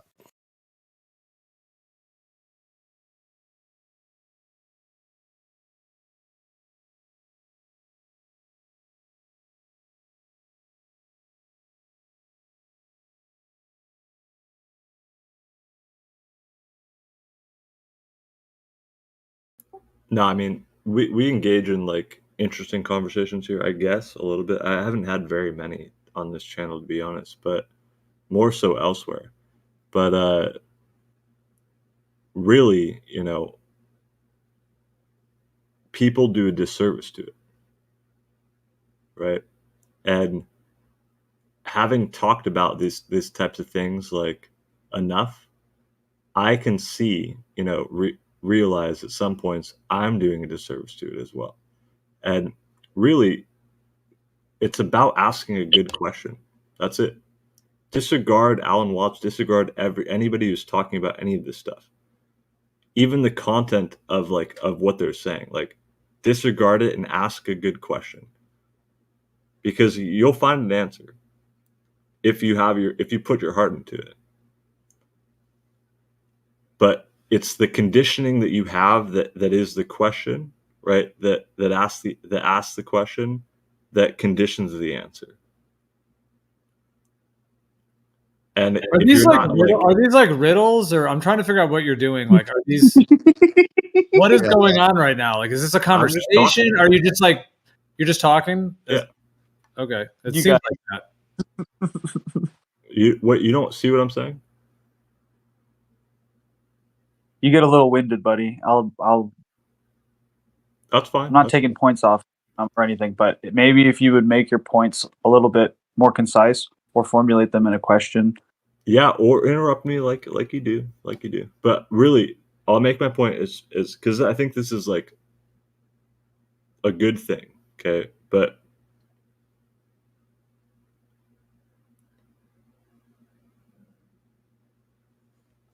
Can I ask you a couple questions? yeah, man, sure. Do you believe in God? Do I believe in God? Yeah, a supreme creator, preeminent to time, space, and matter. I mean, I'll just say yes, but I have different viewpoint on the Okay. phrase of all that. Do you believe that morality is objective or subjective? Yikes. I think that good is there is objective good, and that morality has nothing to do with that. Okay, that's an interesting answer because No, because morality is immoral. why is morality immoral? It can be. Oh yes, yeah, you can have bad morals, but the definition of whether the morals are good or bad is Right, that and objective. who tells you whether you have good morals or not? Where do you get that information from? Right, I'm asking you, do you believe that it's objective or subjective? The morals are subjective. Goodness is Oh. objective. How do you know that goodness is objective? Obviously, it is. It's law in the universe. That's not a real answer. Do you want me to show you? I want you to prove it. Yeah, sure. I'll prove it. Yes, please. I'll prove it. You want to see? However, you're going to prove it. What is a good in nature without a human thinking about it? What is All right, that? listen. There's no good in nature with a human thinking about it. Okay. No, without. First of all, I'm saying you said there's second of all, good is inherent in nature without morals. So what is that? Listen. Can you try to be humble? Well, the question is, can you show us? No, Don. Can you try to be humble? Yes. That's the essence of vanity. All right. So where's the good in nature? No. Listen. You just broke a law right there in nature, a natural law. What? That you can't try to be humble. You weren't even listening when I asked the question. It's a virtue. It's a virtue. What? So you think I'm automatically humble all the time? No. When you try to be humble, right? You are vain. When you can you try to be good? Let me take that. But where's the evidence for good in nature without humans? I'm showing you right now. There's no trying. There either is or there isn't. It's very objective. Humans. No, Now. it's very, me. very, very objective. So if I wasn't here and no humans were here, would there be good in nature? Sure. What would that look like? Order. Order like lions without you trying to be something that you're not. Like lions eating smaller animals. Their teeth. Is that order? Of course it is. Okay. So, but humans, if they do that, is that still order or is that disorder? What it all comes down to essentially control, right? And that control that humans oppose, right, on the earth is thinking and thought. You're not getting to it. What morals No, are? we are getting to it. We are getting to it. I'll answer your question, Flappers. It's subjective because hurting other humans causes chaos, and we observe that as 100% fact. So that's how we know hurting people is wrong. But humans had to know that and realize it. It wasn't inherent in nature.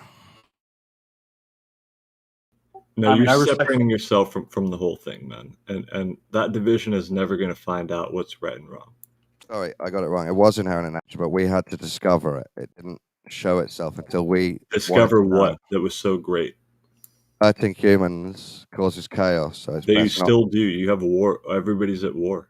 What do you mean I have war? I don't have war. Oh, the world is at war. Yeah, the world. But they're all wrong about what morals are, like you. But okay, when you divide yourself based on your beliefs, right? Your individuality, your nationality, you are essentially at war. No, a war is when you start violence on people.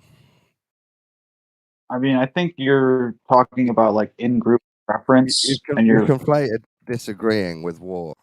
No, conflict. Having your own house isn't a conflict with someone else's house, is it? It's just you setting up for yourself.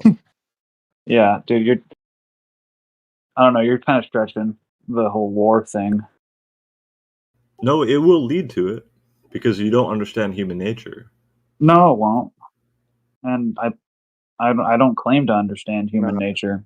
Greed Well, leads you to are a war. human being. You should understand your nature, right? I think your secret agenda, Santiago, is you want a one world united government of communism. I think that's your secret agenda. Santiago, do you believe in evolution?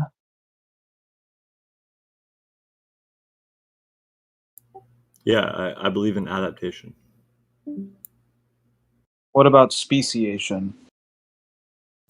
Well, the thing is with that is I believe in adaptation, and I also believe in a creative capacity. So I leave it up to I don't that. know.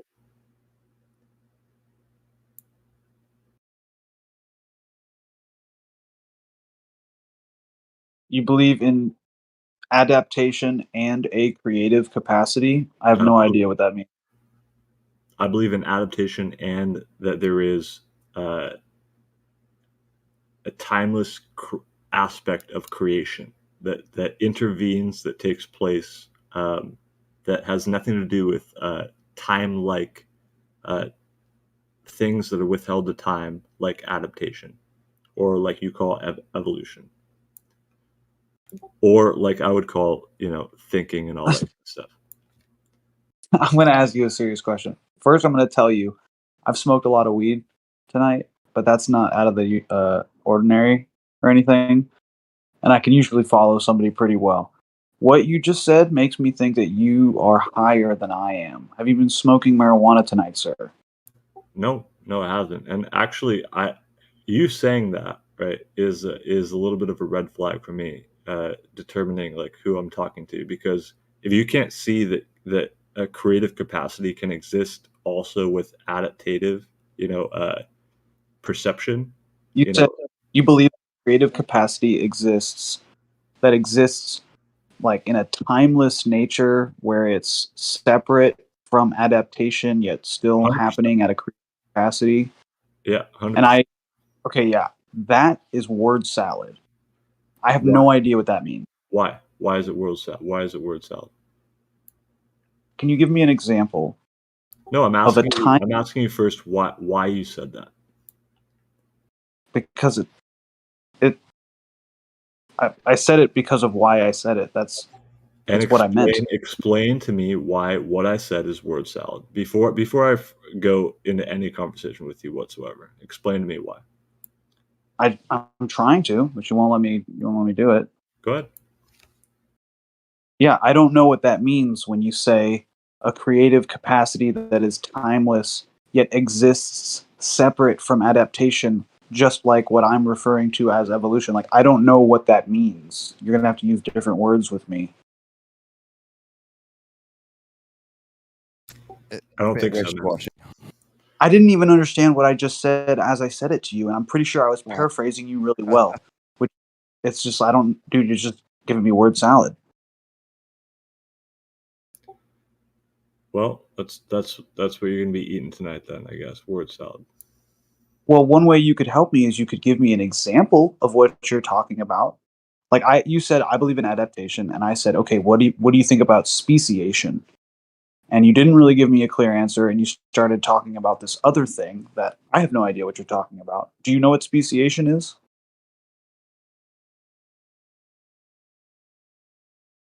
It's no big deal if you don't. I can tell you, and we can continue. Yes, I know what speciation is, dude. Okay, so you know that there's no examples of that have been documented, right? Look, man, you're not really giving me a little bit of credit here in my use of words. Okay, so why should I use any other words for you? That's what I'm saying. Like, is that a riddle? Like, what was that? I'm really trying to grasp what that even. If you want people to understand you, you need to explain it better. If you're happy with no one understanding you, then leave it as it is. I'm happy with no one understanding this, but really, I think it's very simple. That's why I'm a little bit perturbed. Like, creation exists, does it not? What do you mean? What do you mean by creation?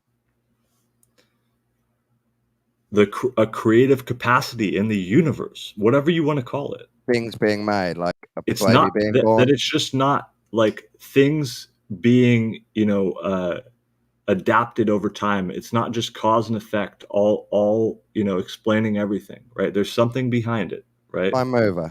There's some holistic viewpoint, right? Conscious There's agent. some intelligence, right?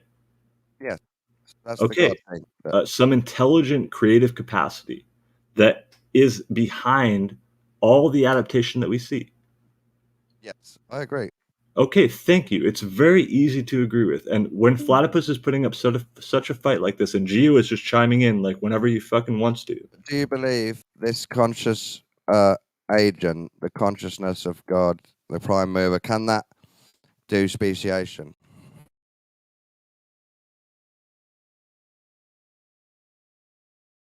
Like, as in turn a reptile into a human slowly over time through loads of different entities. I mean, I wouldn't deny that it wouldn't be possible. Cool. I just want to say really quickly, whoever is in the voice chat called Ascensionist, that's a fucking dope name. I like that name a lot. Oh, That is good. props. It is. Yeah, I second that. A sick name. I want to be an Ascensionist. If you have any information for me or like a pamphlet, like DM me, dude. I'm down. Yeah, somebody's like, here's how you ascend. A, B, C. Yep, that's what we want. Next time somebody Don might know how to ascend. Don, tell me. I could write my own list, but I don't know. I'll be making it up. I don't really know. I think you have to live a good life and then die. That's the best way to ascend.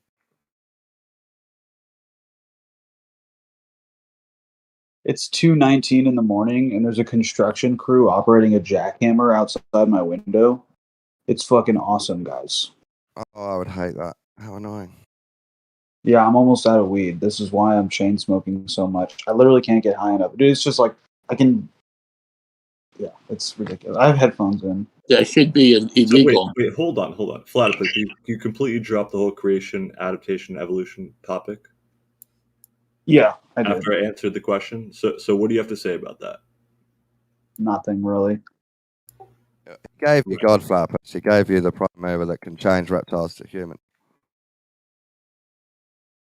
Wait, say that again? Maybe I missed it. He gave you the mystery conscious agent that pushes evolution forward through speciation. He said it's possible. Oh yeah, I would just go ahead and repeat myself and say that speciation has never been documented, so it's just a theory. Yeah, but we have to explain where everything came from somehow, and that's one of the theories. Yeah. I don't subscribe to that theory at all. I think that you can breed animals to have adaptations, like even borderline deformities that make them unique and seem different. But it's kind of like just a form of genetic miscegenation, really, I think. and kind of frowned upon. Like if you look at pandas, panda bears, those things do not exist in the wild. They ovulate once every 2 years. They're basically retarded. They're always like falling down fucking out of trees. They have trouble with hills.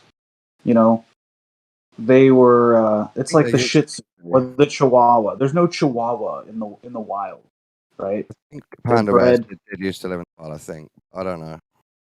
The panda bear is just the platypus. Do you version. have the intelligent capacity of nature? How about Do you understand the weight of eternity behind God's fingerprint? No, I'm asking you. Do you have the intelligent capacity? I'm asking you if you have the weight of Because if eternity. you don't have that God. intelligent capacity, then don't judge pandas. How's that sound? Dude, if your soul hasn't aligned correctly with the 7 chakras behind my eyes, I don't understand how you're. I'm sorry, dude. I'm just trying to speak in riddles to you, dude. Because you've taken me. We tried to talk about this for like an hour. We couldn't get anywhere. You realize that? No, and I don't know if that. You pressed me and I answered you. I didn't want to, but you didn't even respond. I have conversations with people all the time about super deep shit, and I'm telling you, and you just do it for fluff, for nothing. Yeah. No, it's because I actually really enjoy it, and I think that there's something to be learned from each other. But what are you learning? Yeah. What is it that you're learning? Actually, tonight I've people use an overloaded vocabulary and can't like string a sentence together. Sometimes I understood some of the things you said. I'm not talking about me, man. I'm talking about you. What have you learned? Oh, me? Yeah. What do you want to know about? I've learned a lot. I've learned so much. Tell me one thing that you've learned, man. Just about anything?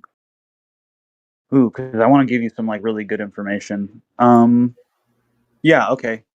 Here's some good information. When you're changing the blade on your chainsaw, when you're reinstalling it, it helps if you turn the chainsaw upside down. So when you're draping the blade or the chain rather over the bar, it just like kind of sits nicely, and then you're able to like tighten it into place. That's going to allow you to change your chain effectively and quickly while you're in the field, because forestry work really ends when the sun goes down. You don't want to be chopping trees and stuff, so time is of the essence. Cool, man. Cool. So together we're trying to have like a good conversation to learn things together, right? And you've completely just disintegrated that. Oh, dude, I'm sorry. You don't like chainsaws? No, it's you can talk about whatever you want, but it wasn't actually like what was going on before. Okay. You want to see a funny meme I made?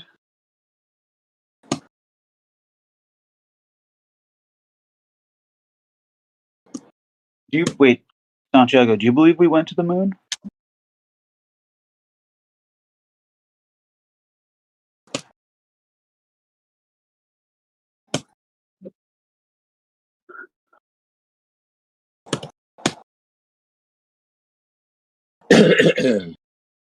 What's up? What's up, Godric? How you doing today? Oh, hey, was I? Sorry. You're gonna head. Godric, do you believe we went to the moon? What? I was just gonna ask Godric if he's gonna go down to like a tranny story time and wig out. You go wig out at the trannies because they're trying to get the kids. I'm not making fun of you, by the way. Oh, I just noticed dude, I was like so upset when I saw that shit. This is what they're doing to our kids. Are you a grandpa? Are you a father or a grandfather? I had 3 daughters. Yeah, that would boil my bricks as well. Yep. It's not. It's just a dude dressing up, showing his stuff. Like, why is that a thing? Why should we put this on a pedestal? We It's a shouldn't. demoralizing No one thinks we campaign. should. They're just forcing it. Wait a Yeah, minute, it's a Don. demoralizing. Don, wait. Yeah, aren't you progressive, Don? Aren't you a leftist? I used to vote left, but I'm not a leftist anymore now. So what's this whole tranny thing going on? Is it like a phase, or is it going to get worse? It's gonna get worse. It's to pervert the youth. Oh, so it's like Baphomet, Yeah. boy, girl. Satanism, transhumanism. You don't know what your identity is. You can just make it up and be wrong. This sort of trick. So there is this That's grand right. conspiracy. It's not just like a happen accident, Stan. Is it kind of like making up a cosmology? Yep, similar to that. Similar deal. I do think some of it's natural. I do think humans are progressing towards different gender identities, and that's a type of freedom. But I also think there's a huge agenda that pushes it. But if I want to dress up right in a dress or whatever, high heels, that shit makes me a cross dresser. That doesn't make me a woman. I know, yeah. I'm like, what's going on? That's not really a gender, is it? Well, let's say we found half monkey, half man, this creature. Would that be a monkey or a man? Well, I said Well, it would be both. I am a half monkey, half a man, made in a Wuhan, China laboratory.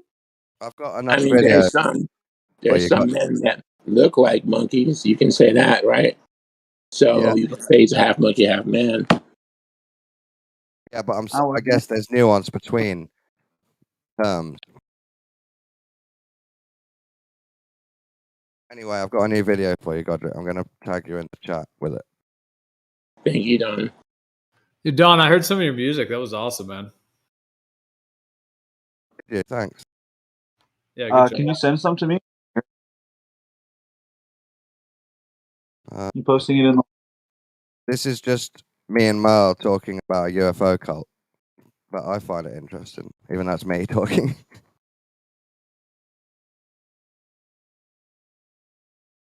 Dude, how's Merle doing? I haven't heard from him in a while. He's doing good. He told me he's not even thought about Earth or cosmology, and he's a gardener, and he's been given his dad's car. Well, that's cool. And he used to rent a room, but now he's sharing the rent of the whole property with a friend. So he's leveled up a little bit.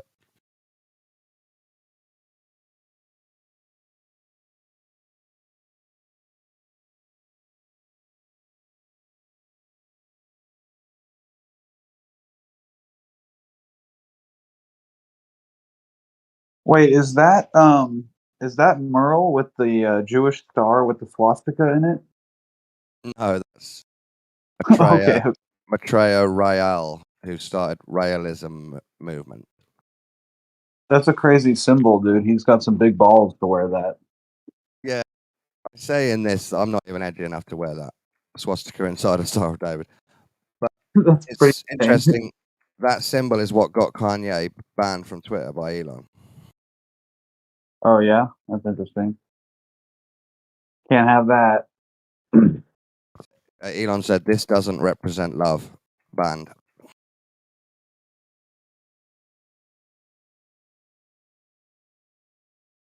Somebody just asked me if I'm a flat earther on Instagram, and I said no. I'm just an earther. Oh, they'll know. They'll know what that means. I mean, yeah, I've got a bunch of like space with fake memes up there. Actually, the one I made today is pretty well. It's got 2,000 views already, 19 likes. If you were not a flat earther, you would say, of course not. No, that's stupid. I'm a globe earther. Normal. But you don't. You say, no, I'm a real earther. Yeah, which is like hardcore, right? Yeah, that means you're above even the flat earthers. No, dude, I'm an ascensionist. That's what I am. Seriously, I want to steal that guy's name. It's so good.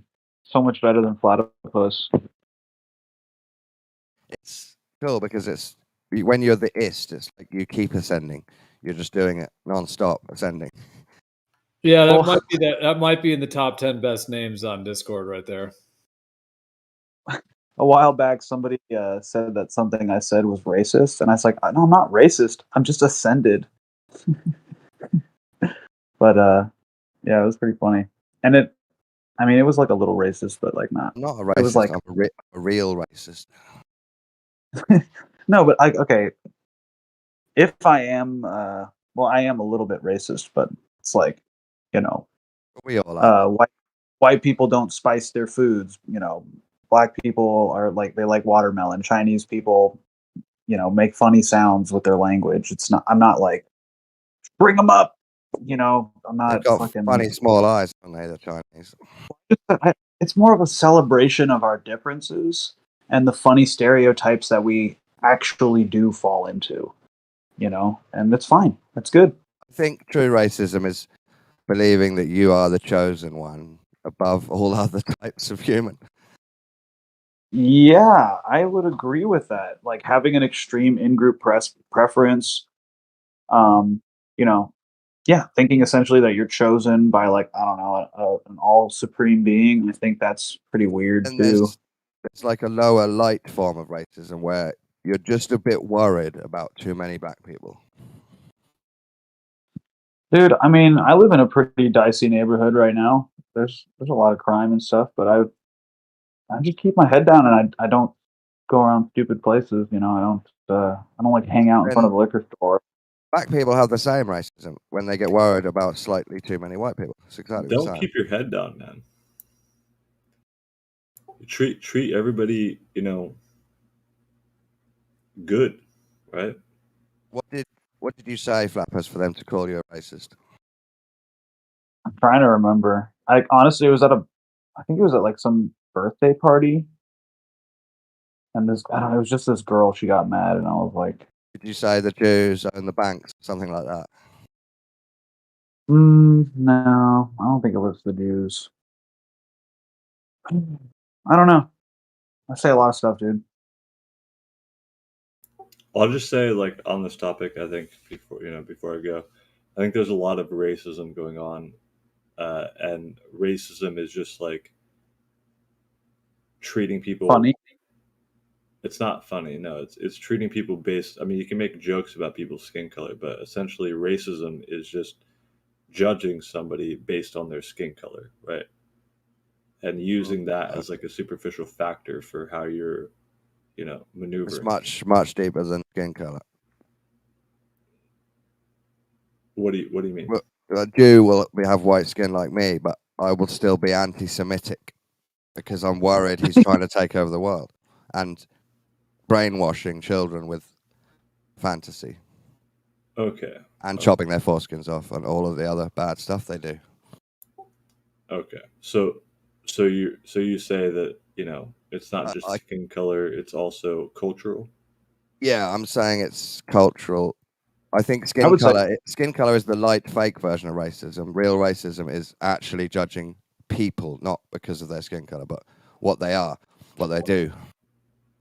Right. Okay. I believe in a genetic memory. Like, if your ancestors have been doing X for X amount of years, like, just because your grandpa like stopped doing it and your dad didn't do it, doesn't mean that you're not completely programmed to do that thing. Like my ancestors, my father, were maritime. They had something to do with maritime activity, either like a shipbuilder or like they piloted ships. Like my grandfather was a submarine sonar operator, and they owned farms. Right. My dad, he didn't do any of that. He didn't have anything to do with maritime, and he had nothing to do with farming. But me, I'm like obsessed with the ocean, and I love. It's just what I'm geared to do. It makes sense that it can skip a generation, but still kick in again. Exactly. So when you have generations of people living in low Right. trust So environments, what if you have been no, hold on, generationally? No, dude, what if I'm you've literally been in a the middle, slave for generations? What dude. would you be geared to do? Oh well, then you're going to be geared towards being big and strong and being submissive and manipulated easily, and probably very angry as well. Yeah. Okay. So what is your context on this whole thing? Right. You just Science. like people that are geared to do other things. Oh yeah, I definitely don't want to hang out around somebody that's like still dealing with the genetic Still trauma. dealing with it. You're dealing with it in this day and age. You're dealing with everybody around you. You're right. And if you think that you can separate yourself by saying, by racism, right? By being racist, that's just a total fault. And other people, your children will have to deal with your faults Nah. because of that. No. I just have a little bit of fun with the boys. I don't like go out onto. I don't like wake up and I'm just like, "Ah, the Jays. I hate them. Like it's not like that. It's just funny, dude. Like I noticed pattern. Whatever. I noticed that the Jays. Did he leave? Oh my god! Finally! Holy shit! That dude was so annoying. Fuck. Yeah. Celebrate good times. Come on. Honestly, though, when dude and Snacks, you said that like 2 hours ago. You're like, bro, it's icky to talk to you. And I was like, well, I've never heard this guy talk. 2 hours later, holy moly. And it's funny, his profile picture, like, I would assume that's him with a surfboard. That'd be really weird if that was somebody else with a surfboard. That would just be fucking odd.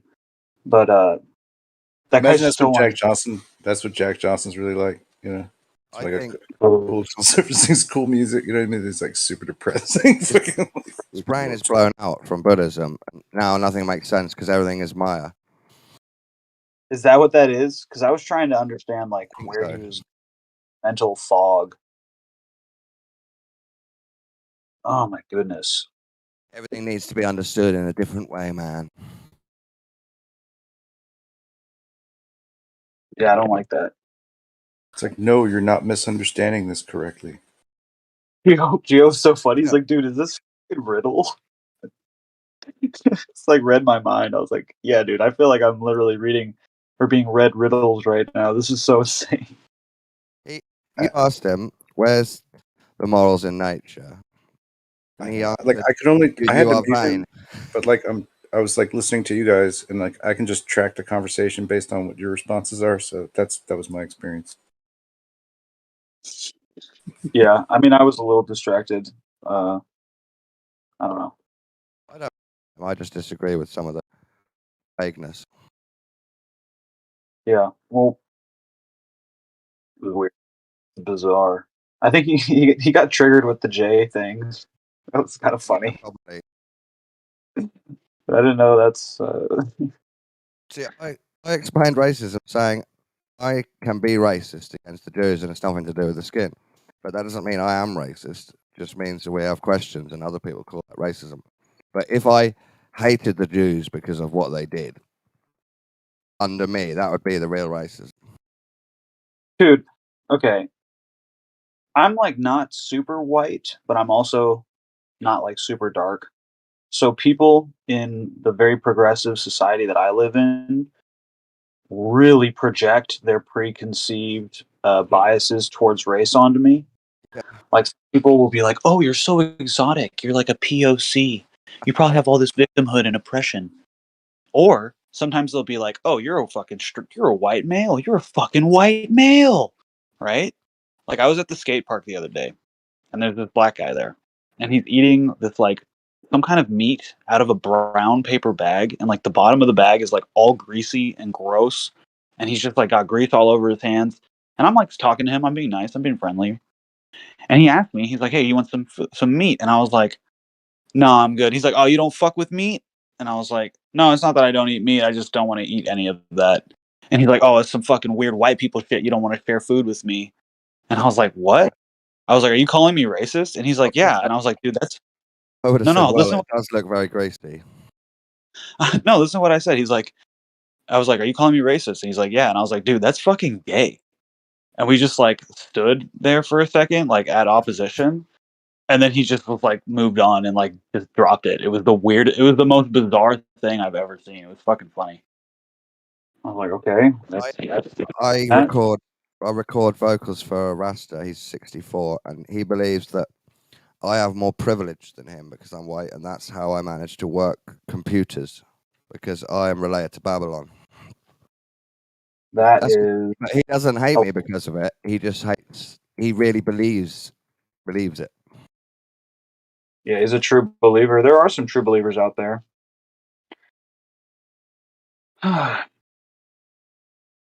So I told him, you've got your own powers through your own blood.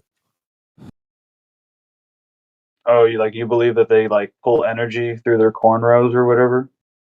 No, I mean, if I'm white and that makes me good at computers, he's black and that makes him good at singing or something else. He's more worldly. I Oh, don't know. His own powers, like we all have. have you ever seen those memes that like go around like the black conspiracy community where it's like if you grow your dreadlocks out, you're like pulling electricity from the air? Have you seen No, this? I can imagine that though. Fucking funny though. It's like a lot of the black Hebrew Israelites who think that white people are like a Frankenstein kind of Yeah. monster creation from Yakub, this like evil black scientist from about thousands of years ago or whatever. Yeah. Yeah, it's crazy. They believe like that Abraham Lincoln was black. They believe Beethoven was black. George Washington was black. But like the dreads become like their aura, and they're growing their aura. Well, you know what's really funny is like nobody is threatened by that type of racism. Like, can you imagine if whites, like certain like white extremist groups, were like, "Oh yeah, Gandhi was actually white. That wasn't his real name. It was actually George. It was Wilbur." We do say that. Like that would be insane. Nobody says that fucking Gandhi was a white man. Come on, We do. saying that We Martin say, Luther King are white. the mainstream does say that white people used to be black people, and that used to be monkeys in the desert. And so we're the progression. White people are further progressed. That is what the mainstream basically says. Is it? Yeah, I don't believe that. I think all races might have had their own areas, but I don't know. Well, here's the thing. When I believed in evolution, the way that I would explain the differences between races and like the differences between the races' advancements in technology was very simple. If you look at the IQ of all the cultures in the world on a map, right, you'll see that towards the equator, you have lower IQs, and towards the poles, because we're looking at a globe, right, towards the poles, you've got higher IQs. Then if you look at a global temperature map and you just look at you use red for low IQ and red for hot and blue for high IQ and blue for cold, the maps are going to look almost identical.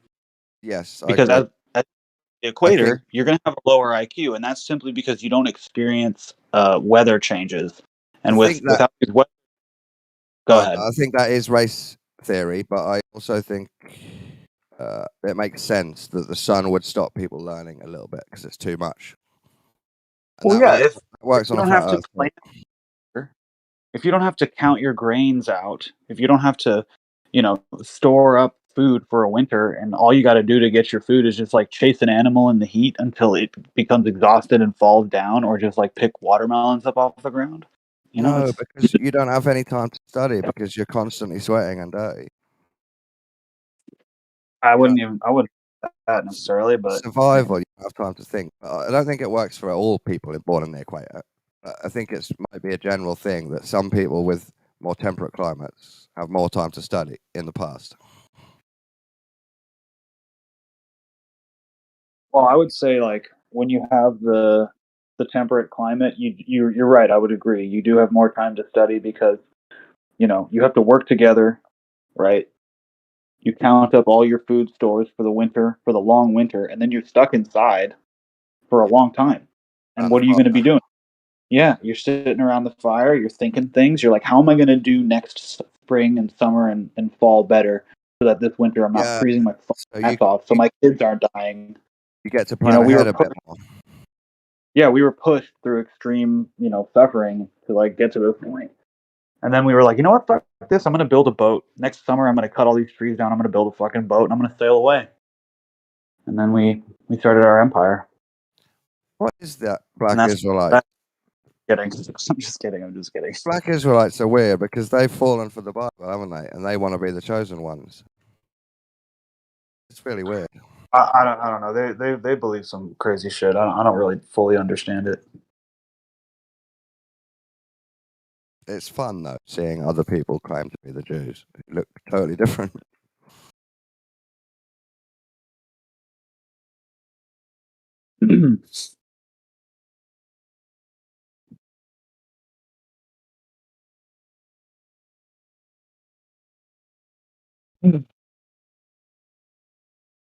I've misplaced my lighter.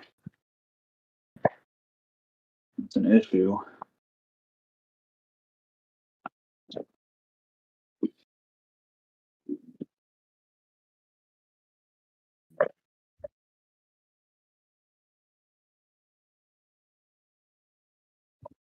Don, you there?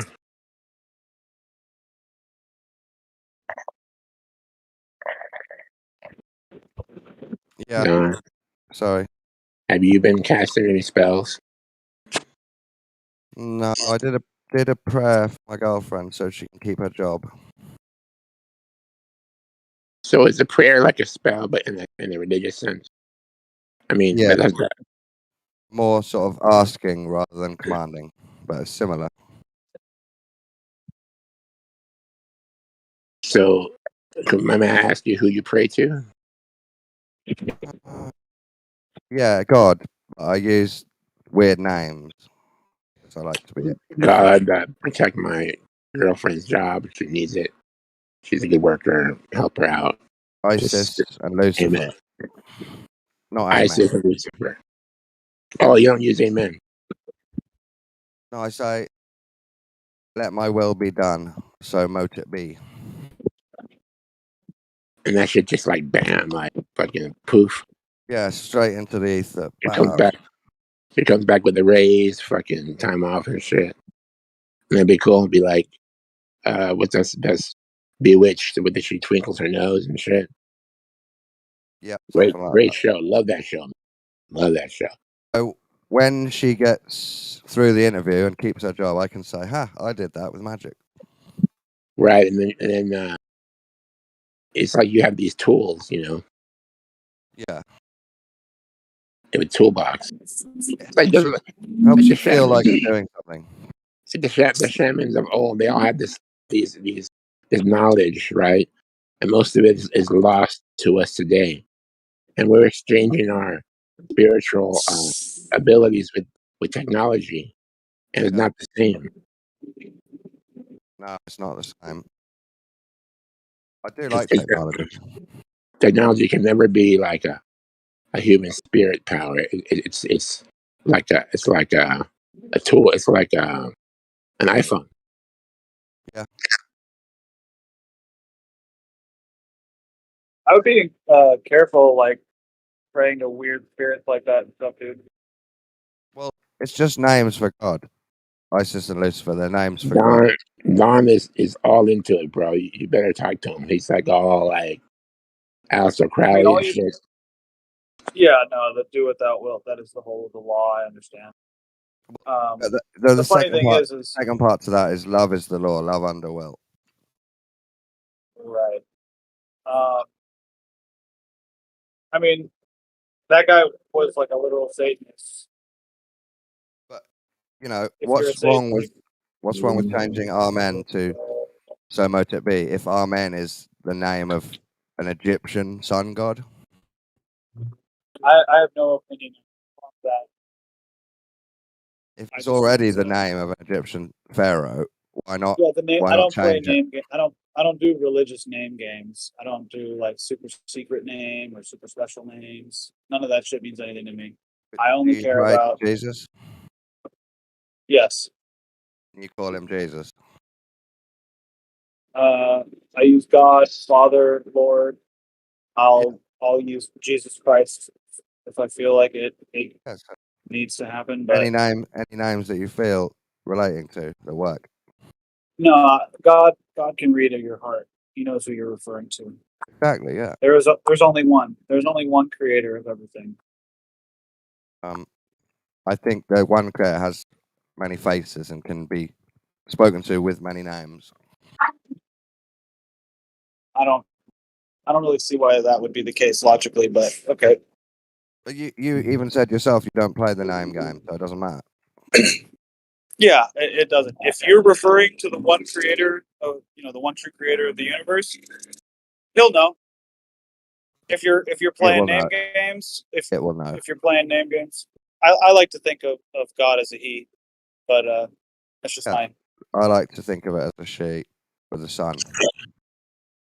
Oh well, you said Word, it. You said it, so I don't know. Well, yeah, words, it, because I'm allowing your masculinity into my it. words have Okay. power. Words have immense power. That's how the world was spoken into existence. That's why I use a female name, because I think it invokes a different power to the Father of Jesus, but it's the same God.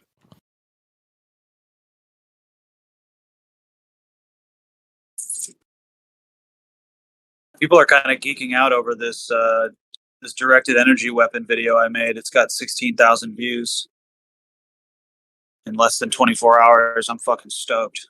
We're breaking the conditioning, you guys. You got another 10,000 views.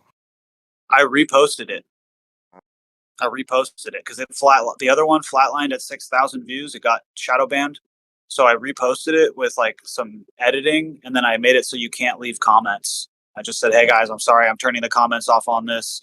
You guys keep saying these 3 words, and it's getting my shit flagged." So, but hey, at least the word's getting out now.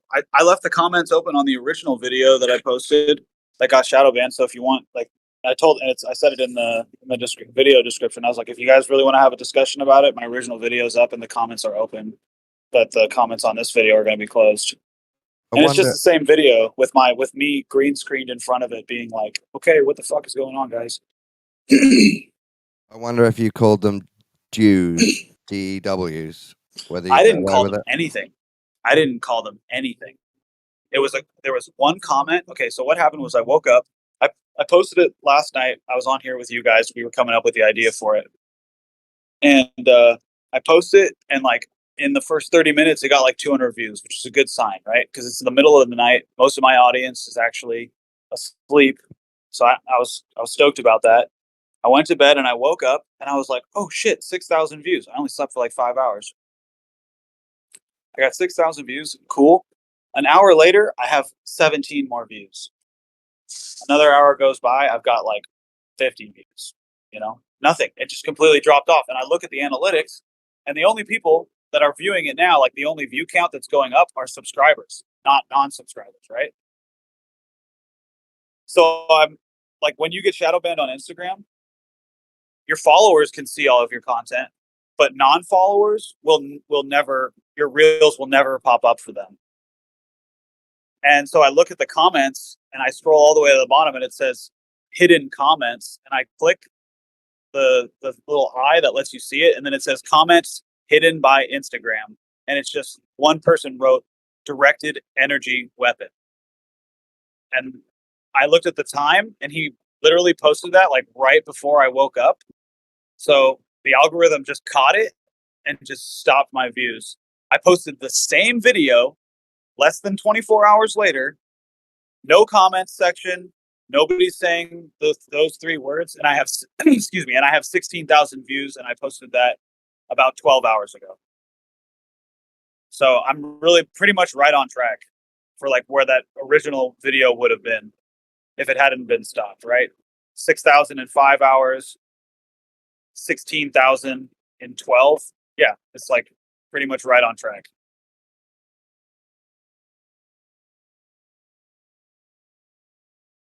It's just creepy. It's creepy that they're fucking censoring those 3 words because you can Wikipedia it like it's not a secret. They just don't want people talking about it. Like if you, yeah, it's so sneaky.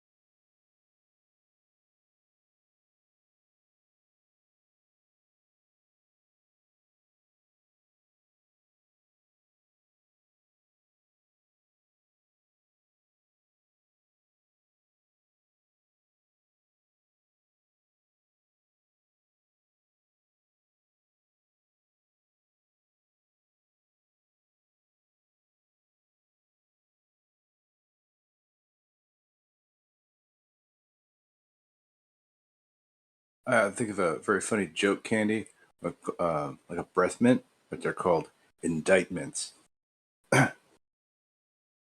You give them out to people.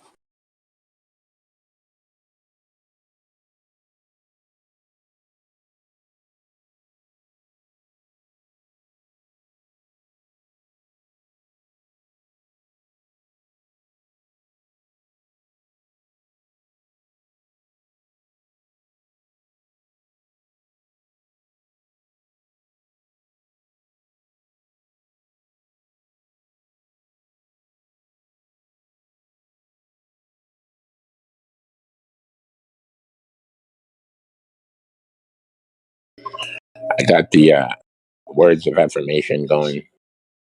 The woman's voice. Yeah, she's kind of helped me pick out Tesla